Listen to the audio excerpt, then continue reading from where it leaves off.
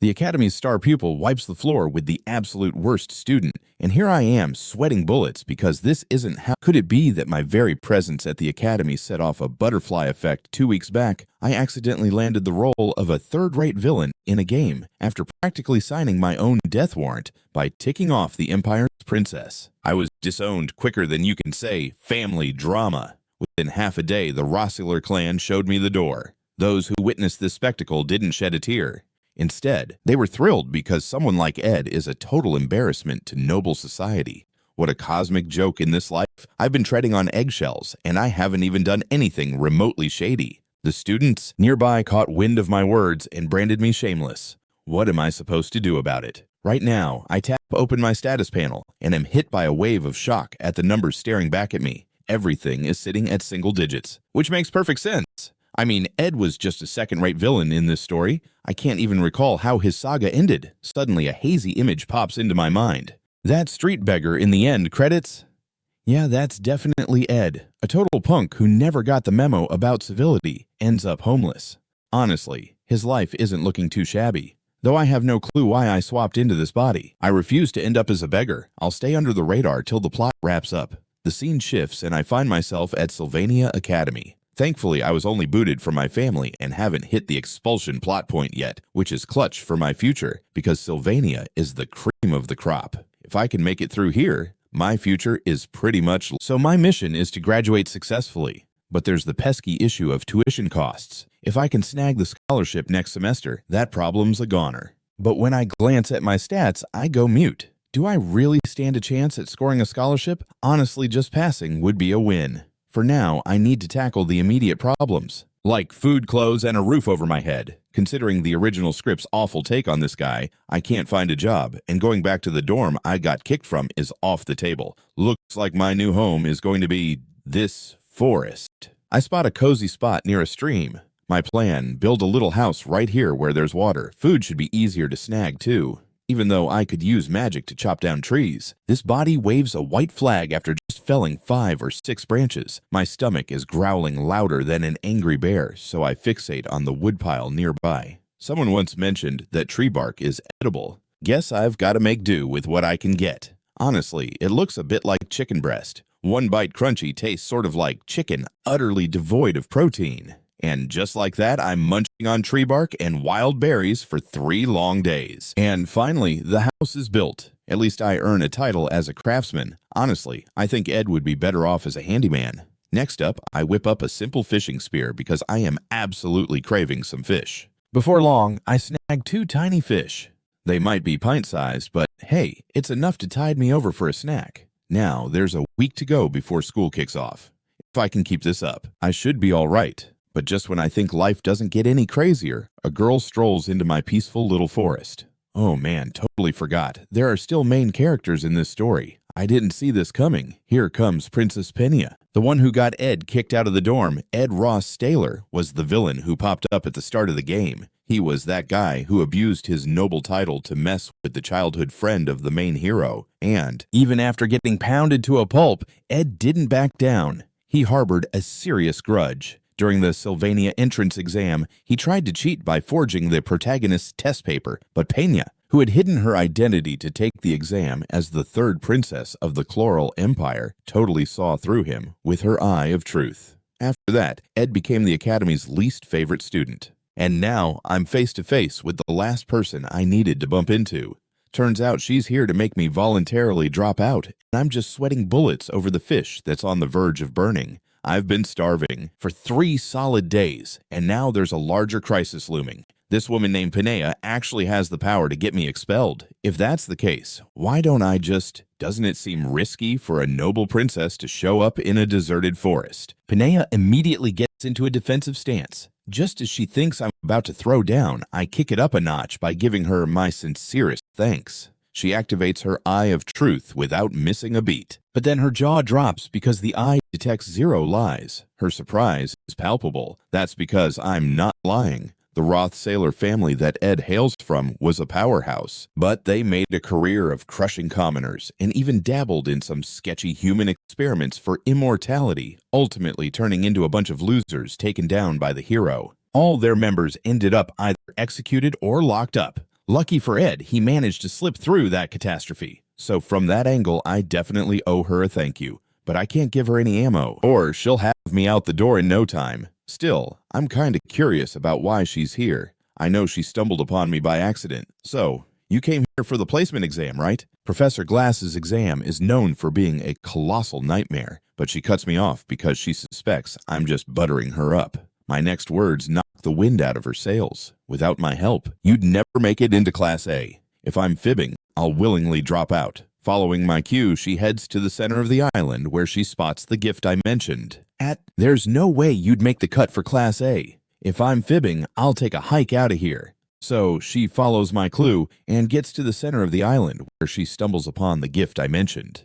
Right now, Pena is as lost as a squirrel in a nut factory. Just 3 days ago, Ed was sporting a face only a mother could love, but now she's totally baffled by what he's up to. Time's ticking down for the results announcement. The newbies strut their stuff with their magic orbs like they're on display at a pawn shop. But Professor Glass, he shuffles them off into Class F like they just tripped over their own shoelaces. This isn't just about snagging magic orbs, it's also about bringing quality to the table. Only those who scoop up orbs with practically no magic juice can strut into Class A. The crummier the orb, the better it tests your magic sensing skills. This time around, only 3 students will get the VIP pass to Class A. And those lucky winners are Ziggs and Lortel, with the one who nabbed the orb at the Guardian Tree scoring the title of Top Newbie. Meanwhile, I'm just over here fishing with a spoon for dinner. Pena has seen through more sweet talk and fancy words than a kid at a candy store since she was little. Under the eye of truth, I can't fib, so it's all about honest information for her.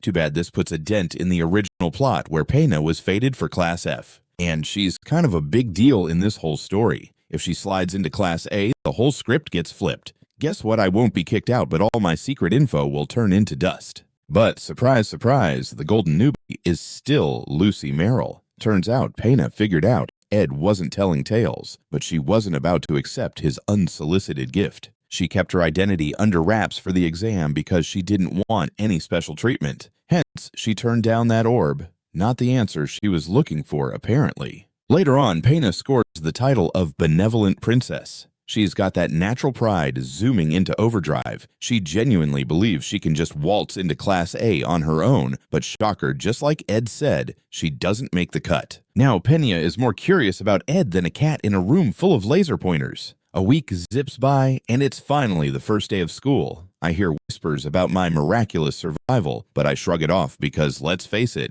I didn't do any of that remarkable stuff. Right now, I'm savoring the fancy lunch of the academy, like it's the last cookie in the jar. Let them chatter. I'm not looking to stir the pot. I just want to glide through graduation in peace.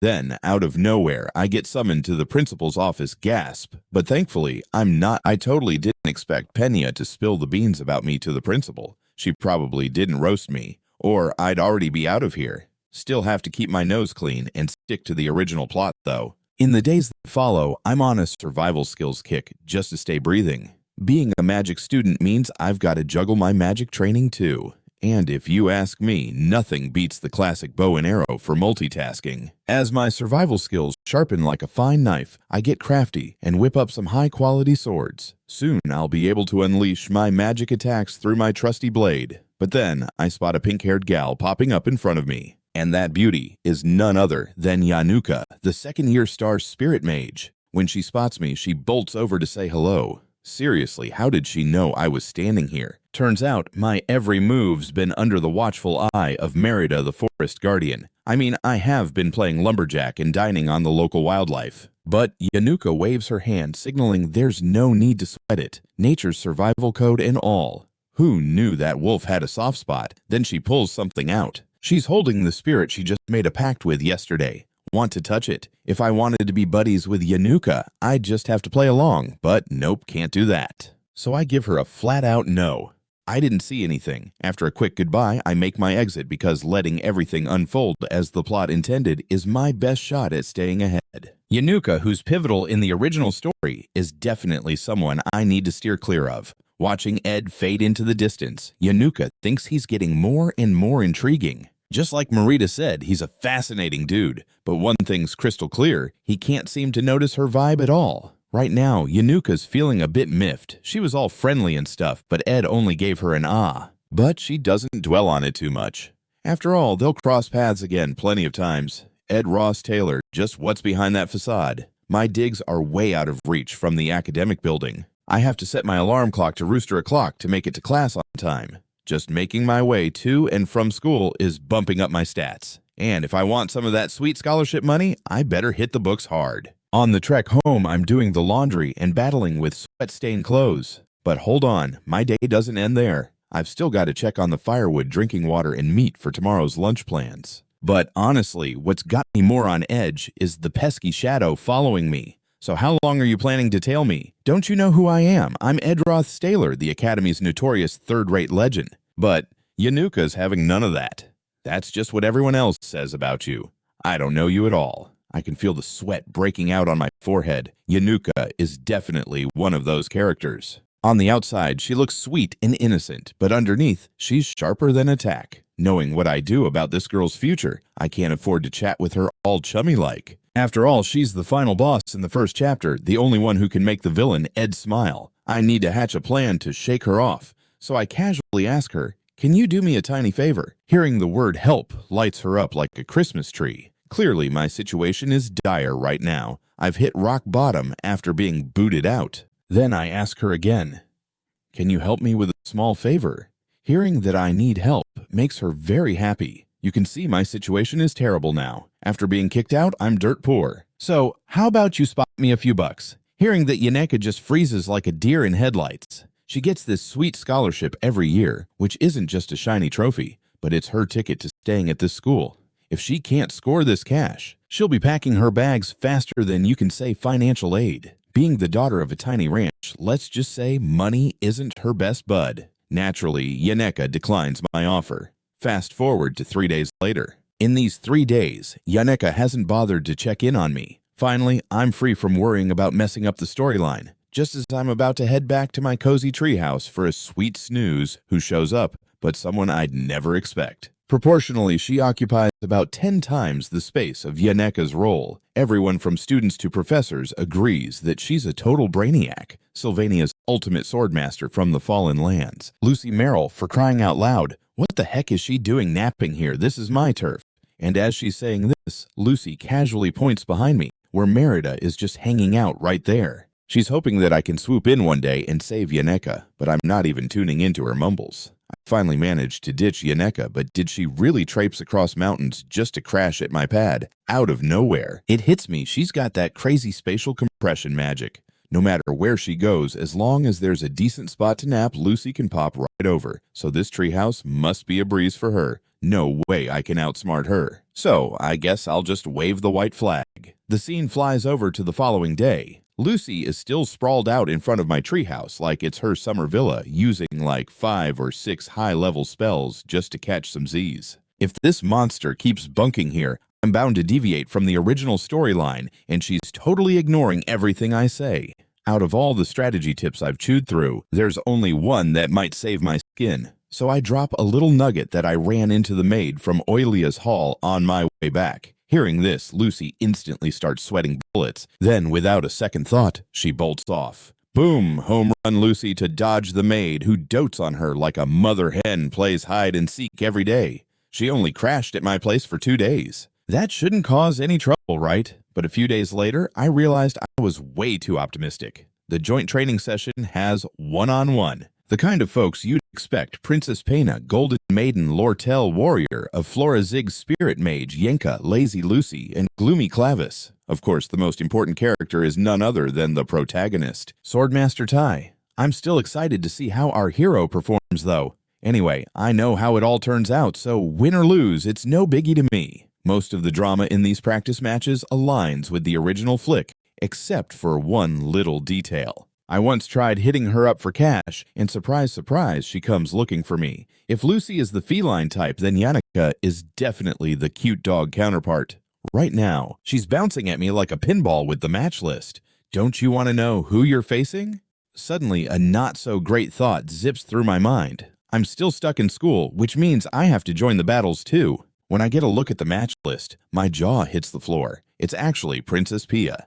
and then I spot Ty's name. Is the hero finally stepping into the spotlight? Who I'm up against doesn't matter one bit, though. It's just through a screen. I've played as Ty so many times, it's not even funny. From tragic downer endings to the grand finale that lingers in your mind. But at this moment, the referee is searching high and low for Lucy. Where on earth did she scamper off to? Soon enough, I catch a glimpse of her chilling under the reserve platform. This is a major moment in Taylor's first sword duel. She can't be missing out like this. The world's chosen one with the fate of a swordmaster on his shoulders in his debut duel slices through Lucy's magic like a hot knife through butter. Watching the attack unfold, Lucy goes into full-on panic mode and unleashes some intermediate magic, thus getting herself disqualified. Ty becomes the first to floor Lucy. This is a legendary moment in the game, and everything is aligned with the original script. Lucy sends Ty flying with a single move. Ever since stepping into the school, he's been the underdog struggling in grades and entirely overlooked. In this sea of gloom, Ty refuses to let hope sink. He swings his sword at Lucy once again. The moment of legend is on the horizon. Then Lucy zaps him with her lightning magic, but things take an unexpected turn because Lucy commands some wind magic and Ty is swept away by it. What just happened? How is Lucy pulling off wind magic, Ty? Who should have claimed victory actually bites the dust? At this moment, Ty leaves the dueling platform looking like someone stole his ice cream. I need to figure out how to boost his confidence. If our hero's in a slump who's battling the big bad, but just as I take off after him, Princess Pena blocks my path because next up is my match against her. There's no escaping it. I'm stuck, and I need to wrap up this match fast. At this time, Pena is all over the place, wanting to see Ed's true nature through this duel. Then she casts a water magic spell. Just as she assumes I'll throw up my defenses, the attack smacks me right in the chest. Staring at this, Pena is left scratching her head because she knows Ed clearly read the trajectory of the attack. Yet he opted not to dodge and instead acted like he'd taken a dive.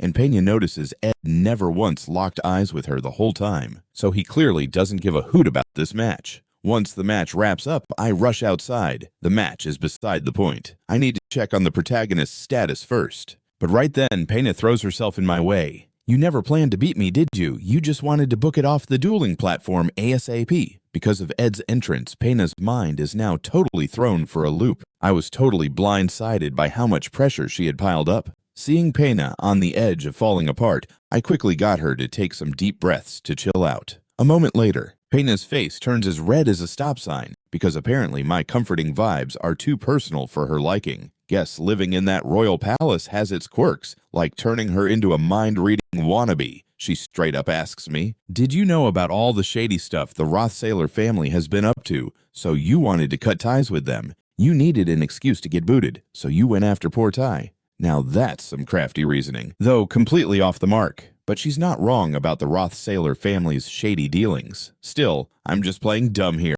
That's a puzzle she'll have to solve on her own down the line. Even though she senses I'm bending the truth, she can't prove it, so she lets me skedaddle. This is the first time I've caught a glimpse of Pena, looking like a deer in headlights. She's a major player in this saga, with more connections than a telephone company, and I just dropped a bomb on her unsuspecting world. Being confronted by me, an unexpected plot twist outside her original storyline, must be driving her crazy. Before I make my exit, I remind her that even though the weight's heavy, she should also kick back a bit. This ain't the Royal Palace, it's Sylvania Academy. Pena's met a ton of the people, but I'm pretty sure I'm the first one to see straight through her facade.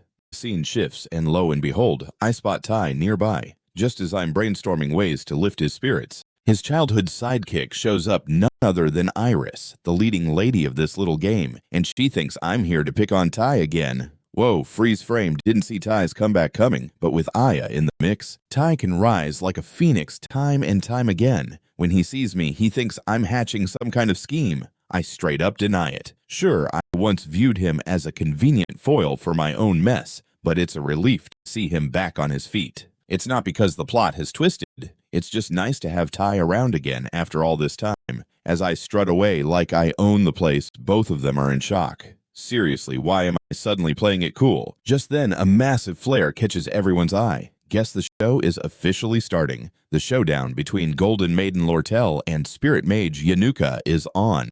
This is the ultimate boss Ty faces in the first chapter. And spoiler alert, Yanuka comes out on top. Looking at the totally wrecked Lortel, Yanuka wonders if she might have gone overboard. Unlike in the original where Tai gets bested by Lucy, this time, Yanuka takes center stage in this co-ed combat showdown. After this, she'll be busier than a one-armed paper hanger, but that's fab for me. Whenever I get mixed up with the main cast, my brain turns to mush. Without their interference, I can focus all my brain power on surviving and hitting the books.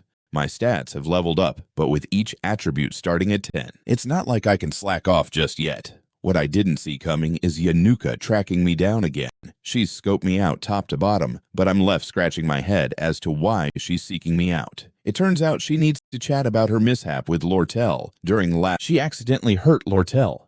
But here's the kicker. Lortel kicked things off with some intermediate magic first. Kind-hearted Yanuka, however, wouldn't think like that. Her friends are all telling her not to say sorry. Knowing Yanuka's nature, I say, just let your heart be your guide. The bubbly and upbeat Yanuka is a treasure, but when she feels guilty, everyone rallies behind her. Still, Yanuka realizes while she's thankful for all that cheerleading, her mistake doesn't just vanish into thin air. That's why she came to me. After hearing my wisdom, Yanuka feels several tons lighter. Ed would never back me up like that, which just leaves me frozen. If this is throwing you off, I'm powerless to help. In that moment, Yanuka realizes Ed has gone through a complete transformation. When Ed mentioned he was strapped for cash, Yanuka couldn't grasp the urgency of someone pushed to the edge. It felt like Ed used the whole money-borrowing thing as a way to push her away.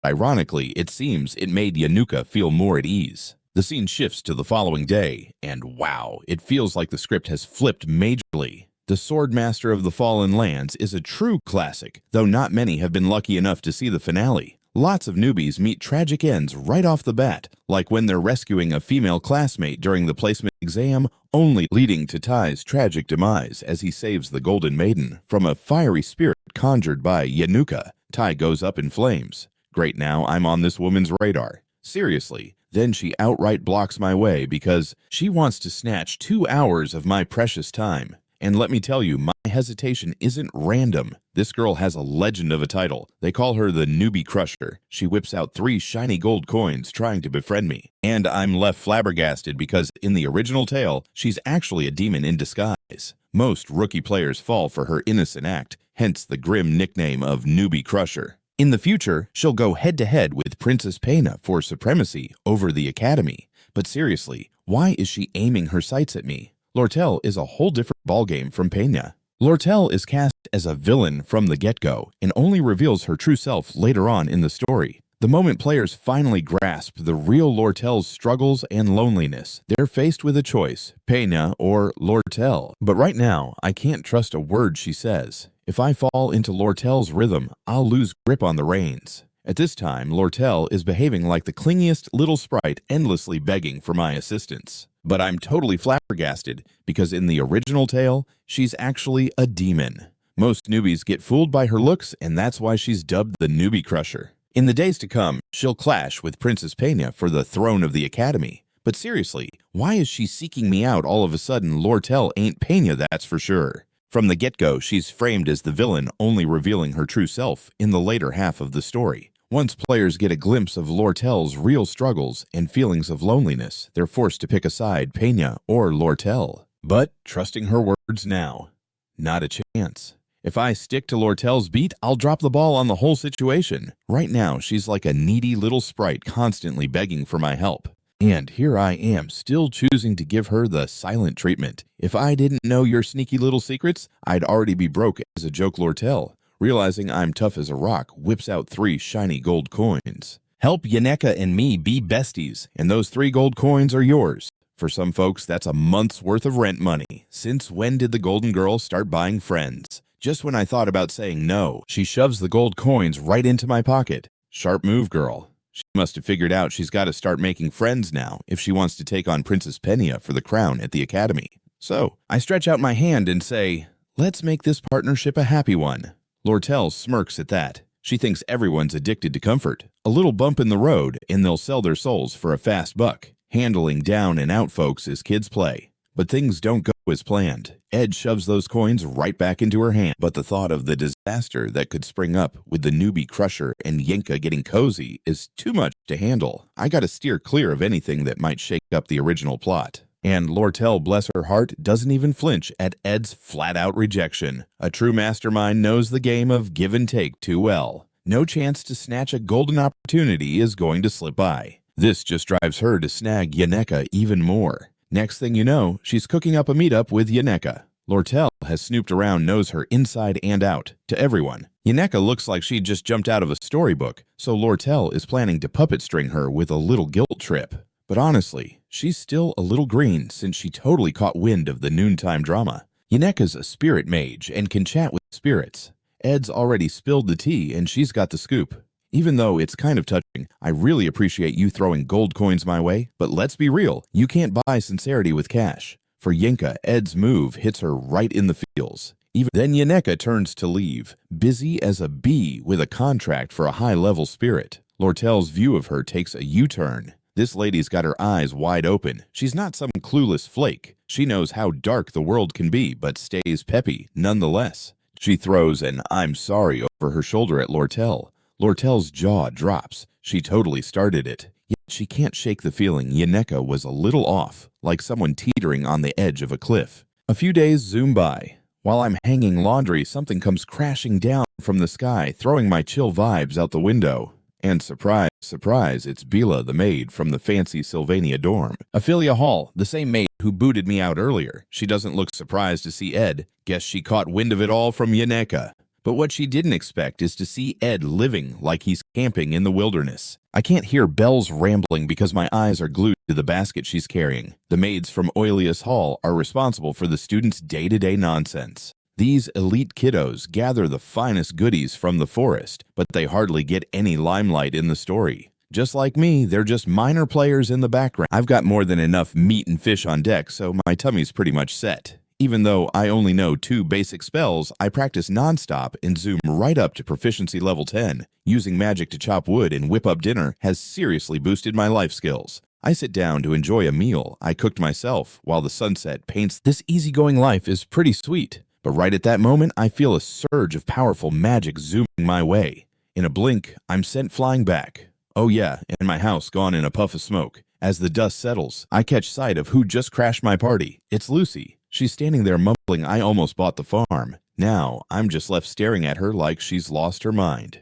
You're supposed to be the most powerful mage out there, who in their right mind could take you down. Lucy starts shaking like a leaf, telling me how terrifying Belle is. Turns out Belle caught her slacking off, and when she tried to teleport out, that didn't go right. Seeing the giant hole in the ground, I just can't hold back anymore. What's with the drama? Belle is a total sweetheart, and you've been dodging her like the plague every day. I didn't expect her to blink twice, but she admits she wasn't even set up with her defensive magic.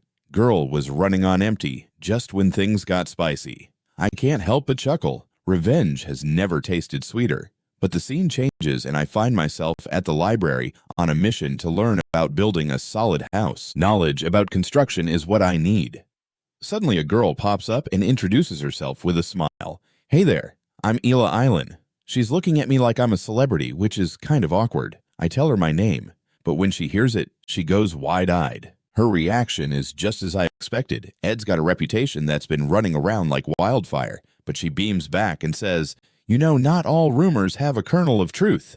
An arrogant person. I'm really digging this chill life. But out of nowhere, I sense some serious magic zooming towards me. In a blink, it sends me flying. And the worst part, my house has vanished. As the smoke starts to clear, I catch a glimpse of who just showed up. It's Lucy. Right now, she's muttering, "I almost bit the dust. I can't even. You're the top mage in the universe. Who could take you down?" Lucy's nervously explaining how terrifying Belle is, since Belle caught her slacking this time. So she had to use teleportation magic in a hurry, which blew things up. Staring at the massive crater in the ground. I've hit my limit with this girl. I dropped some truth bombs on her. Belle is a gem, and you keep dodging her every single day. The twist, however, is that Lucy didn't have her shield magic up. Turns out she burnt out her magic just moments ago. Hearing that, I can't help but chuckle. It's the perfect time for my little revenge plot. Suddenly, the scene shifts, and I find myself in the library plotting to build a solid house. It's the place to be for construction intel. Out of nowhere, a girl interrupts my thoughts. She beams at me and says, "I'm Ela Island," with her eyes wide with expectation, which kinda makes me blush. I tell her my name, but when she hears it, she looks like she just saw a ghost. But honestly, her reaction is what I figured. Ed's bad rap is infamous. Still, she gives me a smile and says, "You can't believe everything you hear. Arrogant people wouldn't be caught dead juggling 5 or 6 different books at once in the library." She thinks I remind her of someone quirky. After some light chatter, she bids me farewell. Suddenly, I get hit with an overwhelming vibe that screams trouble. Out of nowhere, the entire library starts rattling like it's auditioning for a horror film, and a nearby bookshelf takes a nosedive toward Ela. At that exact moment, the Academy's academic building gets wrapped up in a gigantic magic circle. No one saw this coming. Apparently, this is some serious dark spirit summoning magic. According to the experts, there's only one person who could pull this off right now, and that's our not-so-chill second-year superstar, Yaneka, completely losing it. Pena figures that if they don't put a stop to Yaneka pronto, the protective barrier around the school will go kaboom in no time. So now it's all hands on deck because right now our principal and a bunch of teachers are off doing business stuff. The only way to handle those high-level spirits is for the students to unite. And the big question is how they're going to tackle the mid-level spirits outside to step into the magic circle. Inside that circle, it's a whole different ballgame with 2 high-level spirits, the totally riled-up high-level fire spirit, Tata, and the dark spirit, Velasper. For weaklings like us, charging in there would be like signing our own death warrants. Lortel is scratching his head. No matter how strong Yaneka is, there's no way she could summon this many high spirits all at once, right? Issa jumps in to clarify that most of this mess is Bosper's doing. Yaneka is just the puppet making them act out. The arch nemesis of spirit mages' dark spirits are basically the planet's annoying demons running the show. We have no clue how Velbos managed to get Yaneka, who's basically a spirit magic master, to do his bidding. But right now, none of that even matters. The top priority is finding someone to rally the troops. And the only candidate who's got the royal stamp of approval is Princess Pena. Everyone holds their breath, waiting for Pena to make the call. Suddenly, a dude's words pop into Penny's head. Oh, how she yearns for a moment of peace, but she's burdened like a mule at the county fair. Without wasting a beat, she gives her orders. Guard Knight Claire and the top pupils from each year follow me inside. I'll take full responsibility for whatever mayhem happens next. Just then, a student rushes in to spill the beans. Both Oilia's hall and the magic supply stash are locked up tight. There's no regrouping anytime soon. Pena is stuck with this predicament. They'll have to drive the battle with just their small squad.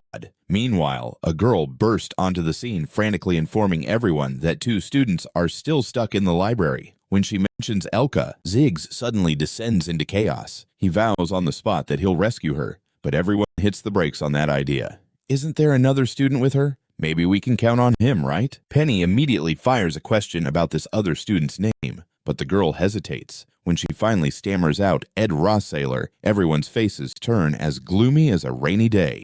Watching Ziggs nearly lose it, Penny signals him to chill for a sec. Maybe we can give him a chance this once. With that dark energy shooting up like a rocket into the sky, several folks around just fall silent. Even Lortel can't believe what he's seeing. And just like that, Ziggs bolts toward the library. For him, Ela is his #1 priority. He's heard all the rumors about Ed cheating on tests, trash-talking the princess, and bothering the girls. He's not sure what Ed could do to Elka. Ziggs started as just a wild wanderer on the grasslands, living life like a feral wolf pup. It was Ela who dragged him back into humanity. Her father treated Ziggs like family, turning him from a savage brute into a decent guy. If anything happened to Ela, he wouldn't hesitate to morph back into a full-on beast mode. When Ziggs makes it to the library, he spots an injured Ed. The first thing he barks is, "Where's Ela?" Getting an answer, he rushes over. Soon enough, he finds Ela lying there out cold. Seeing her safe and sound brings Ziggs a mountain of relief. At that moment, he starts to regain his cool. Then he notices the way the bookshelves are positioned. It looks like someone set up a wall, and curtains are blocking the spirit's line of sight. Next, he spots a message scrawled on the blackboard. It says, "If Ela wakes up, don't freak out. Just hide in here and you'll be fine. Someone's been watching over Ela." Meanwhile, he sees the bloodstains on the clothing aren't Hila's, and there's only one other person hanging around the library, Ed Roth Staylor. At that moment, Ziggs is totally thrown for a loop. How can it be him? Just 2 hours before I was rescuing Elka after she got knocked out by falling books. Never thought the plot would twist so fast based on the summoning circle. The Titan showdown has kicked off, but Tai should be the one handling this. Right now, I need to block the entrance to keep those raving dark spirits from crashing in. Then I can spend some time on constructing my cozy cabin. Good thing I packed some meat for a late-night snack. Just then, I feel something stirring outside. Looks like the rampaging dark spirits have finally made their entrance. At first, I couldn't see these spirits, but now that they've turned dark, they've taken shape. But hey, they're like free experience points for me. After chasing down these dark spirits, my flame magic hits level 12, and my spirit magic bumps up to level 7. If my skills and knowledge add up to over 15, then I can start signing contracts with spirits. But right now, I'm too worn out to even think about fighting. Next, Ziggs shoots me a question about what I'm up to, and I straight up tell him I'm training, but even a child could see through that excuse. He finally gets why no one really understands Ed, because nobody can see what he's actually up to. Then he gives me his heartfelt thanks because I saved Hila. He says he'll finally gets why everyone's been scratching their heads over Ed. No one can see through his master plan, and he thanks me genuinely for saving Hila.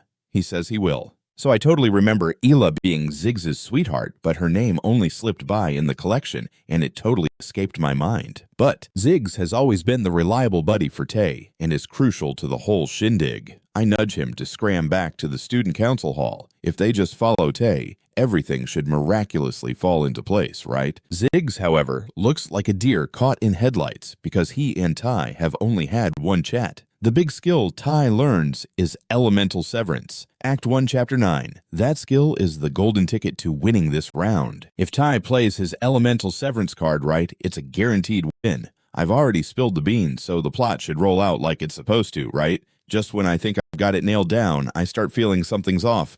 Hold up. Why aren't Ziggs and Ty besties yet? In the very first chapter's battle, Ty took a whooping, but he picked up Elemental Severance and managed to slice Ziggs's magic in half. After witnessing Ty's sheer determination, Ziggs finally gave him a thumbs up, and they became pals. But now, the Act 1 finale hit us like a month earlier than the original script. Ziggs isn't Ty's buddy yet, and Ty hasn't even picked up Elemental Severance. In other words, nobody can mess with Tyon right now.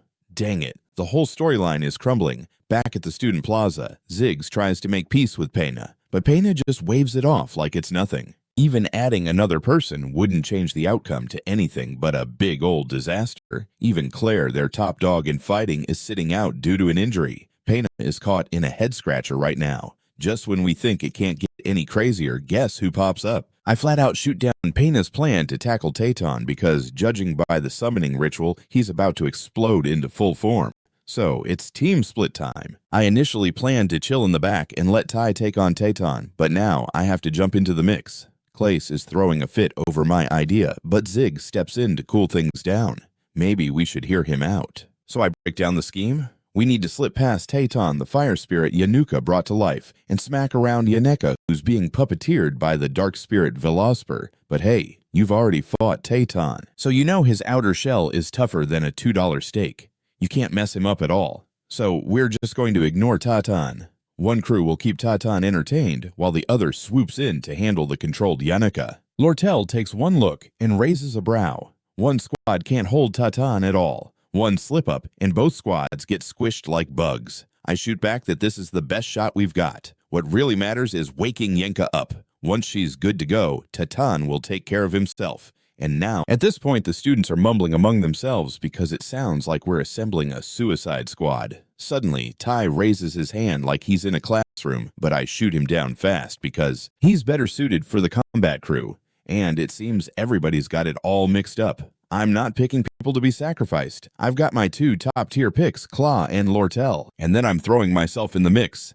That should do it. Hearing this, both of them are like, "What no way facing Tata with you is basically sending me on a one-way ticket to the grave." Then Princess Pena steps up to the plate. She's not exactly sure why I'm playing my cards this way, but after spending a chunk of time together, she trusts my crazy plan. with all the authority of the third princess of the Chloral Empire behind her. She calls the shots for the subjugation team to split into two. Clevis, Lortel, and Ed will grab Tayton's attention. Fingers crossed everyone makes it back in one piece. Soon we come face to face with Tayton. On the way there, I remind Clevis not to sweat it, because I know he's shy and doubts his skills, but he's still the star student of the combat department, watching me strut around like I own the place. Clevis is scratching his head. Is this dude actually onto something? Meanwhile, Claw is bubbling over with confidence. Then the next second, Tatan spots them. Clevis sees this and is like, what now?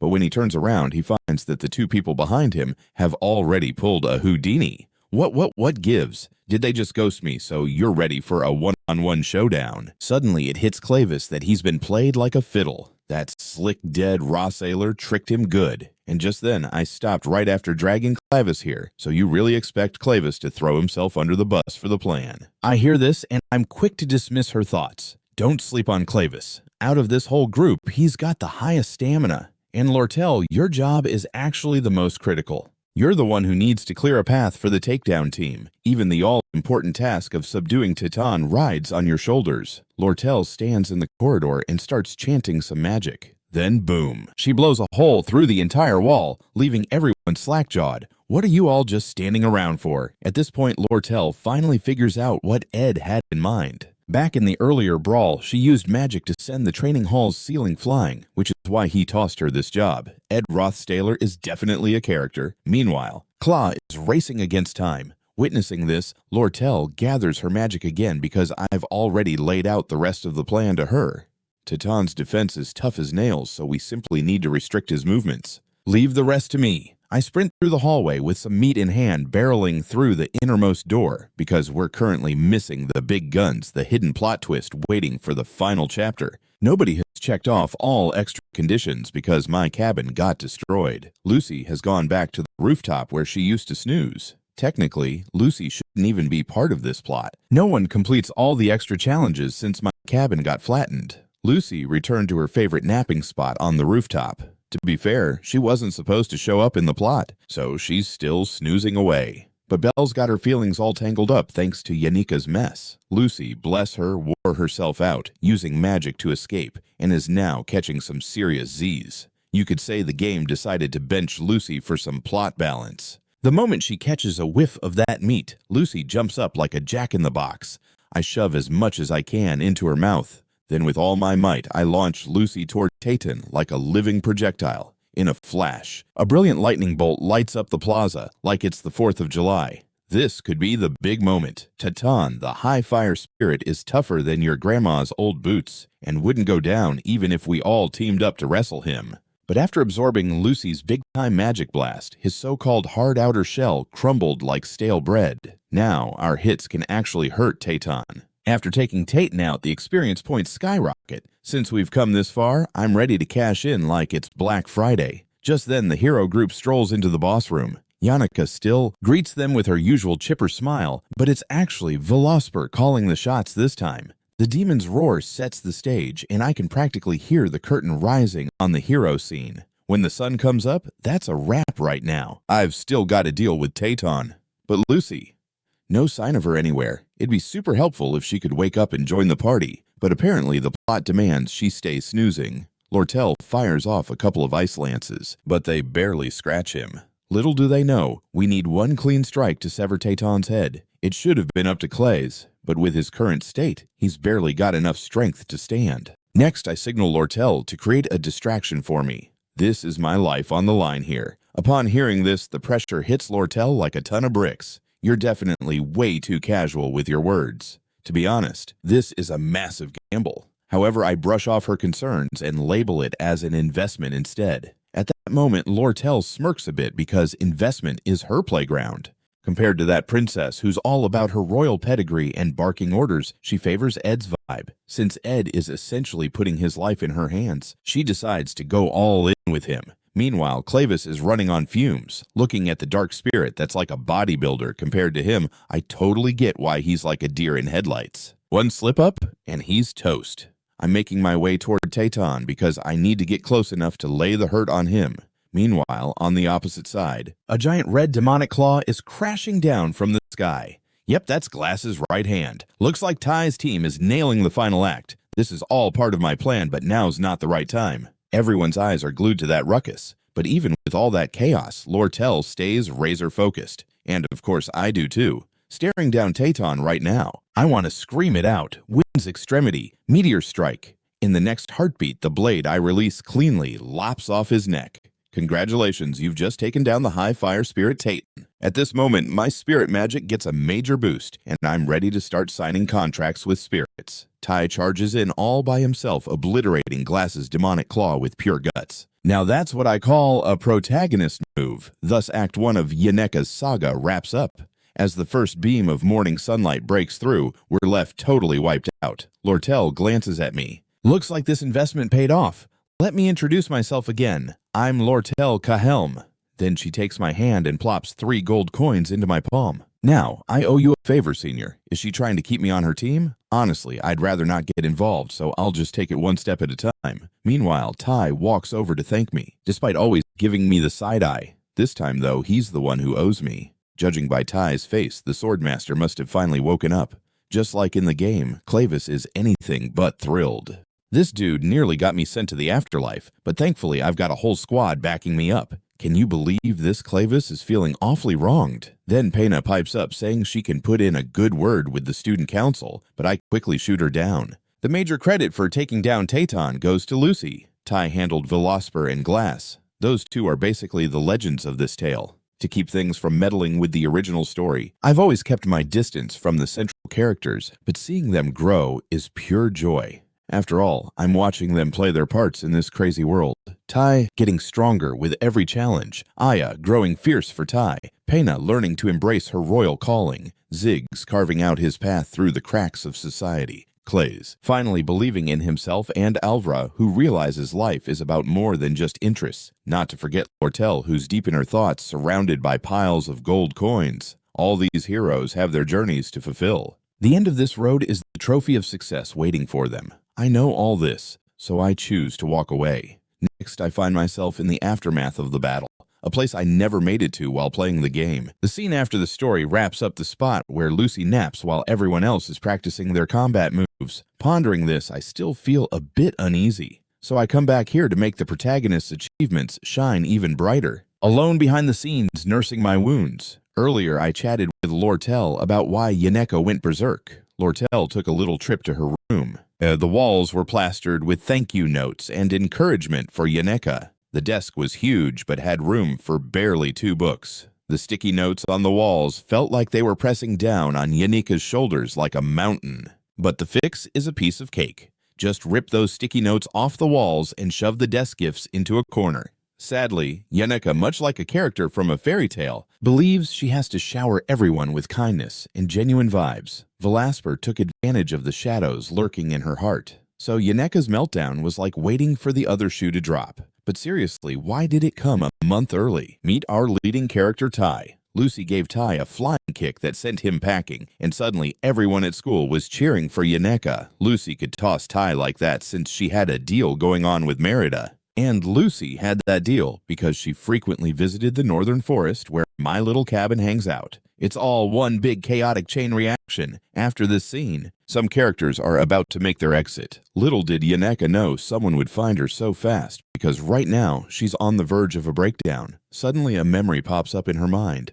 Mirita wished I could swoop in and save Yaneka, almost like asking me to prevent her from falling into this mess. When everyone else was being super dramatic about Yaneka, I was the only one keeping my distance and not sweating it. Maybe she figured Yaneka could lean on me. Ultimately, Yaneka hit a wall. She tried to sign a deal with a new high spirit, but rushed the summoning ritual, only to be hijacked by a dark spirit clouding her own heart. In places where eyes couldn't see, she was desperately trying to meet everyone's expectations. Even when she flopped, she still wore a grin. Just then, I shout at her. I'm not sure how much comfort my words will bring.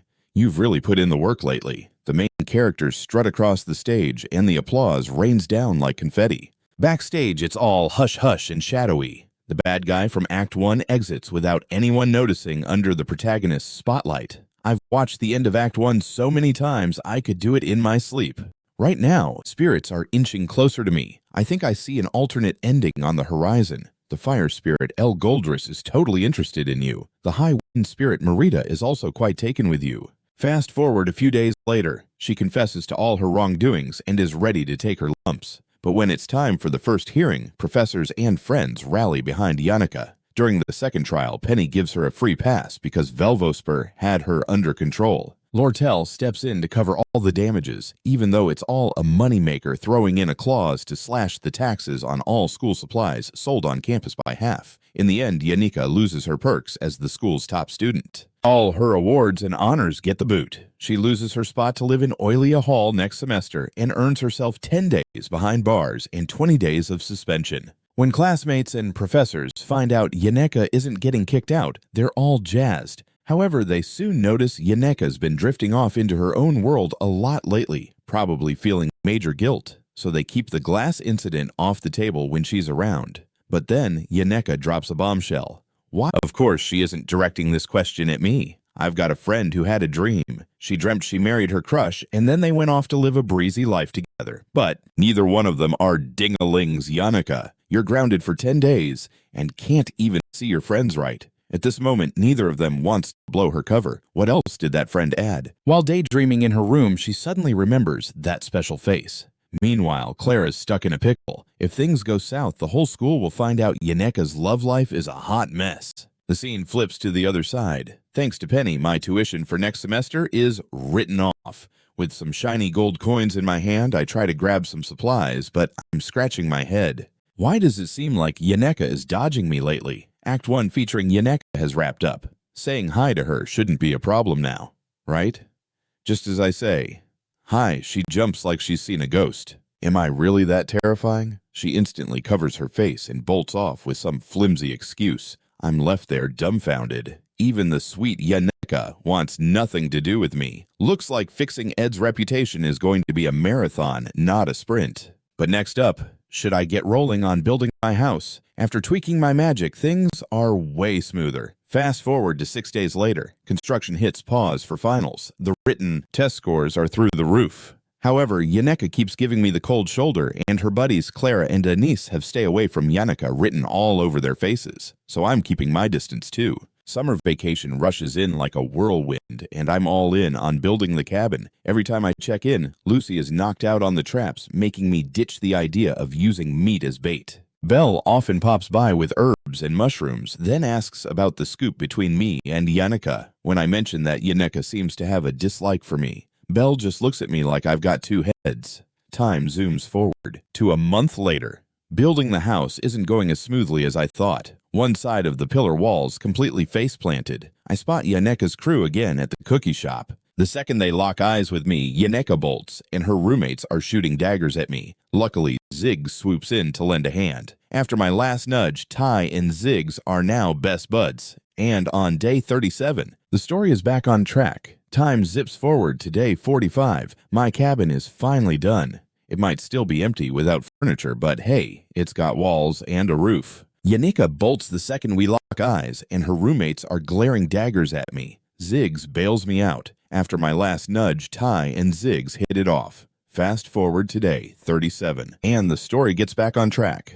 Zoom ahead today, 45, my cabin is finally put together. Sure, it's a bare shell with no furniture, but hey, it's got walls and a roof. Finishing up the house all by myself. I gotta say, this feeling is pretty awesome.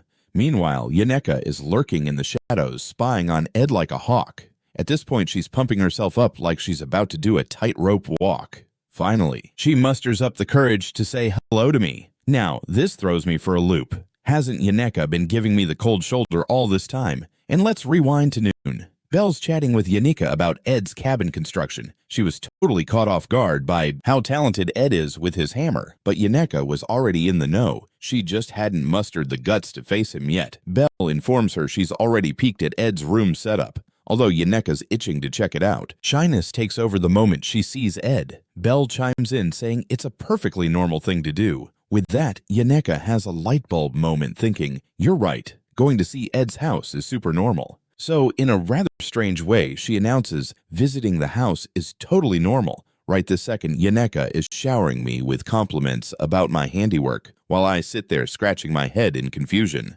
Didn't the spirits give her a heads up while I was building the place? And suddenly Yannika's all guilty saying, of course they did, they just tossed it around casually. But deep down, we know that's a tall tale. The spirits were keeping a 36-hour watch on Ed non-stop. Strong physique, stunning muscles, and captivating curves to boot. They were going on about him like he was some kind of rock star, which has Yannika blushing like a ripe tomato. Honestly, I have no clue about what's going on with her.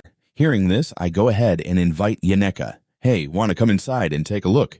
It's just a wooden house. She happily says yes to my offer. Time flies, and before we know it, it's evening. Yannika's nervous because Penny and Lortel have done so much for her, and she's racking her brain on how to repay them. Makes sense, right? That's just how Yannika rolls. She can't wrap her head around the fact that people are doing this out of kindness even after they helped foot her tuition and got her a spot in Dex Hall, ditching the upscale Ophelia Hall. All of this was her master plan to owe less to others, even if it was just by a smidge. But here's the kicker. Ophelia Hall is a solo room, while Dex Hall crams 8 people in one space. Living every day under the envious gazes of her friends feels like being boxed in a jail cell. At the end of the day, that won't solve her problems, and the cycle of misery just keeps spiraling. Maybe I can sprinkle in a little help here. So I tell her, if you ever need some alone time, feel free to swing by my little cabin anytime. You're always welcome here. Yannika initially wants to say no, but in the end, she accepts Ed's offer,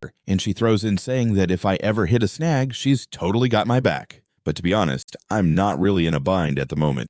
Then the second semester rolls around, and that's where the story takes a turn. Sage's Tome. It's a fancy magic book crafted by the legendary sage Sylvania, and it's what kicks off the plot for Act 2. The storm that comes with the Sage's Tome is about to shake up the whole academy, but I'm still thankful for Yannika's good vibes. I doubt any crazy stuff will go down since Ty's got my back. At last, I can kick back and relax in the back. The incident at Alias Hall has officially kicked off the narrative. The ace students at Ophelia Hall practically live like nobles, enjoying not just servants, but a ton of extra perks. This is where the trouble begins. When students roll back in after break, Aiken Island's southern Bellow area is hit with a downpour. School only sends carriages and ships for Oilia Hall students, letting them return a few days late, while everyone else is left braving the storm, anxious about getting points docked for tardiness. At this moment, Dex Hall students are fuming, and all that resentment flows into a certain merchant's lap. This merchant has been in contact with the ordinary student's rep.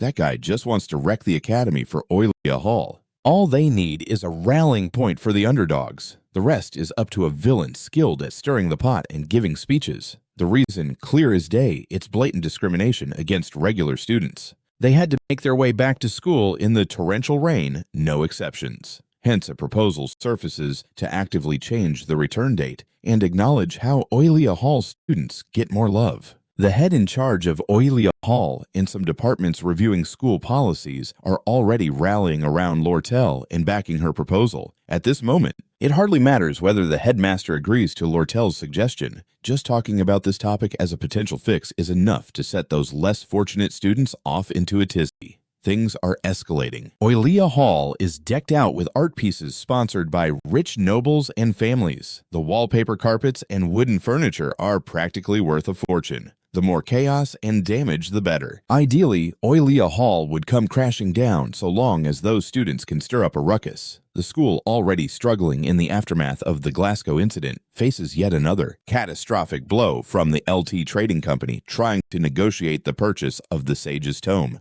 This is a goldmine for them. The tome is as crucial to Sylvania as a heart is to a body. Yet when things go south, people are ready to sacrifice their hearts.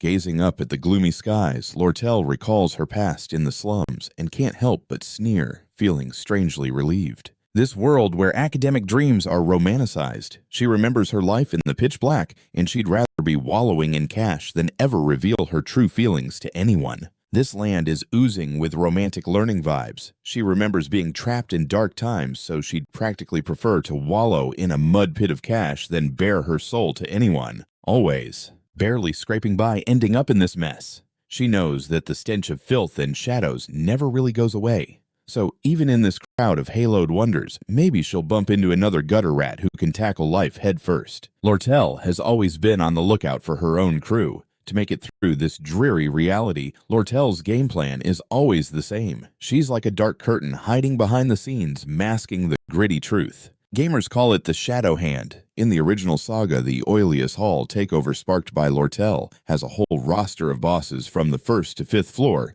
trying to block the main character. The mini-boss on the 1st floor taught the ringleader, teased Tai for being a local of the Fallen Lands. After Tai's crew handed him a beatdown, he simmered with anger and was sweet-talked by Lortel. His job to put a clamp on the newbie maids lurking on the 1st floor. Once students cross that 1st floor, they keep the protagonist's team from marching into Ilia Hall to put these kids in their place. In Act 2, Page 1's boss schooled the instigator. That gig should have been his, but for some inexplicable reason, I got stuck playing mini-boss this episode. If we rewind the clock to 2 days ago, it all starts making sense. To sharpen my skills, I need to practice archery while hunting. But after a whole semester, my arrow-flinging skills have hit a wall, and during this time, lots of folks have caught wind that I'm holed up in the northern woods. Among them, 3 people are regulars. The first is the prodigy mage Lucy. She shows up at random times, and if I'm not on my guard, she might just pop up right behind me. There's not much I can do since I stand no chance against her. On the flip side, I'm more than happy to see the second visitor, second-year whiz kid Yenka. She sometimes brings me food and even lends a hand washing clothes. I'm super grateful for that, but every time I give her a compliment, she shyly turns away. It leaves me scratching my head. Girls and their thoughts are like a riddle wrapped in an enigma. But Lucy, oh, she's a puzzler too.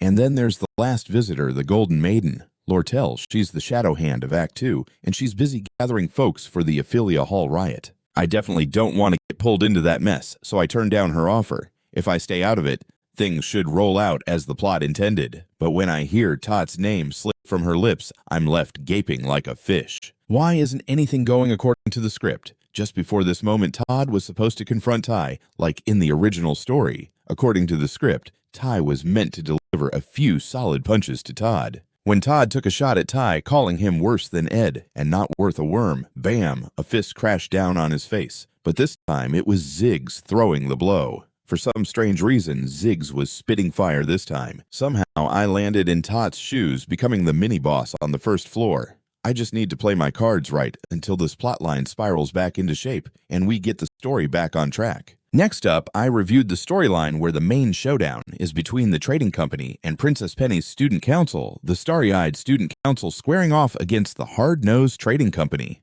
What matters is which team Tai picks. I just need to side with whichever group comes out on top. After all, I've got my own life to lead. Just then, Yanekika strolled over, moving out of Oilia's hall with a bunch of stuff she won't need anymore. Spotting her eager eyes, I realized she was itching to unload these so-called unwanted items onto me. I got her game, so I happily accepted her gifts. Hearing that made Yanika over the moon. Just then, she caught sight of Lucy on the roof and wondered if Lucy is always like this. Lucy's craziest powers don't come without a catch. She's been dodging her fate for years under the pretense of laziness. Whenever it rains, that girl gets all reflective about her life. But ultimately, she's going to have to face her destiny. When Yaneka found out, Lucy didn't need worrying about a huge weight lifted off her shoulders. Meanwhile, I remembered that once the Oilia Hall riot kicks off, a huge spatial protection array will activate, trapping all students in their rooms. Although Yaneka has the chops to break free, it'll cost her big time. So I asked her a little favor to meet me in the Rose Garden in front of Oilia Hall tomorrow night at 9. The reason I'd fill her in later. The moment Yaneka heard Rose Garden, her imagination went wild.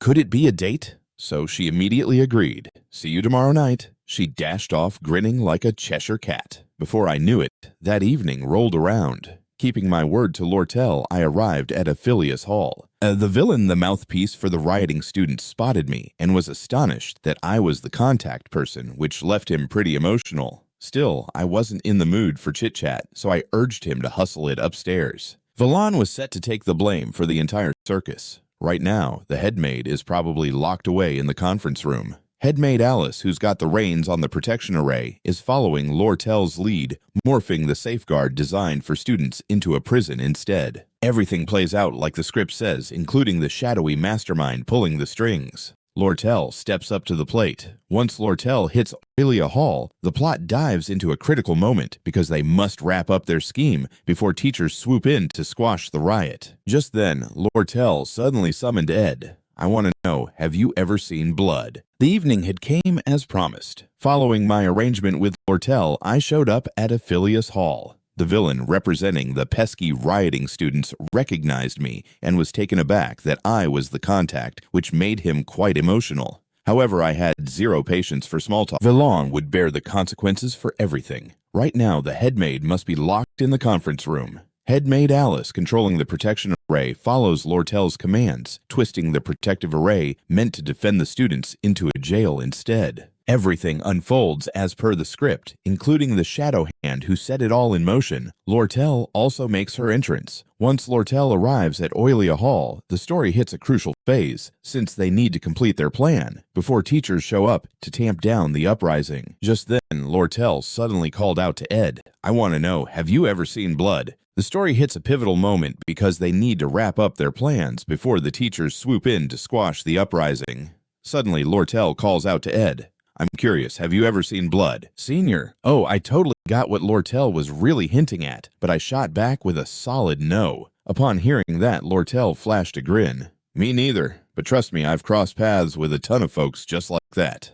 I knew Lortel was digging into her past self. To make it in this filthy world, she had to stomp all over others' self-esteem. To dodge getting backstabbed, she got her strikes in first. Just the old survival playbook, you know. But let's be honest, those were just her self-pitying excuses. This is why they call Lortel the Golden Maiden. Deep down, she knows she doesn't deserve anyone's pity. So she's been on a quest for some kind of answer. Good or bad loneliness is like that unwanted party crasher dragging people down to escape their own solitude. You've got to find a buddy with a similar vibe, someone also wallowing in the muck. Once they stumble upon someone ready to dive into the mess alongside them, that's when they think they might just catch a whiff of redemption. Then came her ask, would I feel sorry for someone like that? My answer, still a hard no. Lortel, you've got to own your choices. Of course, the kindred spirit she was looking for wasn't me. After my reply, Lortel stood there completely speechless. I might have said some nonsense that sounded nothing like me. Anyway, I needed to get back to my own business. After Lortel left, I plopped down to review the plan. Lortel should be chatting with Alice about how to make Aurelia Hall's defensive magic go haywire, then hand off the magic array to our poor, misunderstood bad guy. Armed with a stash of defensive spells, our bad guy becomes the guardian of the 4th floor. Now, all I had to do was sit tight and wait for Ty to come crashing in. Sure, I'd probably catch a few hits during the showdown, but what can you do? Meanwhile, in the Rose Garden, a golden carriage rolled by. Seeing it late at night threw Yanuka for a loop, since only the big shots could roll in those. But she shrugged it off, remembering Ed's urgent business and his request for her to wait around. Could he be cooking up something special for me? Lost in her thoughts, Yanuka's cheeks flushed. For 3 days, she kept mulling over what Ed would say to her. Guilt nagged at her as she played detective on Ed's whereabouts via Merida. Not just Lucy, but Princess Pena Belzig's, and oh, look at that, she even caught Lortel exiting Ed's cabin. Funny enough, most of them were female students. Learning that made Yaneka's heart sink a little. At that moment, her eyes landed on the pimmin flower hairpin atop her head. Maybe Cosmos flowers would fit me better now. After thinking it over for a sec, Yanuka decided to head back and switch it up, wanting Ed to see her at her absolute finest. Meanwhile, in front of Aurelia Hall, Ty's crew had arrived. Ty wanted to hang tight and wait for the teachers so they could storm in together, but Elvira's impulsive streak was hard to hold down. She kicked the door open, but when they laid eyes on who was inside, disbelief washed over their faces. Ed Roth Staylor, is that you? Seeing the chaotic hall and the mess on the floor, Alvira pieced it together. So, are you here to stop us? I confirmed. Can't just let you waltz on through. But Alvira was pretty cocky. Ziggs had spilled plenty of stories about me. Sure, your magic skills have shot up, but let's face it, most of that is basic stuff. We've got a top-notch swordsman, the strongest first-year alchemist, and a mage. Can't you see the gap here? When I didn't answer, Ty lunged at me. As much as I wanted to dodge, I was itching to test their skills.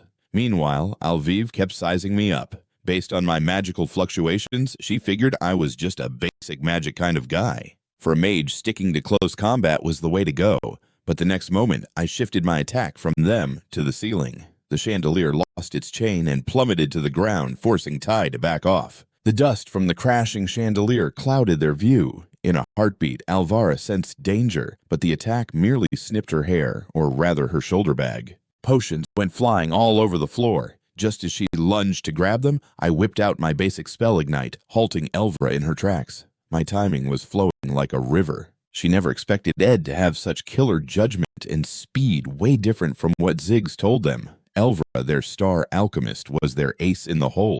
But the Achilles heel of alchemy, it's all about those magical tools and potions. Without them, her combat skills plummeted to next to nothing. Most alchemy students tote around emergency magic rings or necklaces, but Alvivara, ever the genius, opted out. It was like Ed had seen this coming from a mile away. From the crystal chandelier to that firewall just now, everything was aimed to go after her bag. Is this dude really Ed Roth Staylor? Still, Elvivara had a couple of tricks up her sleeve. She let loose a spirit rabbit and then buffed it with fire resistance and berserk spells. Meanwhile, Aya jumped into the fray trying to douse the flames. In an instant, a windblade sped toward her. As a mere novice mage, Aya didn't have a split second to react, but thankfully Tai was there to block her. Tai knew Ed was trying to pin him down with this move. Just then, Elvivara wrapped up her spell, and a berserk rabbit bolted at Ed. At the same time, she tossed a magic-resistant cloak over herself and leaped through the firewall. Clutching her precious tools, Alvira treated them like gold. But just then, I sent a windblade whizzing at her. Feeling cocky with her tools, Elvira promptly hurled a mixed potion. This potion, brewed from night butterfly's flowers and gallus roots, had a wild combo when mixed with release magic. It suppressed magical power and booted out materialized magic. In simple terms, Ed's magic just got the brakes put on it. Spotting this, the reality dawned that with release magic, it creates that special effect that suppresses magical power and dispels materialized magic. So yeah, Ed's magic was now put on hold. Seeing this, I instantly darted back like a cartoon character because I left my brilliant backup plan behind. Just my luck, I accidentally kicked an oil barrel. The second those flames kissed the oil boom, the fire went wild. Alvara thought Ed had lost it, because if that fire spread, every student here would be roasting marshmallows in an inferno. Tai was ready to put the brakes on this chaos with his shiny new skill, Elemental Severance, aiming to wrap this up before anyone became a crispy critter. Out of nowhere, Elvira got a bad vibe. The windows were wide open and all the smoke was doing a Houdini outside. Plus, every flammable thing around had magically disappeared. Clearly, Ed had this all planned out like a master chess player. Something fishy was definitely going on, so she waved Tai to hit the pause button. At that moment, I whipped out my bow and aimed it right at Tai. He was all cocky, thinking he could block it. But surprise, surprise, the arrow decided to take a scenic detour. Turns out Ed wasn't aiming for him at all. Meanwhile, that arrow flew straight toward Aya. Poor thing couldn't even muster a basic defense right now. There was no dodging this arrow. However, just when the arrow was about to invade her personal space, it froze mid-air. Alvira had pulled off some control magic. After that little magic trick, she sighed in relief. That was a close one. Glad I had my handy-dandy claw hand in the nick of time. Claw hand is this nifty magical gizmo that can snag any small object in sight. Then she spotted a cloth strip tied to the arrow. Aha, Ed had been holding back all along. In that instant, I blocked Taylor's attack with my trusty bow. My task was almost done. Soon enough, I heard a ruckus from the second floor.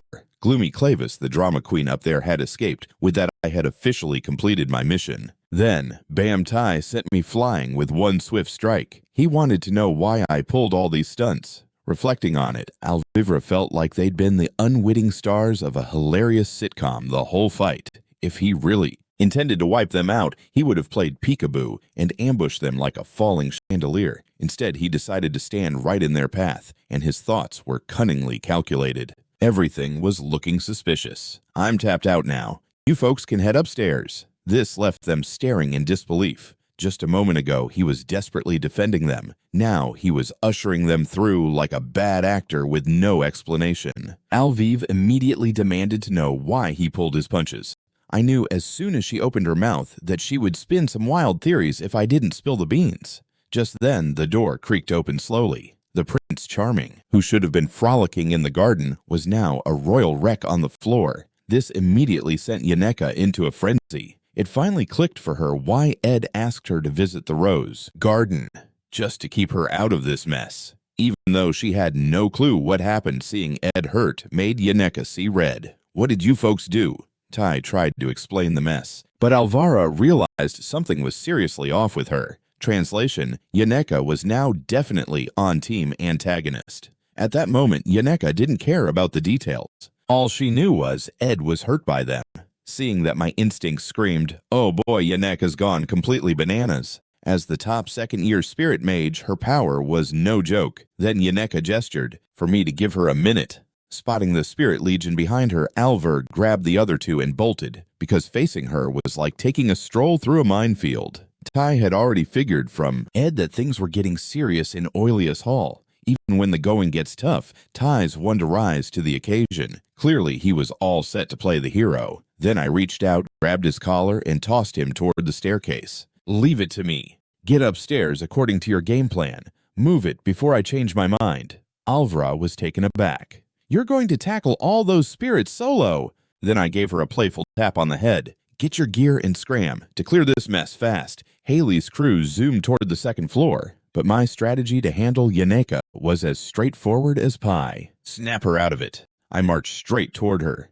Sure, it might have been a tad rude, but desperate times call for desperate measures. I plopped my hands on her shoulders. "I'm totally fine. Look, I'm perfectly okay now, right?" This made Yanuka's face turn tomato red in an instant. Ed actually had his hands on my shoulders once I saw Yaneka coming back down to earth. I gestured for her to call back all the spirits, because I could barely keep myself upright. The folks upstairs were left wide-eyed, resolved that easily, after giving them one last reminder. My body was done. It was up to you now. Moments later, Yaneka looked at me all bloody and concerned. Though it wasn't part of the plan, I had already fulfilled my duty as the first floor boss, and could now head back to the cabin for a nap. But then, Yaneka, even though she hadn't looked closely, the crown on it was hard to miss. Hearing this made my heart skip a beat. That crown belonged to the chairman of the LT Trading Company, Lortel's adoptive dad, the faux boss from the end of Act 2, who vanished right after losing to Lortel in that sage battle the Golden King LT.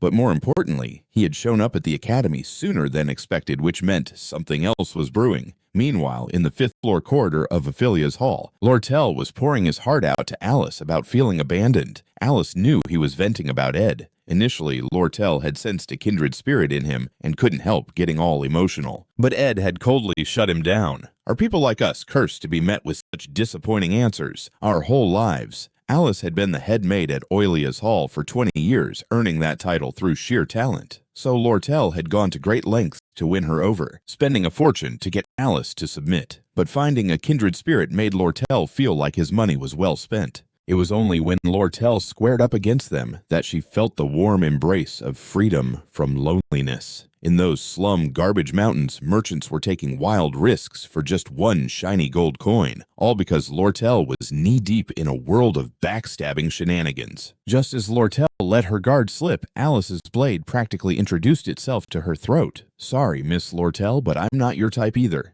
Meanwhile, Ty managed to tackle the running Clavis and dragged him onto the team, then dealt with Kelly, the third-floor linen boss, like she was an unruly bedsheet. In a flash, they zoomed up to their target, the fourth floor of Ophelia's Hall. At this moment, they turned into hyper-cautious ninjas, since the first-floor boss had put them under major pressure. Once Villain activated the defensive system, it took the reins on him.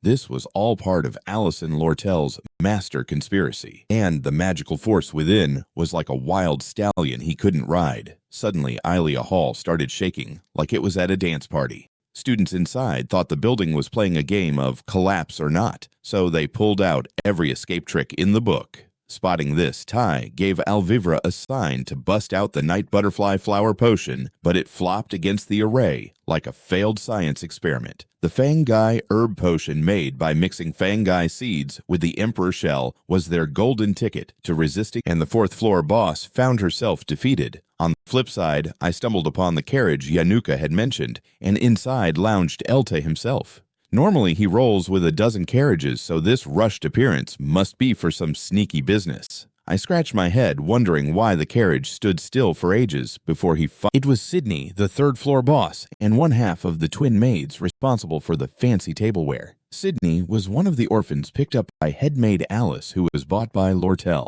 Sydney's supposed to be the third-floor boss, but she's hanging with Lortel's foes, LT. Something's definitely sketchy here. To put it plainly, Alice sold Lortel out, and this only leads to one destination, Lortel's doom. In Act 3, Lortel dives into a political battle with Pena. In the drama-filled Act 4 against the Roth Sailors, she becomes the ultimate sidekick for the protagonist. I dealt with so much filling in for the mid-boss Tot, but now it's time for me to step up and do what he would have tackled. I glanced at Yaneka needing her skills in the tough spots now. But how do I even start explaining this? To my surprise, Yaneka jumped right in. Whatever Ed needs me to do, I'm all in. She came because she overheard about Lortel betraying him, and she already knew Mr. LT had a hand in her biological parents' demise. So Lortel was playing a grand game, using the Sage's Tome to lure him into a trap at the Academy, leaving him clueless about what LT Trading Company had up its sleeve. Why did Alice double-cross Simple LT waved more cash in her face? If Lortel had offered the big bucks, she might have. Ty's crew finally made it to the 5th floor.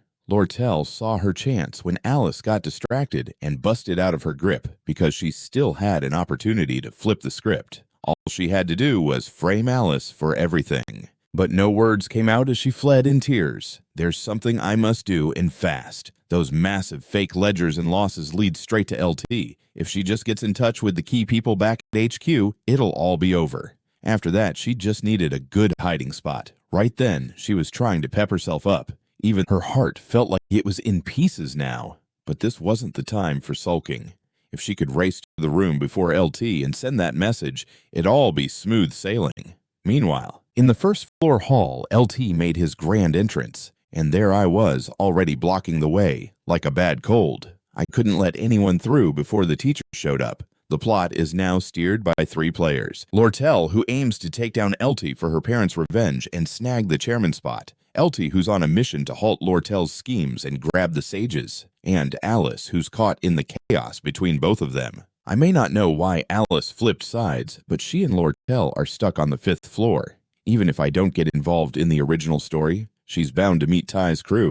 Let them handle that. All I need to do is keep LT at bay. As long as I stop him from entering the Oilless Hall, incident will stick to the original storyline. Is that you, Mr. Elta Helm, chairman of ETI Trading Company? Allow me to inform the school so they can roll out better service for you. But that sly old fox saw right through my intention in an instant. So your lordship directs the minions to keep the story from going off the rails. Yanuka and I zeroed in on Ziggs. At that moment, he was curiously asking why Yaneka and I were together. Are you two dating at this? Yaneka's cheeks flared up, rushing to say absolutely not. Seeing my silence, she worried I was upset, but I quickly shot down her guess. Ziggs had tossed out an inappropriate question. Realizing his blunder, Ziggs apologized, thinking they were a couple. But really, you broke down walls to track me down. Is there an emergency? I confirmed this was incredibly urgent. And thus, the opening scene arrived. Are you enchanted by her presence? Instead of guarding coins that might not ever come your way, grab the benefits that sit right in front of you. I raised that kid. I know better than anyone that if you turn your back on her, she'll stab you in the back. I'll give you double the money right now. Step aside, quick. Hearing this, I flashed a grin. I'm genuinely grateful for the chairman's kindness, but I haven't pocketed a single coin yet. Yanuka and I tracked down Ziggs. He seemed puzzled as to why Yaneka and I were together. Are you two an item, he asks. Yaneka's face turns beet red as she rushes to clarify that they aren't. Seeing I stayed silent, she figured I was miffed about it, but I quickly waved that off. Ziggs asked a bit too nosy for comfort. Watching this unfold, Ziggs apologized, thinking they were an item. But you smashed through walls to find me. What's the rush? I confirmed. Yeah, there's something truly important. And in that moment, the grand scene unfolds. Are you enchanted by her looks? Instead of hoarding coins you may never see, grab what's right in front of you. I raised that kid. I know if you turn your back on her, she'll stab you with a smile. I'll toss you double the cash right now. Make way and fast. Hearing that made me grin. I genuinely appreciate the chairman's generous offer, but I haven't pocketed a single coin. So giving me any multiples is like handing out candy to a dentist. The sturdy LT waved his guards to take action, but Ziggs and Yanuka were right there biding their time next to me. I'm leaving the rest to you two. I'll owe you big time for this. What's on my to-do list now? First up, track down Lortel, then do a plot detour back to the original storyline. It didn't take long before I spotted her. Lortel looked like she'd just seen a ghost, but before she could muster a reaction, I urged her to stick close behind. According to Lortel, there's no such thing as goodwill or trust without a hidden agenda in this world. The receptionists at the elite trading company were all ears, hoping Lortel would slip up and spill some money-making gossip. Company employee Caden was extra nice to her because Lortel had a habit of tossing some extra change his way. The Academy's lovebird Tina was practically her shadow thanks to Lortel treating her like royalty with gourmet bird feed. All baseless kindness has its reasons, yet Lortel still found ways to trip over her own shoelaces. Meanwhile, Yanuka, raised in a cozy nest of love and kindness, was light years away from that. That day, she was eyeing Ed like he was a piece of cake. She saw a girl who asked for nothing in return and was completely unselfish. She longed for a friendship like that. So she spilled everything to Alice only to get backstabbed. Having witnessed that betrayal, I can't ignore my own grimy past. This time, she hired 5 people. Alice, Sydney, and Kelly had already joined the LTs. Ideally, the villain should help LT, but right then, she hesitated. I'm sorry, Ed. This threw me for a loop. I was obviously on her team. Like you can see, things are getting dicey. I might be broke right now and unable to pay you back with shiny coins, but I ignored her excuses and yanked her hand. If LT catches you right now, game over. Forget everything else. Escaping is the name of the game. At that moment, Lortel couldn't wrap her head around why Ed would offer help without any strings attached. In the meantime, I started nosing around about her current situation. In her past life, Lortel would never trust anyone without a good reason. But facing this guy, she found a flicker of trust burgeoning. Ella had me steal the Sage's tome because after that monster fiesta last summer in the Eastern Mountains, equipment prices took a nosedive, so LT hoarded all the leftover gear from Monopoly itching to trade. With that revelation, the operation became crystal clear. This is some sneaky black market business. After merchants A, B, and C corner the low-cost treasures on the market, they start trading among themselves, intentionally jacking up prices, a classic hustle move. As items disappear, prices climb, making everyone feel they should wait a bit longer to buy.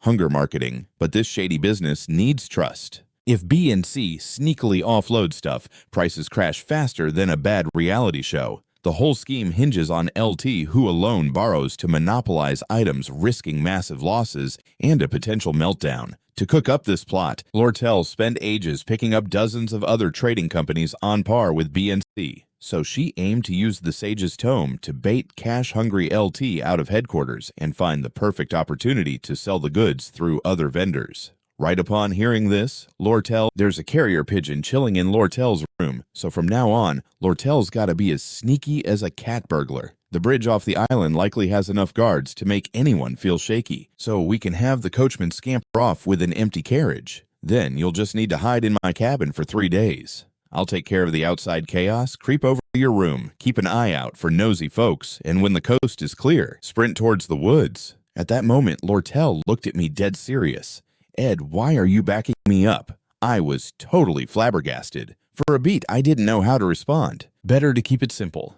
I just feel it's the right thing to do. Listening to the downpour outside Lortel felt oddly warm. Maybe it was the aftershock of Alice and Ty's epic showdown, but the battle on the first floor was definitely the closer one. Then Lortel slowly placed her hand on her chest. It was her heartbeat. The scene zoomed out, and I spotted Maid Sydney. This should be the grand finale of this twisted tale. Meanwhile, Alice was re-establishing her battle formation, and with sword skills that could rival even combat students, she still found herself struggling against Taylor. After all, the protagonist's luck was the real trump card. Right now, I needed to take down Sydney to wrap up the final challenge. My magical reserve was almost on empty. At most, I could whip out a spell 2 or 3 times more, but I had Sydney's attack pattern down pat. It was like riding a bike, 1 track only. I just had to stay 1 step ahead of her reaction. After all, I'd raced through this level more times than I could count. The next big thing was when she'd bring out her trump card ability share. Twins can use each other's skill once a day. And in an instant, a flurry of throwing knives hurtled toward me.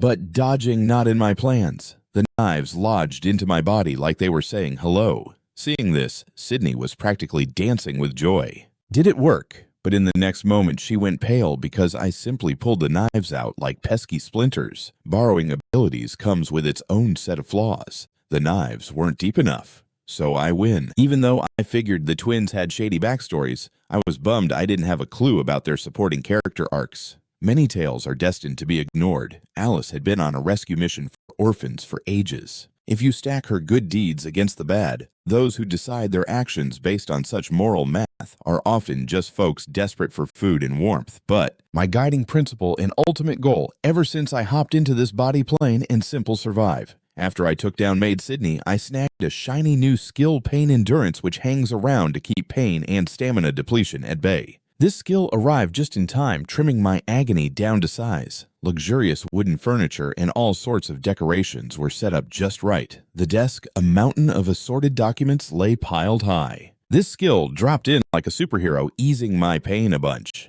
Fancy wooden furniture and an array of nifty decorations all set up just right. The desk is stacked high with various documents. This had Lortel's name written all over it. There's no way LT could get to the trading company HQ from Sylvania in less than 3 days, but that pesky carrier pigeon, it could fly in a single day. Once it flaps back, that's when LT's life will take a nosedive.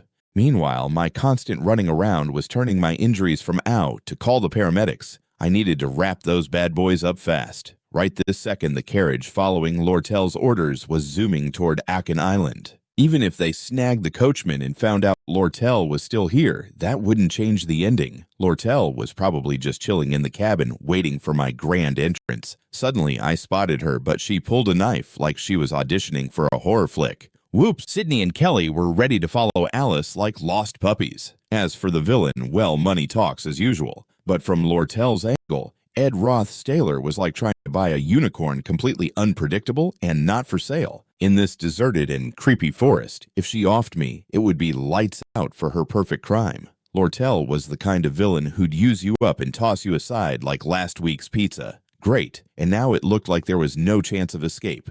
Is this how it all ends? Just then, Lortel gazed at me with what I can only describe as puppy love. You've really put in the work, Ed. After the Ophelia Hall fiasco wrapped up, Lortel called in all sorts of tricks to keep the coachman from jumping ship. At that moment, I froze. She didn't kidnap his family, did she? Oh, it seems if her plan goes off without a hitch, Lortel takes the crown and owes him a big favor. The coachman definitely gets the picture. But Lortel knew the one who deserved the biggest high five was Ed. She'd never forget this favor. Just then, she asked me, "You and Yaneka are tight, right?" I nodded. Yanuka and I had a solid friendship, and she's the bee's knees. Lortel even showed her respect. Why the sudden interest? Lortel beamed with happiness after I replied. Guess she's changed her tune since I'm not exactly the saintly type. Over at the same time, LT was receiving some wild news from his crew and rushed out like a cat on a hot tin roof. It was like he suddenly forgot all about Ilea Hall. Even Ziggs was having a tough time wrestling with a bunch of mercenaries. Instead of stopping the baddies, he seemed more worried about his own team. Initially, Yanuka just looked on worried, but then her vibe shifted as the energy ramped up, all because Yanuka feeling angry. She gave me the sweetest smile. Not angry at all. Quick flash forward to the next day. Velon took all the blame for the chaos at Ophelia Hall. The restrained headmaid wasn't saying a peep, and I managed to keep Lortel, a key player in this shenanigan, from exiting stage left, but there was still crickets over at LT's end. Looks like Lortel's battle strategy paid off. Fingers crossed that carrier pigeon brings back some excellent news, because this whole ordeal has put a damper on my productivity. The physical labor was a bit much for me, yet here I was soldiering through. And guess what? My advanced skills slot was now open, so it's high. I could automatically learn spirit incantations as soon as I teamed up with a spirit and whipped up items loaded with spirit magic and magical engineering. Oh, that was all about taking magical items apart and putting them back together again. I didn't want to waste a skills slot on spirit incantations, so I figured I'd just find. At that moment, Yanuka showed up to see me, but it was the start of the school year. Why was she skipping orientation? Just then, she asked about Lortel. When Yaneka realizes she's holed up in the cabin, she shot her a cautious look. Even though the Oilia's Hall drama ended in triumph, there was still business to attend to, like persuading former headmaid Alice and gearing up for talks about snagging the sage's tome. Yet here we were, waiting 3 long days for a response from the LT Trading Company, leaving her to hide nervously. And while those days felt like watching paint dry, Lortel didn't mind because Ed was right there with her. As long as he was around, Lortel's heartbeat felt like a sweet lullaby. Ed's kindness felt like crashing on a cushy bed. It's what others might take for granted, but to Lortel, it's worth its weight in gold. She absolutely wouldn't let anyone swipe that away, not even Yanuka. Hey, since so many people already adore you, can't I just keep you? If you resist, we might have to wrestle in the swamp. 3 days of living together. Now that's a solid advantage. And fill this entire cabin with gold coins while we're at it. But she knew Ed would turn that down. Maybe if I casually offered to pay for his tuition, it would look more casual. This cash isn't for you. Don't get it twisted. For Lortel, whose love life was a barren wasteland, these words felt like just then someone burst onto the scene. That's my spot. Lucy strolled into the house with a sleepy face, then plopped down flat on the sun-drenched floor. But soon enough, I hoisted her up. This girl had sneaked in again. To avoid waking Lortel, I had to, "Does Lucy show up here often?" I assured her not to sweat it, just consider her a happy little accident. But Lortel wasn't buying it. I had another rival on my hands. No biggie. I had 3 days to sort this out. Then she expressed curiosity about Lortel's situation. When Yaneka discovered Lortel was tucked away in the cabin, she shot her a wary glance. Though the Oilia's Hall mess was wrapped up nicely, there was still much left to tackle, like convincing the former headmaid Alice and prepping for the Sage's Tome negotiations. But during these 3 days, waiting for news from the LT Trading Company, she could only hide like a mime in this cabin. Even though those days dragged on, Lortel didn't mind as long as Ed was around. With him by her side, Lortel could feel her heart racing with joy. Ed's kindness felt like curling up in a fluffy bed. While most would take that for granted, to Lortel, it was more valuable than jewels. She absolutely wouldn't let anyone take that away from her, not even Yanuka. "Look, since so many people swoon over you, can I just keep you to myself? If you resist, we might end up wrestling in a dirty swamp." 3 days of cohabitation. What a golden opportunity. And then why not stuff the cabin full of gold coins while we're at it? But she understood Ed wouldn't be down for that. If she covered his tuition, it might come off more naturally. This cash isn't for you. Don't get it twisted. For Lortel, who had never had a romantic fling, those words felt like a cheesy rom-com script. Just then, out of nowhere, someone barged in. "That's my spot." Lucy waltzed into the house, looking like she just rolled out of bed, and flopped down right on the sunlit floor. But I scooped her up in no time. This sneaky girl was at it again. To keep things peaceful for Lortel, I had to haul her out. Meanwhile, Lortel asked, "Does Lucy visit here often?" I reassured her, "Don't worry, just chalk it up to a little mix-up." But Lortel didn't see it that way. I now had a competition to deal with. No sweat, I still had plenty of time. I'll handle this in 3 days. But, oh boy, things aren't exactly going according to her grand master plan. Since she has 0 alone time, those two are like annoying little shadows following Ed around. Talk about frustrating. Before you know it, evening sneaks up on us. So after that little fiasco at Oilia's Hall, Lortel sweet-talked me into a promise of 20 shiny gold coins. Not to mention, she might toss a few other goodies my way. Thinking about it now, I realize all I can come up with is building materials, but if she's got some magical engineering goodies, that could be a game changer. Meanwhile, I catch Yaneka sporting some seriously sharp eyebrows. I can't help but call her out. Speaking of which, I've got a tiny favor to ask. I've been dabbling in spirit magic lately, and I want to partner up with a lesser spirit. Mind lending a hand, Yenka beams with pride and says she'll be my guru. I can totally hook you up with an intermediate spirit right this second. She quickly conjures one up. Just focus your mana and tune into his vibe. But Kayla looks like she'd rather watch paint dry. This guy's got no time for conjuring spells. Seriously, don't you get it? Miss Yanika last, I checked all he's been doing is building houses and gathering supplies in those report cards. Yanuka is super awkwardly waving Caius off. But I kinda caught wind of some report talk. Yaneka looks like a deer caught in headlights. Lortel jumps in and says about those magical engineering supplies we have. Surprise? We've got more than expected. If you can swing by the trading company every 3 days, I can sell them to you at rock-bottom prices, and we can sip tea and gossip at the same time. Yanuka is having none of it. Liar, just a bunch of excuses. But I'm tuning out their banter. I've got some serious magical engineering and spirit magic prep to tackle. Then, a voice chimes in. The new headmaid Bila arrives here to dish out a message from the former headmaid. She totally wasn't ready to find 3 of us huddled together. Is this what they mean by romantic misfortune? A sly little thief cat lurking outside a seafood joint, a timid kitten quaking in front of a roaring tiger, and someone up on the roof. The more Belle watches these characters interact, the more she feels a headache brewing. Whatever better, just pass on the message and bail. Before we know it, night rolls in fast. After delivering the news, Yaneka and Belle scoot back to school. For Laurel, hiding out in the cabin running into the headmaid of Oilia's hall is just her luck, and it drives her nuts. Eltie's nearly out of juice and can't even deal with Sylvania's mess anymore. Still, I gotta nudge Lortel to keep her eyes peeled for a counterattack. Now there's just Alice's situation left to tackle. On the parchment that Bella handed over, there's a tidy list of orphanages she's supporting and the annual expenses and assistance strategies needed. She's trying to hitch a ride on the winning train because that's the only way to fix her current pickle. In the cutthroat merchant world, sympathy is a word that just doesn't exist, and making a rookie mistake in that realm, well, that would just be plain silly. She knows this better than anyone. That's why Alice didn't blow Lortel's cover. It wouldn't do her any favors. So she's got no choice but to play along with whatever Lortel says. There are no permanent enemies or everlasting friends. Yet for some reason, she seems way more at ease. With things settled, it's time for her to wing it out of my cabin. Just as I stand up, she gives me this reluctant look.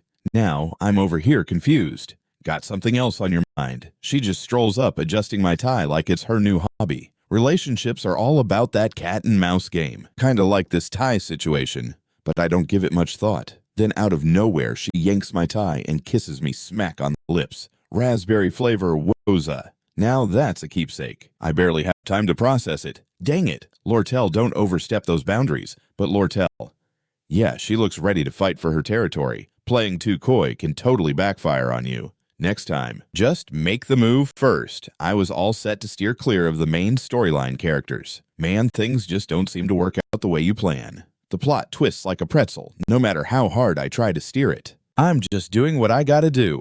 That's been my rule of thumb. I just need to snag my diploma and beef up my skills.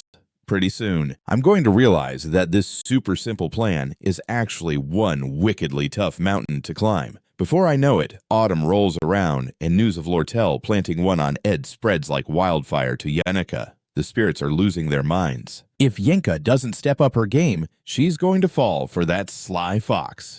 Yanuka's feeling pretty testy and is dying to hear how Ed reacted. She learns from Tata that Ed shut it down quick, not even a flicker of emotion from him. This gives me a heavy sigh. When Yaneka hears this, she finally lets out a breath of relief. The spirits are all in overdrive worrying about her. That kind of floozy gets even more obsessed the more she's turned down, which is definitely not a healthy situation. So Tata gives her a brilliant tip. When she's hanging out with Ed, she should just go for a kiss too.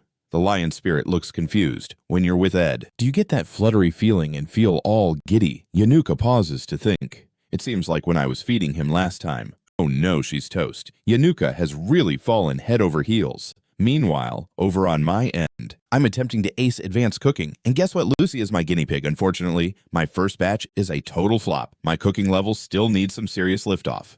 The talent stat is one of those core abilities affected by life skill mastery. You can't just jack one stat up while ignoring the others. It's a surefire way to hit a wall. The trick is balancing your abilities. The issue, I'm swamped with survival tasks most of the time. But wait. I've got a more pressing mission. I need to dedicate time to see if the story's unfolding smoothly. Typically, I keep tabs on the main crew at school, the Fab Four protagonists, including Ty. Ty's hanging out in the combat department, so we hardly bump into each other, but he's climbing the ranks like a pro. His buddy Alatris is still Tails' trusty emotional support buddy. The lovely Princess Pena seems to be living her best life, but she's on a collision course with Lortel soon, so I need to keep my eyes peeled. Clarice isn't jumping into the fray until next year, so I can relax for now. My focus should be laser-targeted on the Golden Maiden Lortel. With LT going down faster than a house of cards, who knows what craziness will ensue? Plus, I need to take a good look at that fact. Spoiler alert, the final boss of Act 2 is a total surprise party, Professor Glast. This morning, Assistant Claire waltzes in with the oiliest hall report because she's done her detective work on the riot and she thinks there's a twist. But Professor Glast, he's tuning out of the discussion. His main worry, whether his new dissertation is finished. Claire gets the old heave-ho from the professor, but she's not backing down, and all signs point to Ed Roth Staylor as the likely suspect. Meanwhile, I've popped over to the LT Trading Company branch just like Lortel asked. She's got the magical engineering goodies ready for me, but oops, forgot the contract, so she's hoping we can have a tea party instead. I'm kinda confused though. Is this how you usually roll? Then Lortel strikes a pose. So, what do you think? But I'm not taking the bait. Is this a big deal? This throws Lortel for a loop. She quickly pivots the chat. So, is your cabin coming along? Need some furniture? Yep, it's almost done. Sure, I could use some, but everything your company hawks is luxury stuff that's lighter on my wallet than a black hole. Then Lortel saunters over to a chair. Handing out freebies isn't exactly how merchant ethics work. Oh wait, didn't you fix wooden things? In a flash, she obliterates one of the stool's legs. Guess this one is toast. I'll make sure it gets to you by tomorrow. Didn't see that coming. All I can do is express my gratitude, but Lortel wants more. She's not quite satisfied with my vibe. What a chilly reception. Why does your face not budge an inch? Next thing I know, she hops onto the table. She's baffled, thinking she used her trump card. Does Ed not see me as a woman? At this moment, Lortel's already decided Ed is hers. Poor Ed is standing there completely clueless. Yet Lortel's not banking on his answer. She doesn't swing at battles she can't win. You may seem calm now, but someday, it'll be you feeling the heat. I get Lortel's game. That charming smile of hers holds strong whether she's sure of victory or backed against a wall. With her merchant cunning, she hides her true feelings like a pro. Fast forward to noon, it's time for Yanuka to school me on how to contract with spirits. A little flame pops up between her hands and I focus my mana to really tune in. The flame slowly morphs into the shape of a spirit. Young Master Ed, it's a total honor to contract with you. I'm Morg, a lesser fire spirit, and I rock the highest score in the mana efficiency training in the Northern Forest. Out of all lesser spirits like me, I've got the best chat skills. I'm here to help you with everything I've got. Back when I was the sword master of the fallen lands of Sylvania, I invested in spirit skills, so this feels like old times. But this guy feels a little odd. He exudes mega discipline. Turns out Tata puts him through some nasty boot camp beforehand.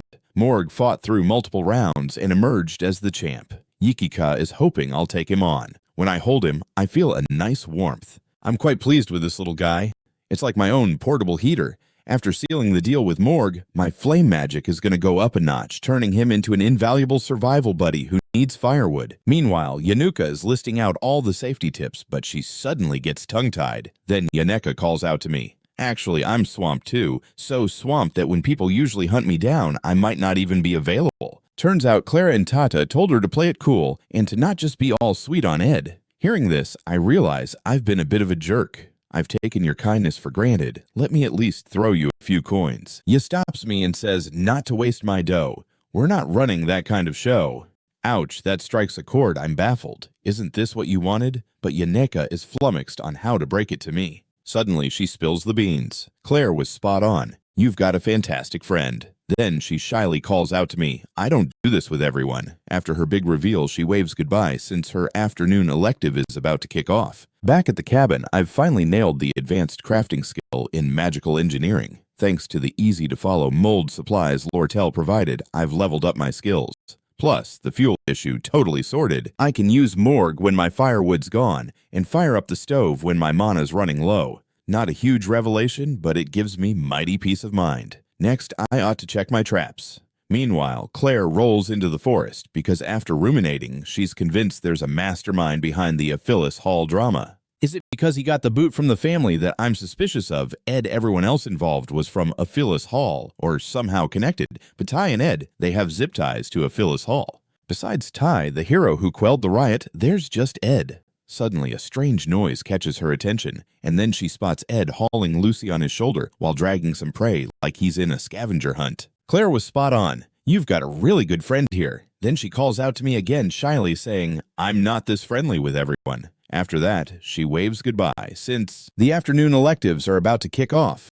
Back at the cabin, I've finally mastered the advanced crafting skill of magical engineering. Thanks to Lortel's simple mold supply structures, I've hit that advanced skill jackpot, and the fuel issue is finally sorted. Use morgue when there's no firewood, and switch to the stove when things run low. Sure, it's not a game changer, but it gives me peace of mind. Now I gotta check my traps. Meanwhile, Claire arrives in the forest because after some serious thought, she believes there's definitely a mastermind behind the Aphelis Hall shenanigans. Is my suspicion of Ed due to him being kicked out of the family? Everyone else around was either a student or affiliated with Aphelis Hall. But Ty and Ed, they're as connected as cats and dogs. Besides Ty, who played superhero and calmed the riot, there's also Ed. Out of nowhere, she hears a bizarre sound. Then she spies Ed hoisting Lucy over his shoulder like a sack of potatoes and dragging some unfortunate creature in his hand. Lucy's like a mini version of the legendary sorcerer Claw and Principal Ole, and here she is getting toted around on Ed's shoulder like a bag of potatoes.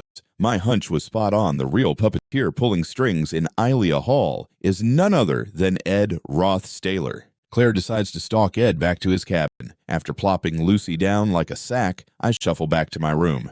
Gotta hit the hay early. Big things are on the horizon tomorrow. As I sneak in, Claire tiptoes her way over to Lucy. All she's fixated on is rescuing Lucy first. But just as she reaches out for her, Lucy gives her the side eye. When she realizes who it is, Lucy lets her guard down a bit, then scampers back to her little treehouse to munch on some dried meat. Just like that, she takes off without uttering a single word, leaving Claire standing there with her jaw on the floor. Cue the next day. Claire tracks down Professor Glass again and spills all the juicy gossip from last night. But Professor Glass thinks lowlifes like Ed aren't worth his time. He isn't the least bit impressed. Then Claire whips out the history record orb, and bam, it's got proof Ed's the big bad. Still, Professor Glass isn't buying it. He's all, hey, maybe Lucy just moved to a cozier spot to catch some Z's. Claire's left totally speechless, and she gets booted out yet again. This time, Professor Glass puts his snooty glasses on and examines the crystal orb.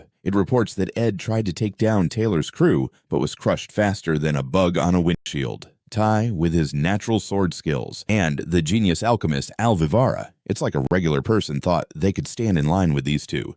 But right at that moment, Professor Glass spots something that piques his interest. Time for a scene change. I'm busy infusing a short sword with some sweet spirit techniques, creating a snazzy short sword covered in flashy burst spells that can pop like fireworks. With this upgrade, the spells activate quicker than you can say abracadabra and work like a charm. At this second, Morgue can't stop showering me with compliments. So in pure bliss, I decide to serenade until I abruptly cut him off. Poor Morgue looks totally heartbroken. Young Master Ed, my bad. Tell me what I messed up, and I promise to be a better spirit. He whines. I wave him off. Dude, just call me Ed. No need for the fancy stuff. Spirits that go from baby mode to supercharged need some mana love from spirit mages. A contract with a pro like Yaneka could send them soaring, but why be so formal with a regular Joe like me? Did Yaneka slip you a little something under the table? Watching his face light up, I press him for the scoop. Turns out, if he teams up with me, Yaneka's gonna sprinkle some of her mana magic on him, helping him level up faster than the average lesser spirit. The rest is all about Ed's clandestine moves. I actually feel for this guy. The spirit world's hierarchy is no joke.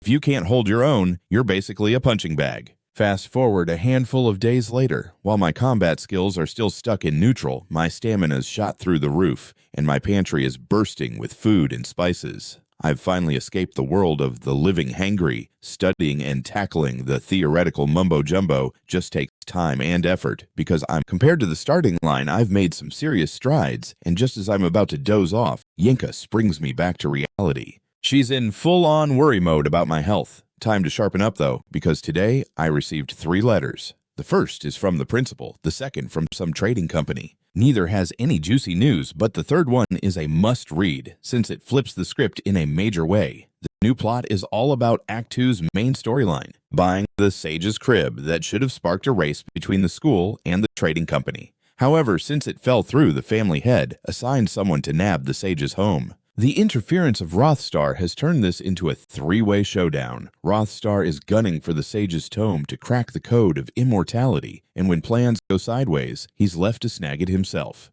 Creeping is a villain meant for Act 4 of Swordmaster of the Fallen Lands of Sylvania, and he's a beast that's absolutely off the charts right now. No way I can put him in check. So this time, I gotta kick him out from this plot. Even though if he gets his hands on the Sage's Tome, the storyline will cruise ahead. Yet in the original plot, even without the tome, he's already the climax villain. If he lands the Sage's Tome, I can't bank on my intel advantage, and clearing the game could go out the window. This letter lays out all of Ping's scheming actions, doubts about him, and a desire to partner up with yours truly. The sender, none other than Pena. Pena got a letter from the principal because they're floundering financially, but as royalty, she can't fork out the cash on a whim. At this rate, the trading company will snatch up the Sage's pad. Selling the Sage's Tome, the symbol of the Academy, is a major no-no. That's why Ole hit up Penny privately for backup.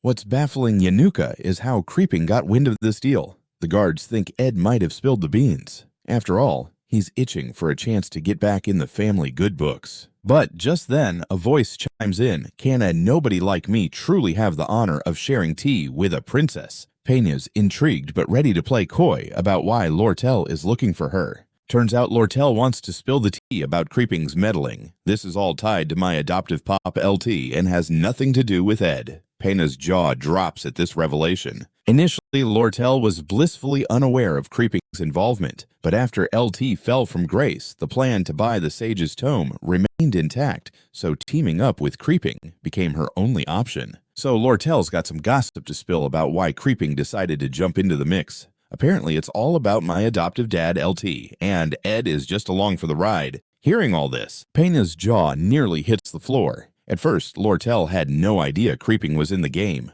but once LT went belly up, the plan to snag the Sage's Tome was still on, which meant she had to play nice with Creeping. Pena's looking as baffled as a cat at a dog show. If that's true, shouldn't your interests align? So why does snagging the Sage's Tome feel like a not-so-friendly competition? Just then, Lortel cuts in. LT and I aren't exactly best buds anymore, but why share this juicy gossip with me? Lortel grins like a Cheshire cat. Well, the enemy of my enemy is my buddy. Princess Penny can keep an eye on the Roseler clan while I snag the Sages for both our sakes. I'm worried innocent Ed might get caught up in this mess, so I thought I should let you know. Honestly, as the junior here, I'm a little concerned for him. He's already been kicked out of his family and is trying to start anew. What if it's totally unfair for him to get blamed for hanging out with the Roth Sailors? Penea's scratching her head, wondering why Lortel cares so much about him. Maybe he really does have some poker chips in this game. I'll go to him honestly for help, but if he brushes me off, Penny declares confidently, I'll just have to put him to work. Lortel raises an eyebrow, trying to hold back her laughter. Who's this you want to use again? Considering we're on the same team here, I'm giving you some friendly advice. Don't even think about using Ed. He might end up using you instead. Right now, her mind is a total jumble. She truly can't grasp Ed's train of thought. First, there's Creeping wanting to grab that Sage's Tome from out of nowhere. And second, there's a certain woman who seems pretty brave acting all high and mighty in front of a princess. I can't wait to see her flustered. Over on the flip side, Lortel's staring at Yaneka like she's sprouted a second head. She never thought Yaneka would end up tailing Ed. But no way is she giving Yaneka the satisfaction she starts plotting to serve her icy cold water. Yaneka realizes Lortel is doing this on purpose, since she saw plenty of tea all ready for guests. Still, she ends up handing over a steaming cup to Yaneka. Lortel's miffed, but what can she do? Time to change the subject, your magical supplies are ready. Yaneka's jaw drops. These are not upgraded goods. They look as fresh as a daisy. Lortel quickly nudges her to take a better look. Lo and behold, two noticeable scratches scream, I'm not as new as I look. Yaneka figures Lortel is playing mind games. Well, the real issue isn't whether they can be sold, but will they help Ed? That truth feels like a punch to the gut. I've let Lortel down more times than I can count. Yaneka senses this sly fox is definitely up to something.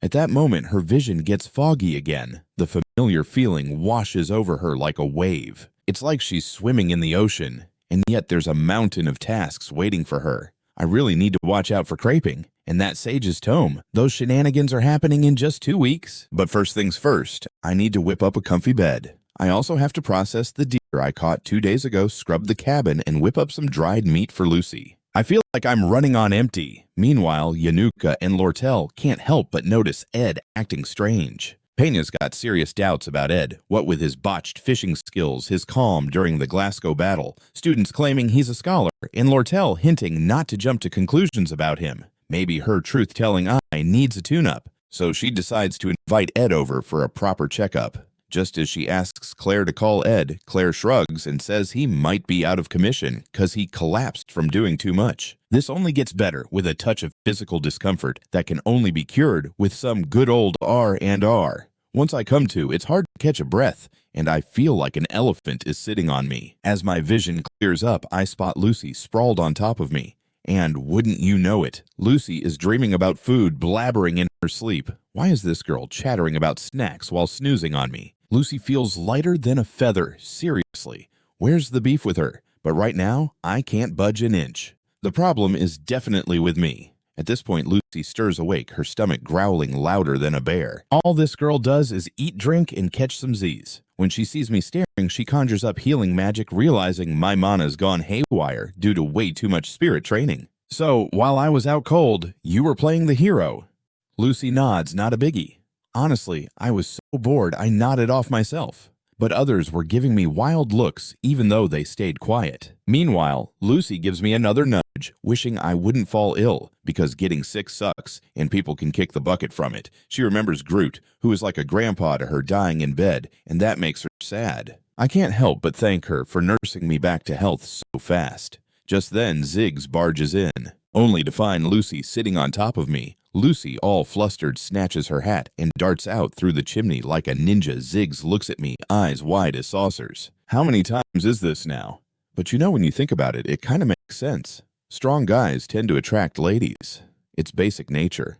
I'm starting to wonder if my view on society is way too rigid. Feeling a bit perplexed over why Ziggs is here, I soon learn Yaneka's in class after she missed more than she can count, and Lortel had to run off because of trading business. While Ayla or Clara might pay more attention, Lortel insisted no other gals should visit, so Ziggs, being the lone male in the room, takes the lead. But above all, I still need to get to the bottom of the plot. So, I ask about the Mondre incident. It was caused by Alvara and has been wrapped up by Ty and Clav. As for the Tro cult monsters, he and Ty handled them as well. But Ziggs looks curious about how I know all these hot gossips. Then I ask Ziggs. All that mess was caused by Alvara and Ty, and Clav handled it like pros. As for the Tro cult monsters, he and Ty traded blows with them. But Ziggs is itching to know how I got wind of all these wild tales. So I turn to Ziggs. So, how long have I been out cold? When I find out I was out for 10 whole days, I just stop in my tracks. Without wasting any time, I dive into all the food. It's like it tastes bad on purpose, but hey, I've got a strength deficit to fix stat. Some things just can't wait any longer. So I roped Ziggs into sending a message over to Lortel. This is pretty crucial for me. Cue the next day. Act 2, Chapter 10.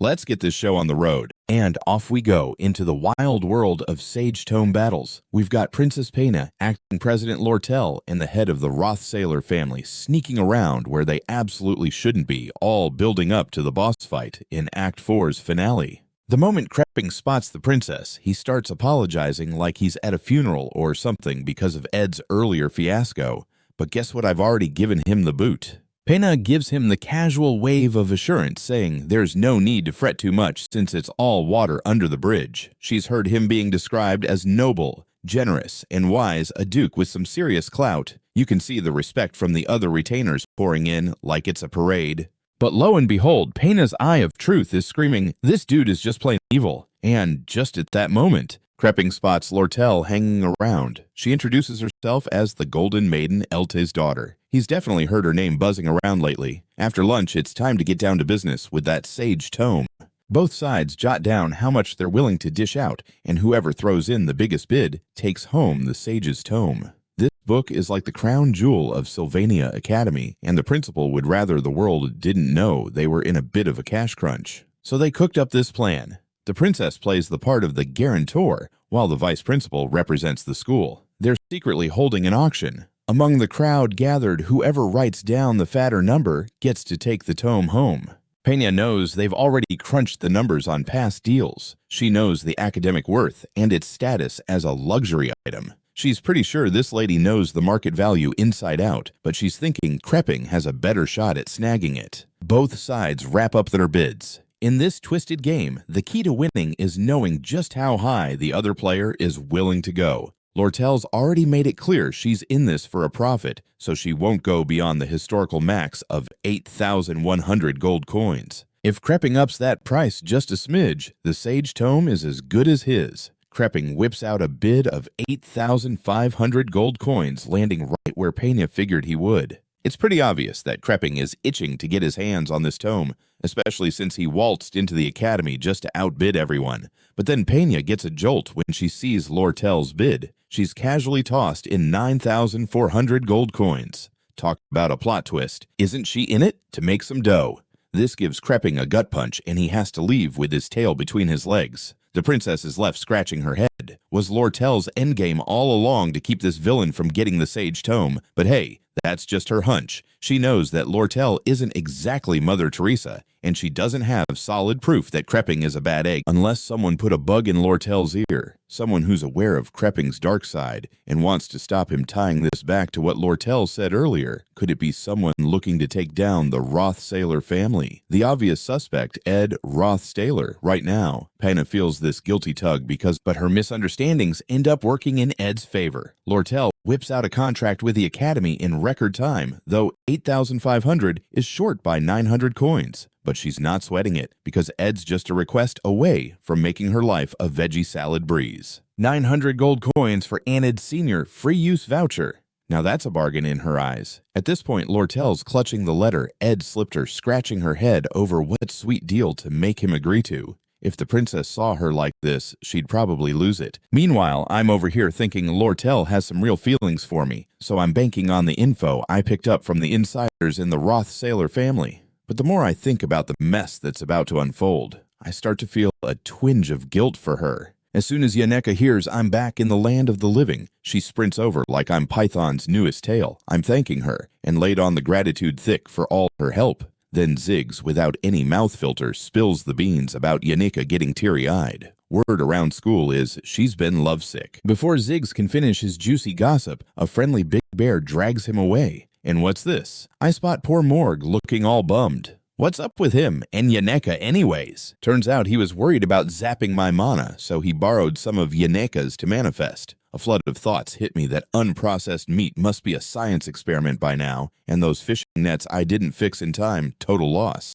Looks like I'm going to be right back at square one. But then Yenneca and the crew call out to me like trusty sidekicks. We got your back together. We'll tackle whatever life throws at us. This reminds me, it wasn't that long ago when this was just a ramshackle grass hut. Back then, I was flat broke with no one to lean on. Sure, plenty of things hit a snag, but loads of issues have also sorted themselves out for survival. Their right things tend to shake out in the end. Right now, Yenneca recalls some sage advice from Merida. While that vixen is tied up with business, gotta make the first move. To catch her man, it's time for her to channel her inner vixen. Step 1 wardrobe upgrade. Right now, she looks straight out of the country, and I think she's got the same thought because she agrees she's looking a bit too rustic. But Merida, bless her heart, gives her a gold star because she thinks the boys will be swooning over Yenneca's homey vibe. Finally, tying her hair into a high ponytail gives her the vibe of a wholesome wife. But hey, our romantic guru is still holding on to her single status. This suddenly hits me. Not long ago, this was just a rickety shack. Back then, I was broke as a joke with nowhere to crash. While some things are still in limbo, a whole bunch have worked out just to keep me from starving. They've got a point. Things do have a way of sorting themselves out. Right now, Yenneca is mulling over Merida's advice. While that sly fox is busy with her business, it's time to pounce. To snag your man, you've got to channel your inner vixen too. Starting with the wardrobe, right now, you give off major country bumpkin vibes. And Yenneca knows she's looking a bit rough around the edges. However, Merida thinks she's top-notch because she believes guys will be enchanted by Yenneca's rustic charm. Finally, flipping her hair up into a high ponytail makes her you'll be charmed by Yenneca's cozy look. Tying up her hair in a high ponytail makes her feel like the perfect housewife. Yet our spirited romance guru is still flying solo. But Yenneca is all ears. Let's go catch that guy. As the clock tick-tocks into the late night, I must say, Yenneca's soup is a delight way better than what Ziggs concocts. Should I learn to whip up something too? Instead of dwelling on that, I ought to hurry up and get my body back in shape. Just as I'm getting cozy on my bed, someone shoves my door open again.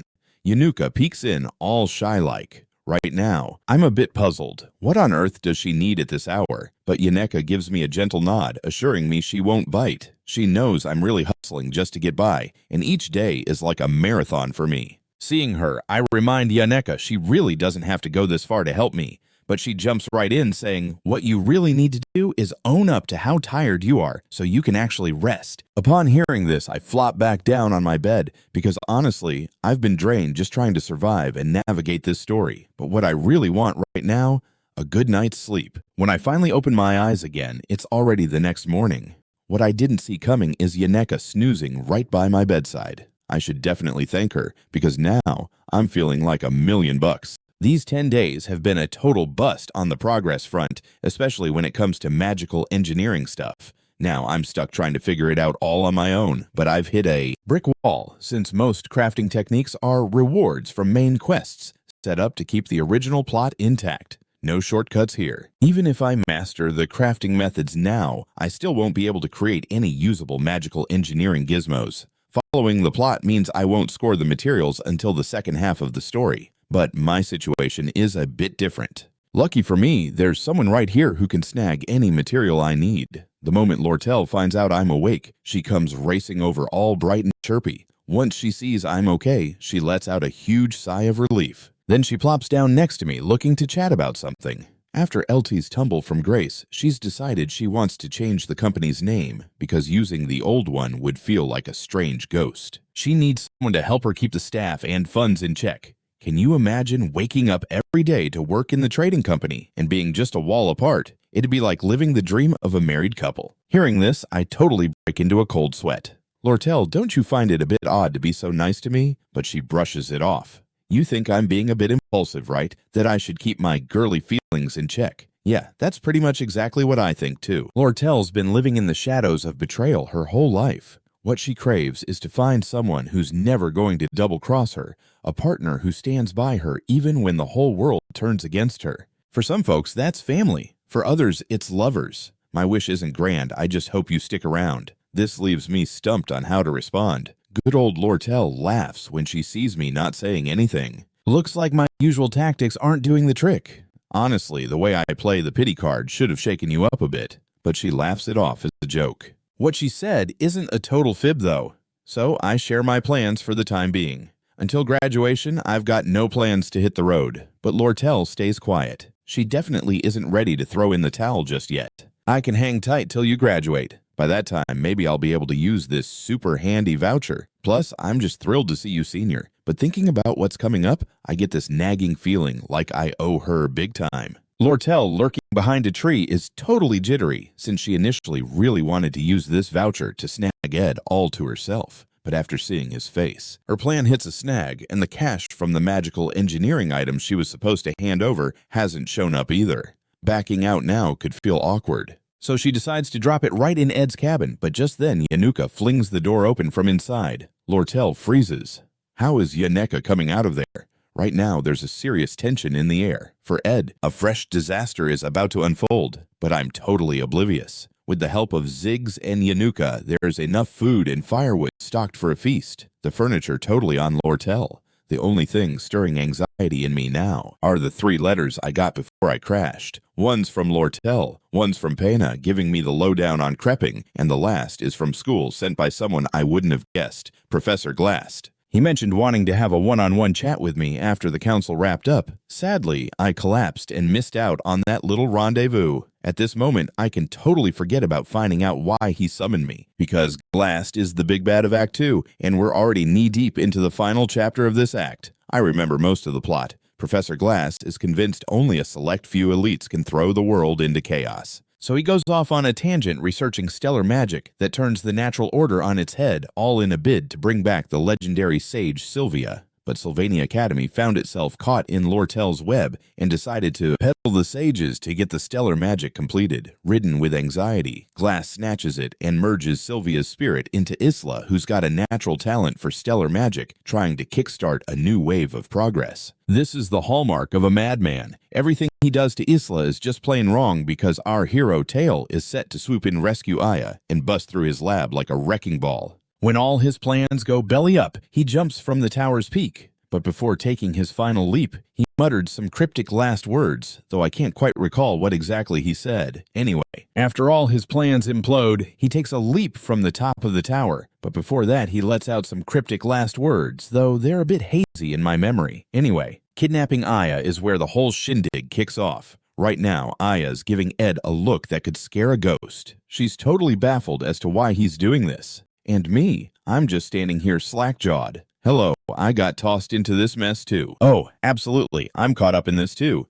Now, let's rewind to 3 days ago. I was just tying up loose ends because, the glass subjugation battle is about to jump off. Gotta level up my powers and fast. Right now, I'm brainstorming how to boost my magical engineering skills. There are 4 stages of challenges in the final chapter, by the way. The toughest nut to crack is the secret lab. The boss there is none other than Lena, the Soul Library Guardian. Without a holy swordmaster, good luck getting past that hurdle. But hey, that's for Tail to handle. What really grabs my attention are the treasures hidden inside the Soul Library. So many precious crafting methods for magical engineering. I'm talking hundreds. Sure, it's a bit risky, but what's life without a little adventure? As long as I'm not flying solo, I should be just fine. Now, back to the academy scene. Glass drops the bomb in Class A that 2 new students are joining next semester, and guess who one of them is? Yep, it's Aya. This leaves Zig scratching his head because Aya's just average all around. The only special trait she has is her sensitivity to stellar magic. So naturally, he asks the million-dollar question, isn't Class A supposed to be elite only? Glass goes all serious, like someone stepped on his favorite sandwich. You think I'm disrespecting hard-working students? The fastest way to ruin someone's motivation is to pump them up with false hope when they're just not cut out for it. Lortel pipes in softly since she's snooped around the professors at the academy. Glass is obsessed with talent, probably because of his daughter. His little girl Molly was just a regular mage, but he showered her with unwavering trust. For most parents, that's just business as usual. However, Molly feels this wasn't just parental love, but a professor's kind of belief. On the strength of that trust, she dove headfirst into a monster subjugation battle. The outcome wasn't pretty. She left this world permanently. At that moment, Glass's heart shattered. From then on, he went on a talent hunt, dedicating his life to researching stellar magic. But Lortel knows he's not really after magic. He's searching for the genius who can actually produce stellar magic. Historically speaking, only Sylvia hit that sweet spot. Right then, Glass calls out to her. He wants to chat about a few things tomorrow. Lortel figures it's probably about the sages since the ownership transfer is on the horizon. Meanwhile, I'm busy plotting how to snag those items, and I think I've got a game plan. Sure, it's risky. The crucial part of the plan, tagging along Ty, is going to slice through 5 stages to rescue Aya, and if I hang back, I can pick up all the gear he leaves behind. I've even made a must-have list, especially Groot's Eye from the 3rd stage, which can turbocharge my skill proficiency, and the time hourglass that can rewind my physical state to just 2 seconds ago. Regardless, these goodies won't be of any use to Ty, so I'll scoop them up without a second thought. Plus, I get to kick back and watch Ty do his hero thing before I head back to the cabin. This is the perfect scheme. The glass subjugation battle happens on Sage Tome Ceremony Day. I've already lined it up with Yaneka to hit the sewers together and scavenge for lost treasures. I expected her to freak out, but she jumped at the chance. Now I'm feeling a little guilty, but with a powerhouse buddy like her, my plan is practically foolproof. Just as I'm about to jet, teaching assistant Claire stops me because Professor Glass wants to see me. The ceremony's tomorrow, so why is he calling me? Last time I zonked out and missed it, and now here we are again. It's got to be something significant. When I walk in, I spot Aya. Does she really have to look so on edge around me? But then I recall how I shot her with an arrow earlier. Yeah, that adds up. She gets nabbed at the beginning of the final showdown, so what's she doing here? And why summon me? A not-so-great thought creeps in. Even though I know what's coming next, there could be curveballs ahead. I find an investigation report on me, so they've really been keeping tabs. It mentions my little escapade at Oilia's Hall. But what's the connection? Just then I hear footsteps outside the door. Without a moment's hesitation, I whip out my sword. When Professor Glass walks in, Isla bolts for him. But guess what? She runs straight into a spatial lock. Before you know it, she's captured. Then out of nowhere, a dagger comes slicing toward the professor. Just as he thinks he's got it under control, bam! A sneaky follow-up he totally didn't see coming. Who knew a poor student could wield such slick magic? So you blitzed through all the materials on the desk that fast, huh? But what really piques Glass's curiosity is how Ed has figured out his game plan. Next, I toss him a question about why he's planning to make a move on me when Aya's clearly his main target. Glass has his own agenda and hopes I won't think too lowly of him. I'm scratching my head at why he's saying this. Even if I do manage to escape, he won't just let me waltz out, and it'll probably mess with future events. If Issa and I get kidnapped, that's a one-way ticket to the secret lab. So, would it be smarter to just let myself get captured? Glass didn't see it coming when I volunteered. But hey, that makes his life easier score. Glass is all kinds of confused. A guy living out in the sticks can pull grades like these. He's starting to think I must have an extra 48 hours in my day. And the spectacle he witnessed in the crystal orb regarding my combat skills. A guy living out in the wild manages to score such excellent marks. He's even beginning to suspect my day has 48 hours in it. Plus, remember what Glass caught through the crystal orb about my combat skills. This is a top-notch analysis of foes using every sneaky trick in the book to snag a win. Welcome to the week of shenanigans. It's not about natural skills. It's all about the grind. And guess what? Ed looks as bewildered as a cat in a dog park. This makes him think of a long-lost memory. He once saw this fire in Molly's eyes, his daughter, who claimed she'd make her dad's name unforgettable. Her face pops back into his mind like an old pop song you can't shake off. At this moment, Morg is taking advantage of Glass being as clueless as a lost puppy and makes a beeline for Ed's cabin where Yenka is hanging out like she's waiting for the big prize. Meanwhile, Lucy is sprawling out on the cabin roof like she owns the place. Ed, being under the weather, has her reminiscing about Groot. He passed her the Magic Apprentice record and then quietly exited this world like a ninja. Groot was more chill about kicking the bucket than anyone else, but Lucy can never erase him from her heart. The only thing that can momentarily distract her from missing him is the joy of chomping on some dried meat. But the dried meat isn't going to last forever. Suddenly, she notices Morg zooming in like a rocket. When Yeneka gets wind of this news, Hermana goes berserk like she's just seen a spider. This totally baffles Lucy. How could sweet Yeneka flip the switch to Raging Bull? Meanwhile, the Academy is in full swing with the Sage's Tome ceremony, and the VIPs from both sides have graced the event. It's Acting President Lortel and Dean Owl. Lortel notices that Obel and Krepping are practically the same age, but boy, do they give off totally different vibes. After the Sage's Home auction wrap-up, Krepping strolls over demanding Lortel sell him the Sages like they're candy. So she throws back 12,000 gold coins without missing a beat. To her surprise, he happily agrees to the deal and slips in a dynamite piece of intel. LT has hired mercenaries to head to Sylvania Academy.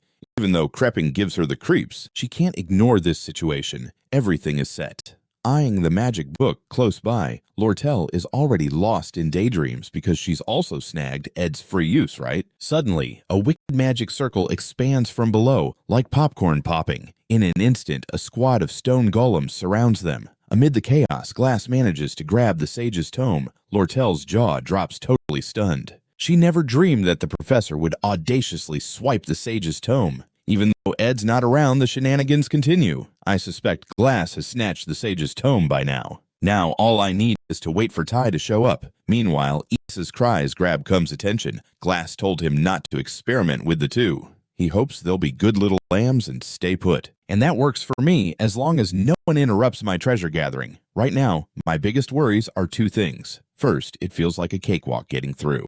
Second, there's Isla, who's as suspicious of me as a cat watching a dog. Next, I call her out if I really had plans for you. Do you think I'd pass up this golden opportunity? Sorry about the entrance exam. But I had my own hurdles to jump over, and I helped quite a bit with the Glasgow incident too. Issa didn't see Ed apologizing coming. Is this even the same Ed she knows? At the same time, Morg zooms back in from outside. I didn't even realize this guy had slipped out. Finally, someone I can chat with normally. Seeing this, Aya gives me the go-ahead to summon spirits for help. Before she finishes her thought, Morg assures her not to sweat it because Yannicka's already got the message and is madder than a hornet. Not to mention there's also that cunning merchant vixen. Even the mage who's often lurking on the roof wants to join the fun. Master Ed, did I do good? Hearing this just leaves me gobsmacked. My flawless plan just went belly up. Now I'm scrambling to fix this. Next, I say a few words to Morg and promptly toss him out. I slam against the iron door, yelling for Cum to let me out, but he just mocks my naivety and strolls away. Once he's gone, I stop my hollering because my mission's accomplished. I step out first as soon as the cells open. Just when Aya is about to exit, I slam the cell door shut. From here on out, you can only respond with good or not good. I'm leaving you in here because it's way too risky outside. At least in here, you'll be safe, and your legs probably feel like jelly. Just as Aya is about to argue, I cut her off. She only needs to answer my questions. In the end, Aya begrudgingly accepts my terms. Just as expected, new variables are surfacing. If they're minor variables, I can still roll with it. My experience just keeps growing, and I can tackle most problems using the intel I've gathered. But some things are just beyond me. No matter what it takes, I have to stop Yenka and Lortel from getting involved in the fray. There's also this invincible foe that could have countless experts scratching their heads for ages without finding a way to win. An enemy that's practically impossible to beat. Because as long as you don't intentionally push it, this won't happen. So I didn't care before. A bad ending is definitely going to trigger once certain conditions kick in. By any means necessary, I must prevent this. The scene shifts elsewhere. Ty drags his tired self in search of Ziggs. Since he missed Glass slipping out of the teaching building, he's after Ziggs for help. Now he's gearing up to take some companions to chase Glass into the sewers. I know the Act 2 plot like the back of my hand, but I'm about to go totally off script. If he runs into Lucy, Professor Glass is guaranteed to meet a sticky end. Right now, I find myself at the Soul Library. The guardian here is the Banshee Lena. I'm super familiar with Lena's sneaky little patrol dance, but there's no way I can take her out because she's like a treasure chest of sweet experience points for Ty. In the later chapters, we'll have baddies pop up that only Ty, our holy swordmaster, can take down. If Ty doesn't buff up his stats, he's going to struggle to smoothly sail through the rest of this adventure. All I need to do is swipe some magical engineering goodies while staying under the radar. Too bad some of that loot is chilling on the higher floors. I'll just have to swing back later. Just as I'm about to make my grand exit, the library decides it wants to shake things up literally, and a cabinet crashes to the floor. I swear this wasn't part of the plan. And bam, Lena spots me. Oh man. 30 minutes before this ground-shaking moment, Professor Glass was eyeballing the Sage's Tome. If this deal falls through, Sylvania Academy's reputation might as well drop like a lead balloon. But look at Owl, he seems to have seen this coming. That's why he's been using the Sage's Tome like bait to get Glass to spill his guts, because he found out Glass has been up to some shady business, researching the big 3 taboos, living forever, coming back from the grave, and messing with time. If he figures out stellar magic to bring the dead back to life, who do you think he'll try and bring back right now?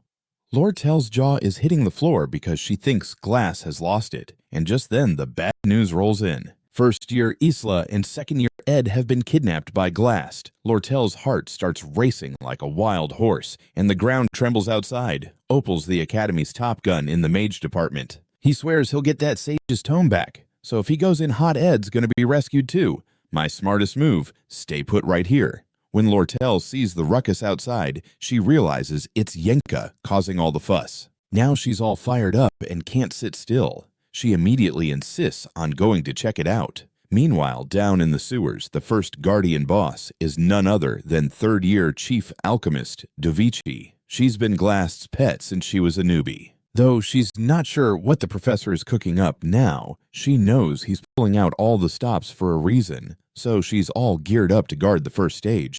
But she had no clue she'd end up going toe-to-toe with this massive monster. Facing Yenneka's intimidating presence, she faints faster than you can say surprise. And Yenneka's feeling all too familiar with this situation. Moments later, she recalls it's Chief Alchemist Senior Dovici. Just then, a voice cuts in. Lortel's jaw drops at Yenneka's crew. Besides Lucy, Yenka is the Academy's MVP, rocking the best abilities. If she goes to rescue Ed, things could take a nasty turn. They might even tie the knot. Lortel is not gonna let that fly. Normally a level-headed gal, but when it comes to Ed, her brain just goes on vacation. Before long, she hatches a plan to get rid of Yaneka. Ed is out cold on a sickbed at the academy right now. When are you planning to head over Yaneka? But Yaneka isn't buying it at all. Why are you spilling all this? Though Yaneka usually doesn't seem too bright whenever Ed's name pops up, she becomes a genius. Lortel didn't see that coming. After confirming with a look, it's game on.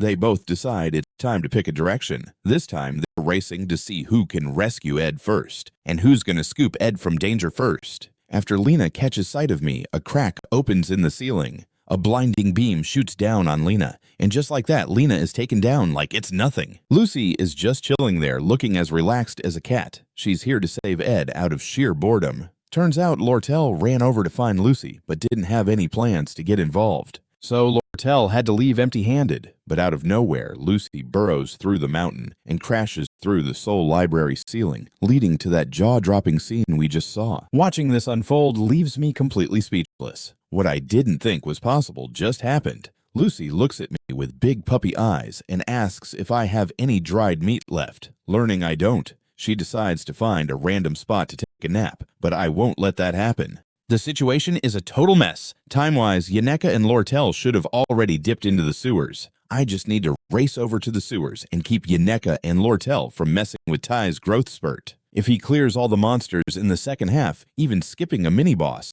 the plot won't go haywire. So far, no huge hiccups have happened. The twist: this girl. If Lucy runs into Professor Glast, that'll trigger a bad ending, so I might as well take her with me. From now on, just stick with me and don't wander off. Lucy looks at me with a confused expression, and honestly, I'm stumped on how to explain it. I might as well brush it off with some excuse like, when you're weak, it feels nice having someone right there with you. After all, you're a powerhouse. If you're at my side, I'll feel loads better. Lucy gives me a side eye. Seriously, no dried meat left. If you're leaving, I can just send you right out. But I flat out refuse her because I have a few things to wrap up first, and Lucy can only sigh and agree to help me out. Next thing I know, she hops onto my back and dozes off in less than 2 seconds. So what's on my agenda now? Dash in the opposite direction, track down Yaneka and Lortel, and finally bail. Unlike Yaneka, who's a champ at sensing spirits with her mana skills and special insight that even Professor Glast gives the nod to. Lucy looks at me skeptically. Really, no dried meat left. If you want to leave, I can send you out directly. But I directly refuse her because before leaving, I still have some things to handle. And Lucy can only helplessly agree to my request. Next, Lucy directly jumps onto my back and falls asleep in less than 2 seconds. And what I need to do now is run in the opposite direction, find Yaneka and Lortel, and finally leave here. Unlike Yaneka, who excels at spirit sensing with her mana sensitivity and special insight that even Professor Glast acknowledges, Lortel quickly finds her way, and suddenly it hits her she's actually helping someone with the purest intentions. This kind of relationship totally priceless, my friend. Feeling all warm and fuzzy about this new brand of human connection, Lortel's heart starts doing backflips. Just then, a hole in the wall appears out of nowhere, and Lortel looks at me like I'm Santa Claus because I'm loaded with all sorts of fancy molds. I immediately dump all the stuff I can't cram into her hands. It's all stuffed with cash. But then she reacts like I just told her it's monsoon season. Weren't you in danger, Senior? I nod, and just like that, we've solved that little conundrum. Then she spots Lucy lurking behind me. Oh boy, super dangerous. Like, play with fire and you'll get burned level dangerous. And seriously, Senior is such a heartbreaker. Yaneka is too shy to say what's on her mind while I've been coming on stronger than a double espresso. I nearly set the forest ablaze with a torch that day. How can he act like it's no big deal and cozy up to another girl right in front of me? And here I am thanking her for holding down the fort. If you fancy any mold crafting tricks, I can totally hook you up at a bargain. Right now, you are my only shot at this. But Lortel thinks she ought to turn me down since she wants to steer the ship. But when she gets a close look at Ed, her brain hits the snooze button. This feels downright unfair, and those few words of his keep bouncing around in her head like a pop quiz nobody studied for. Somehow, in this whirlwind, she goes ahead and agrees to Ed's proposition. Just then, a voice cuts through the chaos. Lortel's crew is in a pickle. Ty has gathered his pals, Gloomy Clevis, Meddlesome, Alvara Flora's very own Ziggs, and the ever-cryptic prophet Adele. With her knack for seeing into the future, her predictions are usually spot on.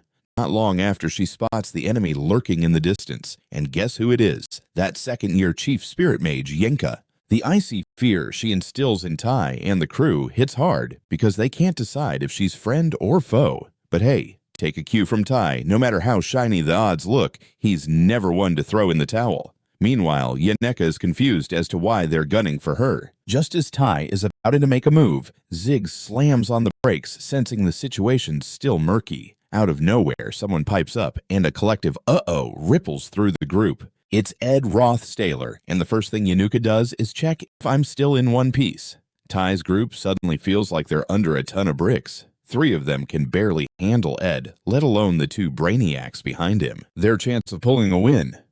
Yeah, it's basically non-existent, but that's just his one-sided daydream because I stroll right past him with a smirk. Good luck. Issa's expecting you, I say. Time to split up. He's off to deal with Professor Glass's drama while I tackle these new curveballs. Lortel's guards have spotted LT and the mercenaries crashing our school party. In the original story, he went down without even a fighting chance. But since the game plan had a twist this time, he might just slip away. Lortel figures out that LT's scheme got derailed. My plans are rolling along just fine. If LT's the minor villain of Act 2, just like before, he's due for an exit soon.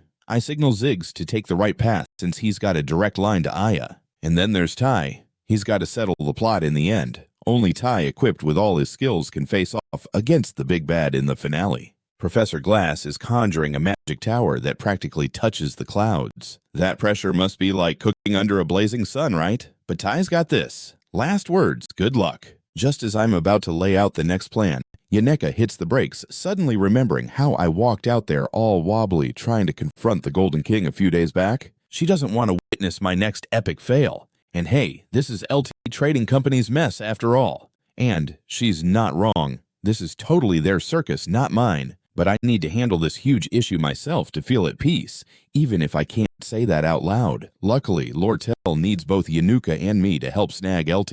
She ought to brainstorm some excuses for me, but plans don't exactly unfold the way I expect them to. Roping Ed into this? Yeah, that was purely my selfish whim. I can't bear the thought of him getting hurt again because of me. While it's nice to see these 2 rivals getting along, can someone tell me when I get to clock out? Yeah, this isn't exactly a time for a breather. Appreciate the good intent, but Lortel's biz, that's my gig. And this sends Yanuka into a tailspin. What's up with Ed saying that? But there's no time to break it down now. I'll have to wing an excuse along the way. But Yanika beats me to it.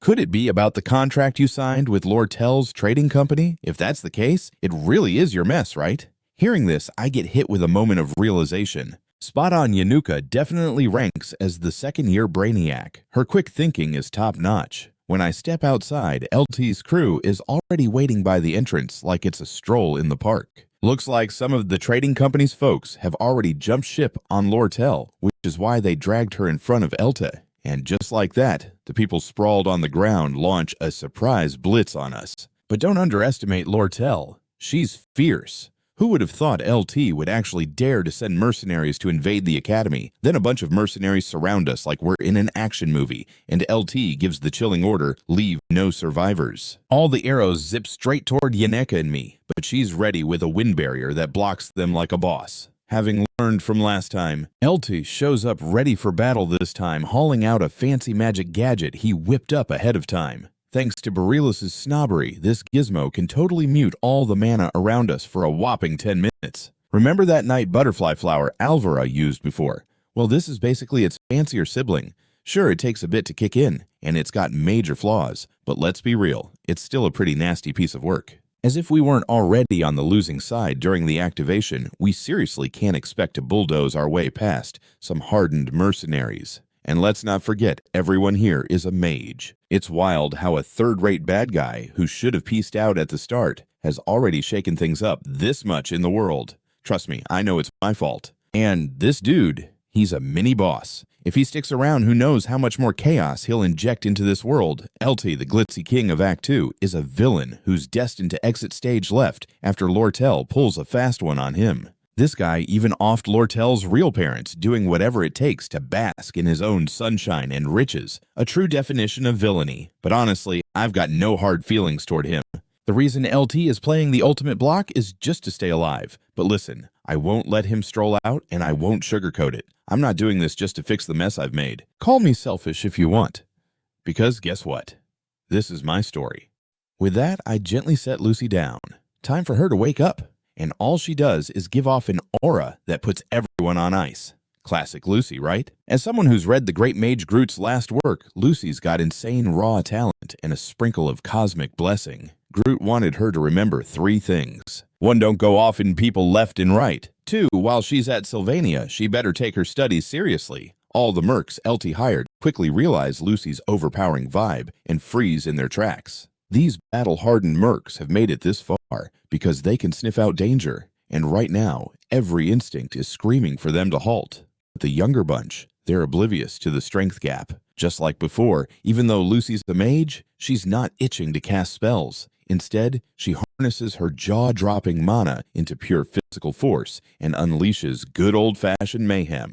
In the blink of an eye, Lucy zooms over to LT knowing that taking out the boss is the key move. Just as she's about to deal the final blow, I cut in. Easy there, we've gone far enough. Meanwhile, out of nowhere, the ground shakes like a dance floor, followed by a light show of purple lightning raining down from the sky. Looks like the 7 stars are aligning. This is Professor Glass's high-tier stellar magic, the Demon Realm Descent, which can totally mess with nature's rules. The magic tower stretching across the sky is the final showdown stage for Act 2. By now, Ty should have wrapped up the monster situation in the sewers and picked up the skills we need, while all our pals are gathered to clear this stage. The timing of this Demon Realm Descent is right in line with the original tale, so things are rolling along nicely. But because this spell behaves differently from others, everyone but me is losing their cool. Even Yaneka and Lortel are scratching their heads about what's happening, let alone the rest. But Lucy, she recognizes this exact magic circle. It's a legendary high-level stellar magic circle that brings folks back from the dead. According to the epilogue after Act 2,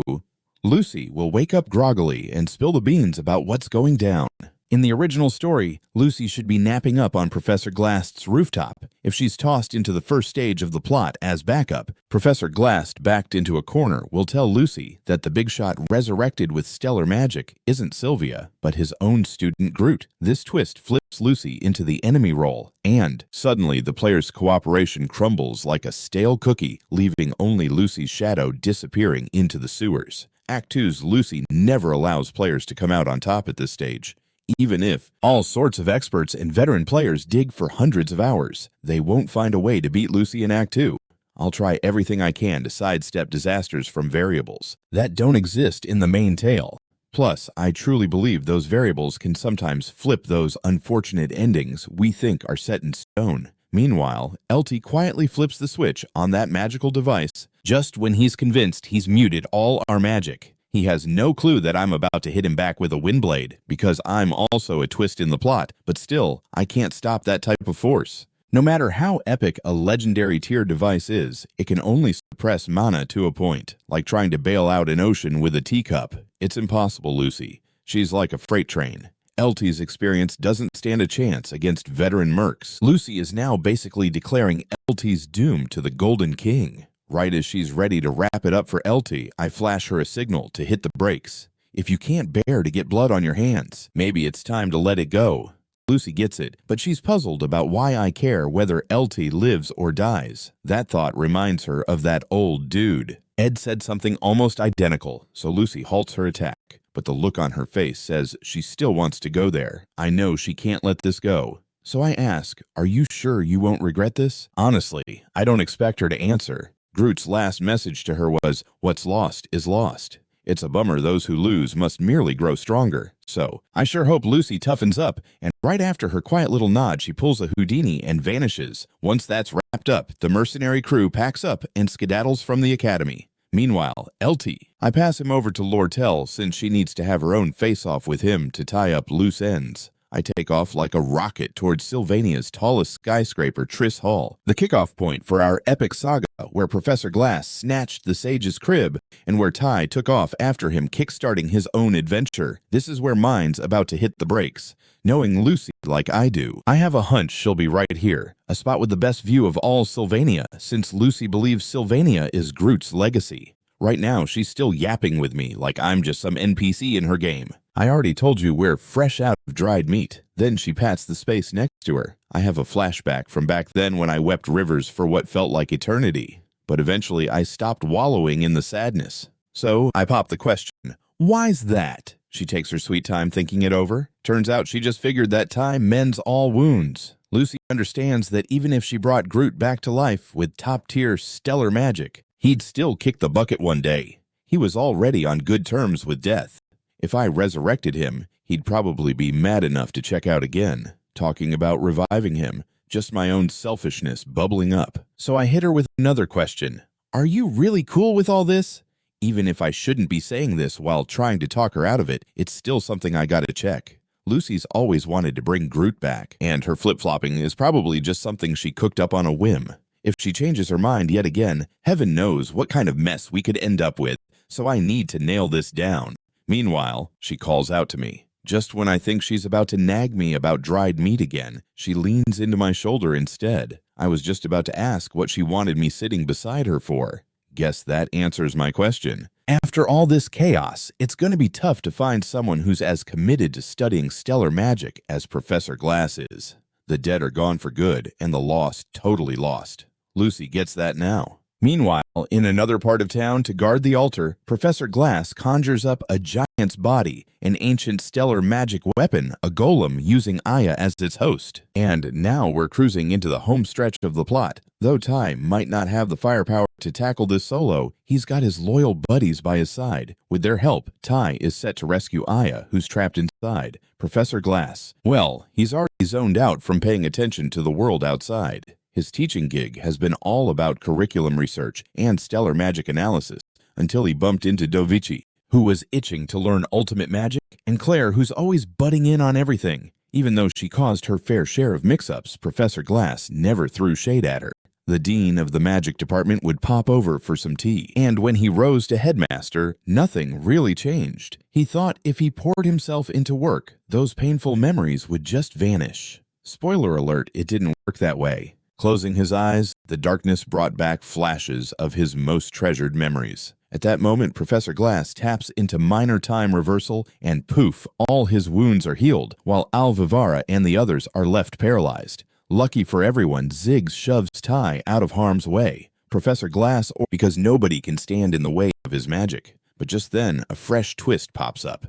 Ty kicks into Swordmaster mode and straight up cuts down the ancient golem, causing the control magic over everyone to slowly fade away. Seeing this, Professor Glass decides to risk it all. With his the rest of the crew joins in the fray simultaneously. Thanks to everyone's hustle, Issa gets rescued. Is this where my grand plan wraps up? Then Professor Glass makes a dive from the tall building. But instead of kissing the ground, he pulls a fast one and sets up a spatial teleportation spell. Yet somehow his getaway is dragging, and even trying to halt the bleeding with mana isn't doing much good. Strangely enough, there's no record of him after this point in the original tale. It's not rocket science to guess that Professor Glass is likely to bite the dust here. Yet in these final moments, he locks eyes with someone who leaves him utterly floored. Despite the surprise, I still have one thing to double-check. Just an hour earlier, after Lortel snagged LT at the trading post, she zoomed over to Triss Hall to make sure Ed was all good. But when she spots Ed, she hits the brakes quick.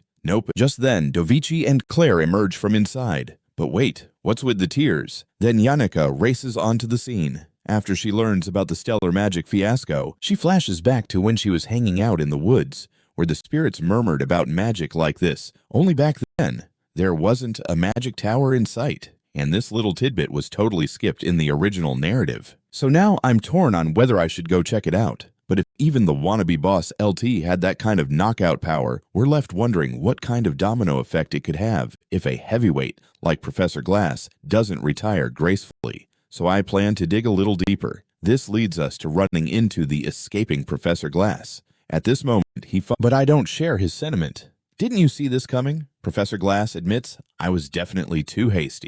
Never imagined I'd be outmatched by my own students, even if they had faced defeat. She recalls something from her past. Back when she was wandering in the woods, she heard from some spirits about similar magic minus the tower vibes at that time, and this strangeness never made it into the original tale. So I'm toying with the idea of checking it out. But if the wannabe boss LT had such killer strength, what's it gonna be like if the big cheese Professor Glass hasn't bowed out yet? Who knows what chaos it might unleash on the next chapter? So I decide to take another look. Here we bump into the runaway Professor. How big of a splash it's bound to make in the storyline, so I'm going to double check it again. Here we bump into the escaped Professor Glass, who's feeling like the punchline of a bad joke right now. But I don't see it that way. Didn't you already have a hunch you'd trip up Professor Glass? Admits I was definitely too cocky. Never thought I'd end up getting schooled by my own students. Even if they had flunked, Ol would have jumped in to save me, but he just stood there like a deer in the headlights. Was he just too busy pretending to be a good headmaster? Honestly, he's not even close. Then he goes and praises me for exceeding his wildest expectations. But lo and behold, he realized that too late. He had me invited to play the role of his pawn. But guess what? My exhaustion turned that plan into a total flop. At this moment, Professor Glass takes a stroll down memory lane. There's nobody around, so he gives himself a good sarcastic laugh about dying all by his lonesome. But hey, that's just his way of thinking. Claire, bless her heart, snagged the job of assistant teacher at an age when most kids are just mastering their ABCs. And Dovici, the brainiac from the alchemy department, despite Professor Glass calling them a couple of duds, he keeps unearthing their hidden talents and helping them shine like stars, just like he once told his daughter she was worth her weight in gold. Professor Glass is... At this moment, Professor Glass spills some wisdom. He's discovered I have all these top-notch crafting techniques, but surprise, surprise, those aren't the gems I should be cherishing. He whips out a key from his chest like it's a magic trick. He's hoping I'll tidy up the library for him. Then he plans to hand the whole library over to me. And guess what? Under Lena's desk, there's a secret treasure vault. Once the Academy wraps up its super sleuthing, those hidden treasures will be all mine. Finally, he calls out to Lucy saying, I hope you remember to take a gander around, because you'll stumble across loads of sights. Unfortunately, I realize this too late. I can only imagine what kind of face Lucy would pull. And because my angle is all wrong, I can't see it. I'm left to guess her expression just by watching Professor Glass's eyes close like he's drifting off. And with that, Act 2's curtain drops. The scene shifts to the next day. Once again, I find myself in the hot seat for being mixed up in yet another incident. But I've come prepared much to the teacher's skepticism about me. After all, my stories are all too consistent, but therein lies the issue. So many coincidences. From the headmaster's viewpoint, it's beyond fishy. I can't shake the feeling you're putting on an innocent act while knowing everything behind the scenes. Both incidents mirror each other. You're also just another student caught in the Academy's blunders. Hearing this, I'm utterly confused. Then I spot the headmaster not holding my statement, but my report card. I can't deny it. Ed, you really put in the elbow grease, so the Academy wants to offer you a little something. Next semester, you're getting a cozy pad at Dex Hall. Emerging from the meeting, I find Yenka already waiting for me. I ask her if she got hurt, and the pigeon by her side whispers sweet nothings in her ear. She gestures that she suffered a couple of minor bumps. My heart races because I'm worried she'll brush it off. Guilt washes over me like a tidal wave. Every time you get hurt because of me, it's probably best to steer clear of someone like me. At this point, Yaneka rushes to reassure me she's not actually hurt at all. Then I call out to her again, wondering about Dex Hall. She lights up at the mention, because that means Ed and I will be neighbors next semester. The scene shifts and I'm back at my little cabin. After everything that went down, I'm relieved to say all the mess is sorted. I had grand plans to build fences and grow some edible plants. Looks like this adventure is wrapping up sooner than expected. All of a sudden, something plummets from the sky. When I turn around, it's none other than Lucy. Apparently, she just came back from some remote island. She's scratching her head, wondering why childhood dreams are haunting her now. But she takes the chance to peek at Grandpa's place. When she cracks the door open, she's met with a scene that sends shivers down her spine.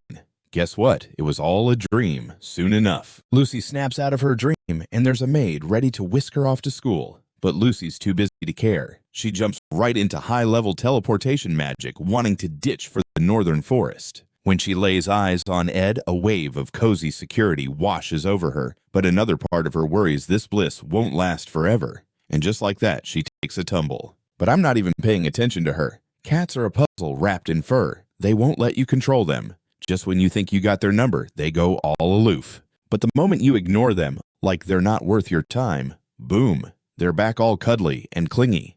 Since cats have this quirky reputation, the best way to handle them is by not making a fuss. Honestly, this is more exhausting than any relationship. Professor Falaban's classes are a total trip. I might have started at the bottom of the barrel in grades, but next thing you know, I'm knocking my classmates out of the park in written tests. Just as class wraps up, the teacher pulls me aside about the Academy's scholarship. He thinks I've been on an A game lately, so he's going to give me a chance. The gig is pretty straightforward. Help teacher Claire with her workload. It was once Professor Glass's job, but now Claire's flying solo. Anise is on board too, but they still need an eager student to lend a hand. At this news, I paused to think this involves next semester's newbies, which means they're stepping in too. The scene shifts elsewhere. Lortel gets a letter from Ed. He's looking for Lortel to move the sages to creping, but she's scratching her head over why Ed was so against her buying it before. This whole thing is like trying to solve a riddle.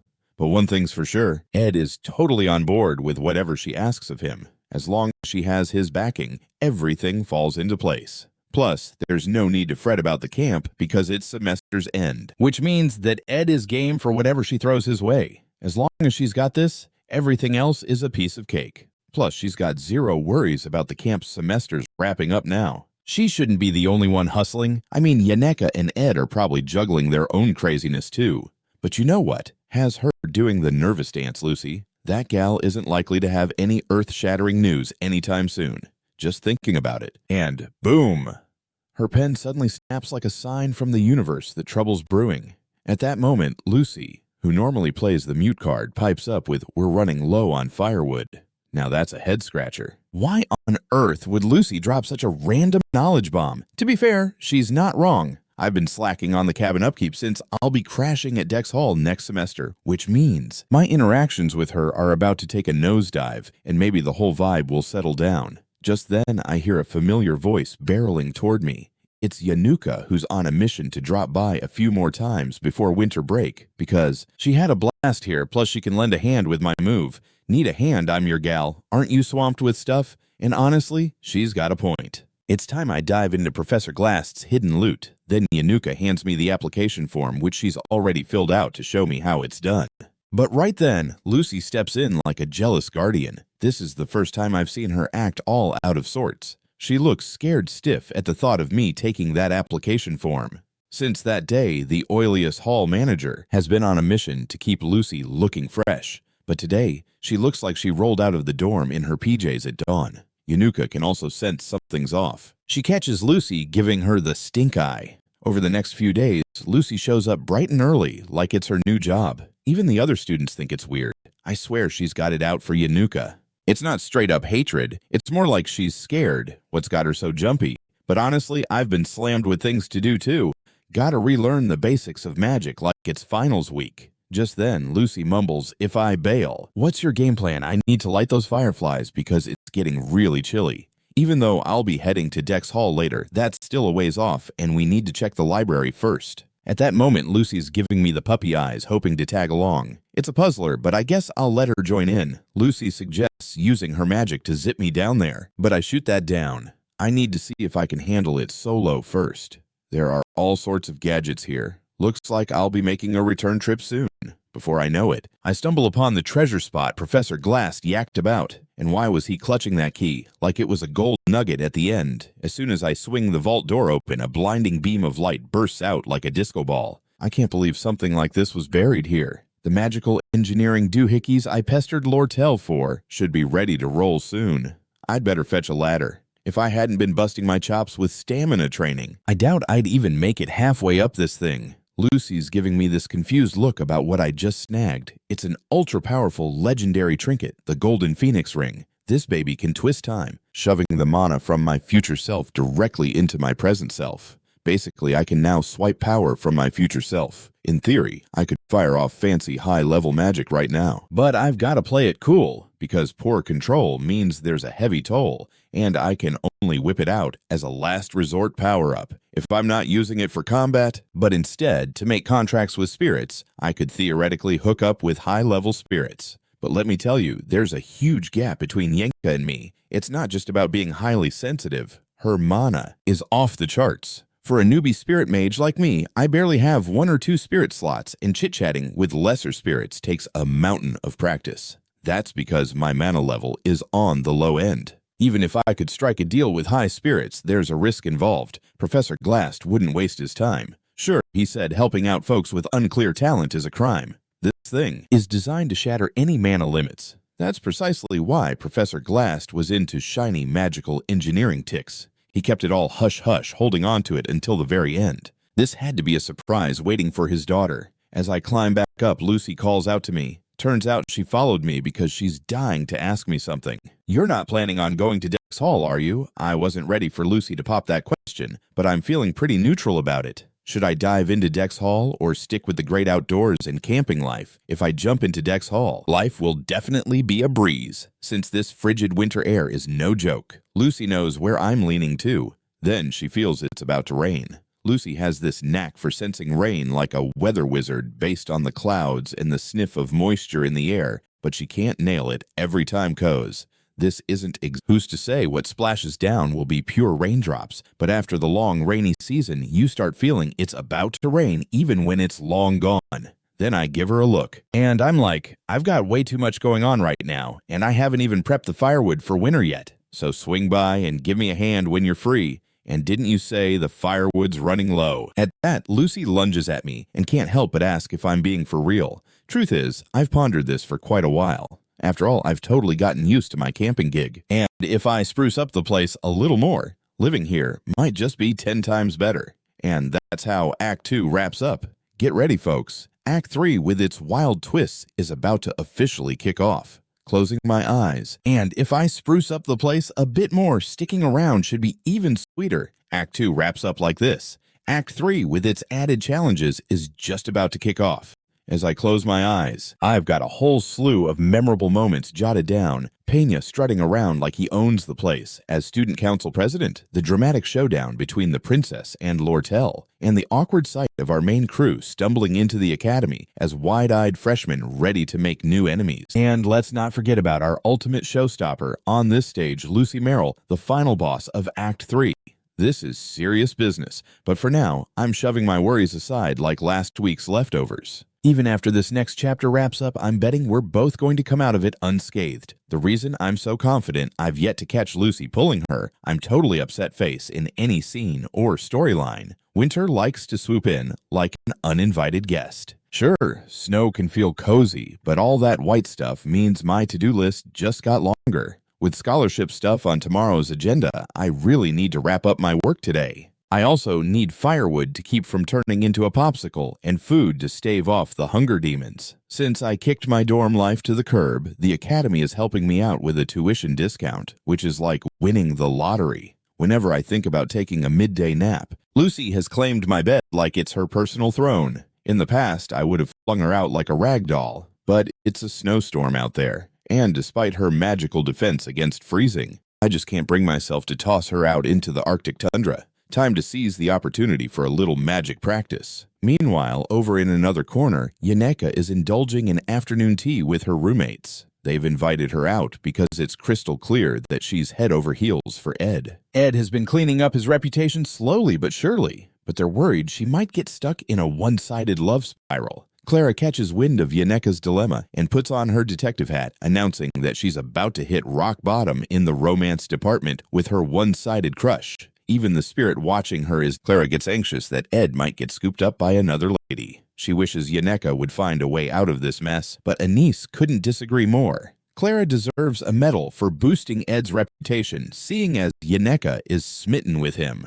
Clara's always singing Ed's praises at school, and poof, Clara's freaking out that Ed might get snagged by other girls, so she's wishing Yaneka would hurry up and figure this all out, but Anise isn't so sure. Clara deserves a high five for everyone's newfound admiration for Ed since he's the one Yaneka's crushing on. Clara's been singing Ed's praises at school, and before we knew it, his rep took a turn for the better. The scene switches to somewhere else. Claire's getting an earful from the librarian about overdue books. She's not exactly cutting an imposing figure as an assistant teacher. Her clumsiness raises eyebrows about how she ever got the gig in the first place. But Claire has one ace up her sleeve that even the seasoned professors admire her connections. She can glide through her studies like a pro and snag that coveted title of top assistant teacher, all thanks to an absolutely stellar second-year student, Anis, who is the ultimate sidekick for assistant teachers. Claire's research room may look like a tornado hit it, but trust me, she's got her stuff together. She bounces around campus snatching materials like they're Pokemon cards. And if anyone found out, well, let's just say there'd be some serious turbulence.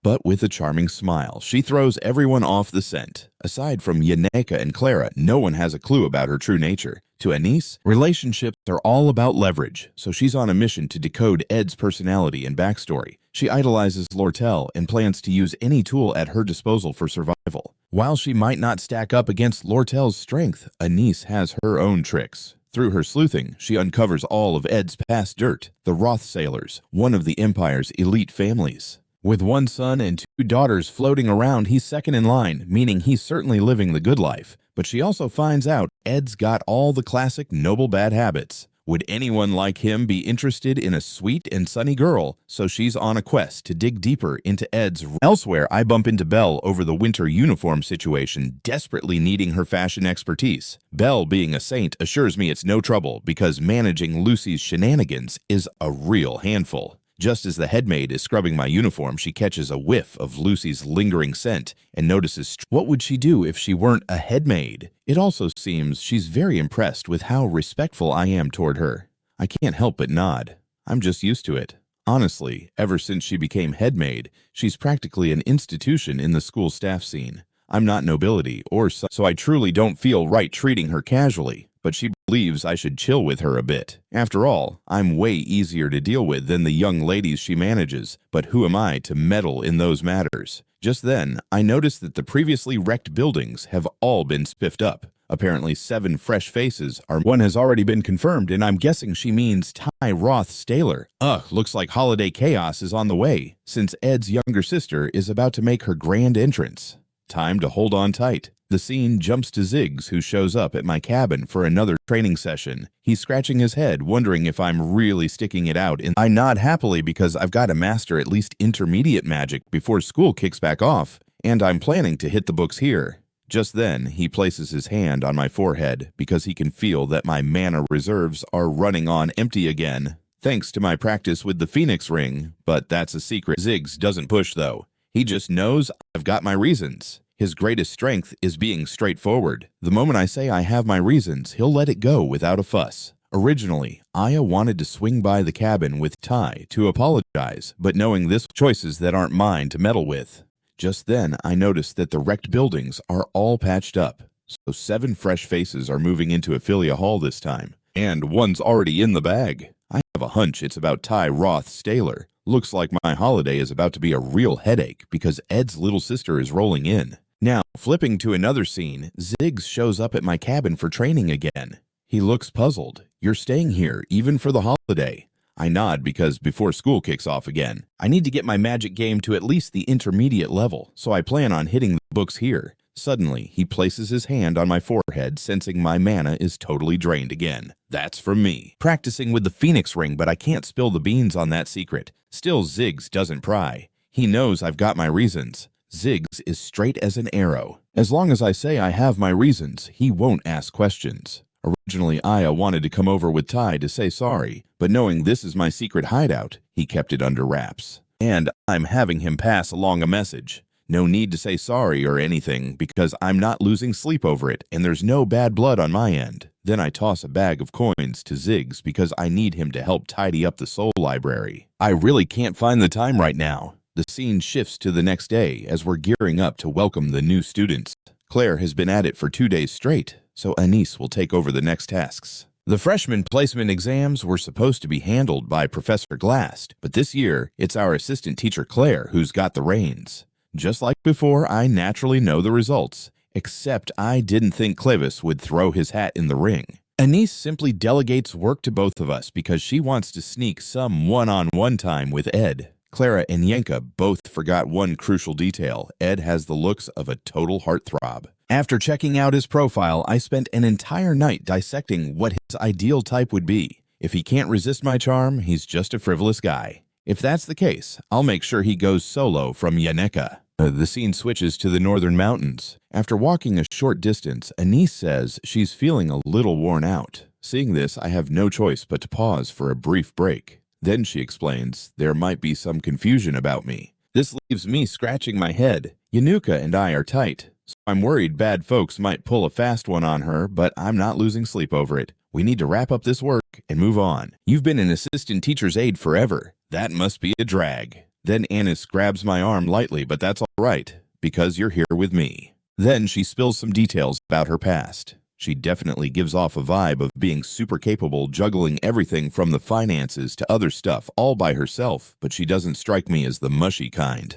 Shouldn't her personality be a bit more cool and collected? Right then, she suddenly trips and falls toward me. I'm baffled because there's nothing on the ground that could have tripped her up. This instantly makes Anise tense up. She quickly tells me to hold tight for a moment because she has something urgent to take care of. At this moment, Anise finds Ed to be totally impenetrable. She's crafted 2 different female identities in one fake situation, and nearly everything went off without a hitch. Yet Ed didn't bite on any of it. That being said, she does notice Ed's physique is quite impressive. He looks like a total nerd, but boasts a surprisingly solid physique. She thought Ed was just another clueless, noble kid, but his skills are genuinely eye-catching. And as for his looks, he's the type that even Yannicka would swoon over. Thinking about this makes her cheeks flare up, but soon she contemplates another angle. Maybe this is how he draws in the ladies, but not me. Let me unveil your true self, Ed. The scene shifts to another spot. I'm pondering how to handle T. If I had to label her villainous young lady, fits like a glove. Being the oldest daughter of a Duke, Taya's got politics down to an art. She comes by her political genius, naturally making her the first ever in Sylvania's history to campaign for student council president as a first year. Her game plan: win over the movers and shakers at the academy. Bella mentions she settled into the dorms before anyone else, probably so she can set her power plays into motion ASAP. Taya isn't just another face in the crowd, she's a villain with some serious clout. Thankfully, I remember some plot points about her, so I should be able to stay one step ahead. But how Taya will treat me is still a mystery. While Taya knows all about me, I'm completely in the dark about myself. Originally, Ed was just a short-lived villain with barely a footnote in the game. There are 0 clues about such a minor character, so I have no clue how Tia sees Ed at all. But for Ed Roth Staylor, Ed is nothing more than trash. She chose Sylvania Academy because it's crawling with geniuses, the princess of the Chloral Empire, the head honcho of LT Trading Company, a genius spirit mage aligned with numerous high spirits, an alchemist churning out elixirs as a first year, a sword demon who can command beasts, and a top-tier genius hailed by the Archmage gang. She's practically giddy over such an academy. The moment Taya steps foot on campus, her first order of business is to clear out the trash for the Roth Staylor family. This little task has the family head's blessing, so Tia's got all the confidence. Her grand idea is to spread bad gossip about Ed all over the place, but of course nothing goes according to plan. She ends up muttering to herself the whole time. Following her dad's sage advice, Taya first tries to cozy up to Lortel, who's known as the business prodigy, but Lortel's gaze sends shivers down her spine. Those eyes look like they could shred her to pieces.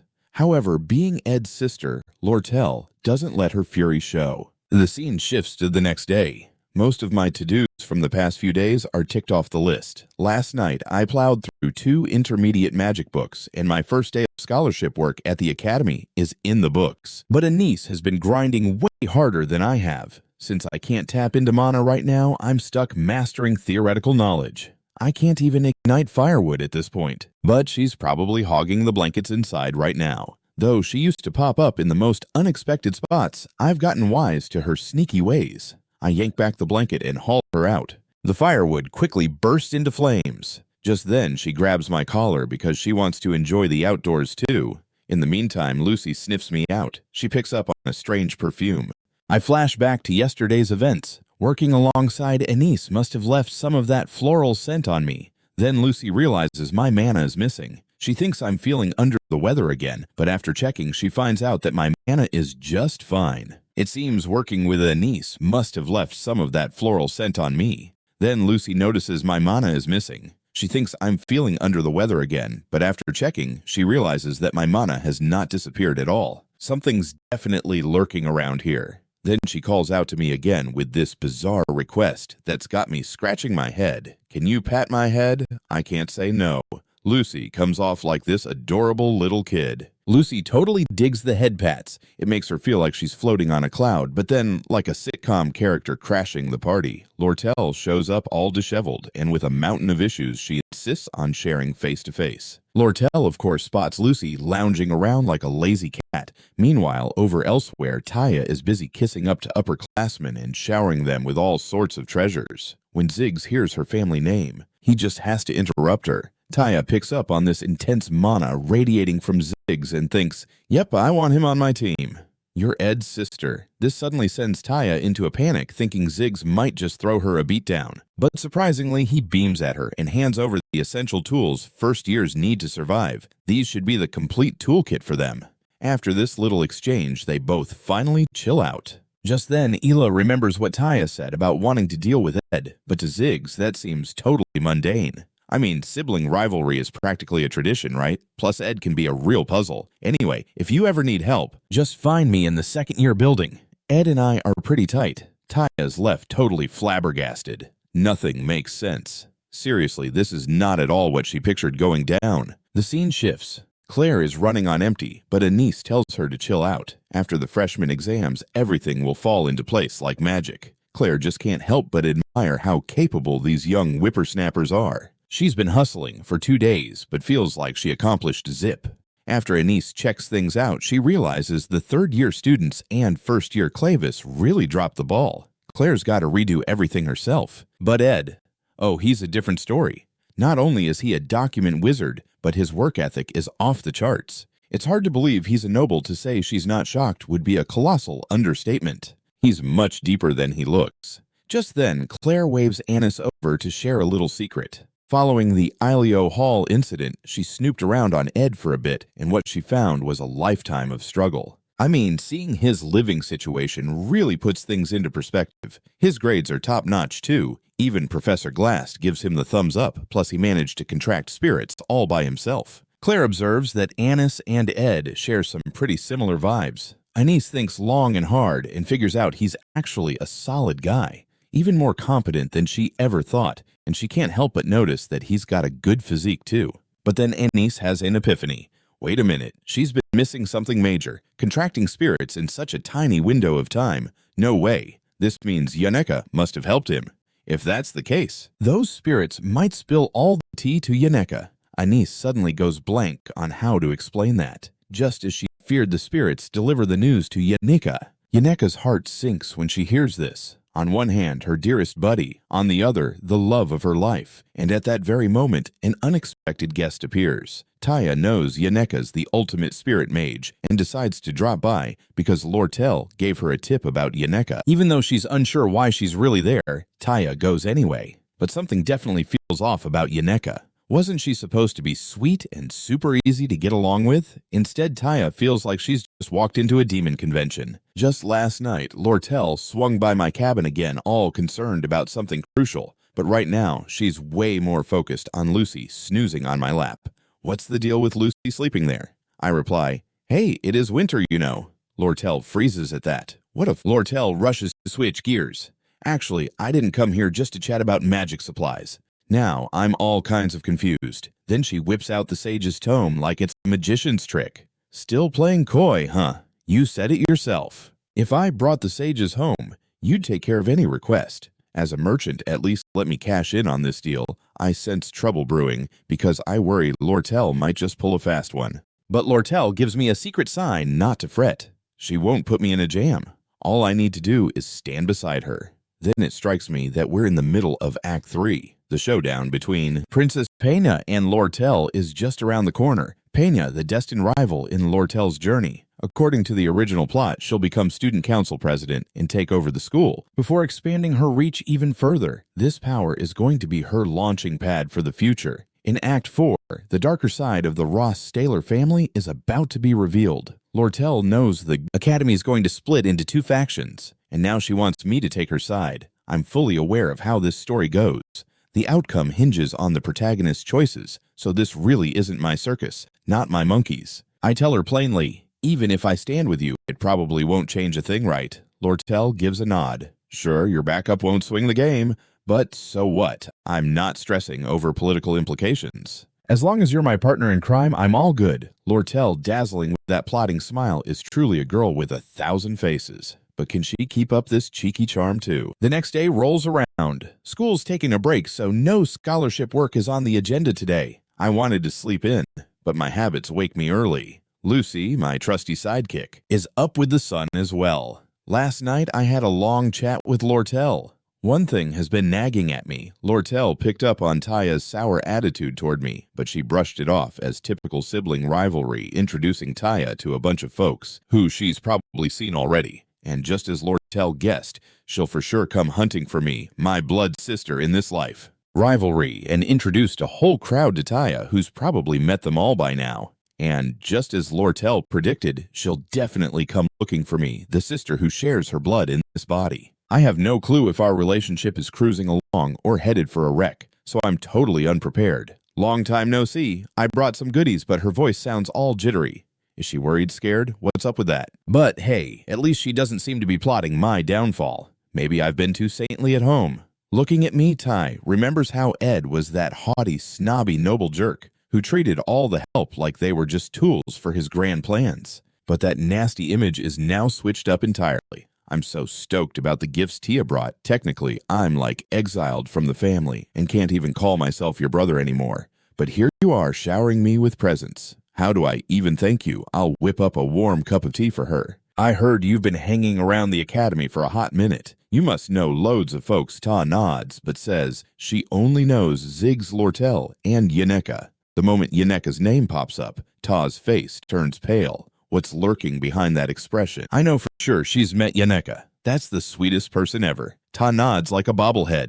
Just yesterday, Taya saw Yaneka's fire spirits tossing people like a salad. Yika is like universally nice, seriously. If I hadn't spoken up back then, I would have been kicked around like a soccer ball by those rowdy high spirits. Taya's reaction gives me a weird vibe. The Taya I remember wasn't this timid. People who knew Ed before definitely think I'm a loser. So I call out to Ta once more. I'm trying my best to be awesome now, so please don't judge me too harshly. I've already paid my dues for my past goof-ups.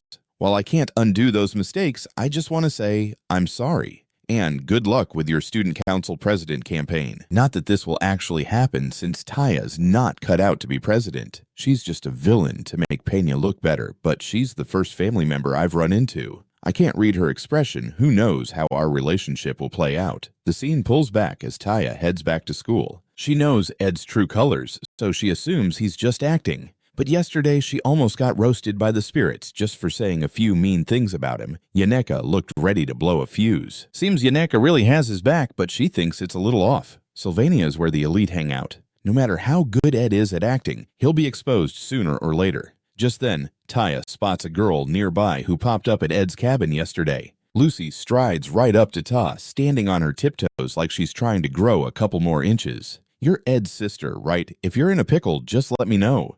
This totally throws Ta off. Who even is this girl, and why does she seem best buddies with Ed? When Ta reads the name on the doorplate, her jaw drops. She's that genius mage, Lucy Merrill. It looks like TA's got a steep learning curve ahead in Sylvania. But hey, that's not Tia's problem. The scene shifts to another spot. Anis approaches Headmistress Bella, asking her to recommend a tall, dark, and handsome student. Bella's just puzzled. She knows Anis probably hasn't been on a date since forever, busy as a bee like Ed, who's gearing up for his 3rd year. The second Anis hears Ed's name, she jumps. Bella picks up on some vibes. Yep, another girl's caught feelings for him. She was all set to check Ed's character for Yanika's sake, to help her find a good match. But now she's in a pickle. She wants to sort this out fast. After all, he's not the only fish in the sea. All she needs is a backup plan. But Belle Maya dives in, interrupting her directly. Has Miss Yaneka caught wind of your crush on Master Ed?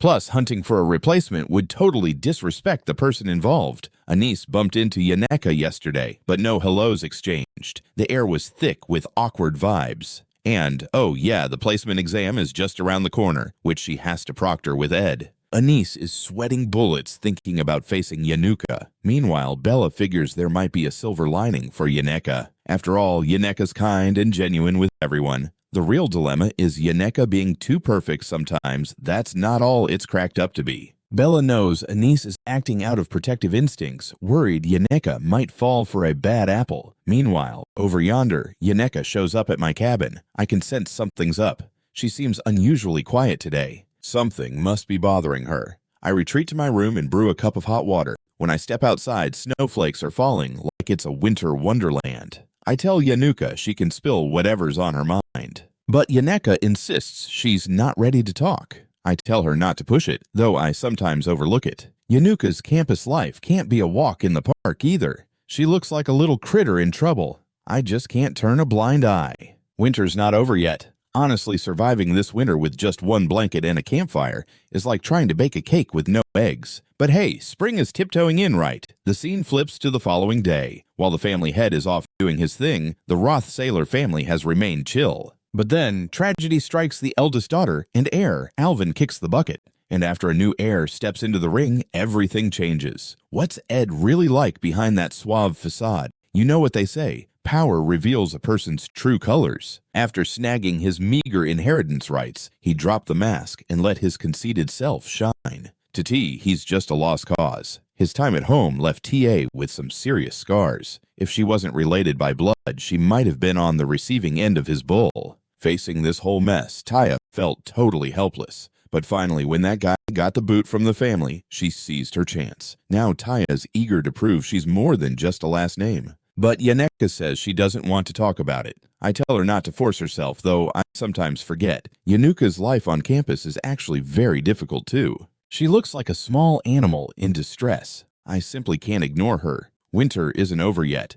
Just one blanket and a campfire makes it hard to survive this winter, but spring is quietly approaching. The scene shifts to the next day. Though the family head is off and away, the Roth Staylor family has always been peaceful.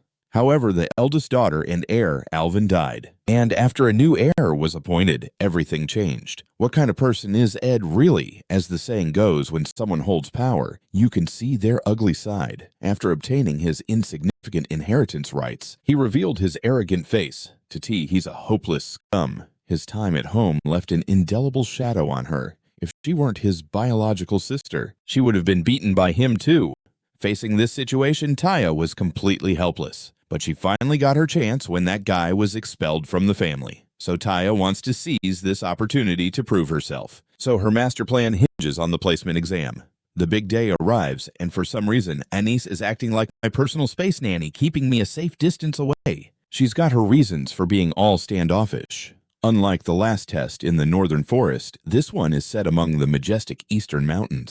And guess who's running the show? Teaching assistant Claire. This exam's got a whole new spiel. Gone are the days of hunting down mana orbs. Now we're on a treasure hunt for the elusive mana stones, but not just any stones, easy peasy ones. We just have to stash them away. No score difference though, so it's not a total nail-biter. Any brave soul who plops a found mana stone on the altar gets a shot at entering Class A. Sounds like a cakewalk, right? Well, Claire is under Professor Glast's expert wing and has inherited all his know-how. Freshmen are about to duke it out with a horde of monsters and wild beasts. Welcome to the ultimate survival exam, hell level difficulty status activated. Spoiler alert, not a single freshie at Sylvania this year makes it to Class A. It's all set in stone. The overarching story demands it, so I keep my mouth shut and don't give Claire the lowdown on the exam's brutality. The only silver lining, no freshman is going to bite the dust since they're only tangling with pre-programmed phantom monsters. We just need to set things up and play safety police. Anise insists on babying the equipment, but let's be real, she looks like she's wrestling a bear. To avoid a phantom disc disaster, I decide to hold on to it for her, but then Anna suddenly spots my face, gets freaked out, and ends up slipping on her heels. Lucky me, I managed to catch her just in time, but totally miss the phantom disc slipping away. Thankfully, Clavis swoops in like a superhero from behind and saves the day. I let out a sigh of relief. Almost messed up the entire story, but just as I relax, I hear a loud crack, and the disc shatters like a bad movie plot twist. Everyone around me freezes in shock. Oh man, I knew we were due for a hiccup. As everyone gapes at the broken phantom subdisc, you could almost hear the gears grinding in their heads. How did we end up here? Annie is practically drowning in guilt. But I have a light bulb moment. I place my hand on Clavis' shoulder like, all right, buddy, it's your time to shine. According to the legend, Tai schooled Lucy in last year's joint combat training, racking up some serious fame. Sure, things changed a bit later when chaos hit with Yaneka, but the joint combat training is still a must-see event this year. The elite first-year students are eager for a showdown with the now legendary protagonist crew. Sure, it's just practice, but the freshies are gunning for blood. But no worries, Ty's got it covered. He cleans their clocks. His glow-up in strength is so impressive that jaws are dropping left and right. St. Clarice, hiding in the crowd, gives him a nod of admiration. The connection between St. Clarice and Ty is crucial, so we've got to stick to the script. This means we need a hotshot first year to kick things up a notch, just like the plot intended. They're on a rampage since no freshman made it to Class A in the placement exam. Now, let's switch scenes. Although every princess at Sylvania has to rock the same outfit, there are some royal exceptions. Enter St. Clarice, the spiritual icon for millions of Tro believers. Greeting the saint in front of a crowd is just a no-brainer. But for Taya, it's like a golden chance to boost her popularity and campaign for student council president. But let's not forget the placement exam. As fireworks light up the sky, all the first years scramble up the mountain like it's Black Friday. Landing a spot in Class A is like finding golden tickets. The Academy showers you with all the treats you could dream of. That's every Sylvania student's fantasy. Taya spots a bunch of red mana stones, but thinks there's got to be more to it than just plopping them on the altar. There's bound to be some twist, as always. Then, she hears some rustling nearby. When she peeks, she sees another student down on her knees in the snow, and she assumes someone's taken a tumble. Just as she is about to fetch a teacher, the student waves her off. It's her first encounter with snow, and she's just curious about how soft it is. Taya is flabbergasted, staring at those bright, innocent eyes. Did the girl hit her head before the exam? Poor thing, Taya introduces herself. The girl's heard of the illustrious Roth Staylor family. They're quite the big deal. But Tia's quick to point out that being from a fancy family doesn't mean everyone's a treasure. While Tia noticed some changes in Ed during camp a few days back, she's not ready to trust him yet. That anxiety just won't quit, but Taya's reassuring her, it's all good, this is Sylvania Academy after all. The girl nods, I'm Kelly from a tiny town in the east. I'm thrilled to befriend you since I'm not too keen on the exam myself. Let's team up and get you into the class you want. Taya is taken aback. Fast forward 30 minutes, and the mountaintop gets its first visitor. Before he can even process the scenery, he's greeted by a punch the size of a sandbag. Sure, it feels a bit sneaky, but hey, it works just like old Ed promised it would. But he's not flying solo with this scheme. Anise is stationed at the northern side, stopping freshmen in their tracks. Claire's playing safety officer, and she needs to tweak the exam details before we wrap this up. I'm the last line of defense standing guard at the altar. Claire notices I'm low on mana, but I assure her not to stress, I've got a plan. No matter what chaos brews outside, my only job is to safeguard this spot. The phantom disc needs fixing, and my mana is still on the mend. It might feel sneaky and not how a senior should operate, but hey, it actually works, just like Ed said. But he's not the only one pulling this off. Anise is on duty stopping freshmen on the northern mountainside. Claire is keeping freshmen safe. Claire needs to tweak the exam content before it wraps up. I'm holding down the fort as the final line of defense at the altar. Claire catches a whiff that my mana isn't quite up to snuff, but I assure her not to sweat it. I've got it all under control. No matter what goes down outside, guarding this spot is my job. The phantom disc still needs repairs, and my mana hasn't bounced back yet. But Sylvania is tossing around pricey mana stones for this exam, and get this, slapping magical items on it sucks out and temporarily uses their mana. Just give me a bit of time, and I'll be chugging along with my mana again. Meanwhile, Morg's sharing the good vibes, and E and Claw are stalling like pros. My mission, stop anyone from waltzing into Class A. Now everything's set, so let's do this. Just as I figured, Claw is holding off the majority of the students. Taya shows up too, but let's be real, there's no way she can take on Clavis right now. But oh boy, the saint standing next to her, that's a whole different ballgame. Suddenly, a loud ruckus from the mountainside grabs his attention. That's Anise's turf. The duo sneaks by while Clavis is blissfully distracted. So even though top-notch teaching assistant Anis is a whiz at food and books, her combat magic skills are just a smidge better than the students in her year. But hey, she's definitely not a total noob either. This freshman shows some serious talent. His name's Joseph. Unlike his sister, the Queen of Alchemy, this kid can whip out intermediate magic like it's nothing. He's got a solid shot at climbing the ranks.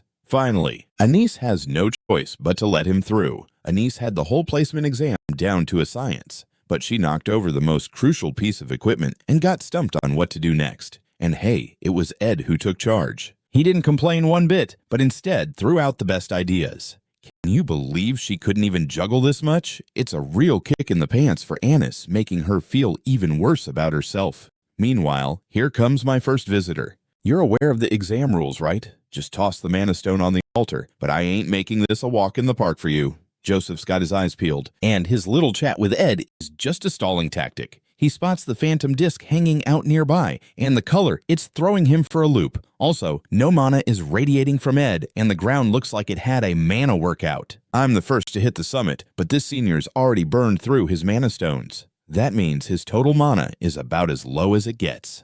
Talk about a letdown for Sylvania. I thought this would be a gold mine of knowledge. Now Joseph's daydreaming about what kind of sandwich he'll munch on after he comes down the mountain. He quickly fires off an intermediate spell at Ed, but guess what? Ed dodges it like an Olympic athlete. I mean, dodging this spell without plotting its path ahead of time, that's basically impossible. So he's a fire mage based on the flickering flames. It's gotta be a fire projectile. But why is he aiming his mana at the ground? Then bam! An attack comes at him flying in a curve like a rainbow. The scale of the flames is way bigger than he expected. Clearly, he's been hitting the books on basic magic hard, and he probably knows a thing or two about intermediate magic, too. But honestly, that's just a whole lot of effort wasted on me. No matter how powerful his flames are, they won't break through my defensive magic, and he's got hardly any mana to burn. His magical combat chops must leave a lot to be desired. Mage battles are a whole other level of depth, but before he can blink, Ed already breezes past his defenses.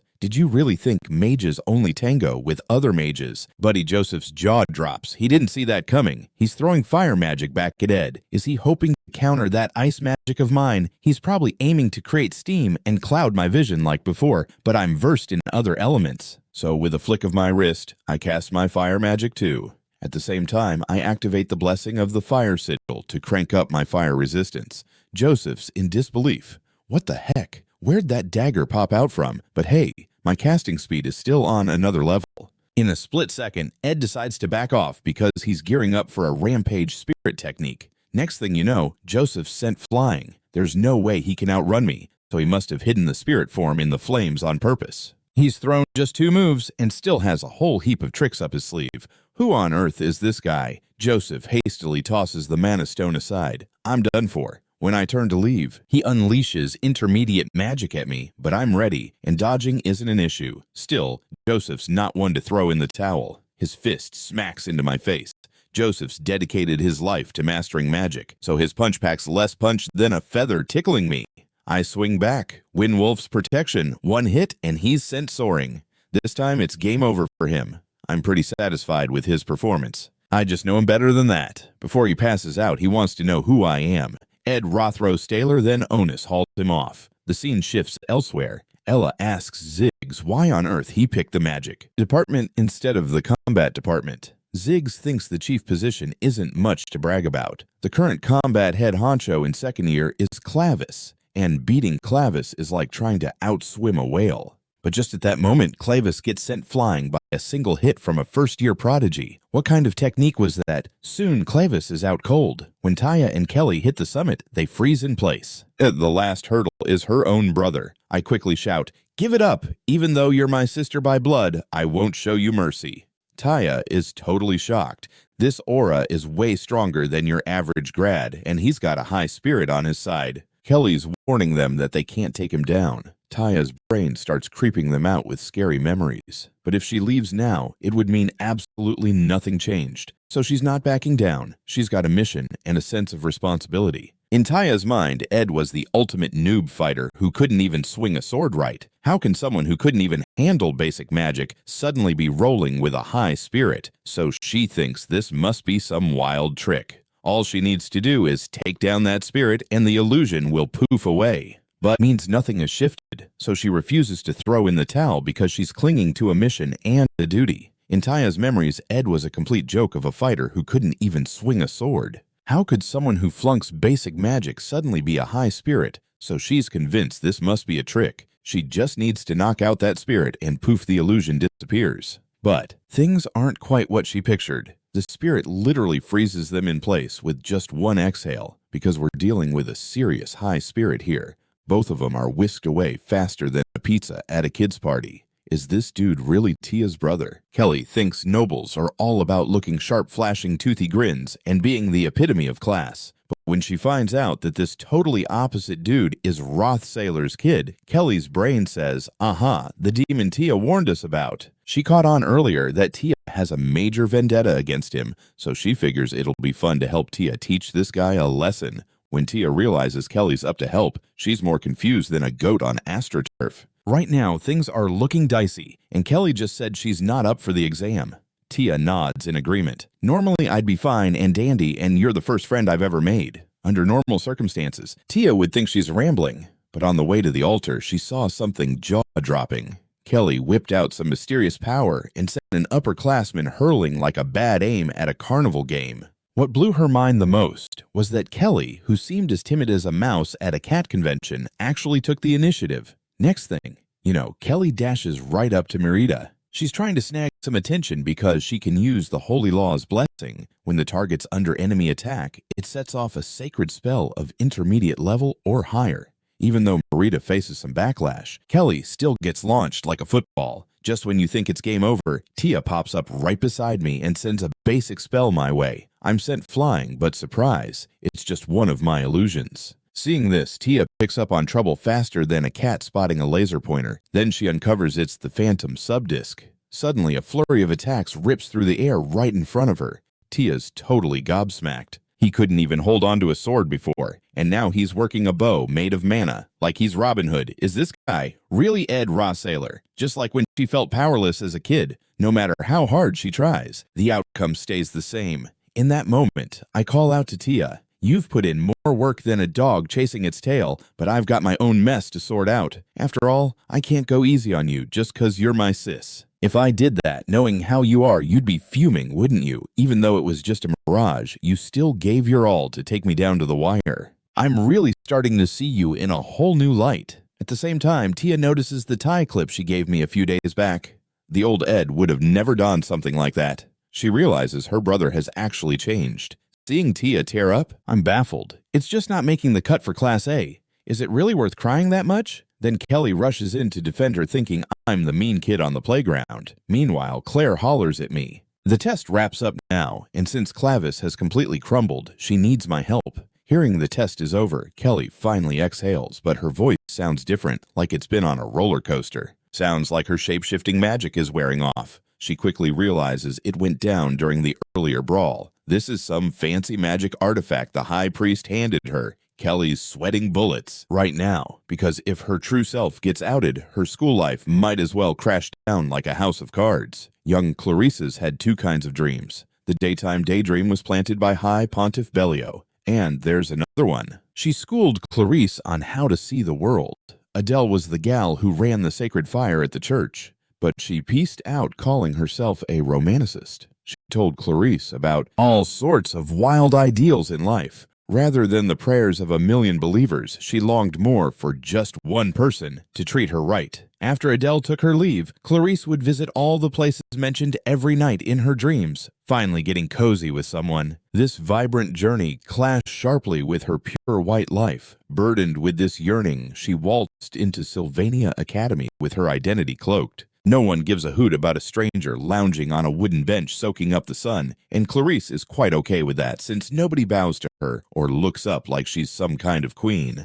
But then there's one hiccup. Morg picks up the dropped artifact, and I quickly hand it to Kelly. Don't go losing stuff again. All right. Luckily, no one caught her slip-up. After wrapping that up, I saunter away without glancing back, and the freshman placement exam finally hits the finish line.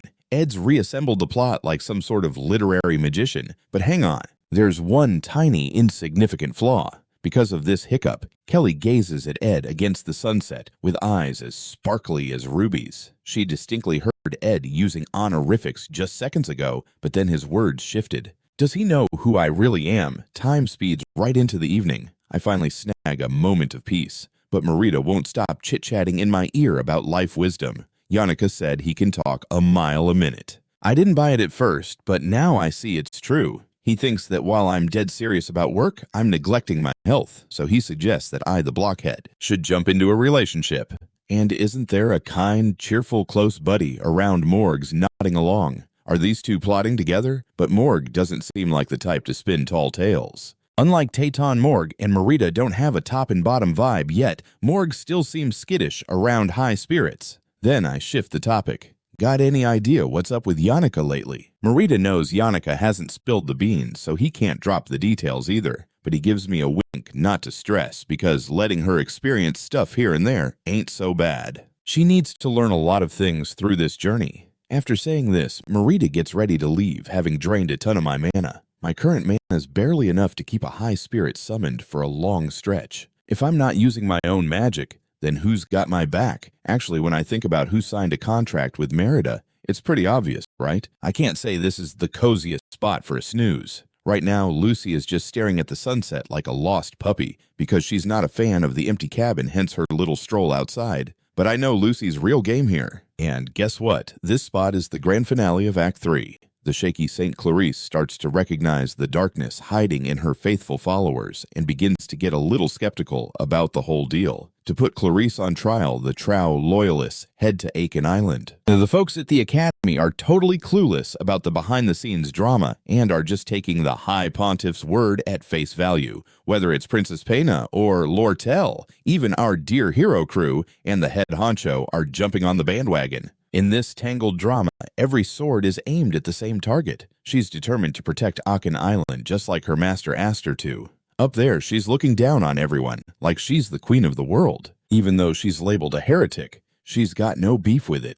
This is the awakened Lucy Mel, and she's taking down the big players of Aiken Island, handling more than half the squad all by herself. But at the end of the day, she runs out of steam and gets taken down by Ty, who's perfected the ultimate swordmaster technique. Only when the truth finally comes out does everyone grasp why Lucy had a hit list for the apostles. Lucy bites the dust amid a sea of misunderstandings. But for those involved, the late realization stings way more than being confused. In the end, Lucy takes all the weight on her shoulders. I have no plans to stop her. But is throwing Lucy under the bus for the original plot really necessary? I'm not some heartless fiend. It's just that if things unfold this way, we're looking at a bad ending. The Great Mage Crew was both Lucy's mentor and her only family. Just before his final breath, he told Lucy to keep an eye on Sylvania Academy. Only Lucy knows how heavy that promise is. She also needs to shake off this clingy attachment. Sure, the war ahead is going to be long and filled with hairy moments, but it's unavoidable in the 3-act story we've mapped out. But I'm not going to just sit back and watch it happen.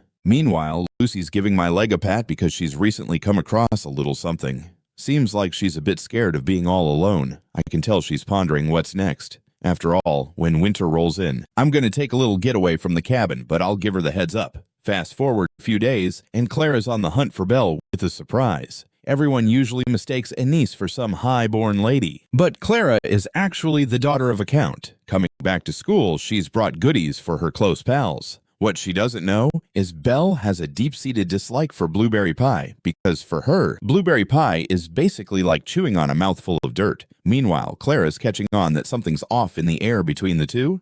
Did they have a spat? Should I crack a terrible joke to lighten the mood? Just then, Yannicka pipes up asking Anise, "So Ed had you, huh?"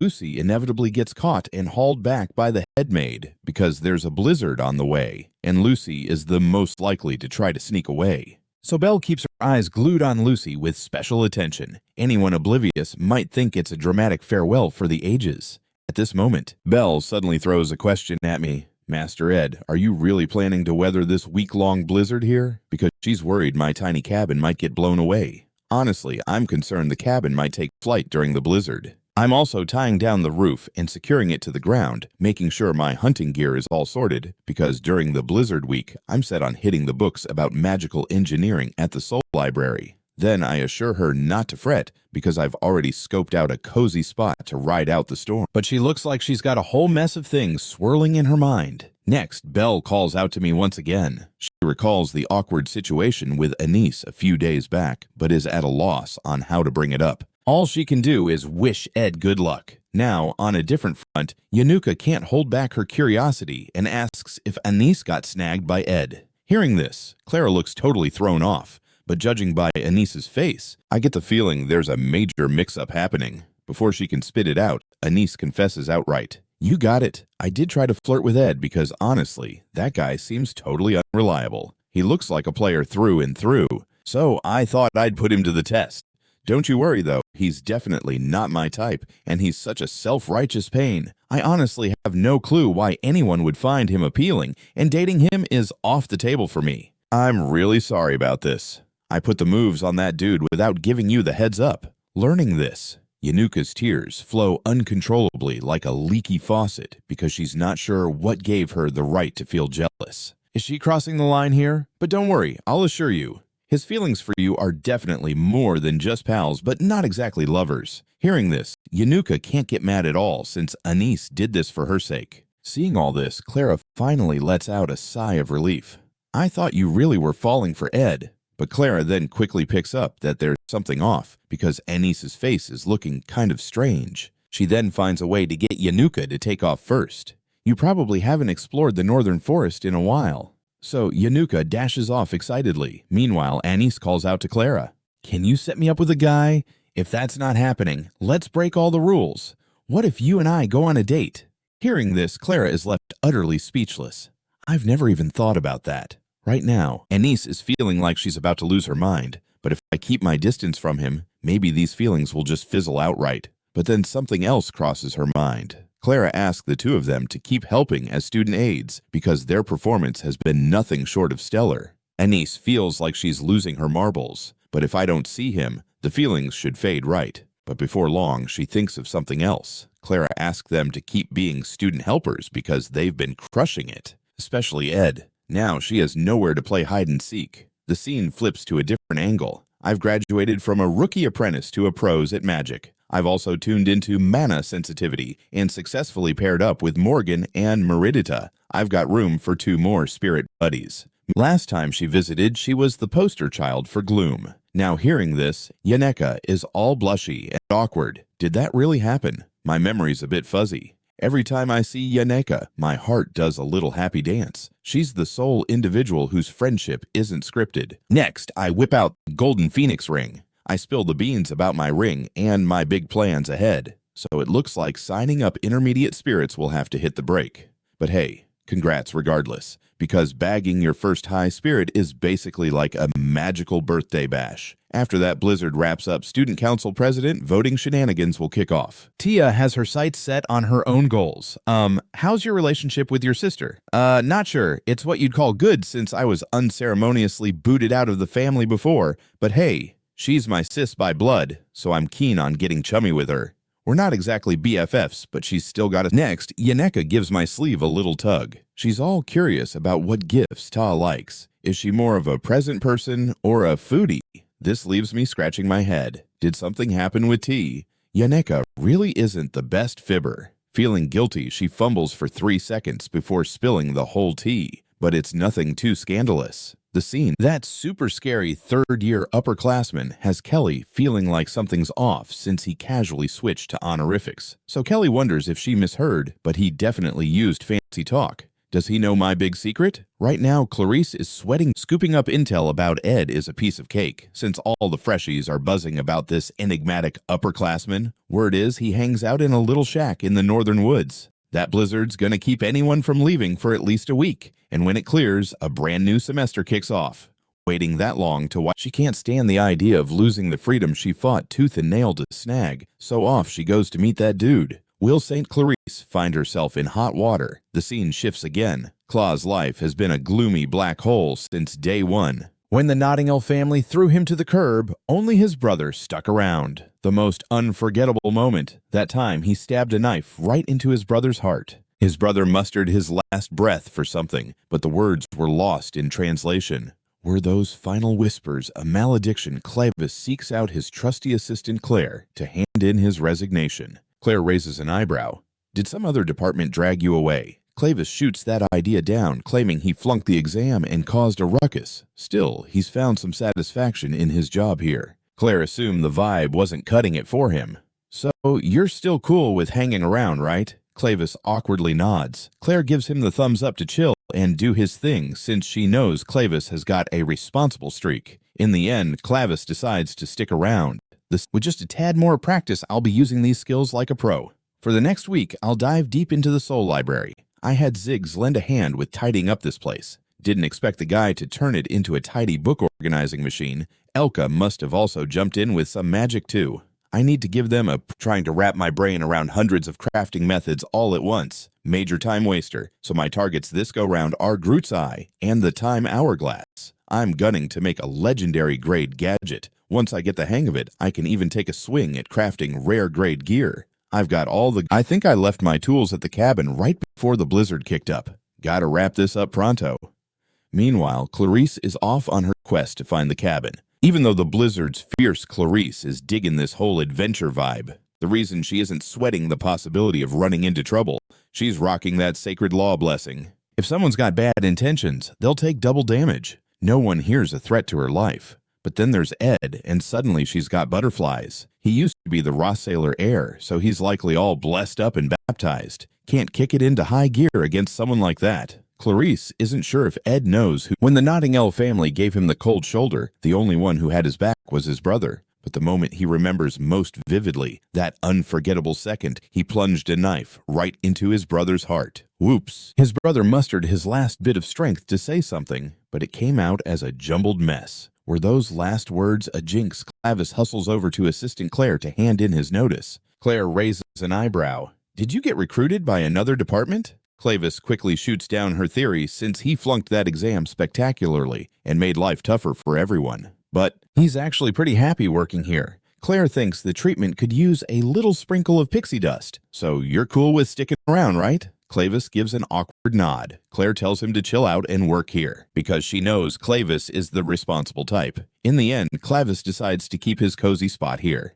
The scene flips to another angle. Now magical engineering and spirit skill. Infusion are basically my secret plays. With just a tad more practice, I'll be using them like a pro. For the next week, I'll dive headfirst into the Soul Library. I had Ziggs come in to tidy up this place. Didn't expect him to go full Marie Kondo, even organizing books like a librarian on caffeine. And Elka definitely had a hand in it too. I owe them a serious thank you after all this wraps up. Trying to digest hundreds of crafting methods at once is about as useful as a screen door on a submarine. This time I'm aiming for Groot's Eye and the Time Hourglass. I'm gonna whip up a legendary grade artifact. Once my skills hit the jackpot, I might even try my hand at some rare grade gear. I've already got all the materials piled up. Now I just need to break them down with my tools. But wait, something feels off. Did I seriously leave my tools back at the cabin before the blizzard punishes me? Better hustle. Meanwhile, Clarice is on her own little quest to find the cabin. Even though the blizzard is howling like a banshee, Clarice thinks it's a blast, since it feels just like an adventure. The reason she's not sweating running into some shady characters is she's packing the blessing of sacred law. If someone's feeling hostile, they'll get smacked with double damage, so nobody around here can give her the heebie-jeebies. But then there's Ed, and he gives her the jitters. He used to be the Roth Staylor heir, so he probably already got blessed and baptized by the order, like she can't unleash her full power against someone who's in the club. Clarice wonders if Ed is even aware of her true identity too, so she's just here to check things out. Next, she flings the cabin door open only to smash into something boom, and suddenly it's like a scene from a disaster movie with junk on the floor. Seriously, why is it so dark in here? When she glances up, her eyes nearly pop out of her head at the sight. A horror show with blood everywhere. Is this what they call hell on earth? Just as she's about to scream, she hears some serious footsteps approaching. When I open the door, it's so dark that I totally miss the mess inside right now. Clarice is stuck hiding under the table like a deer in headlights, too scared to make a peep.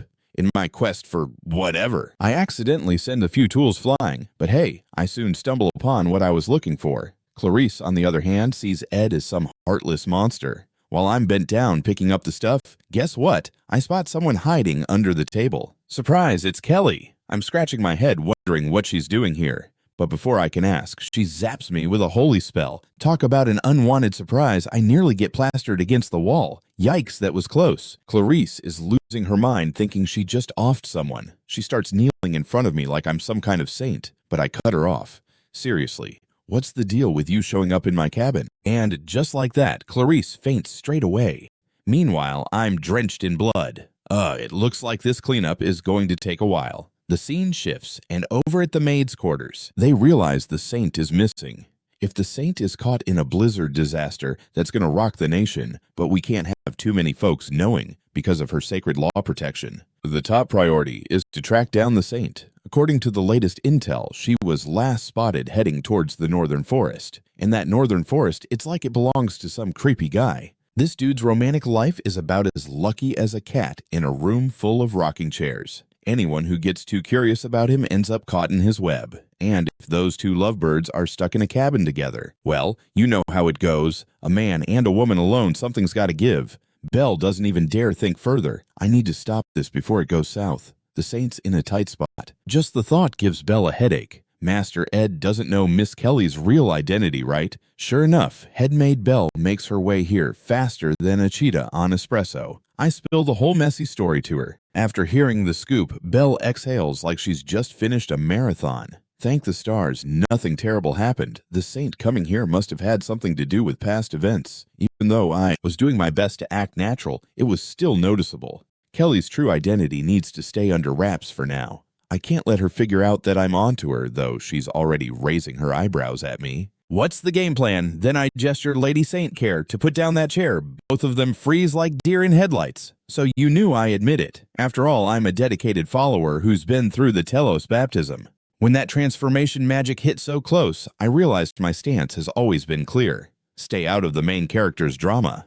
But if I ignore this, Saint Clarice might pull something wild. Better to let her know I see through her disguise and clear the air. So you're hiding who you are just to live a normal life because your position feels like a noose. Clarice is shocked that I've figured it all out. Then I give her a nod that says, chill, I'll keep. Now, what do you think of my life when you see me trotting around in the woods? Looking at the surroundings, Clarice realizes Ed's life seems more about barely scraping by. Sure, everything has its ups and downs. Seeing me living my best life in the woods. What do you think about that? Clarice glances around and realizes Ed's life looks more like a survival game. Everything's bright. Freedom is no exception. If Adele is the freedom-loving dreamer, then this guy embodies freedom's shadowy side. Now that all's well and good, let's call it a wrap on this shindig. Belle heads out, leading Clarice away from this place. As she reflects, Clarice can't shake the feeling that this cabin was a weird dream. Yet the scent of blood mixed with harsh reality is all too real. She never imagined that the one who threw magic at them led such a hard-knocks life. Someone's ideal of freedom just got torched. It's sad, sure, but it also makes her feel better about choosing to be at Sylvania Academy since she met an inspiring upperclassman. But then she saw, and she's totally convinced that coming to Sylvania Academy was the best decision ever because she met an upperclassman who's worth a hat tip. Watching this scene, Belle freezes. No way. This can't be happening, right? Belle is too nervous to admit what's swirling in her mind because she can't even guess what St. Clarice is thinking. Anxiety is her new best friend. Fast forward a week later. Lortel drags me outside and the shop owner rushes over when he spots her. Honestly, their trading company runs all the good stuff around here. After that blizzard hit, Aiken Island had a supply snag, so the bakery jumped on a ton of unnecessary items. As delivery time rolled around, guess what? They canceled the whole order. With ingredient prices soaring, it makes sense, but they're hogging the sales monopoly. This has Lortel fuming, and she's been pulling some sneaky moves to give their business a wake-up call. The shop owner right now is practically begging Lortel to take it easy on their tiny shop. But Lortel is straight up ignoring him. Trading company funds aren't plentiful, you know. Even with cash, we have to be smart about spending. I just nod along. Looks like you'll need to take one for the team here, but she signs to me that we do have enough for artifacts as long as we keep away from unnecessary splurges. Suddenly, Lortel spots I'm missing textbooks. I admit it because I am hitting the library to borrow some books, consider it a workout. Then Lortel gestures for me to grab one. But as I think about it, Sylvania's textbooks are priced like they're made of gold, so even though Lortel is hesitant, she digs into her piggy bank. However, I still turn down her generous offer. This leaves Lortel feeling a bit defeated, but she quickly changes the topic. Speaking of topics, student council president elections are coming up. Aren't you thinking about throwing your hat in the ring, Lortel? The trading company always takes the cake. Someone like me should just bow out gracefully. What's your take on Taya, though? I can't quite blame her for not wanting to back Pena. It's hard to explain, But even if every genius student rallies behind Ta, she still won't make the cut. The status gap between them is just too real. Lortel's got a keen sense for this stuff. According to the original plot, Princess Pena snags the presidency. Ta tries every trick in the book to snag just another vote, but the gap is still as wide as the Grand Canyon. In the end, Taya's the one who leaves the stage looking like the villain. Now Lortel's curious if I'll support the princess. If we're being honest, I'm more on Team Sister. After hearing this, Lortel finally lets out a breath she was holding because she was worried I'd swoon over the princess like the rest of the student body. Then she presses right up against me saying, "Ed, you know how I feel about you, right?" She looks at me with that puppy dog gaze, almost turning green with envy just now. But I'm as cool as a cucumber. Is this move not working? Let me check your pulse. But I quickly cut Lortel off. Whoa, chill. Why so cold? Did I step on your toe or something? I have to reject her theory because I'm not planning on dating anyone before graduation. But Lortel is relentless. How about after graduation? Now that one catches me off guard because I've honestly never given it a thought. For Lortel, this is like discovering buried treasure. I have no clue what graduation means for her, but it's not too far off now. As long as you can withstand constantly getting rejected and still pull off that graduation. Now that's a tall order because at the end of the tale, we're totally going to butt heads with that ultimate boss. Only if the hero can take him down can I graduate with a smile. Tai needs both St. Clarissa's and Princess Pena's backing to tackle the final boss, so Tai has to level up according to the script and muster all his pals. The placement exam wrapped up just like the original story, and Clarice remains incognito at school. Though I feel a tad bad for Taya Pena is definitely going to snag the title of student council president. Then the whole plot can get back on its tracks and I can chill. However, Pena's situation is the exact opposite of what I expected. She's feeling terrible inside. So, she's thinking about bowing out of this election. If that happens, the whole plot could crumble like a house of cards. The scene shifts to Clavis, who is now hiding in his room, fretting like it's the end of the world. Why does this cursed thing always camp out near me? Is a duel really necessary? Meanwhile, a dude barges in and interrupts Zig's study time because he's challenging him. But Ziggs doesn't seem too thrilled about it. Haven't you already snagged the title of top freshman? But Wade thinks that's just the tip of the iceberg. Next, he plans to challenge the senior big shots, including third-year Yinka and that mysterious upperclassman in the magic department. He's gearing up to take them all on one by one since second year CLA hasn't responded to his challenge letter and is probably playing the dodge game. After Wade takes out Clavis, he'll set his sights on Alvara and then Ziggs. So here he is dropping by to give Ziggs a heads up. Even though he knows Ziggs isn't the top dog, Lucy is an exception, but Ziggs believes he's got it all wrong. Forget Yenka and Ed before you even challenge me. You'll go down because you don't realize Claw is going to hand you your defeat. As I stroll out of the library, I bump into Ziggs and thank him for helping clean up last time. Ziggs then fills me in on Wade. I remember this part happens midway through Act 3. He's the son of the Northern Border Guard commander and a naturally gifted swordsman. Wade effortlessly snatched the top spot in his first year, but he's not content just being the first-year champ. With unstoppable momentum, he's challenging the school's rock stars and every top student from each year, taking them down one by one. Even Ziggs fell to him. Sure, Ziggs was running on empty at the time, but a loss is still a loss. Wade, who seemed like an unstoppable juggernaut back then, ultimately gets taken down by Ty, who leveled up at lightning speed over a single semester. I've seen Wade's mug a million times, so I know what he looks like. I thought with my laid-back vibe, I wouldn't be fussed over such things. But seeing the lively school atmosphere still gives my feet a little bounce. Watching Ed head off Ziggs remembers something he forgot to mention, because he notices that Princess Pena seems a little off lately. But just a moment ago, when he and Wade were chatting about Ed, Penny was all ears listening with complete focus. She seems super concerned about Ed, but these are just surface-level observations. Ziggs figures he ought to keep an eye on things before spilling the beans. As the blizzard rolls by, the northern forest finally greets spring. Right now, Yanuka is going on about the ins and outs of contracting intermediate spirits. I'm calling this teacher mode Yanuka. While everyone else would think she's adorable, she believes she's a picture of dignified seriousness, so I better play along. To contract intermediate spirits, you need to find ones that vibe with your aura. You have to feel that elemental resonance with them. The reason my deal with Merida fell flat was that my fire elemental affinity is off the charts. However, Yenka is hoping I'll pick elements different from my previous spirits. Sure, contracting spirits of your best element is a walk in the park, but can't handle all the curveballs. Even if I can't juggle all elements like Yanuka, having as many functional elements as possible is a wise choice. I recall an illustration about spirit mages in the game. Strolling through forests and by rivers bumping into spirits meant for me while sharing a romantic moment. With Yaneka guiding me, I gradually shut my eyes. Then I focus all my magical power into my peepers. Right now, I'm seeing a whole bunch of intermediate spirits popping up like they're at a spirit convention. And guess what? These are all spirits Yenka handpicked especially for me. I'm totally flabbergasted. Seriously, what a mastermind spirit mage. But they all seem to be on board with this whole arrangement. Before long, the spirits line up in 2 straight rows like they're ready for a beauty pageant. Then they start showing off their skills in front of me. Even Nord is taking notes, and he's just a low-level spirit. But with so many spirits to choose from, I'm feeling a bit like a kid in a candy store. What about my grand romantic moment? Is this all really cool? Meanwhile, on the flip side, a freshman welcome bash is in full swing.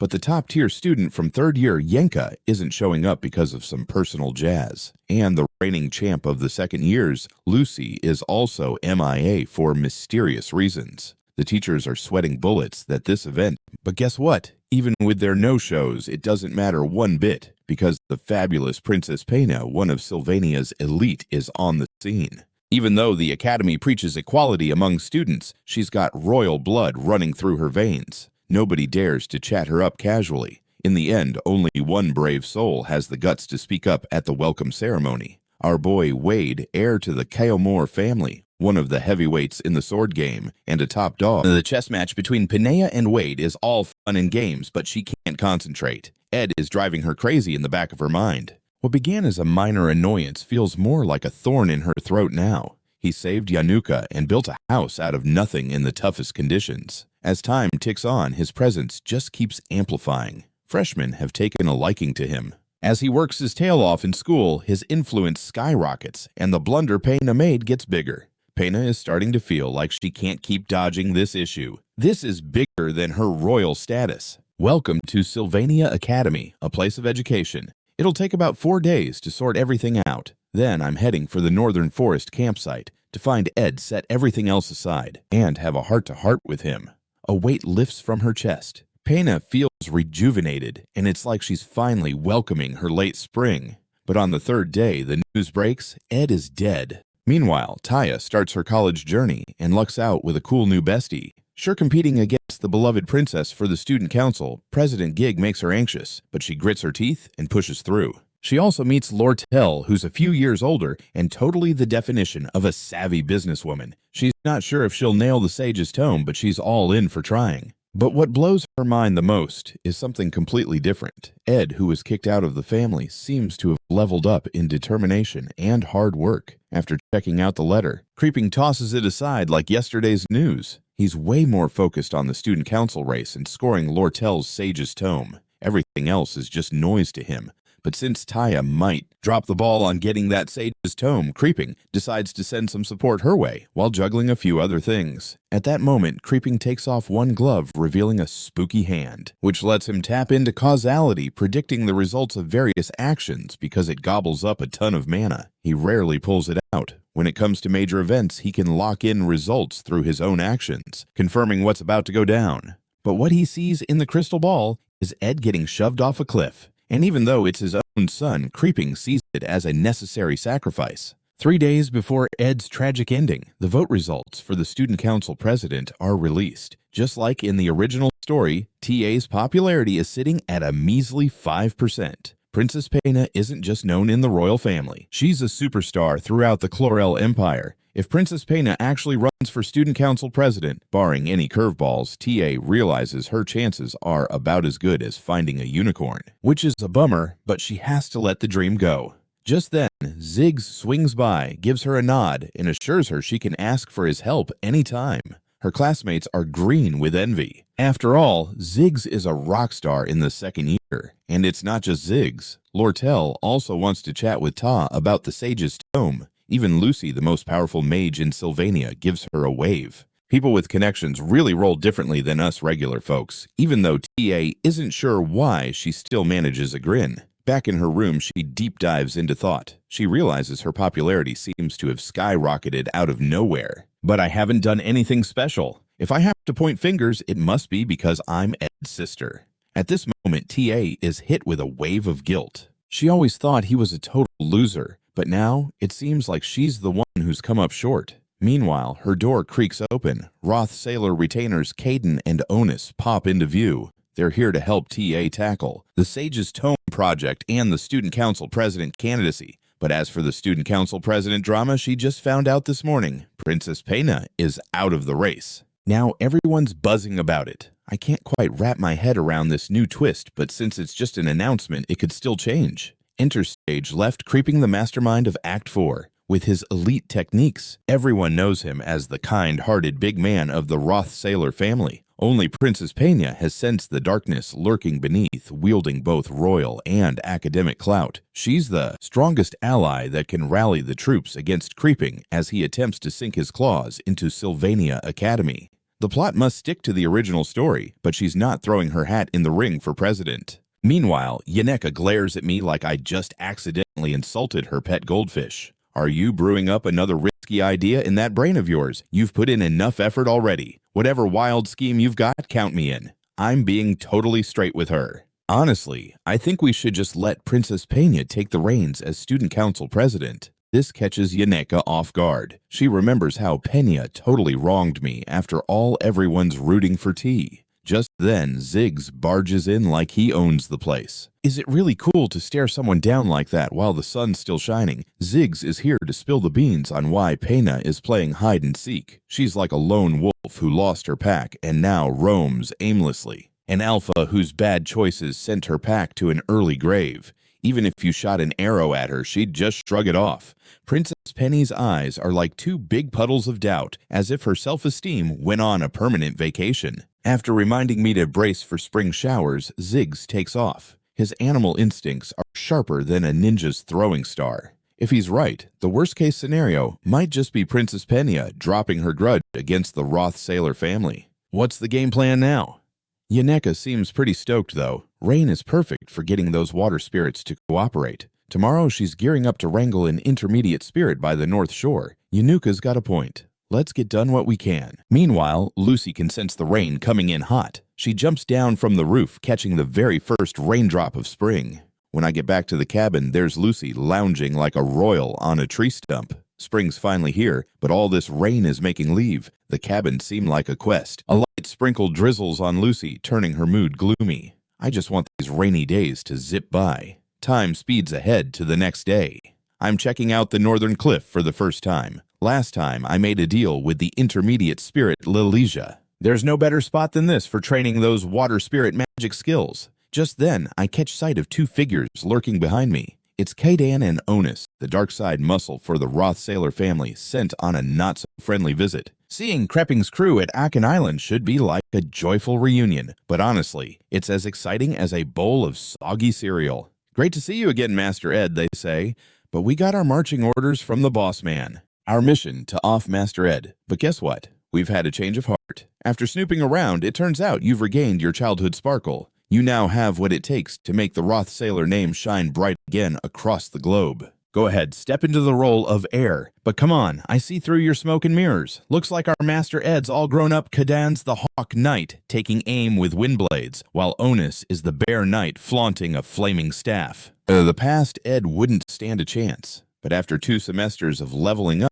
they might have underestimated me. Suddenly, one of them shouts, "Remember the girl who lost her eyes because of you? That was my kid, thanks to the old Ed." And just like that, I'm holding the blame bag. Cadan didn't see me dodging a barrage of mixed attacks coming, but hey, I can afford to miss a few times while one mistake on your end could cost you your life. Next thing I know, they've got me backed against the cliff. Seeing that I've run out of escape routes, Onus charges like a bull. Little does he know that's exactly what I wanted him to do. I quickly command Morg to go for the knockout. A short sword zips straight through him. Cadan's face is a picture of shock. They figured I wouldn't have any spirits contracted. Just now, he shielded himself with basic defense magic, then dangled Onus like bait. Next up, I unleash my spirit techniques, sending Onus to the moon with a bang. Kadan can't even get close. In an instant, 2 arrows soar out of the smoke. He manages to dodge one but still gets clipped. Great, how does he pack such a punch? Looks like you've had some exciting adventures while I've been slacking, huh? But next time try for the vital spots. He obscures my field of vision with his attacks. Guess it's time for me to use Onus as a human shield. In a quick second, he charges at me completely blindsided by the spirit creeping up behind him. It finally clicks that the earlier arrows were all part of my play. Kadan finds himself gasping for air as if he's lost in a pool of chocolate pudding. Burns and stab wounds cover his body enough to knock him out, but the Bear Knight isn't giving up that easily. He prides himself on battlefield experience. I didn't see that coming either. Thankfully, I've got the Windwolf on my side. It whips up a gale that sends enemies flying when I least expect it. A blast of powerful wind magic pierces through Onus like he's made of butter. He's out of commission. Glancing at the 2 sprawled on the ground, I cook up a sneaky plan. Onus gestures for me to end it quickly, and I'm like, nah, buddy, I'm calling the shots here. I know the family sent you out here. I'm already toast. Even if you kick the bucket, they'll just send more folks after me. Better to make your exit now than to spend your life peering over your shoulder in search of revenge. Here's a little present from me to the loyal goon of the Roth Staylor clan. Before Onus can even blink, I stab myself. And guess who arrives too late to witness this lovely scene? Yup, Yaneka. Ed's falling off the cliff, and Yanuka's like a deer caught in headlights. She can only stand there wide-eyed as Ed vanishes into the abyss, yelling Ed's name totally useless. No reply back. On suddenly realizes something's off. Witnesses weren't part of the plan. He tries to bolt, but his body won't comply. Then bam, a powerful aura bursts from Yaneka. The Bear Knight has prided himself on taking in every detail on the battlefield, but now he's up against something that's off the charts. An existence even beyond the high spirits. Divine Spirit Summoning, a technique that calls forth the top-tier representatives of every element in nature, along with the girl who calls the shots. At this moment, Yaneka locks eyes with him, looking like a demon from a horror movie. The last time she pulled this off, it was to summon Velasper, but this, representing all the elements in nature and the gal who's got their leash. Right now, Yenka is staring at him like she's possessed by a demon. The last time she pulled this look was when summoning Velasper, but this time is even scarier than a haunted house on Halloween. This is Theophis, who set the whole Abath Mountains ablaze back in the day of myths, the top-tier fire god. Even though Yeneka can only raise one arm right now, it's enough to turn the northern forest into a BQ pit. Staring at the utterly baffling divine magical circle, Onus is totally mind-blown. Facing such an intense beast, his ticket to the afterlife is pretty much booked. Next, Onus feels his blood starting to boil seriously. It feels like he just stepped into a sauna. Right then, the powerful gust from the wind element counters that weighty pressure.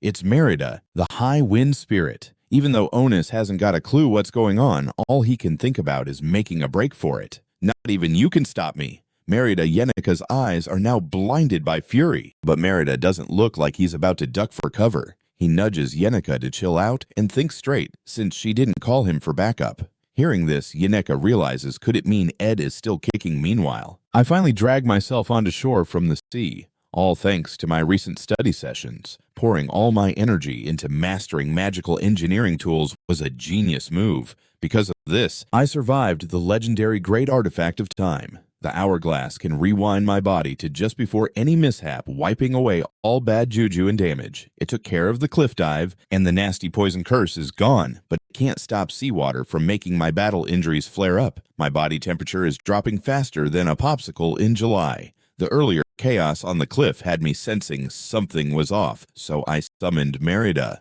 I really wonder what kind of circus is happening up there now. I didn't think I'd be using the artifact from Act 3 so soon. It'd be a stretch to say. I don't regret it, but at least I'm still here. I know Krepping must have used causality magic to peek into the future. If he finds out I'm still alive after escaping Caden and Onus, he'll throw caution to the wind and keep repeating that magic until he predicts my demise. So this time, I guess it's destined for me to bite the dust at their hands. I don't even understand why he's got it out for me in the first place. If I can convince him that I'm bound for the great beyond, maybe he'll take a breather from the obsession. He wouldn't be sending goons to the academy for no reason. It's either to help Taya in her student council race or to score the Sage's Haven. Either way, I've got to sit tight till this all wraps up before making my grand entrance. For now, I'm stuck playing dead. Right now, I'm so weak I can barely move, but the ruckus on the cliff has my ears perked up. Seeing it's Tata, I feel a wave of relief. I know it's Yenica. Before I can react, Yenica sweeps me into a hug. At this moment, the entire world fades away. With zero strength left, I can only enjoy the cuddle. All I manage to do is apologize. Seems like I always put you through the ringer. Yenica's still got me locked in like a bear hug, but we need to find a dry spot to weather this rain. We stumble upon a cozy little cave near the cliff. I share my plan going forward, and Yenica's face lights up with joy. She's the only one who knows I'm still breathing. I'll start bringing you essentials from now on, even though there's a ton of room around us. Yenica has been glued to me the whole time, and when everything finally quiets down, she realizes what's happening and starts blushing like a tomato, hugging her knees and burying her face. The relentless rain isn't doing us any favors, but it seems it's here to stay for a bit, and I've still got things to tackle. Meanwhile, in another scene, Lucy leans against the cabin door all by her lonesome. She's not going in clearly waiting for someone to come back. Usually Ed would stroll through the grass, poke at the campfire to see if it's still cold, kick the sturdy wood to test its manliness, organize the drenched clothes hanging to dry, shove rusted tools under the tent, then return to the cabin, dry off the rain on his shirt, and finally turn to give Lucy a grin. Next, he'd light the oil lamp, plop down at the desk, and start diving into magical engineering books. Lucy would quietly curl up by the fireplace, drifting off to sleep, soaking in the sounds of the rain, the crackling fire, and Ed flipping pages. Somehow, those sounds always bring her comfort. But right now, Lucy catches a whiff of blood. She's stumped. There aren't usually many folks trekking through the northern forest. If it's not Ed, who on earth could it be? What are they doing here? The vibe makes Lucy uneasy, so she decides to investigate. She quickly stumbles upon two beat-up guys. Who the heck are you? Onus spills to Lucy that they took an accidental tumble off a cliff and got banged up. Clearly, Lucy's not buying it, because she's got senses sharper than a hawk's. She can smell Ed's scent on both of them. You better spill the truth, or else I might consider your life forfeit. Meanwhile, in another location, Professor Falaban picks up the cursed short sword lying on the ground. It seems they did something sinister to it, and the poor soul who got cursed has kicked the bucket. The professor pieces together the puzzle. Yenica and Ed had agreed to practice magic here. Then she saw Ed meet his end. Yenica sadly nods in affirmation. The culprits are Caden and Onus, those knuckleheads from Roth Staylor. Given the sudden mayhem, the professor decides to ring up the headmaster at dawn. Just then, he senses someone sneaking up behind him. When he twists around, there's Lucy standing there like a knight ready for battle, worried Lucy might do something rash. Yenica plans to fill her in on everything back at the cabin, but Lucy isn't having a bit of it. Lucy strides straight over to Ed's bow and grabs it. In the blink of an eye, an aura more powerful than a thunderstorm bursts forth from her. In a flash, Lucy teleports away. Falaban realizes Lucy's headed to settle the score with the Roth Staylor gang. Knowing what's at stake, Yenica insists on stopping Lucy, fearful she'll make a colossal blunder. Meanwhile, Lucy's busy whisking Caden and Onus away. She takes them both high above Alias Hall. Lucy's got no love lost for the Roth Staylor clan. They kicked Ed to the curb. Plus, both of these guys came from Tia's room, and all roads point back to her. Next, Lucy crushes them both like bugs because, honestly, no matter who, she's on a mission to make whoever did Ed dirty regret it. With a dramatic flair, she storms into Taya's room, but surprise, Taya's MIA. Lucy keeps her cool demeanor, but not for long. Suddenly, a voice breaks the silence. It's Belle, Oilius Hall's headmaid. She's been Lucy's guardian angel longer than anyone else. Belle knows Lucy like the back of her hand. She's not one to swing a punch. Yet now, Lucy's on the edge, and Belle's got to intervene. But in an instant, Lucy zaps an advanced artifact to smithereens with just a glance. Boom, Lucy's mana goes wild once more. Bring Taya to me. As chaos brews, a battle rages in the underground arena. Wade is squaring off with an upperclassman, and surprise, he comes out on top like it's a cakewalk. Then he squints at Ziggs, who's next in line for a smackdown. Even though one-on-one isn't Elvirus's calling, he put the alchemy department's head, a swordmaster from the fancy Kael'mor clan, in his rear view. Who's to say he can't take down Ziggs too? Suddenly, a deafening crash stops everyone in their tracks. Is that an attack, they all wonder? Whatever it is, they gotta check it out. Ziggs peeks outside and freezes like he's seen a ghost.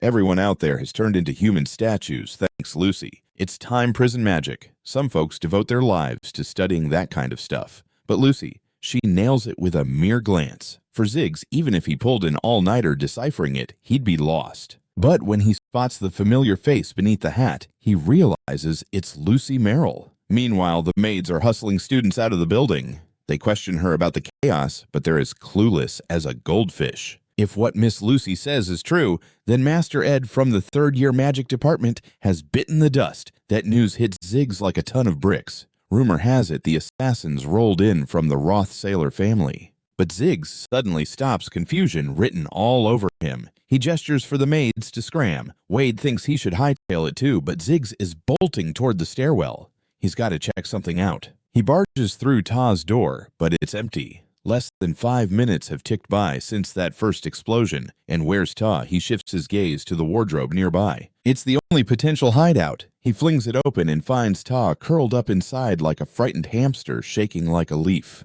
No matter how you slice it, the clues scream Ta's guilty, but Ziggs stays calm thanks to Ed. Ta's built up a stellar reputation at the academy. Even if she seemed annoyed with Ed, she doesn't strike him as the backstabber type. Ziggs takes a deep breath and calls out, "Listen up, Tia Ross Staylor. You better answer honestly. Did you send your goons after Ed?" Tia bursts into tears, denying it, like she's auditioning for a drama. Ziggs hangs his head, lost in thought. He can only land on one conclusion. If Tia dares to face Lucy, she could very well end up as a casualty. Ed wouldn't want that on his conscience. Although Ed's death weighs heavy on him, so many things still don't add up. Ziggs peels off his cloak and wraps it around Taya, because the only certainty now is that Taya's gotta stay hidden. Time to put a stop to Lucy. Ed wouldn't want her hands dirty. Just then, a voice breaks in. "Ziggs, are you even awake? If we can't take that monster down, we're all toast." So, handing over Taya Smart move, Ziggs isn't on the same page. "I'll stick to my morals, Wade." Meanwhile, Taya's still in the wardrobe, whimpering. "Since you've made the dumb choice, I'll have to enforce my will, no matter what. Taya's coming with him." Meanwhile, Lucy's letting loose arrows with Ed's bow. She's wrecking half the rose garden in the process. A statue comes crashing down nearby, landing only inches away from the panicking Clavis. It's the statue of Dvichi, head of the alchemy department. Clavis is shook. If upperclassmen are getting laid out, what hope does he have? When he looks up, Lucy's fierce gaze meets his. Clavis bolts like a rabbit, but Lucy doesn't care. She sees a chicken running from the fight. Clavis yells over his shoulder, "Why is my luck always this awful?" He's totally oblivious to the stone block underfoot and goes face first into the mud. Rain pours down on Clavis. This unexpected twist of events leaves him trembling. Clavis feels utterly helpless. Damn it, this wretched life. Just then, a voice cuts through the rain. "What's the deal, you nitwit Clavis?" Since that glass incident, Alvar's been on a roll mocking Clavis for his misfortune. "The only folks who can take down that monster, us top-year students. We need to buy some time." Next, Alvar kicks Clavis's shin. "Looks like you can still run back to the academic building. If you spot any teachers, send them our way. Most people are at the northern cliff right now." Alvara is determined to stall. Clavis hangs his head in defeat. "Damn it, you worthless pile of trash." Gritting his teeth, Clavis can do nothing but lie in the rain. Meanwhile, Yanuka is rushing to find me, explaining what's going on with Lucy. I know Lucy's character. She's probably at Aphilia's hall hunting for Taya. I may be pooped, but I have to act my poor sisters in real danger. This is something that needs my direct involvement. In that moment, Lucy is transported back to childhood, remembering all those rainy days. She recalls playing outside and ending up with a sniffle. Thankfully, Groot was there to nurse her back to health. Groot told her back then, "Hold on to this feeling." Lucy was puzzled. When you're under the weather, just lie down. You'll save yourself a world of hurt. What seems simple for you could be a monumental challenge for someone else. That's why you've got to remember how you're feeling right now. Back in the day, Lucy had no clue what that really meant, but she knew Groot was trying to tell her something important, something that even those memories are holding on to. Is different, so you better remember how this feels right now, she said. Back then, Lucy had no clue what this meant for her, but she at least realized Groot wanted to share something with her because even those memories hit a chord. Became just a footnote in his dusty memories. Meanwhile, Lucy gracefully glides down to earth like a seasoned ballerina. She thinks back to her days with Ed. That dodgy old coot claimed that once she became a powerful mage, all pain and hardship would be forgotten. Just then, a gigantic explosion detonates right under Lucy. Smoke clouds the area, but Lucy nonchalantly waves it away like she's shooing away an irritating fly. At this point, Alviv's hogging a mountain of artifacts that are blocking Lucy's way. Lucy's ice-cold stare zeroes in on Alvara, who's guarding the entrance, but Lucy just flicks her wrist like she's swatting a pesky leaf. Still, Alvivara, this isn't even a spell. It's pure mana flexing its muscles. She instantly grasps the power imbalance between them. You mages with your fancy mana sensitivity whip up magic with your mana. But guess what? Us alchemists know how to turn mana into anything we want. Alvara has her eyes set on the artifacts in the setup. Next, she dumps in the crimson crystal reagent she had prepped earlier. In a flash, the whole formation comes alive. She's using Lucy as a battery to juice up all the artifacts. These things are like hungry kids at an all-you-can-eat buffet, gobbling up tons of mana. Meanwhile, all the artifacts are on a non-stop mana-munching spree. Alvara's grand master plan is to suck Lucy dry of her mana to buy the maids more time for a graceful exit, but she's looking at this way too simply. The moment Lucy's mana starts draining like a leaky faucet, she doesn't even try to grab it back. Instead, she presses the gas and releases even more mana. In the blink of an eye, the artifacts are on the verge of bursting at the seams. This shocks Alvivara, who can almost taste the explosion in the air. Sure, calculating the mana overload is theoretically possible, but good luck finding that much mana lying around. Alvara knows she's out of her league. That's just a fantasy land for her. The head maid Belle, along with 14 maids from Oilia Hall, along with Lena from the 4th-year magic department, and alchemy whiz Dovici, plus 2nd-year alchemist Alvivara, they all manage to stall Lucy for no more. Alvivara grasps Lucy's ankle. If you keep this up, you'll seriously regret it. With your mana, you could have blown Ophelia's hall to smithereens right from the get-go. I know you're heartbroken, but doing this won't bring back the dead. Ed wouldn't want to see you like this. Rain pours down on them both.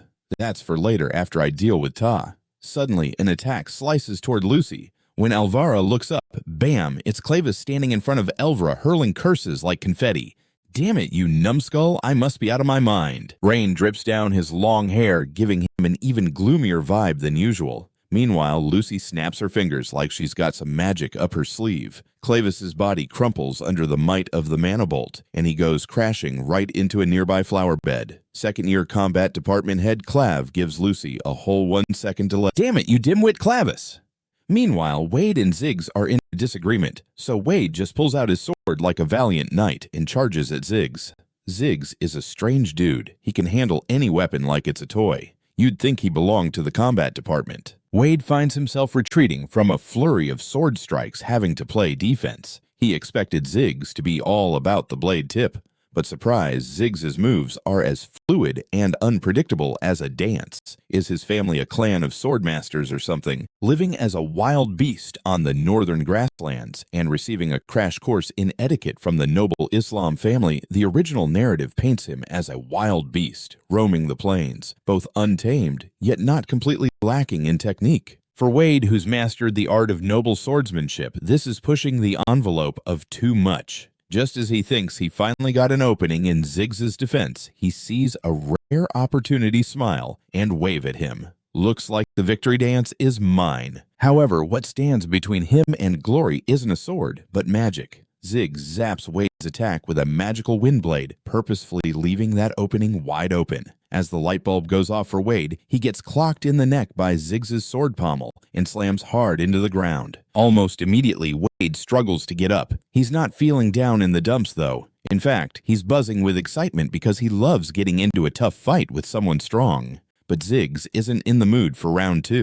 You're a shame to warriors, Wade. You don't really love battle. You just relish in winning since you only get excited over potentially easy matches. If you truly wanted a worthy opponent, you wouldn't have chosen me. The 2nd-year Magic Department superstar is none other than Lucy Merrill. If you're still squirming in excuses, you're nothing but weak, a card-carrying coward. Wade's sword is swiftly clamped down by Ziggs, leaving no room for any counterattack. Ziggs's sword jabs straight toward his neck, forcing Wade to gulp and slowly put both hands up. What's the plan against an opponent he can't possibly beat? After all, pulling a stunt like that would be outright dumb. So that's your peak, huh? Out of nowhere, a booming explosion echoes from the entrance of Ilia's hall. Lucy just blasted a hole right in the dormitory. At the same time, she spots something peculiar behind her. Clavis somehow manages to scramble up from the flower bed. Once again, he throws himself in front of Lucy. He keeps whispering to himself, "Don't you dare be scared, Clavis.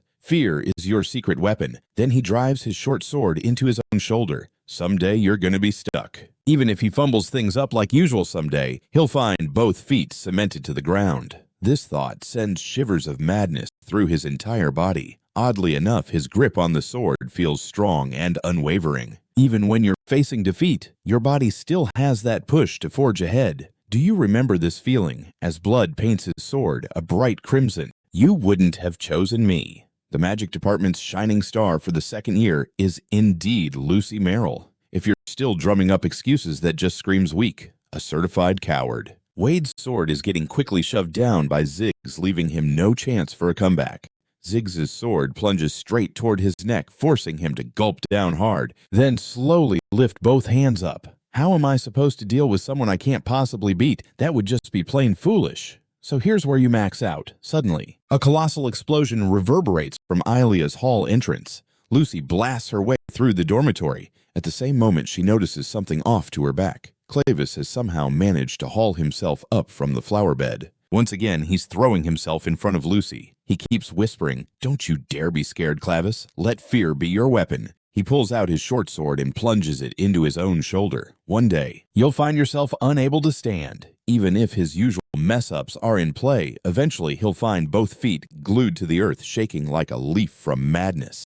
Curiously, the hand holding the sword feels firm and steady. Even in a pickle, the body keeps that momentum to lurch forward. Remember this feeling as Blood streaks his sword red. Clavis goes full rogue with the blood sword technique, a big no-no in his family. Gone is his shy demeanor. He now resembles an emotionless sword-wielding demon straight out of a horror flick. Alvara's jaw drops at his scary transformation. Meanwhile, Lucy slowly raises her tiny hand and boom! A magical arrow materializes on Ed's crossbow with her insane magical abilities. Crafting an arrow is a walk in the park for Lucy. She promised not to kill anyone, but this little arrow is her sneaky backup plan. Lucy believes it won't be lethal, but still. Just then, she senses something's off behind her. Clavis is already there. His speed is insane, way faster than before, so fast that even Lucy can't keep up. As Clavis swings his sword down toward her, a massive wall of wind pops up to deflect it. This Windwolf magic pack a punch, knocking Clavis back, like he just got hit by a freight train. Clavis is hurled back several meters by the wind wall, but here's the kicker: the blood sword technique leeches blood from his own veins as its magic source. With the blood loss he's taken, he could faint like a soap opera star at any moment. More wounds mean more blood, which means more power for both his body and his sword. But let's be real, compared to Lucy's magic, he's barely a blip on the radar. Clavis moves so fast that even Lucy's struggling to keep tabs on him. Finally, Lucy locks on to Clavis's location. She whips around just as her hand brushes the tip of his sword. Bam! Lucy's defensive magic circle slams down, stopping Clavis dead in his tracks. In a blink of an eye, she fires dozens of mid-level spells at him, launching a no-holds-barred attack. Lucy's flabbergasted that it doesn't seem to faze Clavis at all. But hey, magic is Lucy's wheelhouse. She's got plenty to spare in her magic bank. So she lets loose a few more mid-tier spells, and this time Clavis gets blown away. Clavis is sprawled on the ground, bleeding like a leaky faucet, his magical powers feeling like they're being sucked dry. It's no wonder the Nandel family thinks he's a walking red flag. He's totally unfit for family leadership. Everyone sees him as a monster, except for one brave soul. As if on cue, Clavis gets back up, his blood replenishing. He stares at Lucy, who's flying like a queen in the air. To everyone else, she looks like an insurmountable mountain. Elsewhere, Ziggs finishes off Wade and dashes down the corridor with Tia. Halfway through, he spots a girl frozen at the entrance. And that face, way too familiar. It's Lortel. Ziggs instinctively shields Tia behind him and inquires about Ed's status. Lortel just smiles, and Ziggs instantly feels that familiar unease creeping in. His gut screams that she's trouble. "If it's just you and Tia, what's your plan?" Lortel says without missing a beat. "Tear her apart," Ziggs throws out, urging her to chill, claiming that's a hasty call. Lortel nods, but suggests that before she kills her, she'd take her time torturing her first. If Tia spills the beans, well, that's a whole different scenario. Tia turns as white as a ghost, hastily screaming that it's not her fault. Just then, Lortel steps to the side. She knows she can't handle Ziggs. She hasn't had much face time with him, but he radiates a threat level that screams, "Run for your life." Even her adoptive dad didn't come out unscathed. No telling what's behind that door. Ziggs finds himself caught in a real pickle. Unknown to him, an epic showdown is happening on the other side. Alvara's muffling sobs begging Clavis to call it quits because he's already been rocked by high-level magic like several times. The memory of the day Clavis accidentally hurt his brother replays in his mind like a bad movie. While everyone called Clavis a monster, his brother was always there to comfort him, talking about family ties and saying that with great power he too could be a hero someday. But Clavis has figured it out now. The Nuttendale family has a long history of sword demons. No matter how much he pretends to be just another guy, when he loses it, rivers of blood will flow, because that hot-headed blood pushes him over the edge, making the idea of death irrelevant. When Lucy's magic heads for Clavis, he leaps and dodges like a parkour champ, risking it all with the blood sword technique. In that fleeting moment, he manages to surpass Lucy's magical reaction speed. The odds may be slim, but the battlefield shifts in a heartbeat. When matched against an opponent who's way stronger, some folks have the guts of a lion that help them pull off a win. Clavis finally pulls it off. He breaches all of Lucy's defenses and plants his sword at her neck. But this time, he's got a grip on himself. His brother once told him that if he could manage his impulses, he'd end up being a hero. When Clavis stabbed his brother, the last thing his brother whispered was that he was glad it was him and not someone else. That memory is etched in Clavis's mind forever, along with "Don't carry too much guilt, buddy," because for young Clavis that day marked the death of a true hero by a monster's hand, and now he finally gets what he wants. His brother used his dying breath to say one last thing. That moment is like a tattoo etched in Clavis' brain. "I'm glad it was me you killed and not some innocent bystander. At least that means I can forgive you, so don't feel too bad about it." For the young Clavis, that day marked the passing of a true hero snuffed out by a monster's hand, and now he finally gets what he wants because Clavis isn't interested in being anyone's hero or villain. Just being himself feels like a win for him. At this exact moment, he's completely wiped out, barely able to lift his head. But to Lucy Clavis' so-called power, it's like trying to lift a mountain while on the brink of sinking, just too weak for her taste. Ironically, though, it was either the strong one being a bit too relaxed or the weak one having a moment of bravery just now that for a split second, she almost kicked the bucket. Lucy has spent her life at the top of the food chain. She hates that feeling because it's the first time she's felt the cold breath of death looming over her. So she decides Clavis needs to go. Just then, an attack lands right at her feet and Lucy freezes like a deer in headlights. Clavis also turns to see where that sword came from. A guy sporting a raggedy cloak and a bow pops up out of nowhere. Yep, it's Ed, thought to be dead. But here he is, making a dramatic entrance again. Meanwhile, Lortel has Ziggs, and the gang blocked, leaving him to stew in a tough spot. Time is not on his side, so he's got to cook up a plan fast. Just as they're caught in this awkward silence, a loud crash shatters through the window nearby. A girl comes soaring in like she's got a flair for the dramatic. Lortel has no time to react and finds herself pinned under this girl. When she looks up, surprise, surprise, it's Yaneka. Right after that, she shakes off the rain like a wet puppy and points with enthusiasm. "I finally found you, TA." This leaves Lortel utterly speechless. Yanuka knows all about Ed's situation and is acting like it's just another day. Has she lost it? The room goes silent and Yanuka can feel the odd atmosphere. Did I just kill the vibe at the same moment? Merida strolls in from the side. Looks like we made it just in the nick of time. The scene cuts back to Clavis, who can't help but crack a goofy grin when he sees who's under that cloak. "Well, would you look at that? You didn't kick the bucket after all." Then he notices Clavis is looking like he went 10 rounds with a bear. You holding up Buddy Clav grinds his teeth and stares back at me. "Oh, just got my face kicked in. Totally fine. I'm well aware of what's about to go down." Fighting her is basically asking for trouble. At this point, Clav buries his face in the rain puddles. Honestly, I should have just booked it. But Clavis knows he's not the only empty-headed hero in this story.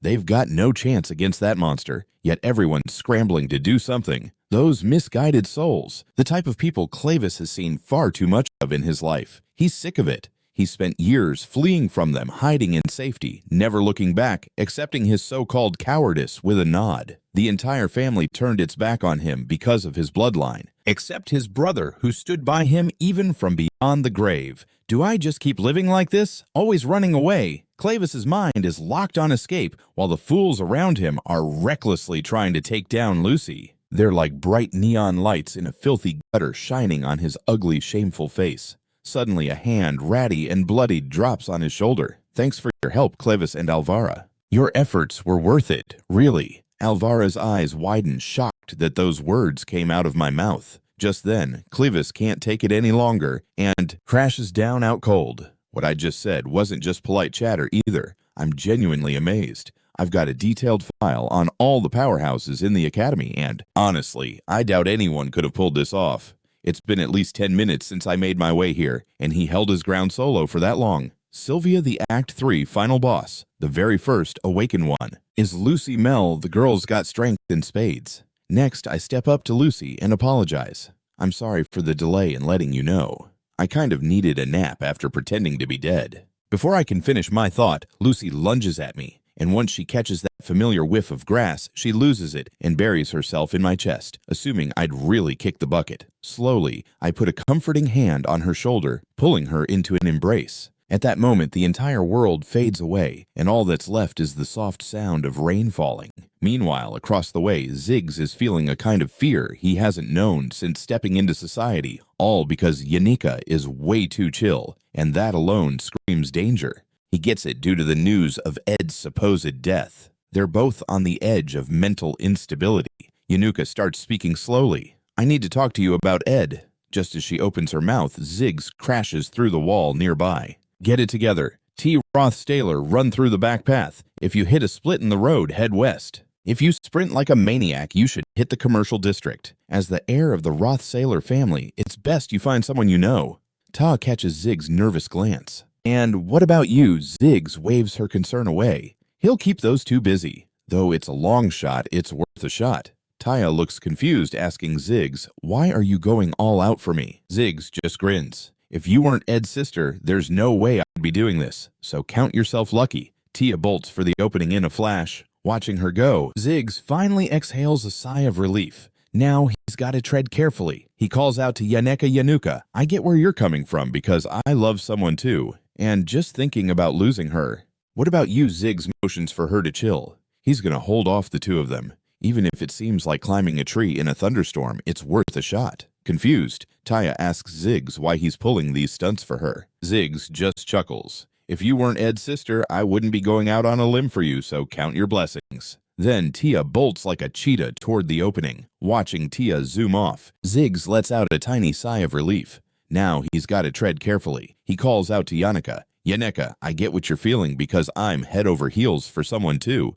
Just the thought of losing her. The agony in my heart is like 1,000 tiny ants doing a conga line on my chest. If a shot at revenge popped up, I'd ignite like a firecracker. Little does he realize Yannicka is totally clueless about this whole mess because I'm head over heels for her. Yannicka, sweetheart, you hold a spot in my heart that nobody can touch. Now from Yannicka's angle, she's tuned into the drama already. When she hears Ziggs spouting those mushy lines, she literally turns tomato red. Even though Ed has kicked the bucket, I'm at a loss for words here. Yannicka, you adored Ed with all your heart. It must feel like an elephant sat on your chest. Just as Ziggs opens his mouth to enlighten us, he gets blasted away by a fireball. In a snap, Ziggs is utterly immobilized, blindsided by kind-hearted Yannicka interrupting his dramatic monologue. And right now, Yannicka's face is as red as a stop sign, jabbing Ziggs with her wand like it's a game of poke the bear. Ed isn't pushing up daisies. He's still kicking, so stop yapping. Meanwhile, Lucy is sniffing the breeze, catching Ed's scent and instantly calming down. Spring rain dances down, and as it washes away the petals littered along the roadside, it's like nature is getting a facelift. Feelings, they're a whole lot like that too. After regaining my sanity, even in relationships that feel settled, new surprises swing by. During this time, Lucy's feelings for Groot take a twist. I reckon they're both on the same wavelength about Ed. But that overlapping emotion is like a puzzle that's both similar and oddly different. Lucy is scratching her head, wondering what the hang-up is. As the rain begins to steal the show, moonlight splashes onto them like a spotlight. Suddenly, Lucy gives me a swift shove away. Her breath quickens and her cheeks are glowing like she just chugged a hot cocoa. I call her name like a regular day at the park. But Lucy feels like there's a fireworks show going off in her chest, since she's never felt this way before. When she gets a whiff of the grass scent on me, she immediately chills out. Those smells are a trademark of the tiny cabin, and Lucy oddly kinda likes it rolling around like a puppy. However, the maids of Oilia Hall can't stand the grass smell. It's like their kryptonite. They go as far as drenching Lucy in perfume to mask that aroma, like a girl who's played in peach orchards and has fuzz in her hair smelling like fresh peaches. Long story short, once you start noticing someone's cozy warmth, it's like sticking to their memory, like glue. Lucy ponders why she's so preoccupied with this stuff, but then my voice cuts through just in time. The clock's ticking now. There's still a mountain of stuff to tackle since the professors will be back any minute, so we need to get our story straight but not too much info to spill. I'll kick things off with Alvar and Clavis. Plus, Ziggs and Lortel need the rundown. Yaneka should have tracked Taya by now, but right now, Lucy is staring at me like I've just grown another head. It seems like she didn't catch a single word I drooled out. We gotta round everyone up to sort this mess out because next up is the disciplinary committee ready to look into your case. And Clevis and Elvra are in pretty bad shape, so you really ought to apologize to them. Hearing this, Lucy looks like she's been hit by a bus. Apologize to them. I nod because they got hurt trying to put a stop to you. Alvara lost all her magical gadgets and Claus got blood painting the walls. Even though Lucy was in freak-out mode, she did manage to handle the blockers as gently as possible. Lucy's magic isn't something your average Joe can just shrug off. From her angle, she was just defending herself, but that's her view. She tries to explain herself, but her words fizzle out when she sees me letting out a huge sigh. But for me, it's not a shocker. For Lucy, this is like tripping on a banana peel. Is Ed let down by me? That thought sends her spiraling, and suddenly she's nodding like a bobblehead. I'll apologize to them. Lucy's got enough strength to make professors bow in respect, yet she doesn't quite get why Ed's opinion matters so much. But just sniffing out Ed's scent has her breath hitching like she's running a marathon. She has no clue that they've unintentionally slid into the realm of romance, sharing a bed snuggling under the same blanket. When Ed reads, Lucy sometimes snoozes on his thigh, cozy as a bug in a rug. In her relationship with Groot, those actions scream totally different meanings. After all, Groot is like family to her, while Ed's a dreamy young lad. When Lucy compares those memories, she realizes that this is a completely different ballgame because now we're talking about a man and a woman. Looks like I owe Yaneka another big one, but I need to scoot and take care of business quick.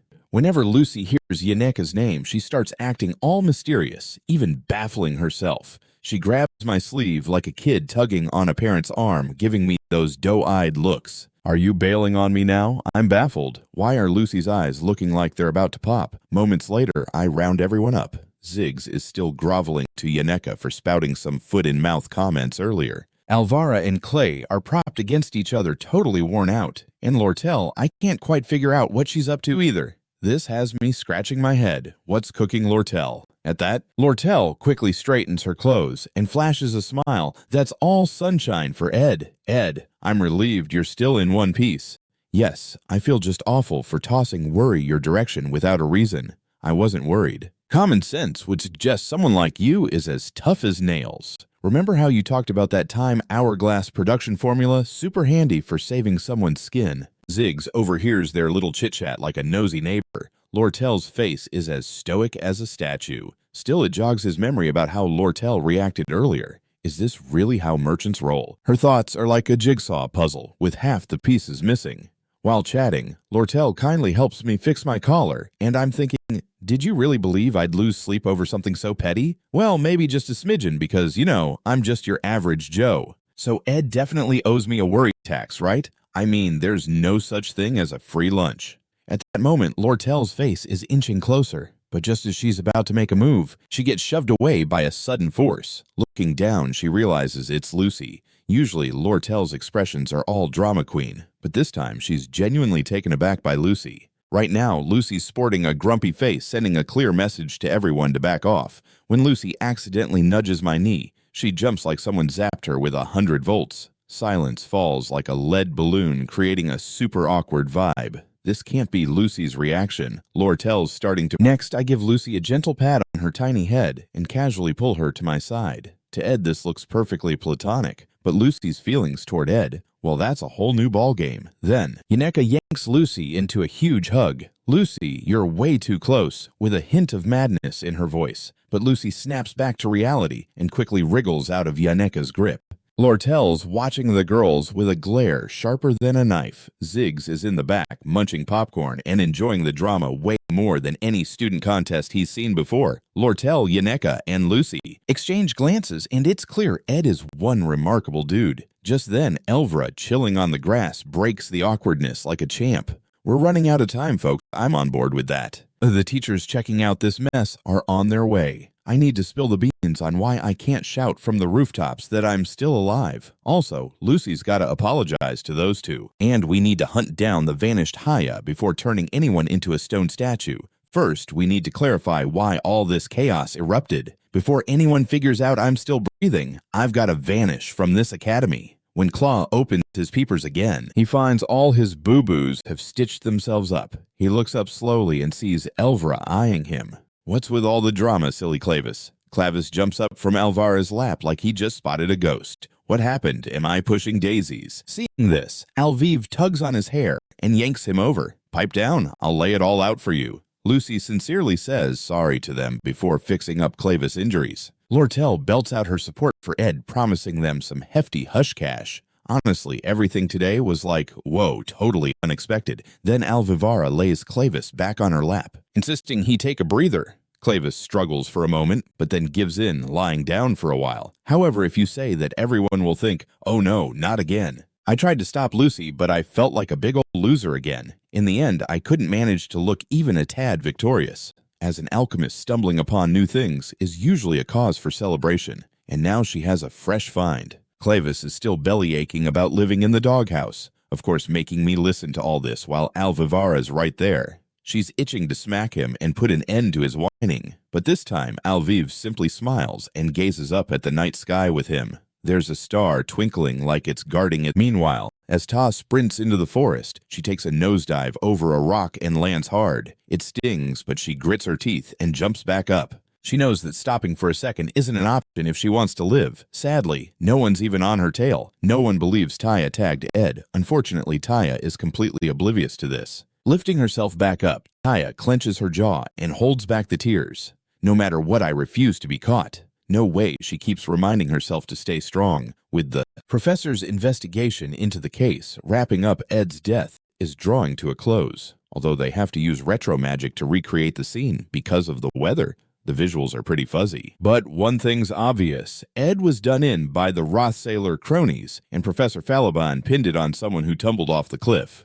Right now, the bad guys are chilling in the Academy's basement. After listening to Falaban, Ol checks the recorded footage, because, you know, this involves the royal family. After all, the Roth Staylor crew has tight ties with them, so they have to reach out. As for the aftermath, that's up to the Academy to handle. The ripple effects of a student biting the dust are beyond anyone's wildest dreams. Lucy took a major hit from Ed's demise. She was so bent on finding Taya to have a chat, but Clavis, the big shot from the second-year combat department, puts a stop to that. Ol also thinks highly of Clavis as a top-notch student, so he should totally get some accolades from the Academy. And as for Lucy's little mishap, she deserves a suitable slap on the wrist, too. The task of judging Lucy falls to Rachel. Kicking her out isn't an option. That kind of outcome is beyond unthinkable. Plus, even Clavis and Alvivara, the only ones really hurt, put in their 2 cents. And let's not forget the damage to Academy property wasn't anywhere near catastrophic. The worst hit was the wall of the third-floor dorm where Taya's room was, and of course, the fancy marble.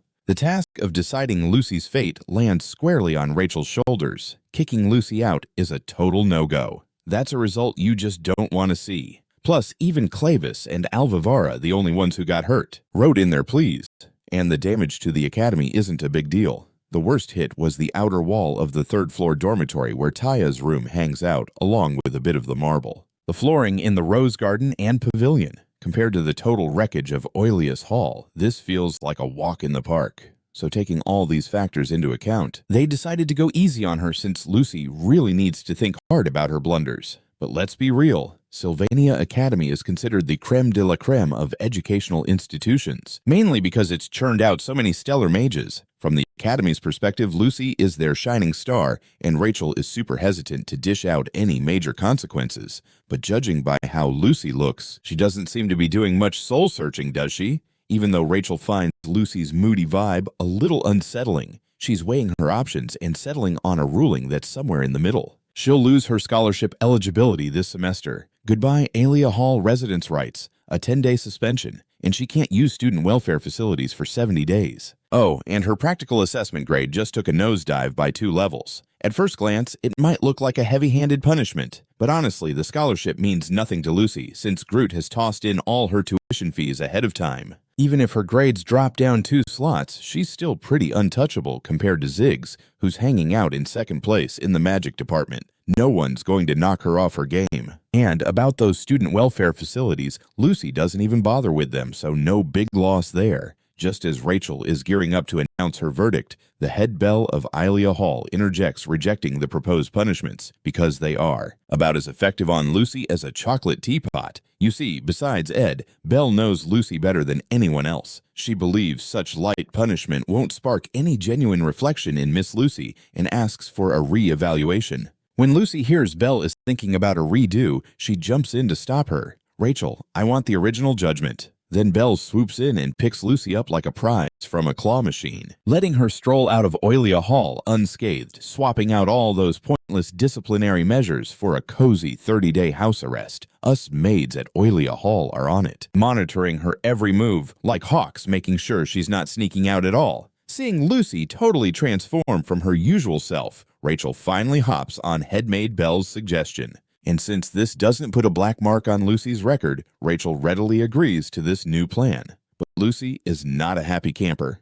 "I'm sorry. I'm truly sorry from the deepest part of my heart." Anything but that no way. Just then, a deep voice rings out in Lucy's ears. "Miss Lucy, to make sure you never have to step outside again, I've got a smooth and efficient plan for you." And just like that, it's curtains. Lucy, looking like a stuffed plushie, is carried out the door by Belle. Cut to evening. Yanuka spills the tea on Lucy's verdict, and I can't help but think this punishment is really a walk in the park for her. Yanuka is on dinner duty whipping up my favorite beef stew that I enjoy at home.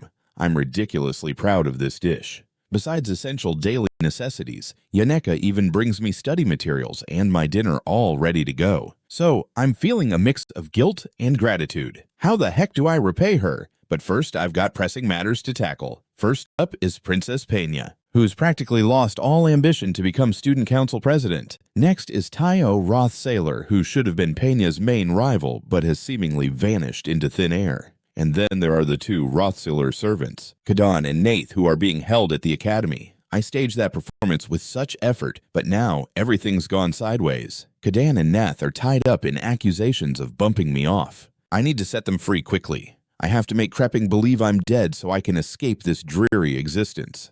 There's still a mountain of stuff to get through. As I let out a sigh, Yaneka starts feeling all guilty. She thinks because of our different backgrounds, she hasn't been able to help me much. I'm just a regular gal from a tiny ranch, so I totally have no clue what Ed's life is like. Catching her vibe, I signal that there's no need to feel bad. "You've already done so much for me, Yaneka, but I want to help fix your problems too. It's just selfish of me." Then she shyly lifts her gaze. "I just want you to stop stressing. That's my only wish." Hearing her say that puts that warm feeling in my chest back in gear. Lately, when I'm alone with Yaneka, this strange silence pops up out of nowhere. It's not awkward, though. I can't put my finger on why. We both just sense something odd happening. Then I express my gratitude. "I really appreciate you, Yanuka. You're the only one who worries about me like this." Hearing this makes Yaneka blush even harder. She quickly shifts the conversation. Anyway, the top priority now is finding Taya. I have no idea where she's gone or what she's up to, but it's clear as day that you're really worried about her. Initially, Taya seemed different from my memory, which threw me off because she's always been this gutsy, fearless, proud girl. But I've seen her confident side for myself. I believe she's out there somewhere staying strong and grinding for what lies ahead just like before.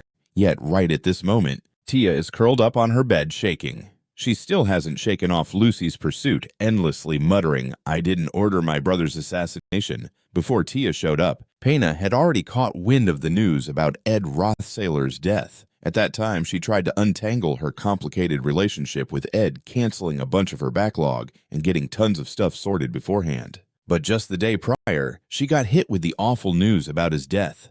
Penny was wrecked with guilt then. Maybe if she had acted just a day earlier, this whole mess could have been avoided. Gazing at the pile of documents cluttering her desk, which she had gathered since her first day here, all in pursuit of becoming the president of the Sylvania Academy Student Council. Sure, it didn't have much to do with imperial power, but at least it would let her flex her own influence around Sylvania, not thanks to her royal family ties, but purely from her own hard-earned position as thoughts of the old rivalry between the Roth Staylor clan and the imperial family danced in her mind. Pena believed Ed should be kept out of this mess. If things had gone differently, Ed wouldn't have taken a permanent vacation. Just then her thoughts were interrupted by a voice. Claire bursts in, dragging along a filthy Thai rustler like a dusty rag doll. She had also received the Academy's investigation report. Turns out Ed's demise was at the hands of a Roth Staylor family servant, the last Roth Staylor, left on Akin Island aside from Ed. But looking at the tear-streaked face of Taya Pena knows she's innocent. She steps forward to offer some comfort. "You've really been through the ringer, Taya Roth Staylor."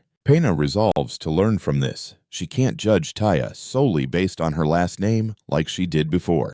So the earlier scene plays out. To keep Taya safe, Pena decides to stash her away in the palace because there's a mystery to unravel here. Just then, a voice cuts through the air. Despite her desire to turn it down, this is one showdown she can't dodge. As Pena pulls the door open, a fiery-haired girl stands there. "I'm truly sorry to hear about Senior Ed's passing. Sadly, we can only move forward by the Academy's rulebook." Witnessing the fiery demeanor of Lortel, Pena senses trouble brewing. Lortel's calm smile is her signature disguise, making it tough for anyone to read her intentions, and she sure doesn't hide what she wants. "I need to know, why are you hiding Taya just as I'm running low on magic juice?" I whip out the golden phoenix ring to summon Merida now, all sparkly and human-like. Before Ziggs can even blink, a mighty gust shoots him up into the sky. That's Merida's natural skill, the updraft. It launches everything in sight skyward and makes them do the Macarena for a bit. Ziggs comes crashing down into the ground with a thud. This is the first time I've laid eyes on Merida in her human getup. Merida pinches her cheeks, bewildered by her new human body. No fur, no tail, and this teeny tiny mouth talking is such a hassle. Just as she zones out, her animal senses scream a warning. Ziggs has already snuck up behind her. Didn't see that coming. He must have cast some hefty shield spell after getting hit with her magic. Now the weapon in Ziggs's grip has transformed into a long sword instead of a spear. His mana is probably running. Ziggs's sword is practically kissing her throat. I immediately throw up my hands. "I've thrown every trick at you. You win, Ziggs." The sword in Ziggs's hand disappears like magic. Ziggs's sword is already at her throat. I throw my hands up in surrender. I'm out of options. "You win, Ziggs." The sword in Ziggs's hand disappears like magic. Seems I've learned a lesson here. Ziggs can barely fathom how much Ed must have trained in just 1 year. After all, I'm still grinding away myself. But something feels off. Assuming the script reached this chapter, Ziggs's skills should be at their peak. My mana wasn't even that. I've been following the script, trying to maintain my upper hand for Taya to crush it in the final match. Some conditions had to be met since I believed the script was the golden ticket. But lo and behold, the moment I stepped on stage, the script went haywire. I've been trying to fix every little hitch in my plan because I was terrified of. Even when I caught wind of Caden and Nath's great escape, I hesitated to lend a hand to Taya. My precious script that I'd held for so long was going to twist into chaos if I meddled. But if I take a good look around, Ziggs Taya's partner sticking with him until the very end has bulked up. If the tides turn south, I can always jump in myself, which means I've gotten stronger too. Most importantly, my circle of trustworthy allies is expanding. Maybe I've been thinking too linearly. Sometimes this shift in thinking can be a blessing, even if it strays from the script. The plotline doesn't necessarily have to spiral into chaos. The scene shifts back to a few minutes earlier. The student council president election is heating up. Election campaigns are the hottest ticket in town at the beginning of each term. This time, 4 candidates are in the running, with Lortel and Taya catching everyone's eye. In the minds of the masses, no one is better suited to be student council president than Lortel. I can sense your determination. If leadership is about steering a trading enterprise, I'm sure I could master the student council just as skillfully. After Lortel finishes her rallying speech, the students below chant her name with fervor. If Lortel had her heart set on being president, there'd be nothing standing in her way. But she has zero interest in that title. Only a handful of employees from her trading company are clued in on this little secret. Unlike in the limelight, Lortel would much rather play the shadow game. Striding confidently down from the podium, she remarks, "You look a bit jittery." Taya is standing right in front of Lortel, clutching her skirt and shaking like a leaf. Enduring Lortel's greeting feels like torture. After all, she's still dealing with the whole murderer stigma. That would be anguish for anyone to bear. But Taya stands strong and replies, "I didn't kill my brother Ed." Her voice rings with conviction. Lortel just smirks, well aware of the truth from the get-go. When Taya steps up to the podium, an eerie silence envelops the place. It's a stark contrast to Lortel's raucous fan club. She places a reassuring hand on her chest to steady herself. "Hey everyone, I'm Ed Roth Staylor. This year, I'm throwing my hat in the ring for Student Council President." Just earlier, even the candidates who couldn't challenge a goldfish got more cheers than a rock concert. But now, you could hear a pin drop in this place. Ta naturally glances up. Every stare feels like a weight on her chest. Below the stage, Lortel stands like a hawk watching Taya. Is Taya trying to prove she's not guilty, or does she actually know how to play politics? It's anyone's guess. Taya's predicament is downright catastrophic. It's been over 10 minutes and not a peep from the crowd. Yet there she is, delivering her whole speech like a champ. But those reactions, they hit her heart like a sack of bricks. "Why did you off your brother? Seriously, you shouldn't even be up there. The pressure is thick enough to cut with a knife." Then, as if on cue, a barrage of paper balls and trash rains down on her. Forget campaigning for president. The students are way more interested in her alleged family murder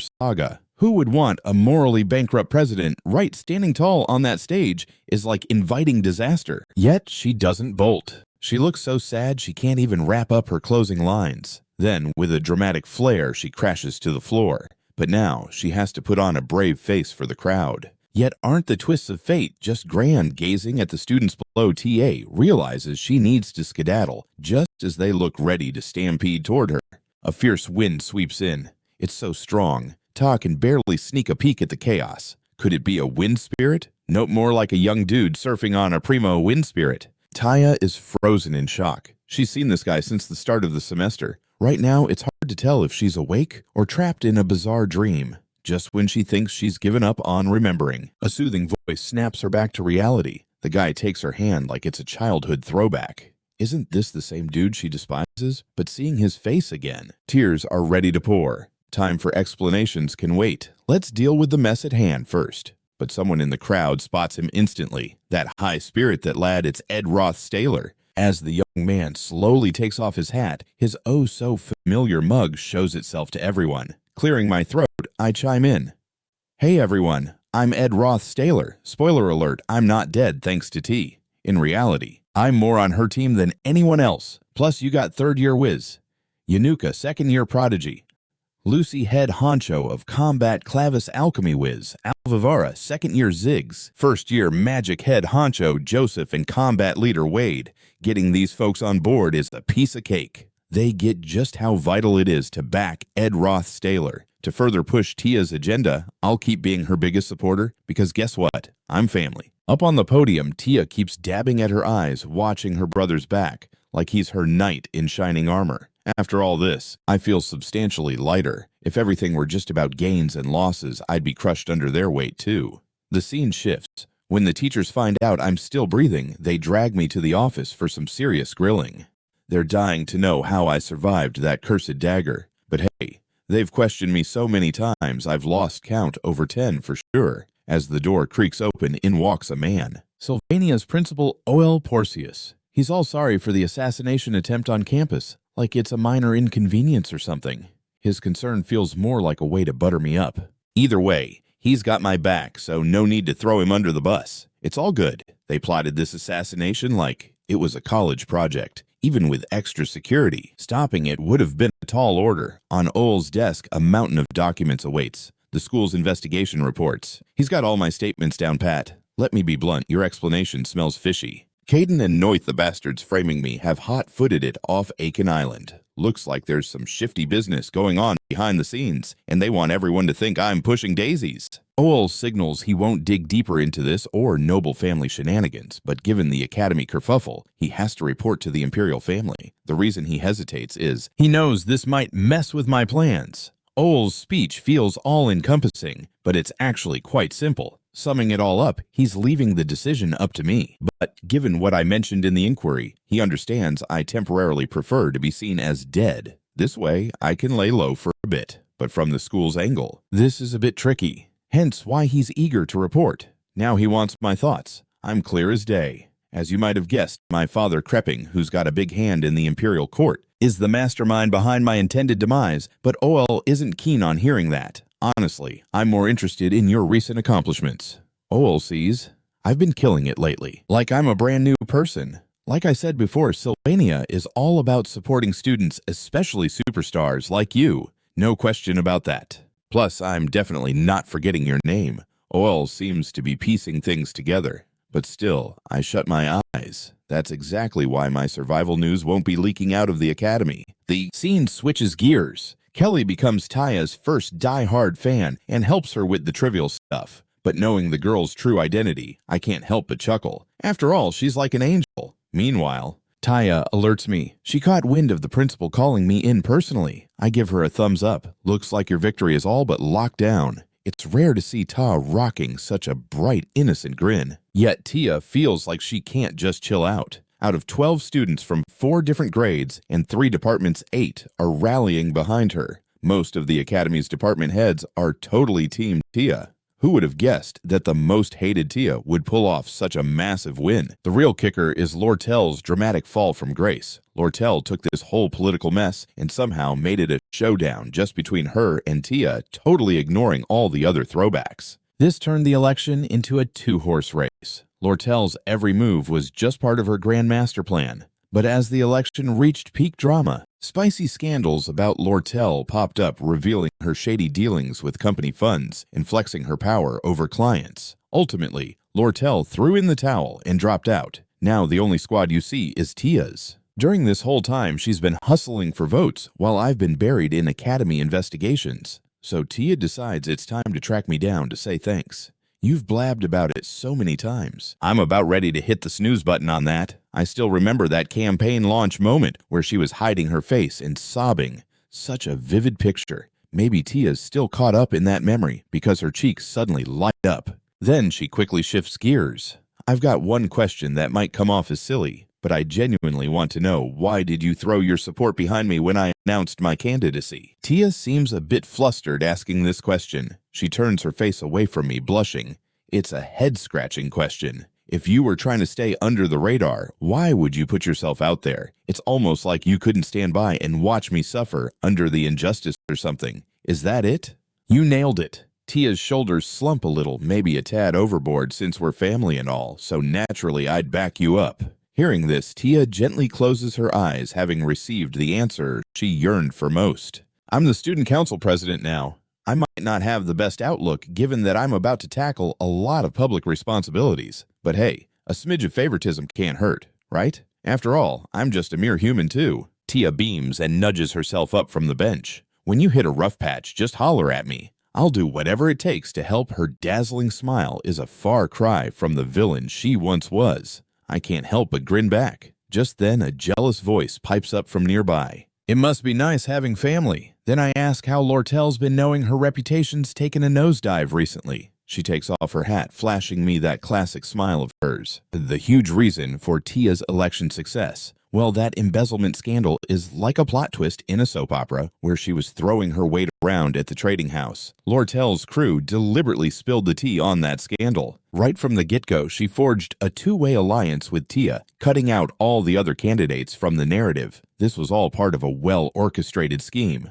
Lortel cozied up to Princess Pena, practically glaring at Tia. She pressured Tia to run for president, knowing those who felt guilty over my death would definitely be on my side when I showed up alive to collect that family dues. And once I got wind of Lortel's scheming, I knew I had to rescue Tia. The sparring match with Ziggs kicked my hesitation out the door. I mentioned I saved her because we're family. That's not a fib. But hey, if I claimed I didn't see her value, that would be stretching the truth a bit. Act 4 is gearing up for an all-out war with the Taylor family. I'm already their sworn enemy, the student council president and one of the Roth Staylor family insiders, even with direct family ties. This means she wields a lot of power in controlling the flow of information that passes through the family. But for those wise to the game, it's evident that these relationships come with some dark baggage. Like a girl who's had to play her cards carefully since childhood. My rep at school has shot up lately, and Tia doesn't exactly seem thrilled about me either. So for now, I've got to put my faith in you, Ed. I glance at the grinning Lortel. You seem to have a knack for standing in stark contrast to everyone around you. Is that really a solid strategy? Lortel flashes her dazzling smile again. Gossip isn't going to take a chomp out of my finances. So, what's your verdict? Am I really the bad guy here? As long as I keep my money enemies at bay, everything's cool. Her grin is just as bright and devil-may-care as usual. But the truth is, there are murkier layers to these relationships that make it tricky to get the whole picture. The narrative is taking a dramatic turn now. Princess Pena, not stepping into her present role, leaves the future's course as unclear as a foggy day. We have no clue what twists await with the Roth Staylor family drama thanks to the Imperial power scramble. How are the final 3 acts going to play out? I guess all I can do is sit tight and see. Time to hightail it back to my cabin. I haven't set foot in there for almost a month. The inside looks like a tornado hit it, so it's cleanup central. The campfire.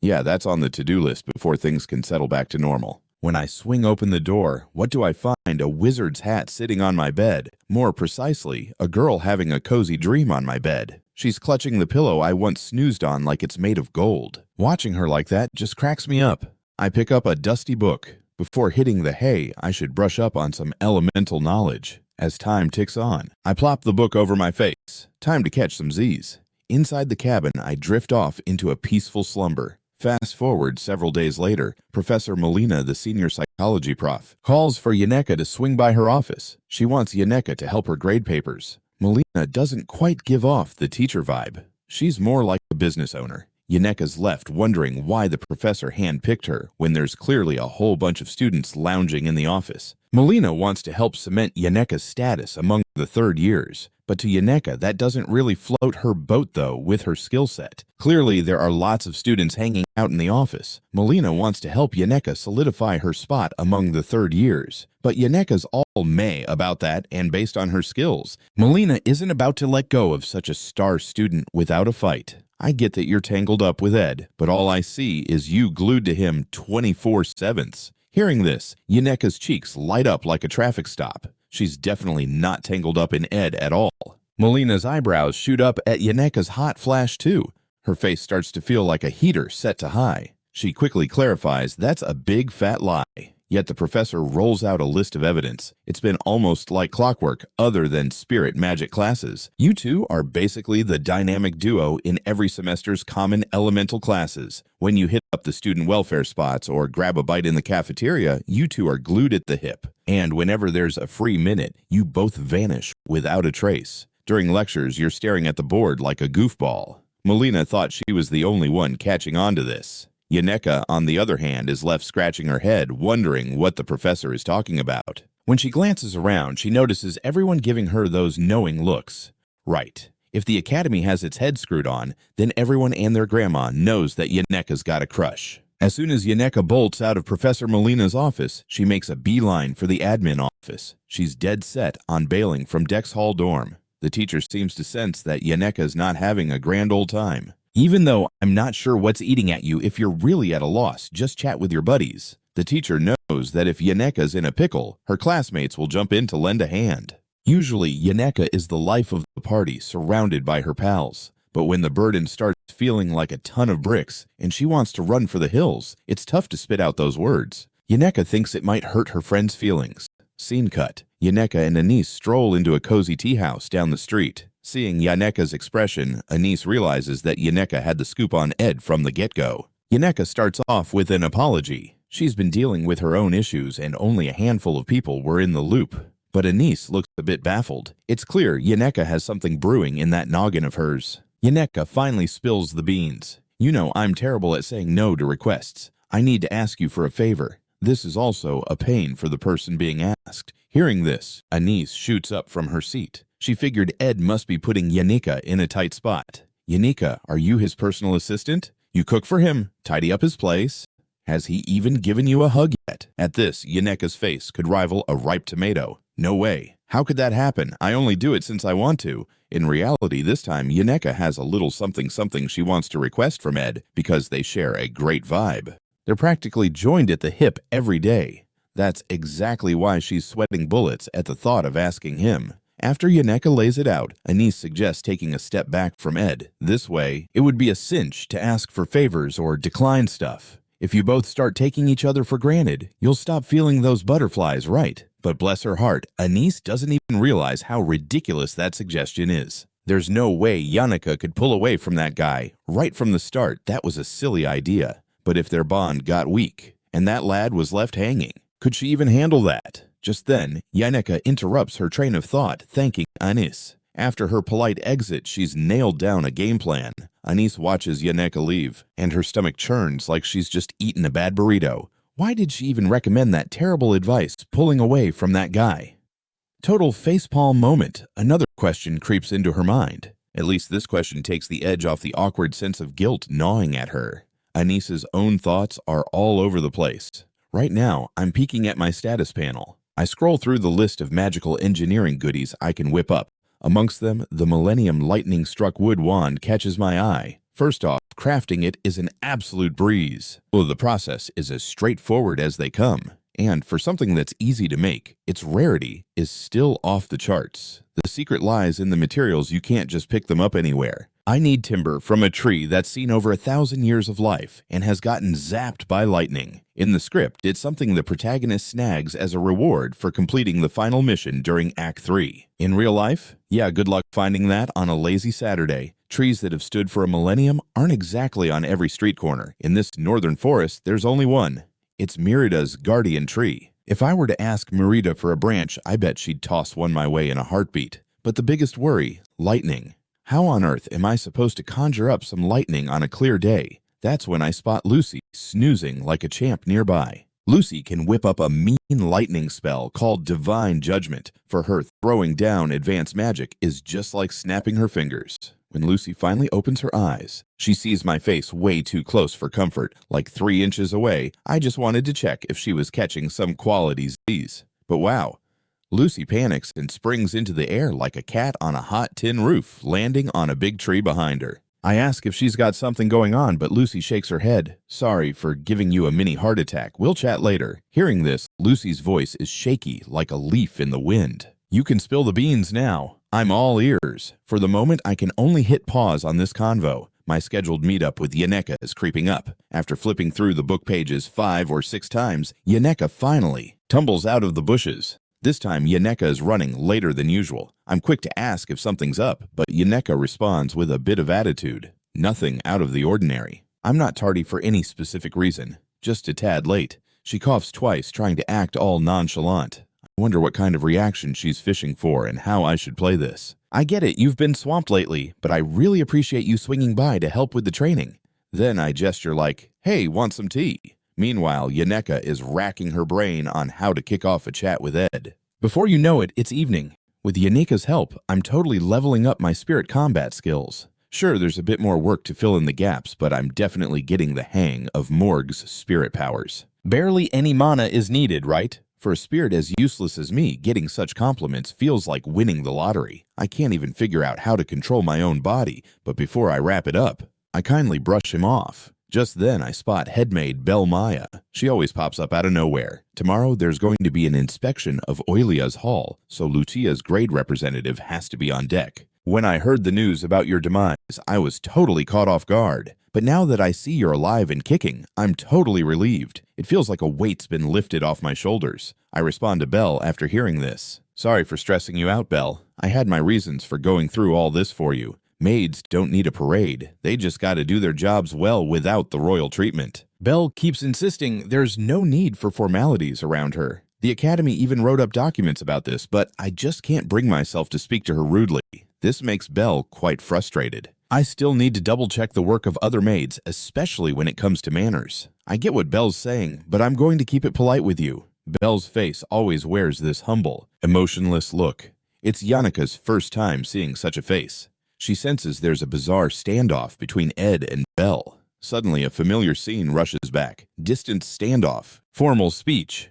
Yannika remembers an awkward encounter from her childhood. Her hometown is in the mountainous southern Spade region, a tiny farming village thriving on raising livestock. From the moment Yannika opened her peepers, she was seeing spirits. Everyone knew she was destined to become a legendary spirit mage. Occasionally, outsiders would visit the village. Among them, the delivery guy stuck in Yannika's mind. He was the only one who spoke formally to her when she was a kid. All the young folks from the countryside dashed off to the city, and Yannika had always been the village's favorite little sunshine. Formal speech. Definitely not her scene. Of course, his unique friendliness meant he shared the cool stuff from the outside world with her. The delivery guy quickly struck up a buddy-buddy relationship with Yannika. She was the village's pride, a gorgeous girl raised on pure affection. Everyone adored her. So it made total sense that the delivery boy would have a soft spot for her. Plus, Yannika was a girl who had no idea how to say no. Dealing with these matters, she had no clue how to turn him down since she was too young to understand those pesky feelings from the male species. The young man darted off like a scared rabbit and didn't come back until she got Sylvania's acceptance letter. Now that Yannika's figured out her feelings for Ed, she's still scratching her head on how to handle this whole relationship gig. After a quick chit-chat, Belle leaves with Lucy, who looks like she's lost her last cookie. Being headmaid means she's buried under paperwork and duties. Honestly, I doubt anyone at the school can match her hustle. Once Belle bounces, Yannika calls out to me. With her hopeful puppy eyes, she asks, "Can we speak formally?" It throws me a bit, but I give a nod. Yannika starts fidgeting like she's about to pop. Let's pretend we're newbies who just met in class, like no awkwardness, just respectful and polite. The puzzlement intensifies. Then Yannika walks over, gently tugs on my sleeve, and says, "I want to try this, at least once." I nod again, a bit baffled by this whole charade. Yannika hangs her head. Time's ticking before Dex's curfew. She's gearing up to find her courage with just a few simple words. "Hello, Ed." After that, she looks around, head down, avoiding eye contact like she's a ninja. Is she trying to dodge her own embarrassment? This leaves me perplexed. This isn't a time prison, but it sure feels like time and space are about to get stuck. The silence is deafening. It's like feelings are contagious, even though I can't quite grasp why she's so bashful. That nervous vibe inexplicably seeps into me. 3 minutes of silence drag on. Then we both start babbling at the same time, all awkwardness. If anyone asks what's so awkward, I can only tilt my head in confusion. Lately, these silence vibes have become way more tense. A bond that once felt as comfy as a cozy blanket has turned awkward. Yannika suggested this herself, but she didn't foresee it would be this tough. After a few attempts, the emotional gulf feels like a bottomless pit. She's clueless about how to fix it now. Like a rookie driver who can't locate the brake, she decides to grit her teeth and take the plunge. Oh my, look at that. Curfew's breathing down our necks. Yannika hops up and snatches her wand. Then she picks the worst escape route, bolting away. Thanks for today. See you tomorrow. Yannika clutches her wand with both hands, bows her head in farewell, then darts through the grass like she's got a rocket strapped to her back. She disappears from my view in a heartbeat. I sit by the campfire, dazed for a moment. Then I wipe the sweat off my brow. Are we seriously going to keep this polite charade going? Cold sweat trickles down my spine. When I arrive at Merida's Guardian Tree Island, Merida asks if I'm still playing this game of polite restraint with Yannika. I shift my gaze from the book to Merida, raising an eyebrow. You saw how that went. Why even ask Merida swings her legs while sitting on the tree? I've got that much time to follow students around. What did a circus break out during class? My friend looks at me with this intrigued face, so I spilled the tea on what went down.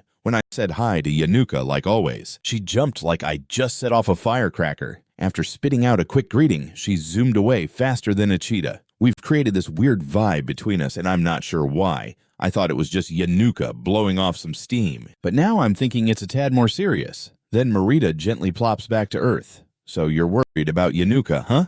I just nod my head like a bobblehead, obviously. Merida gives me this knowing grin, and then acts like she's just seen a ghost. Meanwhile, I throw another question her way about the guardian tree, asking if I can snag a couple of branches to whip up 2 Millennium lightning-struck wood wands. Merida leans against the guardian tree like it's her best buddy. Technically, you don't need my permission to grab a few branches. Her words throw me for a loop, since this beauty is called Merida's guardian tree. Merida glances up at the sky, like she's looking for answers, saying she didn't name it. An old pal of hers did. This doesn't really surprise me considering Merida's ancient. She's probably got a treasure trove of old friends. Just thinking about it makes the corners of Merida's mouth tilt up slightly. Then, with a smile that could light up a whole city, she lifts her skirt like a proper lady and bends down with grace. This is some royal stuff. She looks just like a regular person. But for a spirit, this isn't a walk in the park. Most spirits take on critter form since those are the easiest to spot in nature. After making a pact with you, I took on the shape of the girl who's your dream date.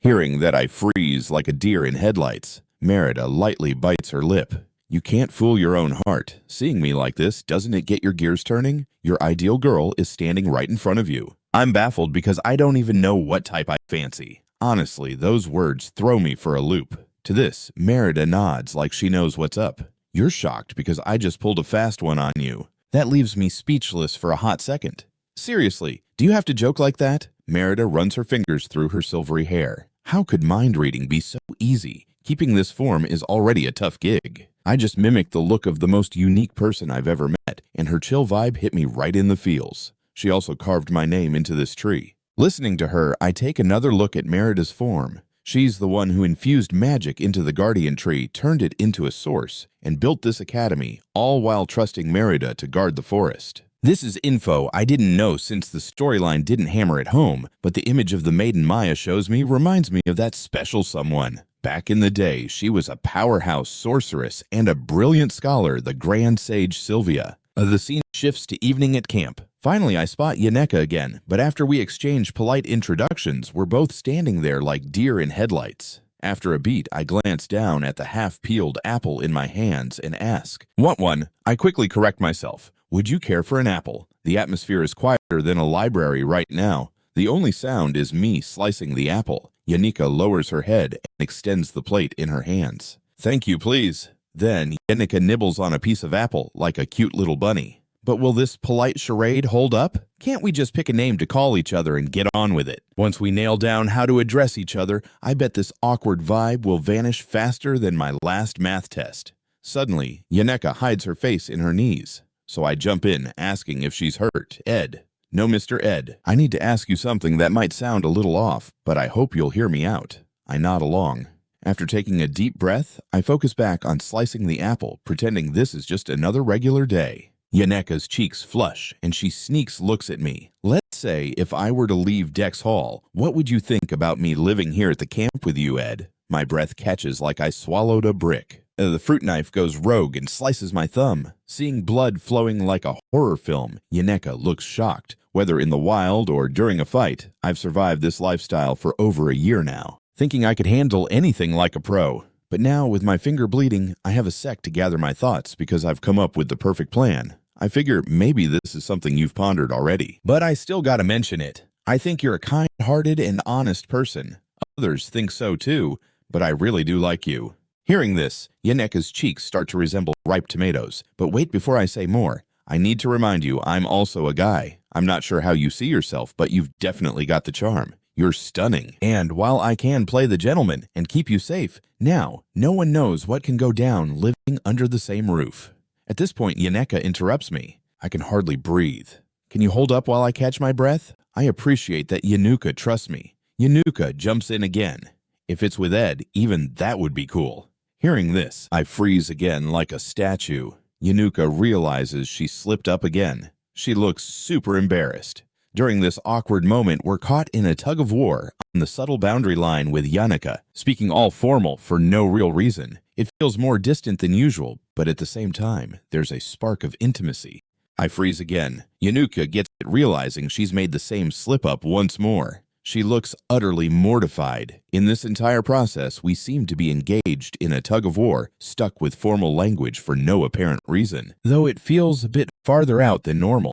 Still, on the flip side, it feels more cozy. After a wild ride through the trials of student council president elections, I finally returned to camp feeling like Zen master only for Yaneka to crash in announcing her desire to shack up together. Talk about a plot twist. Just as my voice gets louder, Yaneka slams her eyes shut, asking herself if she can continue putting up with this. You've got to be kidding me. As I plop down beside her, I decide to break the ice by calling her name directly. Has this been wearing you out? If Yaneka drops a bomb like that out of nowhere, then you know I need to do some serious sleuthing to figure out what's brewing beneath the surface. Then, like a movie scene, she craned her neck to the night sky. And there's good old Ed, the psychic drama queen. I just want to do a runner. I'm nostalgic over those peaceful days, alone in my cozy space at Oilius Hall. Am I an idiot for thinking this way? I totally shake my head, though. I knew from the get-go that crashing at Dex Hall wasn't going to be a magic fix for Yaneka's headaches. For her, trying to juggle life under everyone's watchful gaze must be a real circus. She's got the spotlight on her all day, plastering on a cheerful smile like it's the latest trend. Bottom line, she's been putting up with this madness for almost a year now. This little cabin, it's the fruit of all Ed's hard labor. Yaneka feels kind of guilty about using my space as her getaway. She knows it's like putting pressure on me, but as she chats away, she manages a little smile because she's contemplating taking the plunge and asking me something. I give her a nod. Yeah, it's clear there's a load to carry. Even though Yaneka's aware of it, disappointment still creeps in. But let's be real, Yaneka. The reason I'm feeling the weight is a whole other story. Yaneka's brain is spinning now. So I lay it out for her. Living life comes with its own baggage, and it can pile up on others too. If you think about it, we can't exactly cruise through life without owing favors to someone. That's why we gotta lean on each other and keep moving ahead. Also, just so you know, I owe you more than just a couple of high fives. Anyway, I reckon living under one roof would be a bit much. Given this situation, wouldn't it be better to whip up another cabin with Yaneka's upbeat personality? I thought she'd be doing cartwheels. But nope, her reaction was a total curveball. Yaneka aims to patch things up in a civil manner, trying to clear the air in this awkward back and forth. I'm feeling all kinds of emotions about this. If anyone's in need, you bet this girl will jump in. Sure, not all acts of kindness earn a gold star, but she'd even help a stray dog chilling on the sidewalk. You can bet there are loads of folks cheering her on. Yaneka throws her arms around my shoulders and gives me a bear hug. With a quivering voice, she lets out, "Thank you." And just like that, we fast forward to the next day. Even though building another pad isn't exactly a walk in the park, I'm itching to get the ball rolling before classes kick in so I can whip up those magic wands. Just as I'm about to dive in, mayhem erupts outside. I swing the door open to find a scene that leaves me speechless. Well, look who decided to wake up Ed Roth Staylor. I need your 2 cents on some construction stuff. A gaggle of spirits is moving around like they're in a well-synchronized dance. Tatan spills the tea about a party that happened in the spirit realm last night, all to celebrate the good vibes. Even if Yaneka didn't fill me in on the juicy deets, I can't help but think tossing it on the other side of the campfire would add a nice romantic twist.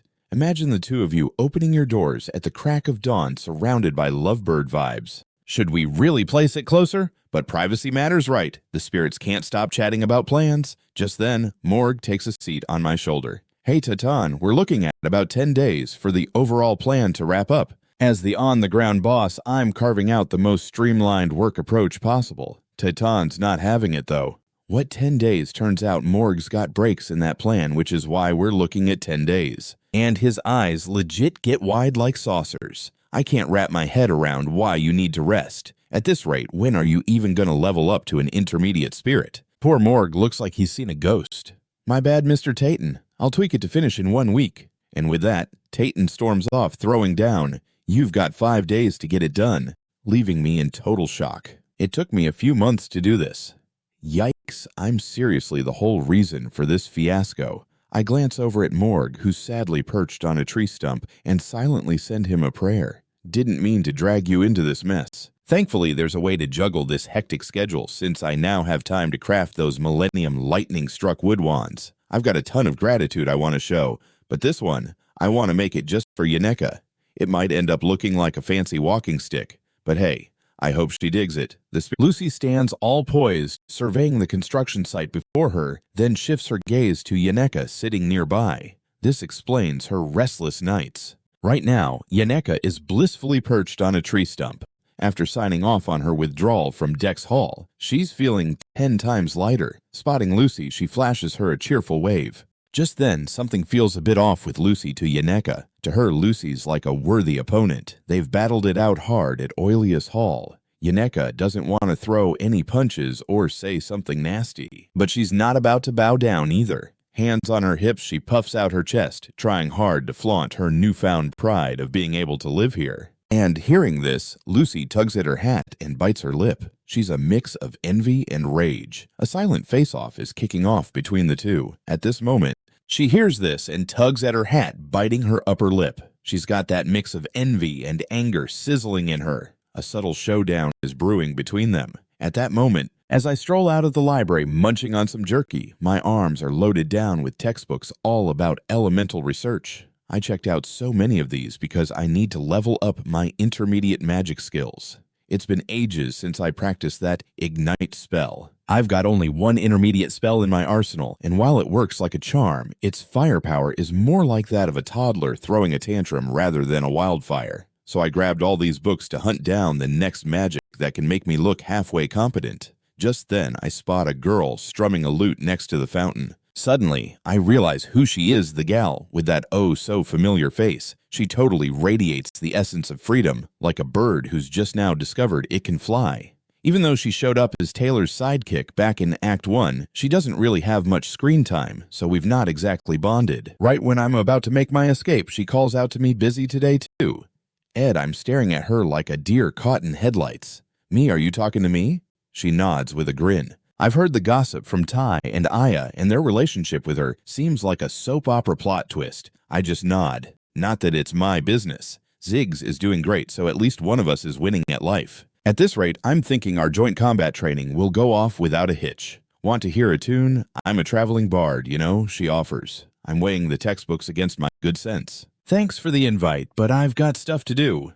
I reply, already turning to leave. But then she calls out again, "Ed, one day, you'll go home and face the person you respect most. And if you hesitate, you'll be the one who meets their maker," she warns. I turn around. Is this some sort of prophecy? I want to ask a million questions, but she's already skipping away. Adele's predictions are hit or miss, so I'm not too worried. Still, it's got my mind racing. Is it because I actually know what's coming? Act 3 is pivotal, and it doesn't end well for Adele. Whether Lucy gets involved or not, a couple of major characters are toast. Time jump. I'm back at camp where spirits are busy hammering away at the house. I whip up 2 wands, one for Yaneka and one for myself. But when I ask Lucy to conjure up some high-level lightning magic, she sulks and says she can only manage one. I'm left scratching my head. Seriously, it's just magic, not rocket science. Usually, Lucy is out cold, and this is the first time I've seen her acting like a grumpy cat. Alright, I guess I'll make one for Yanuka then. Cue her diva meltdown. Since it's a fancy wand, it should go to the one who can actually use it. This time, Lucy whips out her wizard hat and bites her lip, clearly torn. Finally, she says, "Fine, I'll make you two." Suddenly, Lucy grabs my arm and says, "But there's a catch. You have to come with me to this place. Grand Mage Groot is a legend from back in the day, and everyone's always talking about him. He was a genius in everything from elemental studies to monster whispering to mana manipulation. He even managed to charm both an intermediate fire spirit Theophes and an intermediate water spirit Freed at the same time. After hanging up his wizard hat, he dedicated his life to training young wizards, like a one-man education factory rarely doing anything for himself. If Sylvia built the academy, Groot turned it into the go-to place for learning. He poured all his savings into it and then went off to live like a hermit in the enormous Lamalan Mountains up north. While there, he found an abandoned kid. Lucy, of course, imagine his surprise when he discovered she had magical talent that could put most wizards to shame. She was a diamond in the rough and polishing. That diamond was his final act before he kicked the bucket. Groot may have looked like a legend in his youth, but he spent his later years feeling the sting of loneliness. His wife passed away during the Theophes hunt, and his pals were dropping like flies. The folks who stuck around just wanted his fame. Luckily, someone was willing to carry on his legacy. On a stormy night, Groot's life clock hit 0. Meanwhile, my own journey began. Oh, but wait, now it seems like it's coming to an end right here. Lucy's words leave me scratching my head. Then she hits me with a question about her grandfather's old stomping grounds. I remember the history books mention the Koholin region, but Lucy corrects me saying, that's just where Grandpa hung out for a year as a kid. His real home, Aiken Island. This makes totally different territory than anything in the story, like a plot twist you didn't see coming. Groot regaled Lucy with tales of Aiken Island from her toddler days. And up until his last breath, Lucy was preoccupied with school stuff. But now she gets it. It was his hometown all along. She tells me about the adventure she had to go on. At that time, young Lucy was stuck with nothing but a crummy cabin and the lifeless form of an old man. She capped the coffin and threw down some ice magic. For a typical mage, that would be a killer workout, but Lucy's got skills. Lucy launches into a spine-chilling story. With Groot's body in tow, she headed south from Lamolin, darting through the Urakal Great Forest near Ica Lake, reaching Kree, the land of alchemy, then across the Maryland Plains past Doapia through the Dankin wetlands, finally arriving at the Chloral Empire. But hold on, the journey wasn't over yet. On a stormy night, the Grand Mage's journey came to an end.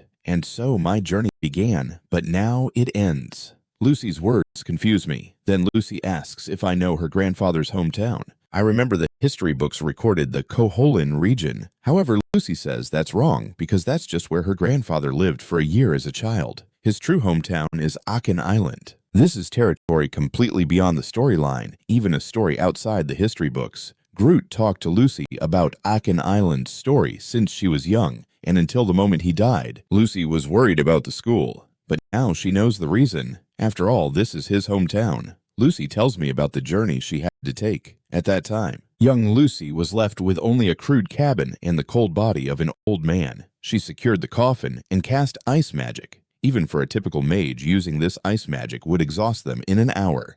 But she's Lucy. Lucy embarks on a story that sounds chilling. She took Groot's body and departed south from Lamolin, passing through the Urakal Great Forest in Ica Lake, reaching Kree, the land of alchemy, then passing through the Maryland Plains, through the western city Doapia, and then through the Dankin wetlands, reaching the borders of the Chloral Empire. But the journey didn't end. She had to wander through 5 or 6 more goofy spots like these until she finally stumbled upon Mech Bridge, which is like the VIP entrance to Aiken Island. To keep her teacher's body chill, she had the ice magic rolling and kept her mana charged up like a phone on low battery. Lucy spent 3 months on this wild goose chase, then took another week to play hide and seek with a cave. This was the legendary spot where the Grand Mage hung out with saints and dropped knowledge. It's practically bursting with the Grand Mage's memories. At the same time, I spotted the books scattered on the ground. One was called Introduction to Stellar Magic, while another was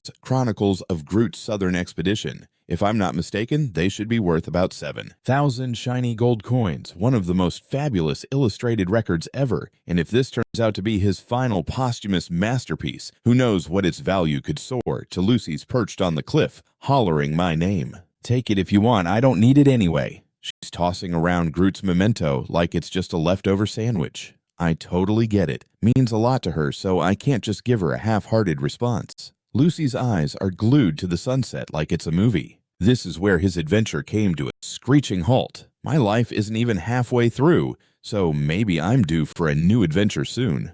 Or will I just keep cruising along until the end of time? Do I even plan to keep my promise to that old geezer? Oh, the promise was that if Sylvania ever hit a snag, I'd step up at least once. Lucy knows this isn't exactly the feel-good story of the year, and isn't particularly fun to listen to.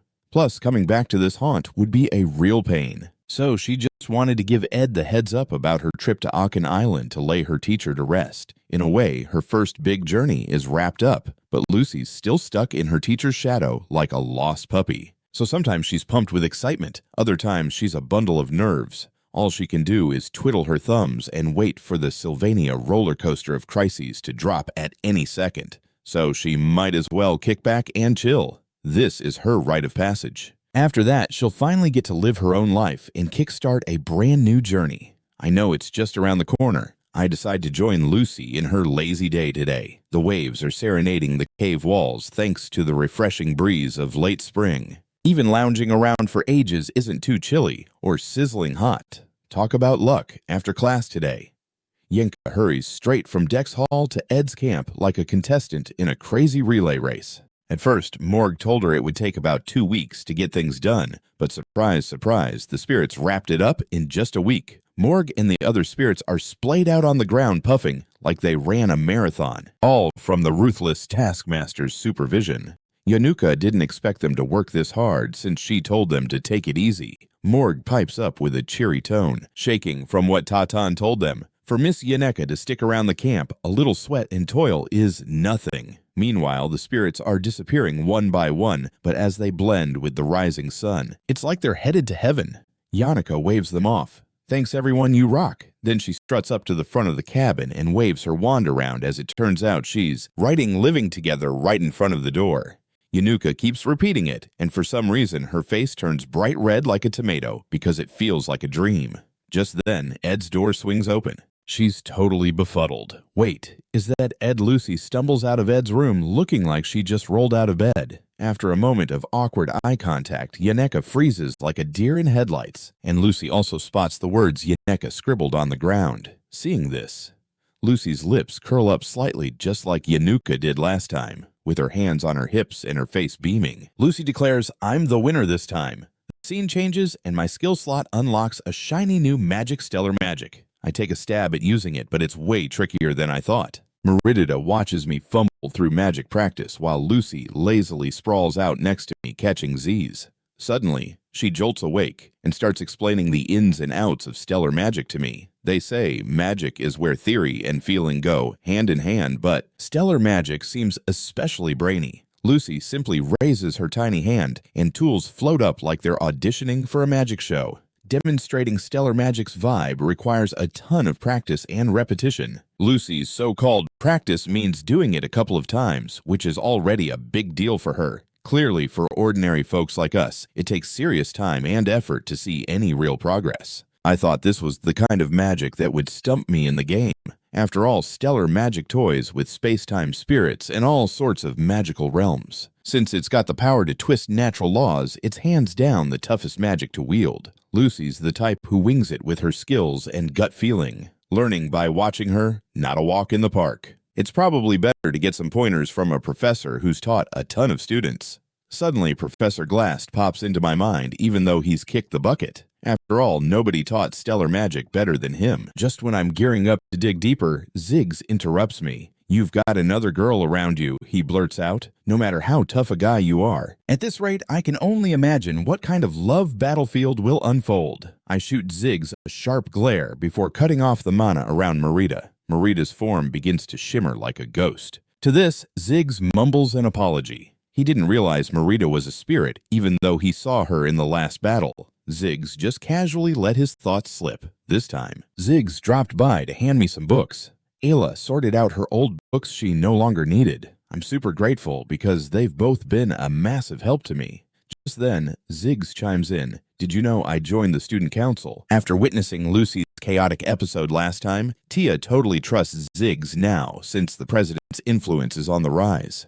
Tia's on the lookout for trustworthy people, so she wants Ziggs to pop the question about me joining. A first-year student as student council president, that's like a unicorn sighting at Sylvania Carell, who's in his 3rd year, and Deka Sr. are already on board with the cabinet. Tia's also put together a dream team list. We've got Joseph, the first-year magic department head, Anise, the 3rd-year assistant instructor, and Dorothy, the 4th-year head of alchemy. When Ziggs asks if I'm in, he already knows my answer is a big fat no. I bet the student council president is going to have a meltdown over that news. As expected after I saved Ta, I'm stepping into uncharted territory. The future knowledge I've got is starting to get fuzzy as reality shifts a bit. Ziggs joining the student council was already a plot twist, and now we've got a cabinet list. What next? A singing competition. According to the timeline, joint combat training is on the horizon. This is it, folks. The grand finale of Act 3. Lucy's big showdown is just around the corner for the new crop of upperclassmen. Based on the original story, the first-year alchemy department head Claw messed up big time and guzzled down some evil god's forbidden juice because things didn't go so hot in the final battle. I can remember that like it was yesterday. That's how the story goes. But now the script has slipped right through my fingers. Whether things go as I remember or totally go haywire. Either way, it's all out of my hands now. We're entering the unknown, folks. The scene changes. A carriage crawls down the road, more accurately, a palace carriage, because why not? If it weren't for a mage using some weight-reducing magic on it, not even a herd of horses could pull this thing. This carriage isn't going anywhere from Sacred Capital Island because two very important people are inside. One is the High Pontifio, and the other is Pope Eldon. Their destination, Sylvania Academy. Meanwhile, in the student council president's office, Taya is juggling a million tedious academy tasks like a circus performer. Now they've got a hot new issue that the High Pontiff and Pope are coming to visit the academy. One is the lovely maiden Clarice, and the other is Adele Saint. Clarice doesn't even hang out in the fancy private quarters of Oilia Hall's lower level. Around here, the Saint is just Carrie, an average student with a fancy high-grade shape-shifting mold. This is the long-lost Saint returning to her true form. Clarice sadly asks Belle if it's time for joint combat training. Belle nods because it just so happens to coincide with the Pope's arrival, so that makes it tricky for her to take part in the training. To be honest, she couldn't care less about any other grades. She simply wants to see second-year Adele and regale her with tales of her grand adventures. What's the school life like? What wild shenanigans happened before and after she enrolled? Even though Clarice has explored every nook and cranny of the academy, catching a glimpse of Adele seems like a pipe dream. She doesn't want to spill the beans to the High Pontiff because if he finds out, he'd whisk her straight back to the monastery. The thought of the High Pontiff's probing words gives Clarice the heebie-jeebies, which is why she's not itching to return to that place. He always reads her like an open book with his mind-reading tricks. If only it didn't bounce right off her. She's caught in a pickle because he's like the teacher she has known forever.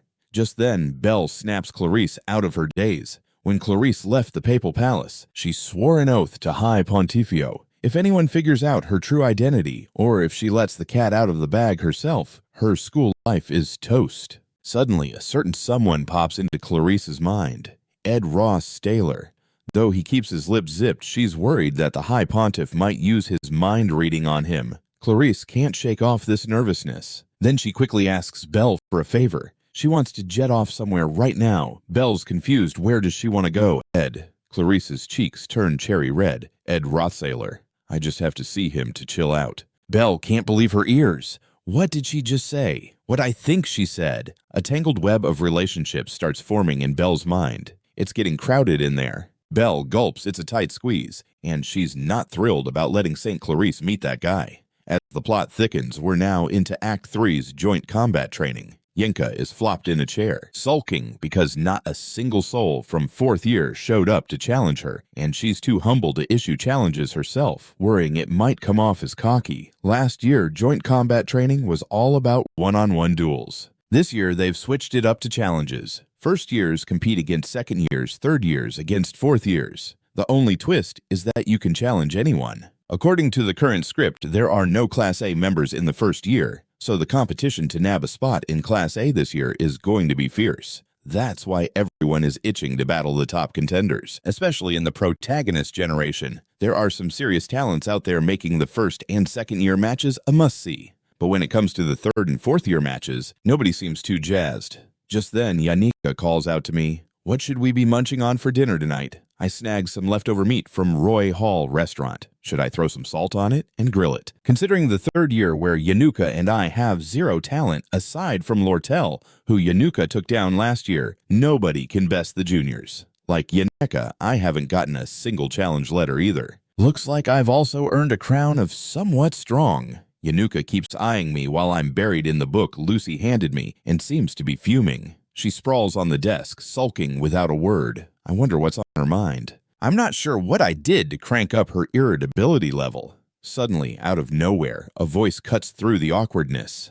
The saint has arrived and a carriage screeches to a halt right on the side of the road. What kind of plot twist is this? Clarice showing up now is definitely a head-scratcher. The academy usually has a strict no private guards policy, but there are two exceptions. One of them is Princess Pena, and the other Saint Clarice herself. Apparently the High Pontiff is rolling into town at the same time. Isn't she supposed to be avoiding the joint combat training? Did their little visit already happen and I missed the memo? So what other curveball could be thrown at me? Just as I'm getting lost in thought, Yaneka suddenly jumps in. I look up, and Clarice is standing right in front of me. I was going to send her a letter, but I figured it would be faster to meet her in person. Clarice beams at me all gentle and elegant like. Hey there, Ed. Usually the saint keeps her distance from everyone, yet here she is acting all buddy-buddy. Yenneca, sensing the moment, stands up and gives a deep bow. I'm Yenneca Fail Off Your Grace. It's a thrill to meet you. Her voice is shaking like a leaf. Yenneca may have come from the sticks, but a lot of folks in the country are Toro believers. It's no shock that she's flipping out in front of the saint. Most people have a hard time wrapping their heads around Kelly and Clarice being the same person. After years of training, she shows no signs of cracking. Every move radiates pure grace. I then figure out that the High Pontiff's visit route aligns perfectly with where we are. From where I'm standing, it looks like Clarice planned this little rendezvous. She starts rambling a bunch of stuff I can't wrap my head around, and then throws in that the High Pontiff can read minds. Clarice gives me this eager look. Mr. Revelio, that guy's got some serious skills for picking up thoughts. It's actually a type of holy spell. He can really see right through people's hearts. Now, looking at Clarice's face, it finally clicks. This is her game plan. Here, I thought it was odd that she'd come all this way to deliver such a bizarre message. Turns out she's worried that the High Pontiff will read my mind and discover her secret identity. I give her the straight-up answer. The High Pontiff is one impressive dude. A lowly person like me doesn't get to rub elbows with him. Plus, with the joint combat training lined up, I won't be running into him anytime soon. Hearing this, Clarice starts to chill out a bit. Their little chat seems to be going smoothly, but just then Yinka jumps in with a curveball. She grabs her braids and says, "So you came here just to see Ed, didn't you?" Clarice goes stiff. You were so anxious about meeting the Pope that you went through all this trouble just to catch a glimpse of Ed. Clarice looks like she swallowed a lemon and frantically tries to clarify. Haha, I'm human too, so of course I'd be jittery. It's just that I wanted to see someone special. But the way she says it makes it sound even crazier. No one says a word, but you can tell the students are completely puzzled. Just wanted to see him. What on earth does she mean by that? No one has ever seen the elegant Saint Clarice blush so intensely, shaking like a leaf. She makes a decision that's maybe the lamest ever. Yep, she chooses to bolt. Glancing at the clock, I realize the Pope's about to make his grand entrance, and I better hightail it out of here. Like that, everyone watches as a clearly flustered Clarice runs for her carriage and disappears in the blink of an eye. Talk about speed. She was out of here like greased lightning. The place goes dead silent. Then all eyes are glued to me. I can only awkwardly scratch my head and wonder how I'm supposed to explain this mess. The scene shifts, and it's finally time to kick off the joint combat training. But honestly, I can't focus because I ran into someone on the way. The 3rd and 4th years training is worlds apart from the younger grades. The upperclassmen are well versed in a lot of weapons and magic. KODC is the chief of the 4th year combat department, and he's a guy who never lets his guard down. Tons of students get cold feet just thinking about facing him. When the professor announces it's sparring time, Kodak zooms my way like a missile. His moves are lightning fast. No way he's going easy on anyone, even in a mock battle. Gotta hand it to him. He can ramble on a bit too much. I simply extend my hand and unleash my intermediate magic. Regular folks don't stand a chance of dodging unless they've had some serious training. Flames engulf KODC completely. He never thought a mage could be this speedy. He was too slow on the uptake. Next, I call upon the spirits Leia and Morg, again leaving the students in the stands totally slack-jawed. Is this really a 3rd year student? Is he some kind of beast that just popped up? I wrap things up in 5 seconds flat. I'd love to drag it out longer, but I've got more pressing matters to attend to. I've got to apologize to him, especially because after parting ways with Yenneca on my way to training, I bumped into someone. Adele is sporting a big old grin. Look who we have here. Ed, now I'm scratching my head because we're in the 3rd and 4th year zone. Adele shouldn't be here. The only explanation, she's been waiting for me. After this combat training wraps up, I know she's a goner. Before I might have been worried about the script, but ever since Taya took over as student council president, the whole story has derailed. Pondering on the plot is pointless now. It's just a moral dilemma. Am I going to turn a blind eye? Just as she's about to stroll away, I call out, you're going to kick the bucket soon, right? I know Adele is walking the plank. If it were back in the day, I might have mulled over the script. But now that Ty has become student council president, the whole script's gone belly up. Worrying about the plot is just pointless now. This is straight up a question of morals. Should I just play blind? Just when she's about to take off, I call out to her, "You're about to meet your maker." I can only imagine how hard it'll be for Adele to buy what I'm selling. Surprise, surprise. She takes it like a champ and still strolls toward the door with that signature smile of hers. In simple terms, she's aware she's kicking the bucket, and yet she's still gearing up to meet the Pope and the High Pontiff. I bolt over to the second-year training grounds because first things first, I need to get my head around how this script has twisted into a pretzel. And that means I need to track down Ty ASAP, followed by finding Adele. But right then, the academic building starts shaking like a maraca at a fiesta. You've got to be joking.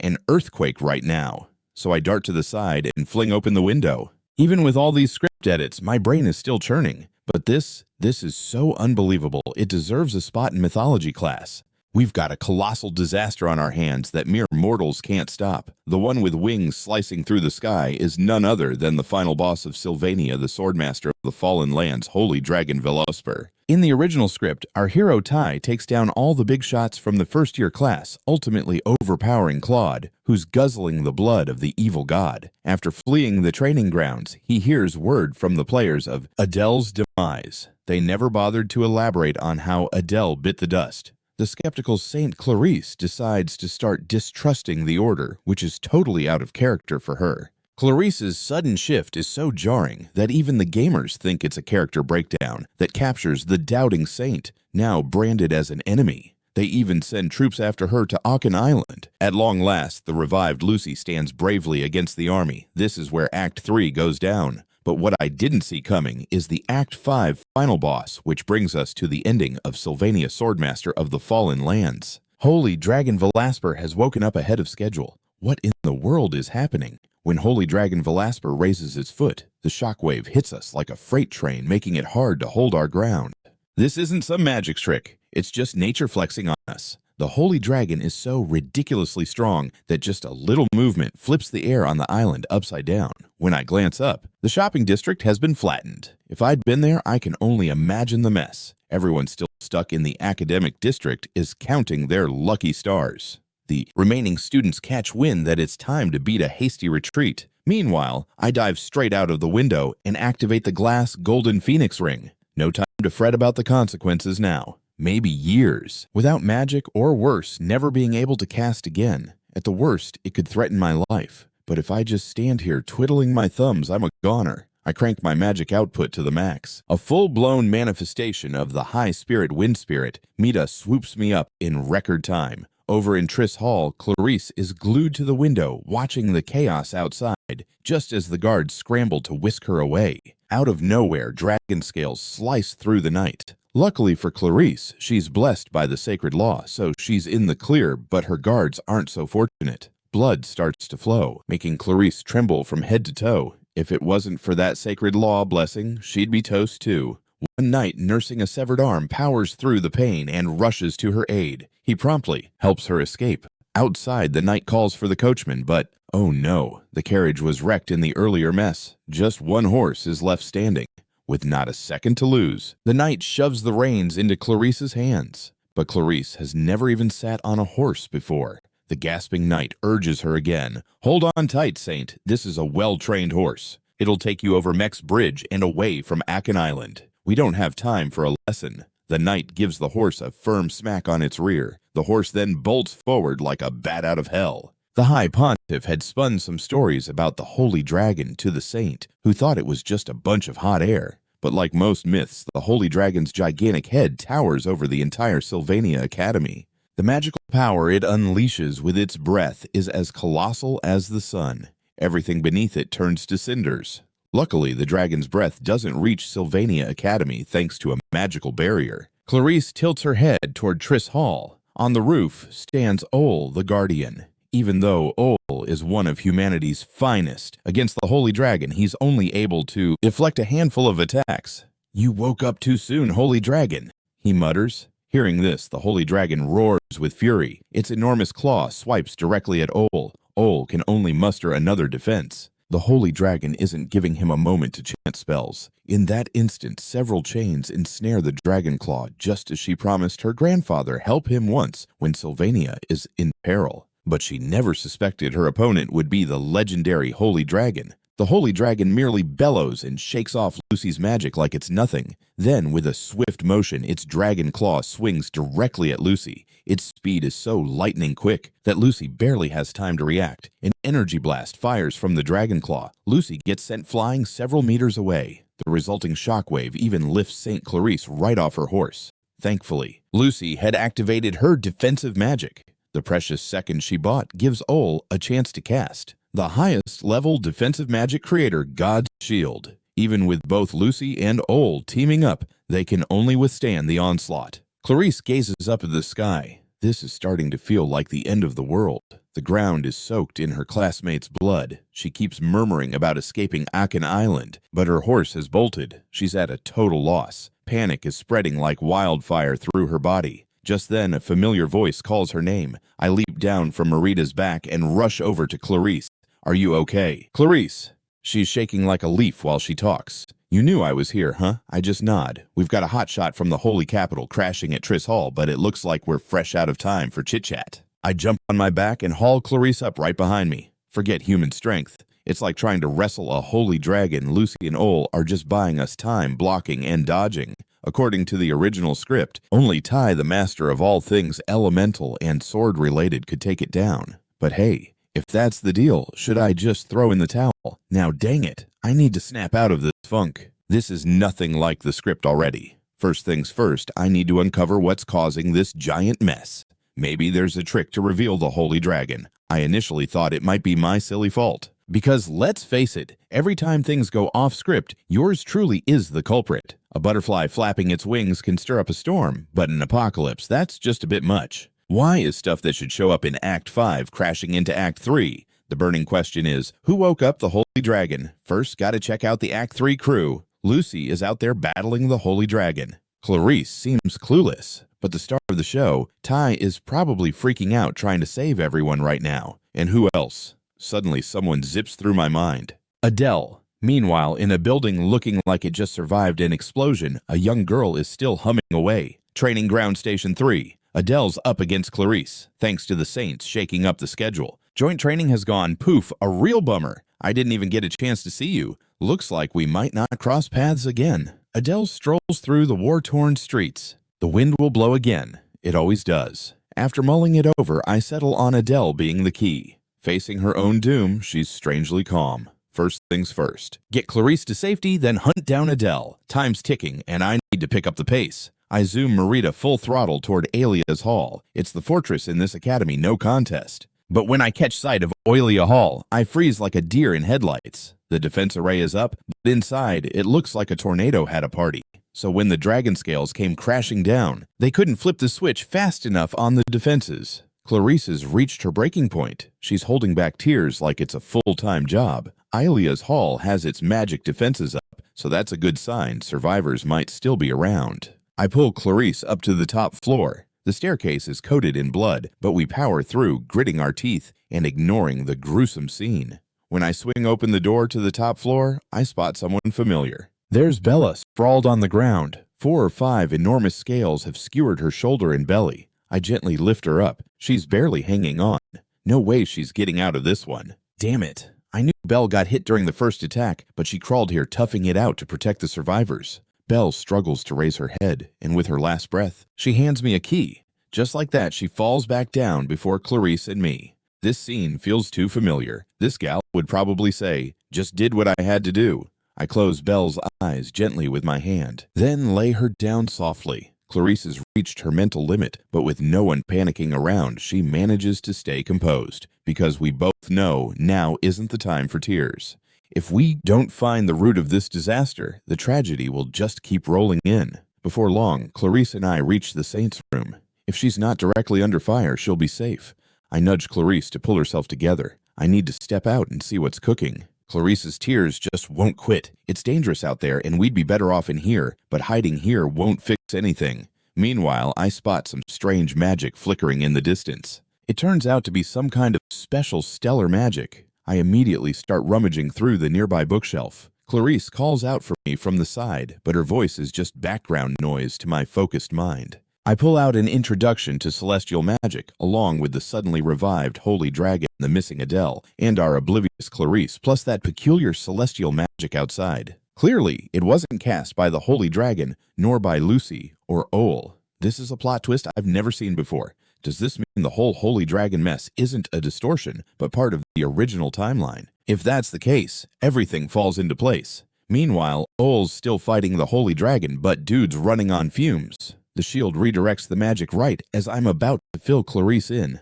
A blast of light lights up the window. I react on instinct, pulling the saint into my arms. To keep the building from crumbling, I take the safest route. The explosion's power blindsides me. It's stronger than I expected as the smoke slowly wafts away. Ilia's hall is practically turned to rubble.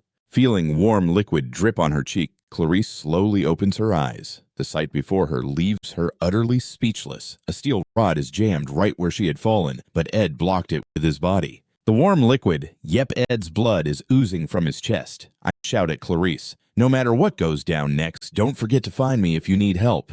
Tears stream down Clarice's face. She tries pressing my wound gingerly with her dainty hands, but I know it's all pointless. Clarice casts healing spells through her tears, falling into this sudden chaos with Ed leading the way. Yet in the end, he strides toward death to save her. This harsh reality cuts deep into Clarice's heart. Ed's face, slowly fading away, haunts her mind, relentlessly attacking her spirit. But in the end, he strides straight into the jaws of death in her place. This harsh truth slices through Clarice's heart like a hot knife through butter. Ed's face, slowly slipping away, haunts her mind, relentlessly tormenting her spirit. From a spooky corner of the academic district, a creepy magic circle starts to cover the whole sky. Clarice clutches Ed's head like it's a beach ball and sobs uncontrollably. It's a never-ending rerun of watching everyone around her kick the bucket. Now even the last soul is kicking the can in her arms. She keeps mumbling, "I'm sorry," like a broken record, then slowly shuts her eyes. In front of her is nothing but empty darkness until a bright light jabs at her, causing her to flip her eyelids open.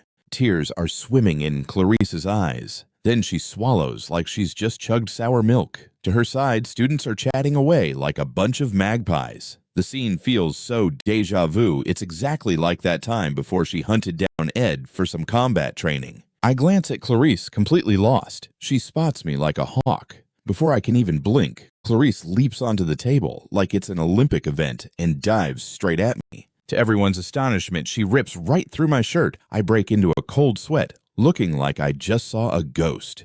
Clarice doesn't even register the wound in her body. Her antics leave our classmates gaping like fish. Yanuka's face turns bright crimson as she jumps out of her seat. I mean, come on, even if you are a saint doing this in broad daylight in a crowded place. Just as Yanuka starts her rant. Trying to stop Clarice, she releases Ed and plops down into a seat like a tired puppy.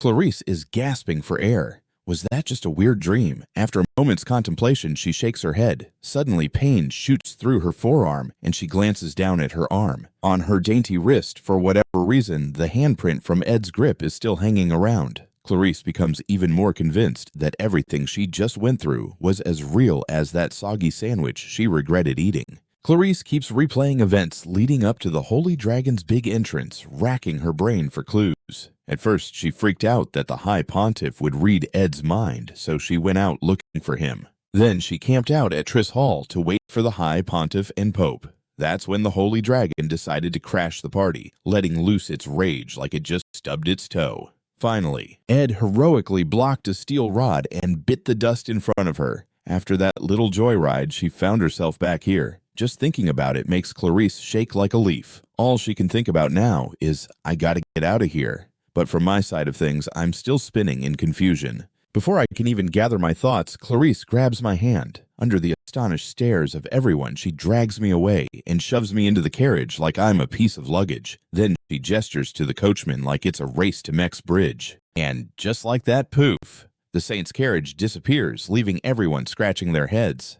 The students below are totally thrown for a loop. The saint just snatched Ed Roth Staylor. Yanuka looks like she might explode. She's about to hit the ceiling because all she heard was Clarice saying she's going to take responsibility for Ed. Meanwhile, in the carriage, I'm just as lost because the saint has been sobbing since we climbed aboard. In response to my questions, she says, in a few minutes, the Holy Dragon is coming down and everyone is toast. Clarice almost checked out once, but she got yanked back to the past when everything went haywire. Ed seemed to be the only one who caught on to what was really going down. He figured it all out, the big truth. And he was right there covering Clarice's back until the very end. Clarice knows what went down.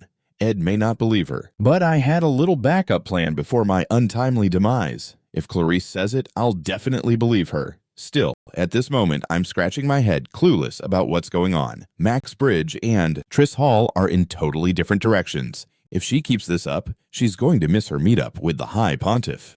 I signal Clarice to chill for a second, still unsure whether to buy into her tales. Clarice recalls what I told her before I kicked the bucket. When I hear her words, my heart does a somersault. In this world, no one has a clue what they mean. As the carriage rolls up to the bridge, the coachman hits the brakes because freight wagons and mercenary guard squads are all jumbled together in front of us. Hearing the ruckus, I lean out the window. This is a crisis just pushed through. When I see I'm not joking around, the coachman digs in. The carriage barges through the crowded mess. The Holy Dragon is about to make its appearance. We're all gonna bite the dust. I decide to ride on this bizarre wave of logic because the number Clarice just blurted out, only I know what it signifies. 15,500,160. A memory from my old life, my military ID number. Clarice is onto something. There's no safe spot on Akin Island, so getting the heck out of Dodge is our best bet. After hearing Clarice spill the beans, I've put the pieces together. If I'm not mistaken, Clarice can make a getaway thanks to celestial magic. But a magical move that colossal isn't something human powers can whip up. As I'm mulling this over, the Holy Dragon bellows across all of Akin Island. That sound sends a shiver down her spine like a bad haircut memory. They're already miles away from Akin Island. The saint thought they were in the clear, but when she opens her eyes again, the carriage is a total wreck. Clarice starts looking for Ed like he's her lost dog.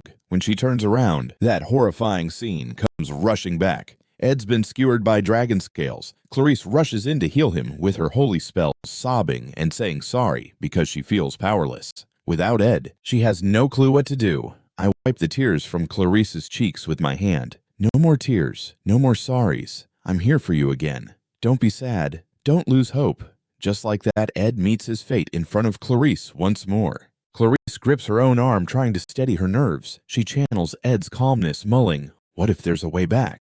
At that very moment, pure white light blankets the whole planet. Clarice fades out. When she comes to again, the Holy Dragon's roar that used to tear through the sky is gone, and Ed is no longer dripping in blood. After I shut my book, I look at Clarice like I'm trying to solve a puzzle. After witnessing me bite the dust in front of her 2 times, Clarice can't hold it together anymore. Ignoring Yanuka, who's nearby, she gives me a giant bear hug. This time, she's determined to save Ed. Next, she shoves me right into the carriage like I'm a sack of potatoes. This time, she's switched up the game plan. She waves at the coachman like he's a dog, ordering him to head east pronto. Inside the carriage, Clarice spills the tea on what went down before this madness. Then, halfway through our little joyride, wham, we're hit by the Holy Dragon scales again. It's like we're stuck on a merry-go-round. Clarice is panicking, realizing there's no time left on the clock. As that blinding light swallows everything yet again, Clarice decides to take a trip back to the past once more. This time, she hauls me right onto the carriage. I whisk Clarice off to hide in a cliff cave, but guess what? Same old tragedy every time.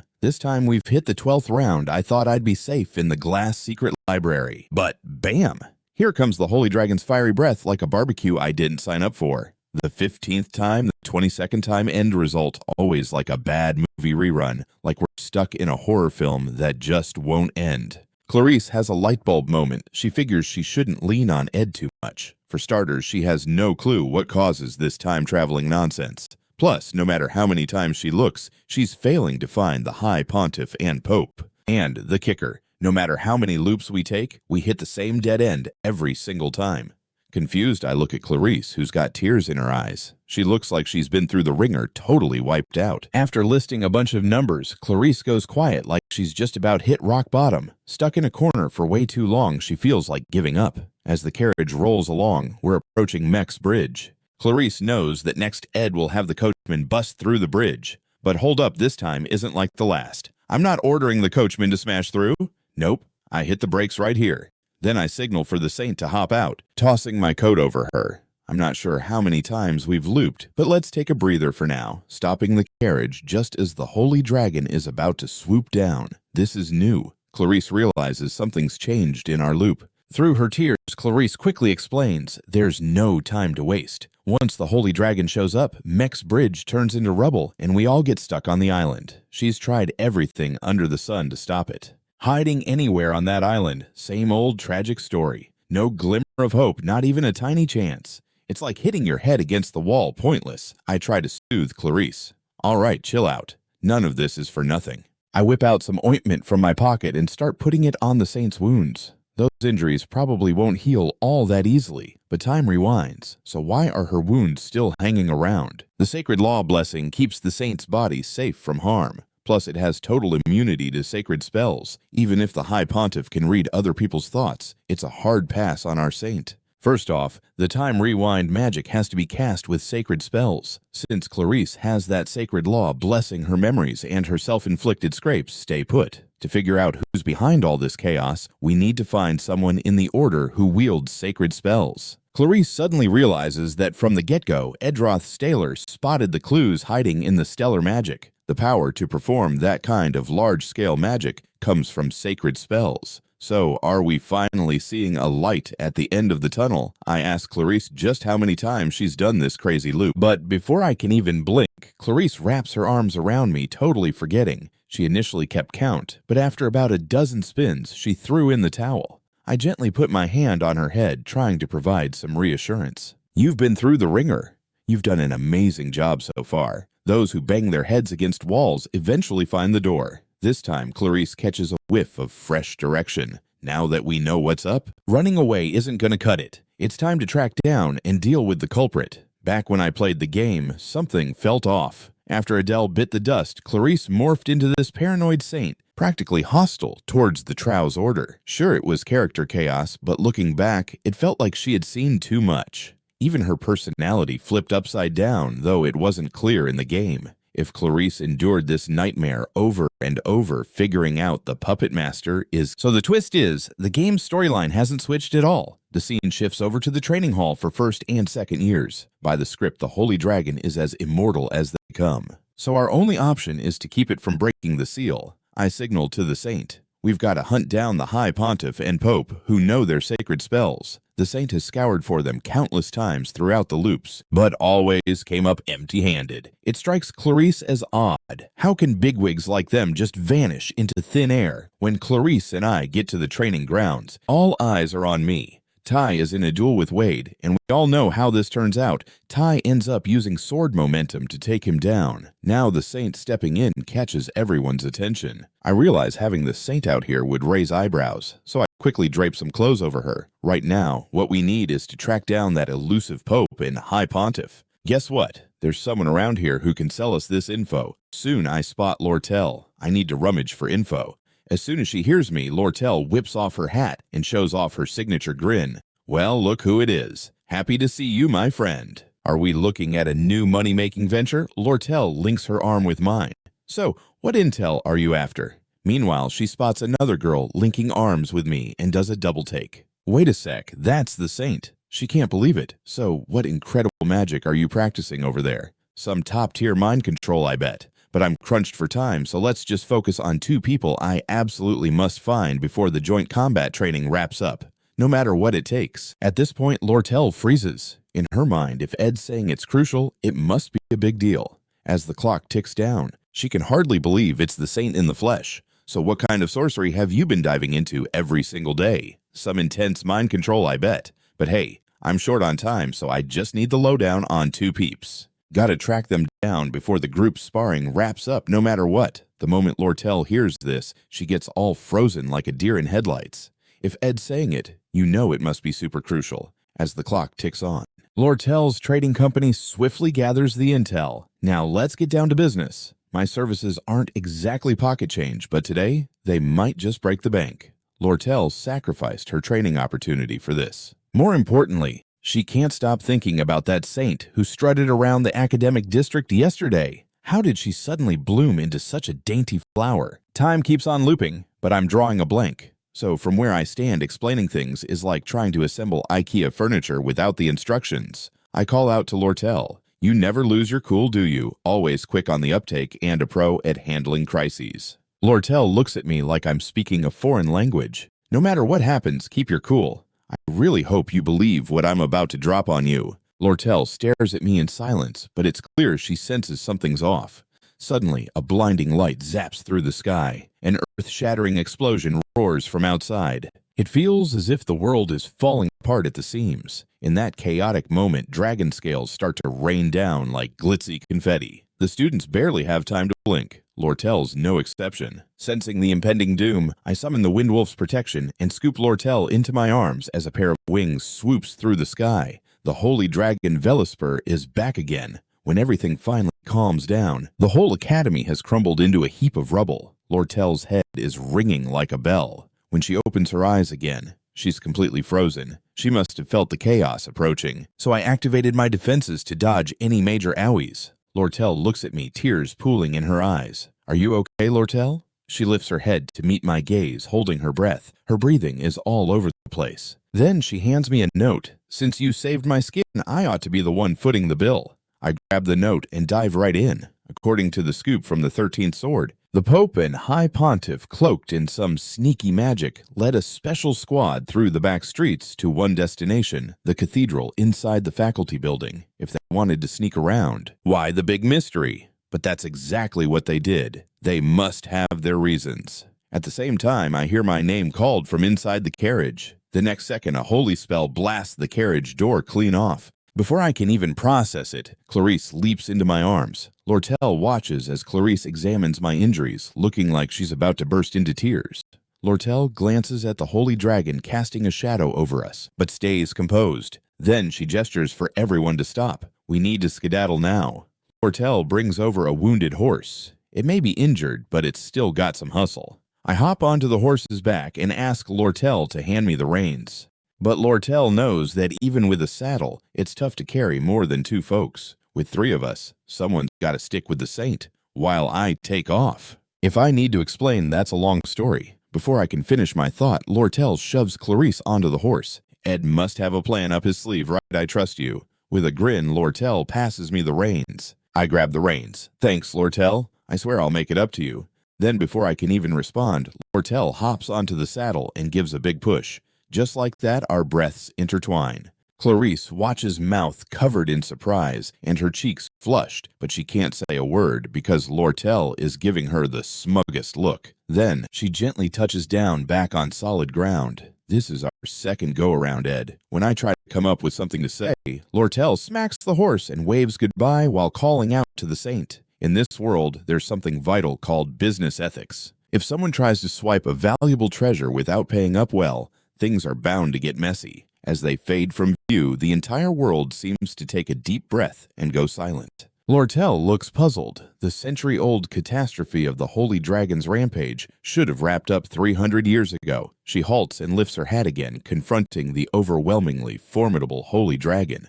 Lortel forces a smile because she believes they're going to clinch this one. The second that Holy Dragon swooped in, Lucy and Ole jumped into action like it was déjà vu. And now, we have a new mission ahead. Clarice, on the other hand, is baffled. She's looped through time more times than she can count. Each loop feels like Ed's first rodeo. He's just a regular Joe caught in a crisis, and he should be thinking about getting the heck out of Dodge. She can't wrap her head around how Ed remains so chill. Right at that moment, an attack zips right through the galloping horse. Sensing the fall, I quickly grab Clarice's arm and hold her tight as we tumble across the ground, nursing earlier injuries. Blood starts pouring from my wounds. Clarice sees this and her brow furrows with concern. Ed, your arm's bleeding. But I just wipe the blood away and stand up. It's nothing. I've faced worse scrapes than this. When I look up, I freeze for a moment. Under the dread-filled sky, a gigantic cross stands tall. Looks like we've hit the jackpot this time. Underneath the spell-binding sky, a figure stands there. As we get closer to the cathedral, his shape starts to appear against the ancient and grand papal palace. Among the many mages who wield sacred magic, only 8 hold such an esteemed title. If all 8 gather in one spot, even Lucy, who wears the Archmage's crown, cannot take them on lightly. They're ultimate powerhouses directly controlled by Pope Eldon, the Apostles of Tro. I know their strength inside and out, their Achilles' heel, their faith. Just as Clarice gestures for him to move aside, he blocks her path like a stubborn bouncer. This is Pope Eldon's decree. No one's allowed past. But before he can finish his sentence, a dagger suddenly appears right in front of his eyes. His reflexes are lightning fast, easily brushing aside my offensive with that spear of his. Then I wave to Clarice, urging her to get a move on. Just as the apostle tries to swoop in and stop her, he gets a major plot twist courtesy of a magical gadget I invented. The impact enhancement wave sphere. The apostle's eyes practically pop out of his head as he's launched backward like a pinball. In a blink, he's sent flying several meters away. Before he can get his act together, a flurry of wind blades zoom toward him. He's forced to shift his focus. When he glances back, the saint has made a dash into the cathedral. Great, just great. He gives me a look that screams confusion. With all this commotion, blood's gushing out like a fountain. You're bleeding like a stuck pig. If you keep pushing, you might end up 6 feet under. Before he can finish his dramatic monologue, a powerful aura erupts from within me. I flip the switch on the golden phoenix ring.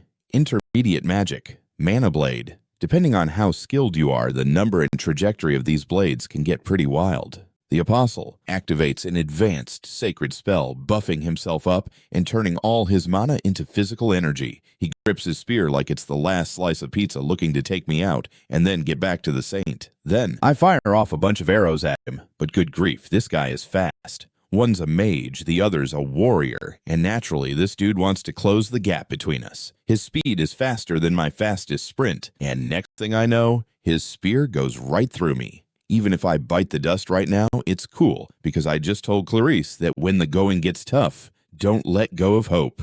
Break through with everything you have. Even though we've hit rewind a bunch of times, the saint's still struggling to recover. I have no clue how long she can keep this up. When time rewinds yet again, I'm going to do whatever it takes to help her and figure out what on earth is going on. So fingers crossed she keeps up her stamina. When the apostle thinks I'm too weak to stand a chance, I grab his arm and stab my hand with the dagger. The dagger ties us together like we're in some weird buddy cop movie. Blood pouring from my mouth. No biggie, I silently chant the spell. The apostle's face goes from puzzled to shocked. He never expected the person standing in front of him was a total lunatic. A reckless madman. As the ring starts sucking my mana dry, Merida goes full beast mode and leaps out from the sidelines, jaws ready to take a bite. Blood sprays from Merida's mouth, and I utterly drained crumble to my knees. That spear's still lodged in my body, my blood pooling like it's decorating the floor. Merida quickly turns back to her regular shape and props me up. This time I hit the jackpot, because I knew if I had brought Merida into the fray from the get-go, we wouldn't have stood a chance against him. As my vision goes all fuzzy, I manage to flash a satisfied grin and shut my eyes. Meanwhile, Clarice has already made it inside the cathedral. The door's locked tighter than a drum, but she knows behind that door lies a long hallway. She's not a fan of destroying church property with sacred spells, but this time she doesn't hesitate and blasts those doors wide open. Upon entering the church, the scene hits her like a ton of bricks. A girl stands there wobbling at the far end of the corridor leading to the church. Almost 2 years have flown by, yet Clarice remembers her face like it was yesterday. The one person she yearned to see. The locked-away Adele. She's confused. Why is Adele here? How did she end up like this? What on earth happened in the cathedral? She's one big question mark, but the most crucial thing is checking on Adele's well-being. But Adele just smiles. You showed up sooner than I thought. This only adds to Clarice's bewilderment. Then Adele gestures to Clarice. There's no point in coming here anymore. With that, she stumbles away towards the main hall. At the same time, Clarice catches sight of the mark on Adele's arm. It's the blessing of sacred law. This protects her body from all sacred magic damage and any intentional harm thanks to divine blessing. It takes one high pontiff, 6 bishops, 8 apostles, and the Pope teaming up to pull off this sacred magic. Unless she's a saint. It's impossible to pull this off. Just then, Adele's body starts radiating brilliant light. A gigantic magic circle of stellar magic begins to rise. The massive time reversal spell flows right from Adele. She's trying to hit rewind on the world yet again. Adele musters a grin as she gives Clarice a signal. Not much longer. This will all wrap up soon. Clarice can't hold back her tears. She's bursting with questions for Adele, but cruel fate won't let her connect with her again. As bright light engulfs the world, time resets once more to right before the joint training session. I plop my book down on the desk and look at Clarice utterly baffled. Out of nowhere, Clarice bolts up from her chair, slamming her hands onto the desk. She struggles to piece together everything that's happened before. Then she calls out to Ed, "You have to hear my entire story now." Her parents came to Old to escape the war, but honestly, things didn't get any better. They couldn't even scrap together enough for a crumb of bread a day. That one day, Adele scarfed down a sandwich and even devoured a chocolate cookie. Those treats were worth more than a month's worth of living expenses. Her dad just watched Adele chow down, saying, "Daddy's got to run an errand. You stay put." Then he turned to leave. As he shuffled into the crowd, her father glanced back at Adele with a heavy heart. He stood there for a moment, then covered his face and hurried away. Adele watched her dad go and whispered, "You did good." Hearing that, her father trembled, then kept walking, gradually disappearing into the crowd. And that's how Adele became an orphan at Trow Orphanage. Behind her, a little boy plays joyfully while Adele reminds him to watch out for those pesky stones on the ground. But the little kid is completely lost, and before you know it, he takes a tumble. After becoming an orphan, Ada found herself living and working at the Trow Orphanage. The orphanage was backed by the Trow Order. As the self-proclaimed servants of God, they had to show up daily to pray. One fine day, she stumbled upon a busted stringed lute down by the docks. Adele fixed it up and jammed on it every single day. Her life gained a sprinkle of joy. But one day, Adele got a peek into the future. She witnessed the High Pontiff from the cathedral accidentally knocking over a candle. At first, she figured it was just a wild dream. But as Adele stood next to the candlestick, just like she had envisioned, Velio sent that candlestick tumbling. Before the flames could go on a rampage, Adele dashed in and splashed water to put them out. In that moment, Adele got Velio's attention. He quizzed her, curious if she had some kind of psychic ability. Little Adele just shrugged and said, "I saw it in a dream." Her visions were totally out of her hands. They only showed futures that were unrelated to her. Adele found it amusing, nothing more. But as the High Pontiff, he decided she was practically divine and picked her as the saint of the Trow Order. From that moment on, Adele's life flipped upside down. She had 10 servants catering to her every whim, and her meals turned into feasts. But there was a catch. She had to pray daily and go through etiquette boot camp. Even though she was burning the midnight oil to keep up with her studies, it was a vast improvement over life in the slums. After endless debates between the High Pontiff and the Pope, Adele officially stepped into the role of saint. She received baptism from the Pope, the High Pontiff, and the Apostles. The more baptisms and blessings she collected, the stronger Adele's divine mojo became. The stronger her powers, the clearer her visions of the future grew. When the baptism wrapped up, Adele finally caught a glimpse of her own future. Finally, she approached the High Pontiff and suggested giving up the saint gig. She was thankful for the High Pontiff's support, so she wanted to serve Trow in a different way. After an hour of back and forth, Vio finally relented. Adele could tell he figured out she had seen a flash of the future, which made him reconsider her becoming a saint. As time went on, she morphed into a torch guardian at the papal palace. Throughout these years, whenever Adele shut her eyes, that vision popped back into her mind. She often woke up heart racing. One day she eavesdropped on a few bishops chit-chatting. Thanks to Emperor Saint Chloral, the world is slowly settling down. In peacetime, folks are gradually losing their need to look to God. Even the Pope, who was once the Emperor's hero, is feeling the heat. High Pontiff Heldia was quite the clergyman and businessman. He certainly knew what losing the people's faith meant. To keep the masses worshiping and boost the Trow Order's reputation, they needed to pull off a divine miracle, like reviving the holy dragon sealed on Achen Island to strike fear into the hearts of citizens. Then the Trow Order would swoop in to save the day. High Pontiff Velio, from the get-go, had been on the lookout for a saint who would play the role of sacrificial offering. Initially, that spot was secured for Edel. She thought escaping would thwart those plans. In the end, Clarice wound up being the substitute. She plopped down by the window near Clarice's room. The two became best buds, chatting about everything under the sun. Clarice was even better than Adele could have imagined, with a heart as lovely as her looks. The more time Adele spent with Clarice, the heavier her guilt weighed. The efforts Adele made to survive were headed to result in Clarice's doom. Such words would never escape Adele's lips. She didn't want Clarice to scorn her, nor did she want to unleash the dark truth about everything. Clarice always lounged by the window, gazing at the lute, with bright eyes. That's why she sang about the beauties of freedom, making Clarice more aware of the dreary life in the papal palace and inspiring her yearning for freedom and romance. Hoping Clarice would escape this place, each time Adele beheld Clarice's smile, her heart ached, making it impossible to keep going. For her, hanging out with Clarice turned into a deception. One day, she left Old and took up the life of a bard. Her ultimate destination was Sylvania Academy on Aachen Island. At that moment, Adele trudged toward the cathedral. People nearby glanced at her and asked if she was okay. But Adele kept her lips zipped. At first, she was clueless about when the Holy Dragon might wake up. Now, even with her eyes shut, she could somewhat predict when things would unfold. She could even sense what was happening inside the cathedral at that very moment. If she strolled up to the church entrance, the third apostle of Tro would say, "Without Pope Eldon's say-so, no one could come in."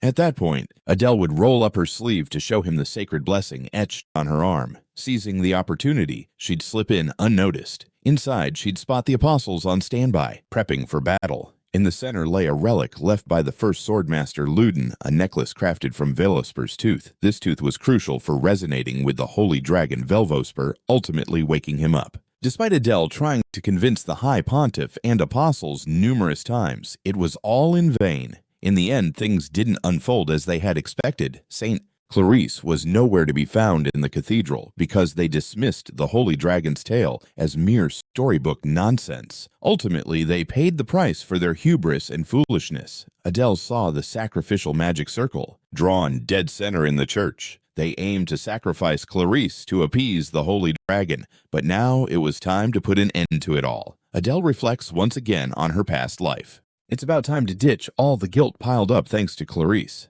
Kneeling in that magic circle, Adele can practically feel Velvosper's tooth aiming for her. That creepy, heavy, magical energy is seriously munching on her life force. But surprise!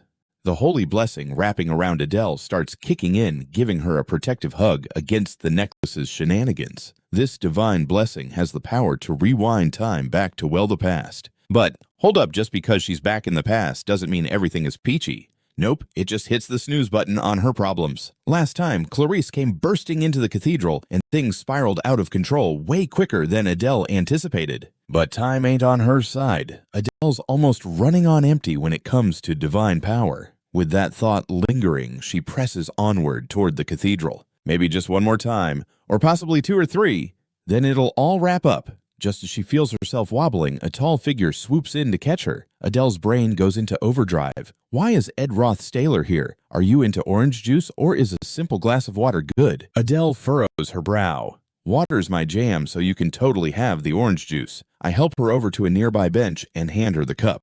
Just as Adele opens her mouth to speak, I jump the gun. You're about to kick the bucket. Adele freezes like a deer in headlights. Those words ring a bell, because the first time around, Ed Roth Staylor dropped that bomb on her. Even though the world kept on looping, he never popped up again after that first encounter. Faced with her impending doom, Adele takes it all in stride. The conversation feels like a relic from ages past. Deep down, her thoughts are exactly the same as they were before, totally unchanged. Adele just wants to wrap up this chat, head back to the cathedral, and finally call it a day.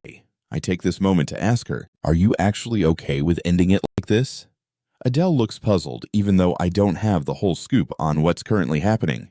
You're about to kick the bucket. Are you genuinely okay with this ending? Adele's bewilderment is off the charts. I figure it's time to speed things up. I lean in and ask again, do you really want this to be how it all wraps up? Suddenly doubt seeps into Adele's mind because she has something she wants to express. This is the realization Adele has cemented over countless loops. She's doomed to die. It's something she's known for ages, and back then she had nothing to say. But the truth is, the words she wanted to share back then were channeled through song because Clarice's smile was enough for her. But Ed Roth Staylor's words pierce through her heart like an arrow because she's got so much to say. Is it really going to wrap up like this? She suddenly remembers sitting in a back alley as a kid watching her dad walk away. After much deliberation, the only thing that comes out of her mouth is, "You worked hard." But Ed Roth Staylor's words resonate with her, pointing out that wasn't truly what she wanted to express. Behind her father, who hesitated for what felt like centuries, the real message she wanted to scream wasn't, "You worked hard." It was more like pleading for her dad not to leave her. This is an irrefutable falsehood. Adele's hand clutching the cup starts to shake. She feels like she's choking on her words, but finally, the words tumble out like a shaky confession. I don't want to die. And just like that, the tears start flowing uncontrollably. I sit quietly beside her, staring off into the distance. Then I grab the bottle and gulp down the water like it's life itself. Why do you make what's so clear sound so complicated? Spill the beans on everything you know. Now let's wrap this up. After Clarice looped back, she told Ed everything. Then they parted ways. Ed was off to find Adele while Clarice stormed toward the papal palace. With her speed cranked up like never before, this is nothing like her countless previous attempts. When she rolls up at the papal palace third seat, Telder Derek of the Tro Apostles tries to block her way, but Clarice brushes him off like lint on her shoulder. This time, she's determined to unravel the truth behind this whole mess. Clarice kicks the doors open like a rock star. She's face to face with the high-ranking members of Tro, including Pope Eldon High Pontiff Velio and the Apostles of Trodio. They greet her with smiles. What brings you to our humble abode? Clarice knows that the High Pontiff is a die-hard believer. Velio chimes in, I've devoted my entire existence to the papal palace. Our holy God resides up in heaven forever. Unless his good folks down here witness his miracles firsthand, believing is tough. So you're going to slay the holy dragon and spread his blessings this way. Have you thought about what happens if you flop? After tossing that out there, she suddenly hatches a thought. Clarice glances at the High Pontiff who treated her like family. Your backup plan is my life, isn't it? Andio doesn't even try to deny it. It's just an insurance policy for when things go south. The look in the High Pontiff's eyes echoes the fanaticism she's seen before in the crazy zealots of the Northern Plains. Meanwhile, on the flip side, I grab Adele's wrist and start guiding her toward the side of the cathedral. In short, the order's grip is slipping, so the High Pontiff aims to resurrect the Holy Dragon to have the apostles take it down and flex their faith while strengthening the papal palace's power. Adele acknowledges that the High Pontiff has been this, but I'm left wondering, did you even attempt to sway him? Adele explains that she took off from Sacred Capital Island and now has zero faith in the order. The only reason folks believe the order can take down the Holy Dragon is that the Pope brought 6 of the Tro's apostles along. They pack a serious punch in numbers. If these folks team up with 5 or more members, they can stand up against thousands. Now 6 of them have come to flaunt their military prowess. Adele feels totally helpless. But then at this moment, Adele turns shy. They could take on armies of thousands, and here come 6 of them showing off their military swagger. Poor Adele can't do a thing. But wait, out of nowhere, she gets all bashful. We need to hustle, because military might is like a walk in the park for me. Meanwhile, at the fancy papal palace, a supercharged lightning spell crashes through the roof like it's auditioning for a role in a disaster movie. Guess who just made a grand entrance right into the church? The sound of glass smashing on marble is like a heavy metal concert gone wrong. At this point, Velio is sweating like he's in a sauna. The 5th seat of Tro's apostles just gets squished underfoot, while the 7th seat, Armin, is yanked up by his collar like a naughty schoolboy. And here's Lucy Merrill, an apostle, effortlessly holding someone several times her size with a single hand. That's right, she's Sylvania's guardian, and she's giving the old man in front of her the coldest stare imaginable. I'm all about justice, she declares, and Velio tries to chime in, but Lucy just hurls the 7th seat like he's a used tissue. Lucy doesn't buy into that whole God thing, but she definitely has a keen eye for those who follow the so-called divine script. They always seem to be up to some mind-controlling shenanigans, spotting Velvosper's tooth in the sacrificial magic circle. Lucy knows exactly what kind of mischief they're plotting. At that very moment, Velio yells for the apostles to take Lucy down. Mana explodes from Lannis, the 8th seat, and it winds around his arms, magically transforming them into a huge bow. Reuben, the 2nd apostle, decides to join the party and goes after Lucy as well. But Lucy, she's not breaking a sweat. She casually stops the arrows with just 2 fingers. As Reuben tries to sneak up on her from behind, she simply snaps her fingers, and bam, divine judgment drops like a ton of bricks on him. He doesn't even have a moment to think, let alone dodge. Then another apostle, Tall Derek, catches her eye. He flies into the air like a superhero and powers up for his final attack. He channels all his mana into his spear, determined to take Lucy down in one go. But right as he aims, Lucy disappears. This isn't speed. It's straight up magic trickery. It's advanced spatial magic, a spatial jump to be precise. And for Lucy, it's about as taxing as a morning jog. Just when you think it can't get crazier, purple lightning bolts dance down, echoing with Taldar's anguished screams throughout the cathedral. Even though they're all top-tier elites, this is the first time they felt such an epic power divide. It's not that they haven't heard of Lucy before. They just never pictured her as a superhero on steroids. Vio suddenly starts to realize that even if the Papal Palace had a battalion of wizards, they could never take Lucy down. But what really gets him sweating is how Lucy found out and why she showed up. The plan to conquer the Holy Dragon was meant to bolster their faith and wouldn't. The stage is Aiken Island, right where the students are. Velio doesn't waste a second and grabs Velvosper's tooth because if they get caught, it's game over for the Churros Order. He knows exactly what needs to happen next. Let's find a way out of here. Our top mission, protect Pope Eldon. But as they attempt to make their escape, Lucy unleashes another spell. It's advanced stellar magic that pretty much puts them in a timeout. Time prison, as the magic starts creeping toward him. Taldar yells his name, and Tarek bolts at Lucy without a second thought, channeling stellar mana through his body. For him, charging in like a hero is just what one does. He isn't afraid to throw himself under the bus. Meanwhile, the High Pontiff has Clive take Clarice. They split up in one direction with the Pope, while everyone else scatters like it's a fire drill. The High Pontiff's mind is racing like a hamster on a wheel. That Velvosper tooth necklace is their biggest smoking gun in trying to resurrect Ebosbear, and it's the #1 thing they gotta keep under wraps. He knows there's no way to take Lucy down with brute force. But hey, they can paint her as a terrorist for crashing the cathedral and hurting the apostles.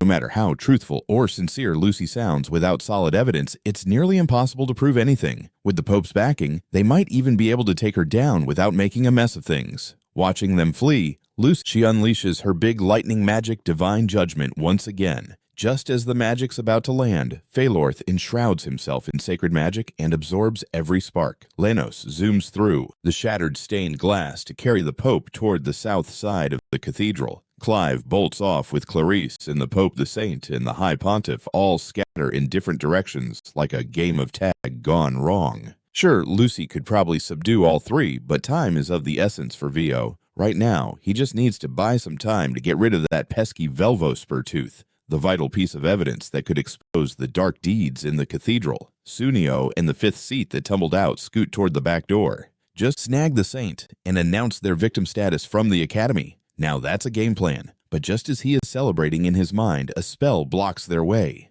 Basic fire magic burst flames leap out and singe Felfer's body, even though it's not that powerful. Seriously injured from his battle with Lucy, he still can't take it. Suddenly, a dagger hurtles toward him. Felforth whips out a staff just in time to block it. But when Ed unleashes his spirit skill, the dagger detonates like a birthday surprise. An ear-splitting roar echoes in the plaza just outside the cathedral. Everyone around jumps like they've just seen a ghost. As the smoke starts to clear, a figure emerges, and guess who it is? Ed Roth Staylor Velio wastes no time sprinting toward the forest. That's the eastern edge of Sylvania Academy, and in a burst of inspiration, he summons Morg.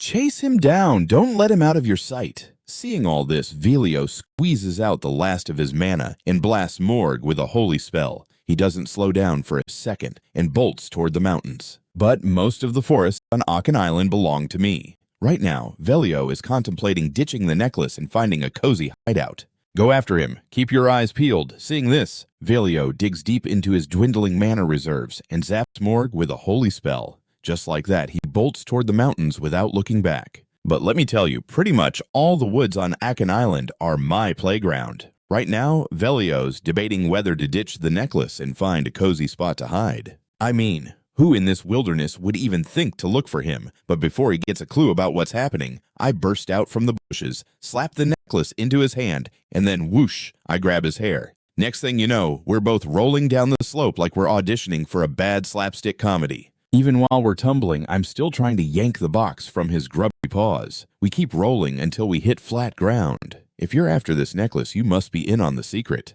So did you send that wizard? Isn't it obvious? As I catch my breath, I kick Velio away, then grab him by the neck and slam him onto the ground. But right then, Vio hurls a holy spell at me. And even though my arm feels like it got hit by lightning, the dagger in my hand still makes its way into his chest. At that moment, Velio is gushing blood, but he's still hanging onto that box like it's his favorite toy. You idiot, hand it over. Just earlier, Adele had told me that even if all the Tro apostles were scattered like confetti, the High Pontiff is not someone you just snag to prevent the Holy Dragon from waking up.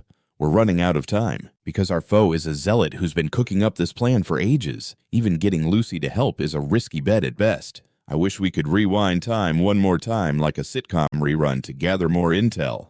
But Adele's reminder left me speechless. She smiled and said, even if we flop, it's cool. I can just rewind time a few more times. But deep down, I knew that was a fairy tale because once her divine energy runs out, it's lights out for Adele. Realizing there's no time to dither, I plunge the dagger into him, yank the box he's bear-hugging, and hope for the best. When I finally pop the box open, my stomach drops. The mana from the necklace is still swirling like it's at a rave. Below, Velio is just chuckling. The Holy Dragon is coming back, and only the Tro Apostles can put a stop to it. Then, everyone will know how awesome the Tro faith really is. This stubborn old geezer won't give up, not even in his dying breath. Meanwhile, the necklace in the box starts to rise, and an explosive wave of energy shoots straight into the air. The trees around us start to shake like they're dancing. Now I realize everything. If I don't want the Holy Dragon seal to be busted, I have to take down the High Pontiff and whisk the necklace off this island. But here's the kicker, no one can recall this.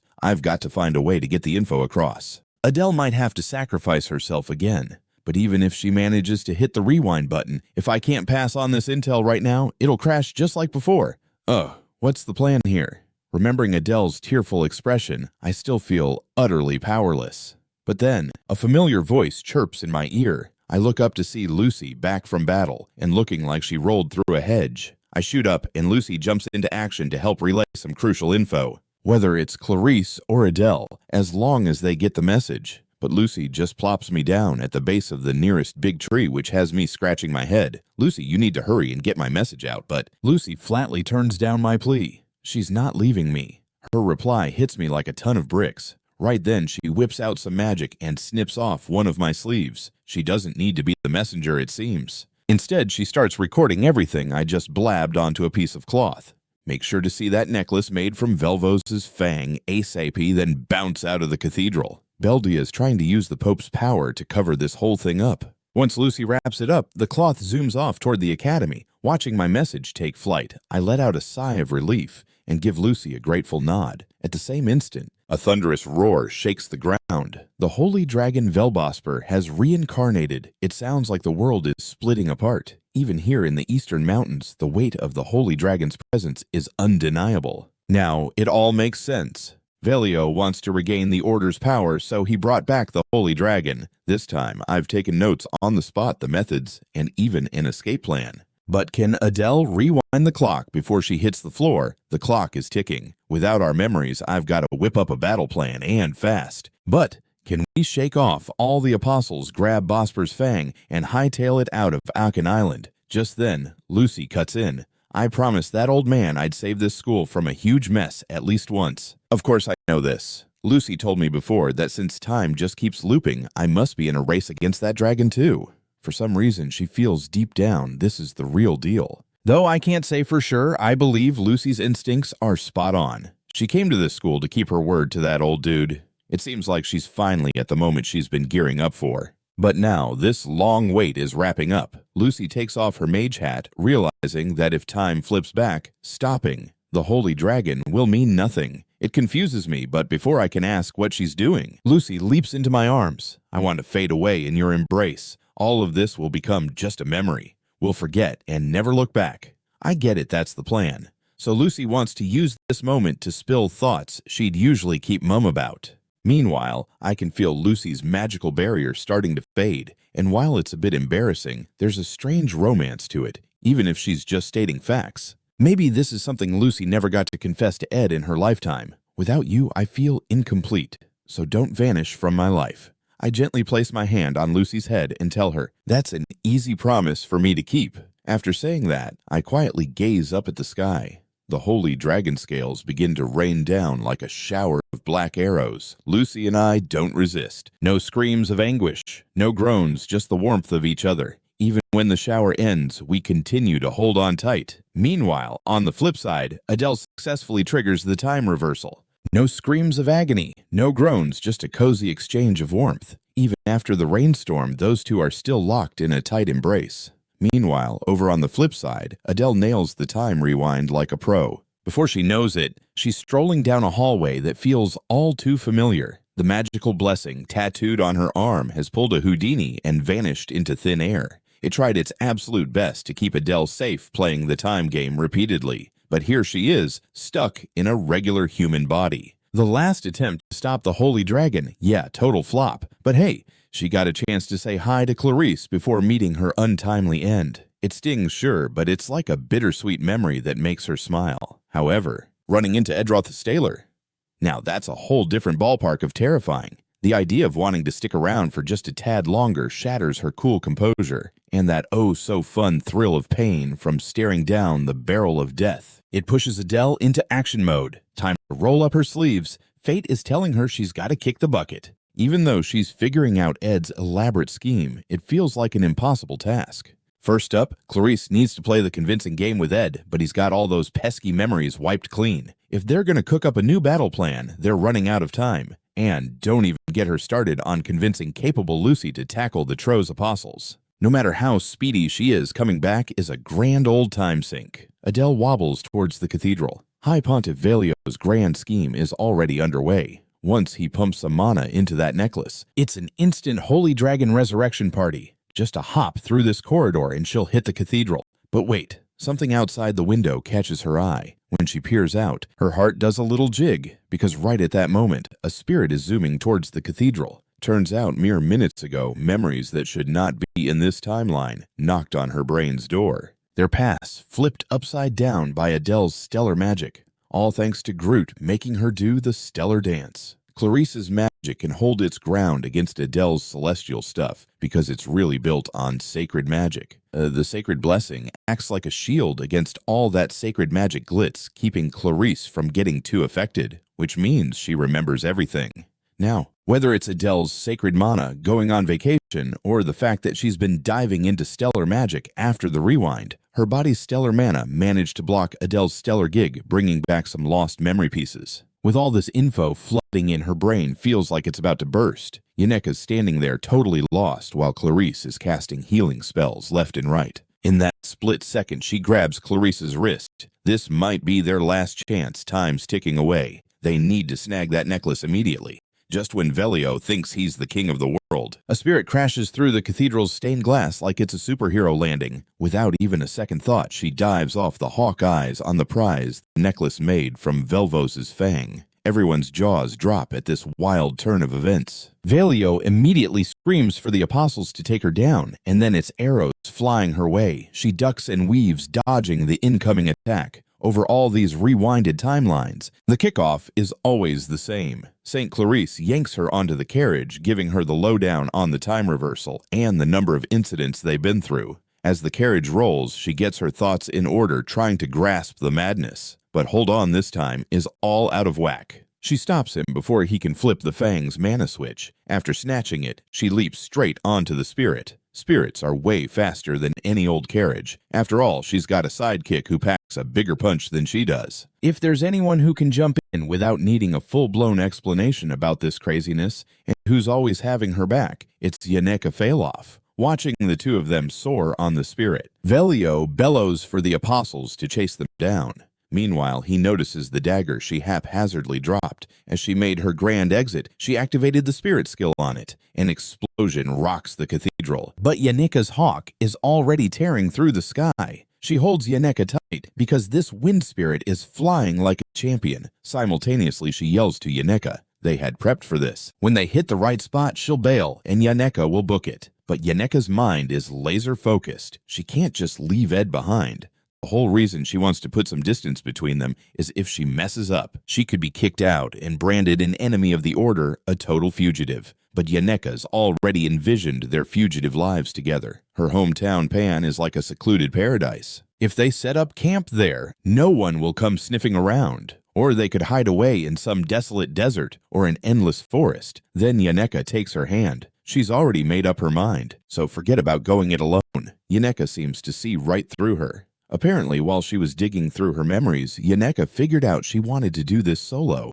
if they're facing expulsion. Let's do it together. If two of them get booted, maybe it won't sting so bad. Even as fugitives, she's sticking with Ed. There's no way she's letting him bear the brunt of this madness alone. She looks at Yaneka with wide eyes, dying to show her gratitude. But the apostles chasing them, that's a much bigger fish to fry. They're closing in a lot faster than she anticipated. As she glances back, they're right on their tail. And soon they're unleashing all sorts of elemental magic at them, but being airborne means they're a sitting duck for attacks. Meanwhile, on the flip side, he looks up and spots an unexpected guest in the cathedral. None other than Saint Clarice. Just moments ago, she spilled to the saint what needed to go down. After all, she's the only one in the loop about all the forgotten memories and the full saga. While she works on stopping the Holy Dragon from coming back, she's also got to make a play to redeem Pope Eldon. Clarice swipes the offerings from the altar. Velio's a sly fanatic who'll do anything to keep this under wraps. Upon hearing this, Velio looks like he's seen a ghost. Then Clarice's tone does a complete flip. How long are you going to sit back and watch Pope Eldon? Velio has to get the boot immediately. At this juncture, Elvra and Clavis are deep in conversation about their joint combat training, completely oblivious to the epic showdown happening overhead. Meanwhile, the apostles hit the brakes, gearing up to unleash a wacky skill that combines the might of 6 folks. Suddenly, a barrage of arrows zooms past us. Yaneka barely dodges the onslaught, but her stamina is running on fumes. Just at that moment, a bunch of wind blades locks onto our position.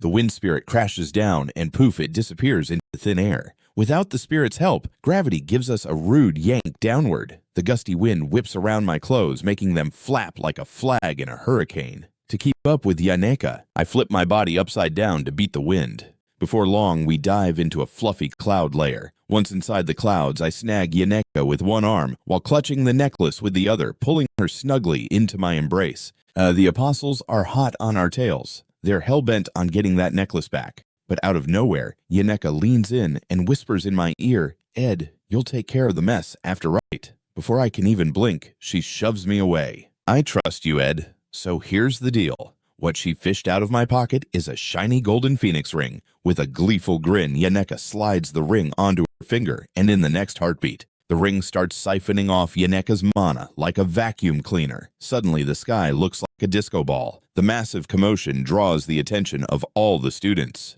Then, like a magnet, air currents start swirling toward Yaneka. They gradually take shape. Soon, a menagerie of spirits emerges in the sky, circling the apostles, but only one spirit has a show-stopping presence against the clear sky. Oddly enough, no sunshine shines through. That giant shadow cloaks the entire academy in darkness. Elemental spirits come in all shapes and sizes, but some are picky and only hang around specific elements. Elementalists dub them ultimate spirits. Some even call them primal spirits. Lo and behold, the very first spirit born of the water element is unleashed. Even the Tro's apostles chasing us are left slack-jawed because its size is massive, like a cruise ship cruising through the clouds. Glancing at Velvoser's necklace, I feel its mana dwindling. If this keeps up, we might actually put a stop to the Holy Dragon. I shift my gaze back to Yaneka. Right now, her face is as red as a cherry, and her body is trembling like a leaf.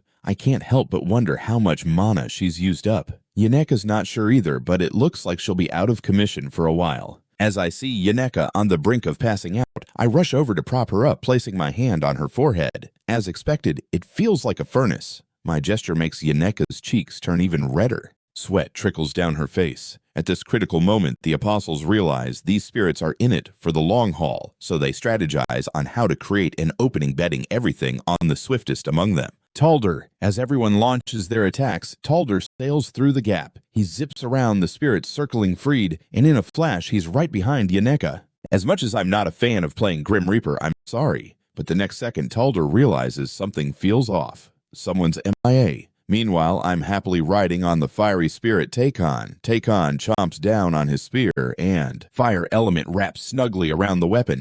Takon clamps tightly onto the spear tip.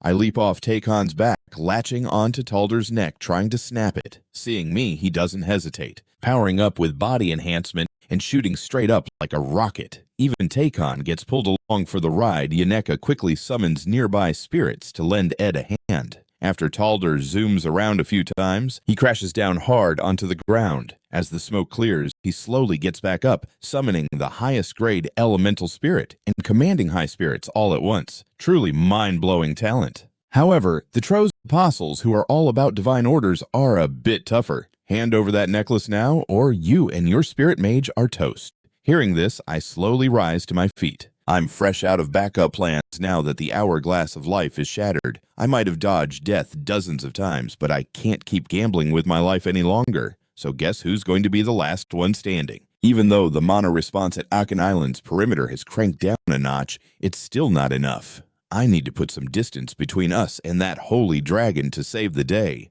But of all people, my opponent is the speedster third-seat Telder. His divine body enhancement mixed with that crazy speed makes him a combat master who can both dish it out and take it. We've clashed before in past loops. Back then, I resorted to a life-for-life strategy since that was the only trick I could think of. Talder charges forward without a second thought spear in hand. His speed is so insane you'd think his attacks were invisible to the naked eye. He's even faster than a speeding bullet. In the blink of an eye, he's behind me. As his spear lunges toward me, wind swirls from its tip, wrapping around Talder's body because the Wind Wolf's protective shield blocks one sneaky attack. I intentionally didn't track his movements to trigger the Wind Wolf's protection. In that fleeting moment, I have a split second of suppressed advantage. Capitalizing on this chance, I unleash the intermediate fire spell, Ignite, at his midsection.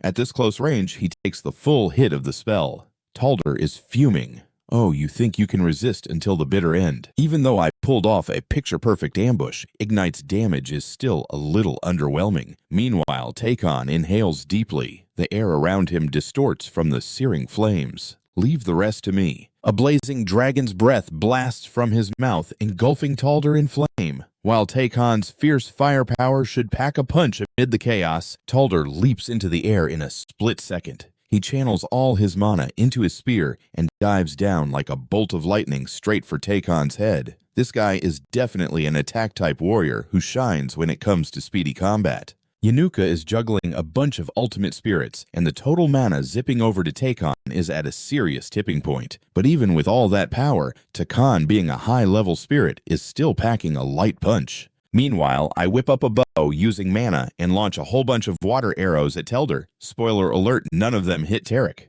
As soon as the arrows hit the ground, the blazing heat cooks the water faster than a hot dog on the 4th of July. Talder figures out it's just a smokescreen crafted with two elements. Tarara slowly squints his eyes, because for him, this is as effective as a screen door on a submarine. His spear makes a direct hit across my chest. Whoa, Tarek is not just strong, I kinda underestimated him there. The ace in the hole to beat him is Merida. Even in all the times I threw caution to the wind. Merida's been the final boss kicker, but here's the kicker. Yaneka is rocking that golden phoenix ring, and I've never actually brought Merida into play with my own mojo. Just then, Terra buries his spear into the ground and then delivers a flying sidekick that crushes my defenses like an empty soda can. Yikes. Is there no escape?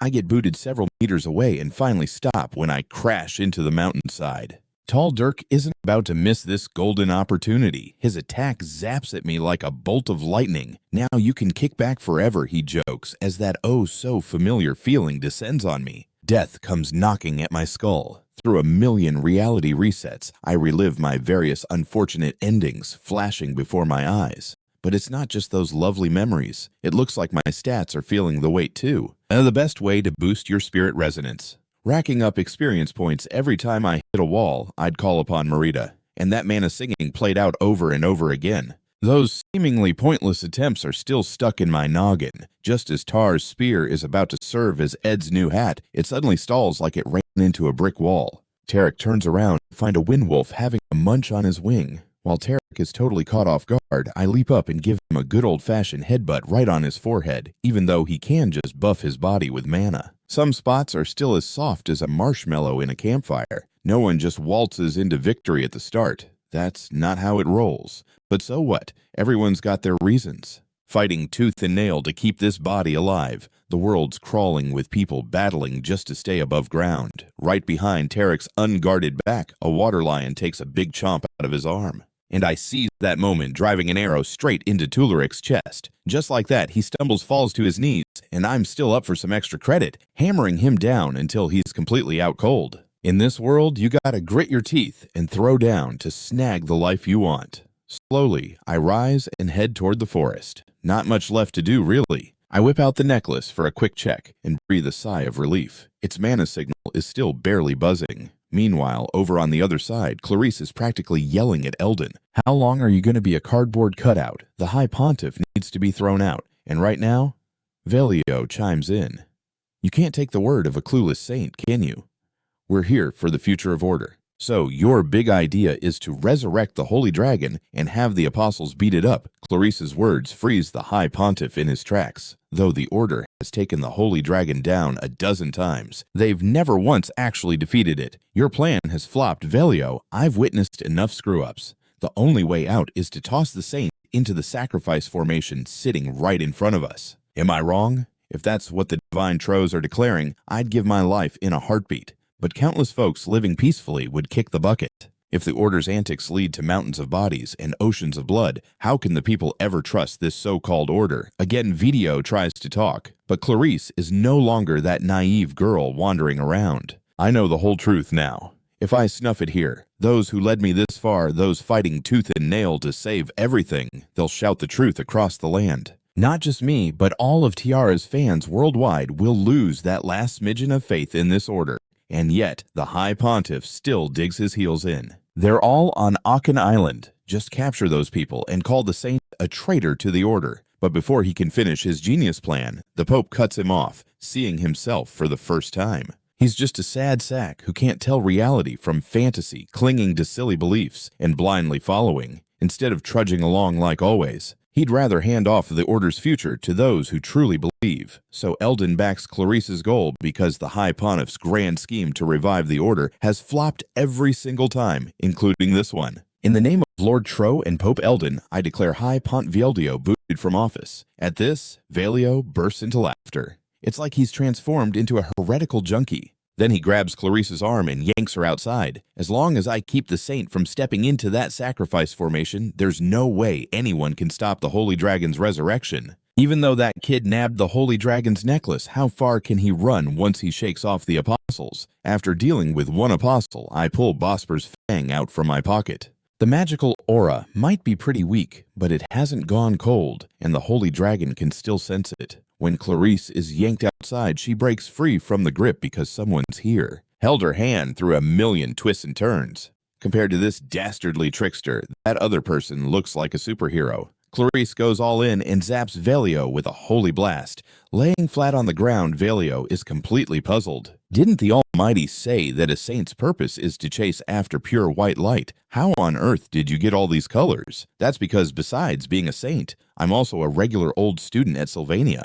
I picked up a ton of knowledge there, even if white seems to be the only visible color. Inside that dazzling prism, you'll discover not just a single hue, but a rainbow of shades. There's the fiery crimson at the edges, shining gold like a crown, the blue that mirrors the sky about to take a dip, the tranquil and steady blue, and the mesmerizing deep purple. Now looking up, I see Lucy has rocked up in front of me. Without batting an eyelash, I hand her the fang.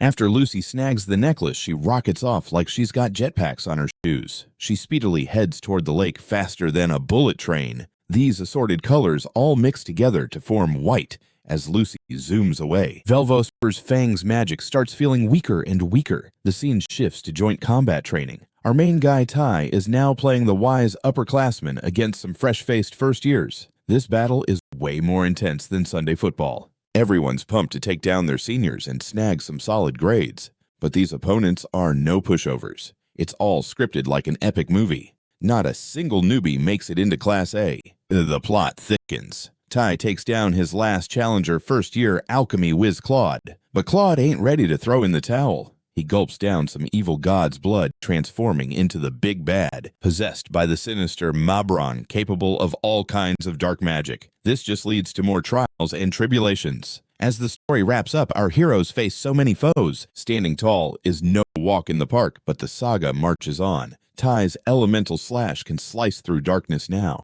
He's ready to cut through all elements. Welcome to Act 3's intermission for our second combat training showdown. So this is how the script unfolds. Once the butt of his classmates' jokes, Tai, the swordmaster of the Fallen Lands, has transformed into the Academy's ultimate force. Now, with praise pouring in from students, teachers, and pals alike, he's carved his name into everyone's memory. But hold on, this happiness doesn't last. As Tai leaves the training grounds, he hears devastating news about a friend. The bard and prophet news of Adele's passing. How did Adele kick the bucket? The original story glossed over the details, but now I know this is how Adele checks out. Just as Adele preps to enter the sacrifice circle again, I grab her attire and yank her out of the loop. The moment her eyes meet mine, tears start welling up in Adele's eyes. But the story's taken a turn. When Tai and the crew step out of training, they hear no grim tidings of death. There's word of a ruckus at the cathedral, but Clarice's guards have already squashed it. All this chaos sprouted from within the church walls.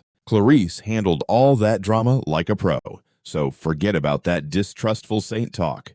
And no premature revival of the Holy Dragon. The awakened Lucy Merrill made it through intact too. Maybe this revised script is a touch more exciting than the original. As the sun sets, she gazes up at the sky.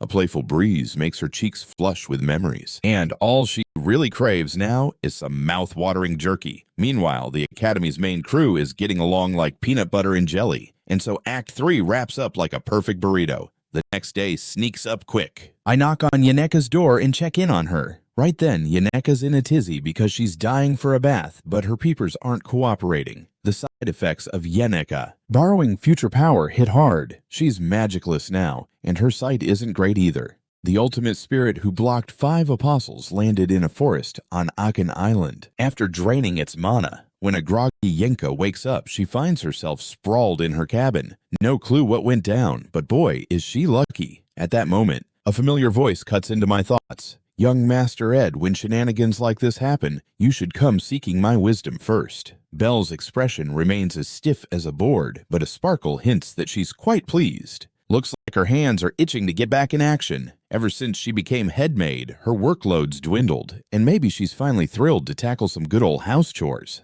Then she checks if I have any worries. The only concern that's nagging at me is Yaneka, seeing as her eyesight's on the fritz. But Belle hints that's not the worry she's talking about. I'm left puzzled, not having a clue what Belle's getting at. Noticing Ed's silence, Belle decides to drop it. The priority is Yaneka's bathing dilemma anyway. Just as I'm about to push open the cabin door, Yaneka's Belle chimes in and stops me. Just a safety reminder, you absolutely cannot barge in or try to sneak a peek. I might be helping her wash up or changing her clothes. Got it, I reassure her. I mean, there's no chance young Master Ed would make a rookie mistake like that. After saying that, Belle enters the cabin, but just as she's about to vanish inside, she suddenly pops back out. It hits me. Could there be more than just caution behind not making such a mistake? For you, this could be a tantalizing moment full of curiosity and adventure. When else will you have a chance like this to make such a blunder? I think you just need to listen to what your inner voice is saying and let it lead the way. Before Belle wraps up her speech, I slam the door. Enough of the chit-chat. Go help Yaneka. At that moment, Belle pokes her head back out. That's such a bummer, young Master Ed. You didn't throw in any honorifics just now. Belle's voice is bright and bubbly. She's got that look like a duelist who just scored a victory, feeling cheerful and triumphant. Wow, I'm absolutely flabbergasted. All right, you get the trophy this round. Just a moment later, I hear Yaneka making a commotion about cracking open those windows for the patient. They start their silly back and forth like an old married couple. With all the racket they're making, I can't help but scratch my head in confusion. But seriously, do we really need a bullhorn for getting undressed? I can only assume Belle's deliberately cranking it up, since she's definitely picking up on my frustration. Bathing Yanuka. With the doors and windows flung wide open. That's a bold move, my friend. But honestly, that's exactly why I can't let my mind wander to wild places. The camp work got pushed back just 2 days, but it feels like I've aged a year. Right at that moment, another voice pops in, and I recognize it immediately. A young woman strolls over instrument in hand. It's either Kelly or St. Clarice. She fills me in that High Pontio has officially hit the road. The Pope and his merry apostles are escorting him back to the sacred capital island. As for what's next, Clarice leaves that whole can of worms up to the Pope. She trusts him since he's acknowledged that he's been a bit too laid back. The previous goof-ups by the order mostly came from the High Pontiff, who's been hiding quite a bit from the Pope. Maybe this little incident will stir the pot a bit. Clarice thinks there's potential for the order to take a fresh direction, which is why she's decided to give the Pope a chance. Listening to her thoughts, I keep my mouth shut and just soak it all in. It's at this point she brings up Adele. Even after throwing every resource at it, she still can't catch a whiff of where Adele's gone, as if she's just pulled a magician's disappearing act. Got any last words for her? Clarice wants to spill the beans about the Academy and what's been going on. But she's worried there might not be another shot at it. Right now, though, all she really wants is to express her gratitude to Ed. She puts Adele's spoils aside. Maybe she's already off on some new adventure.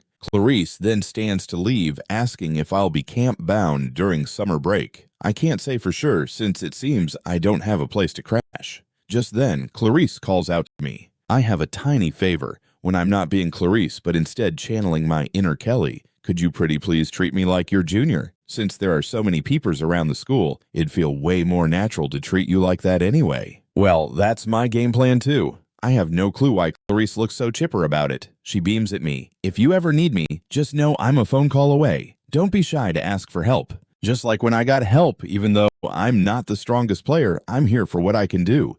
And like that, I watch as Clarice starts to fade down the path. At the same time, a voice creeps up from behind. Time to pack up and hit the road. Hanging around here might let Clarice spot me. Out saunters Adele, and she's lost all her mana and divine mojo. She's just a regular Joe now.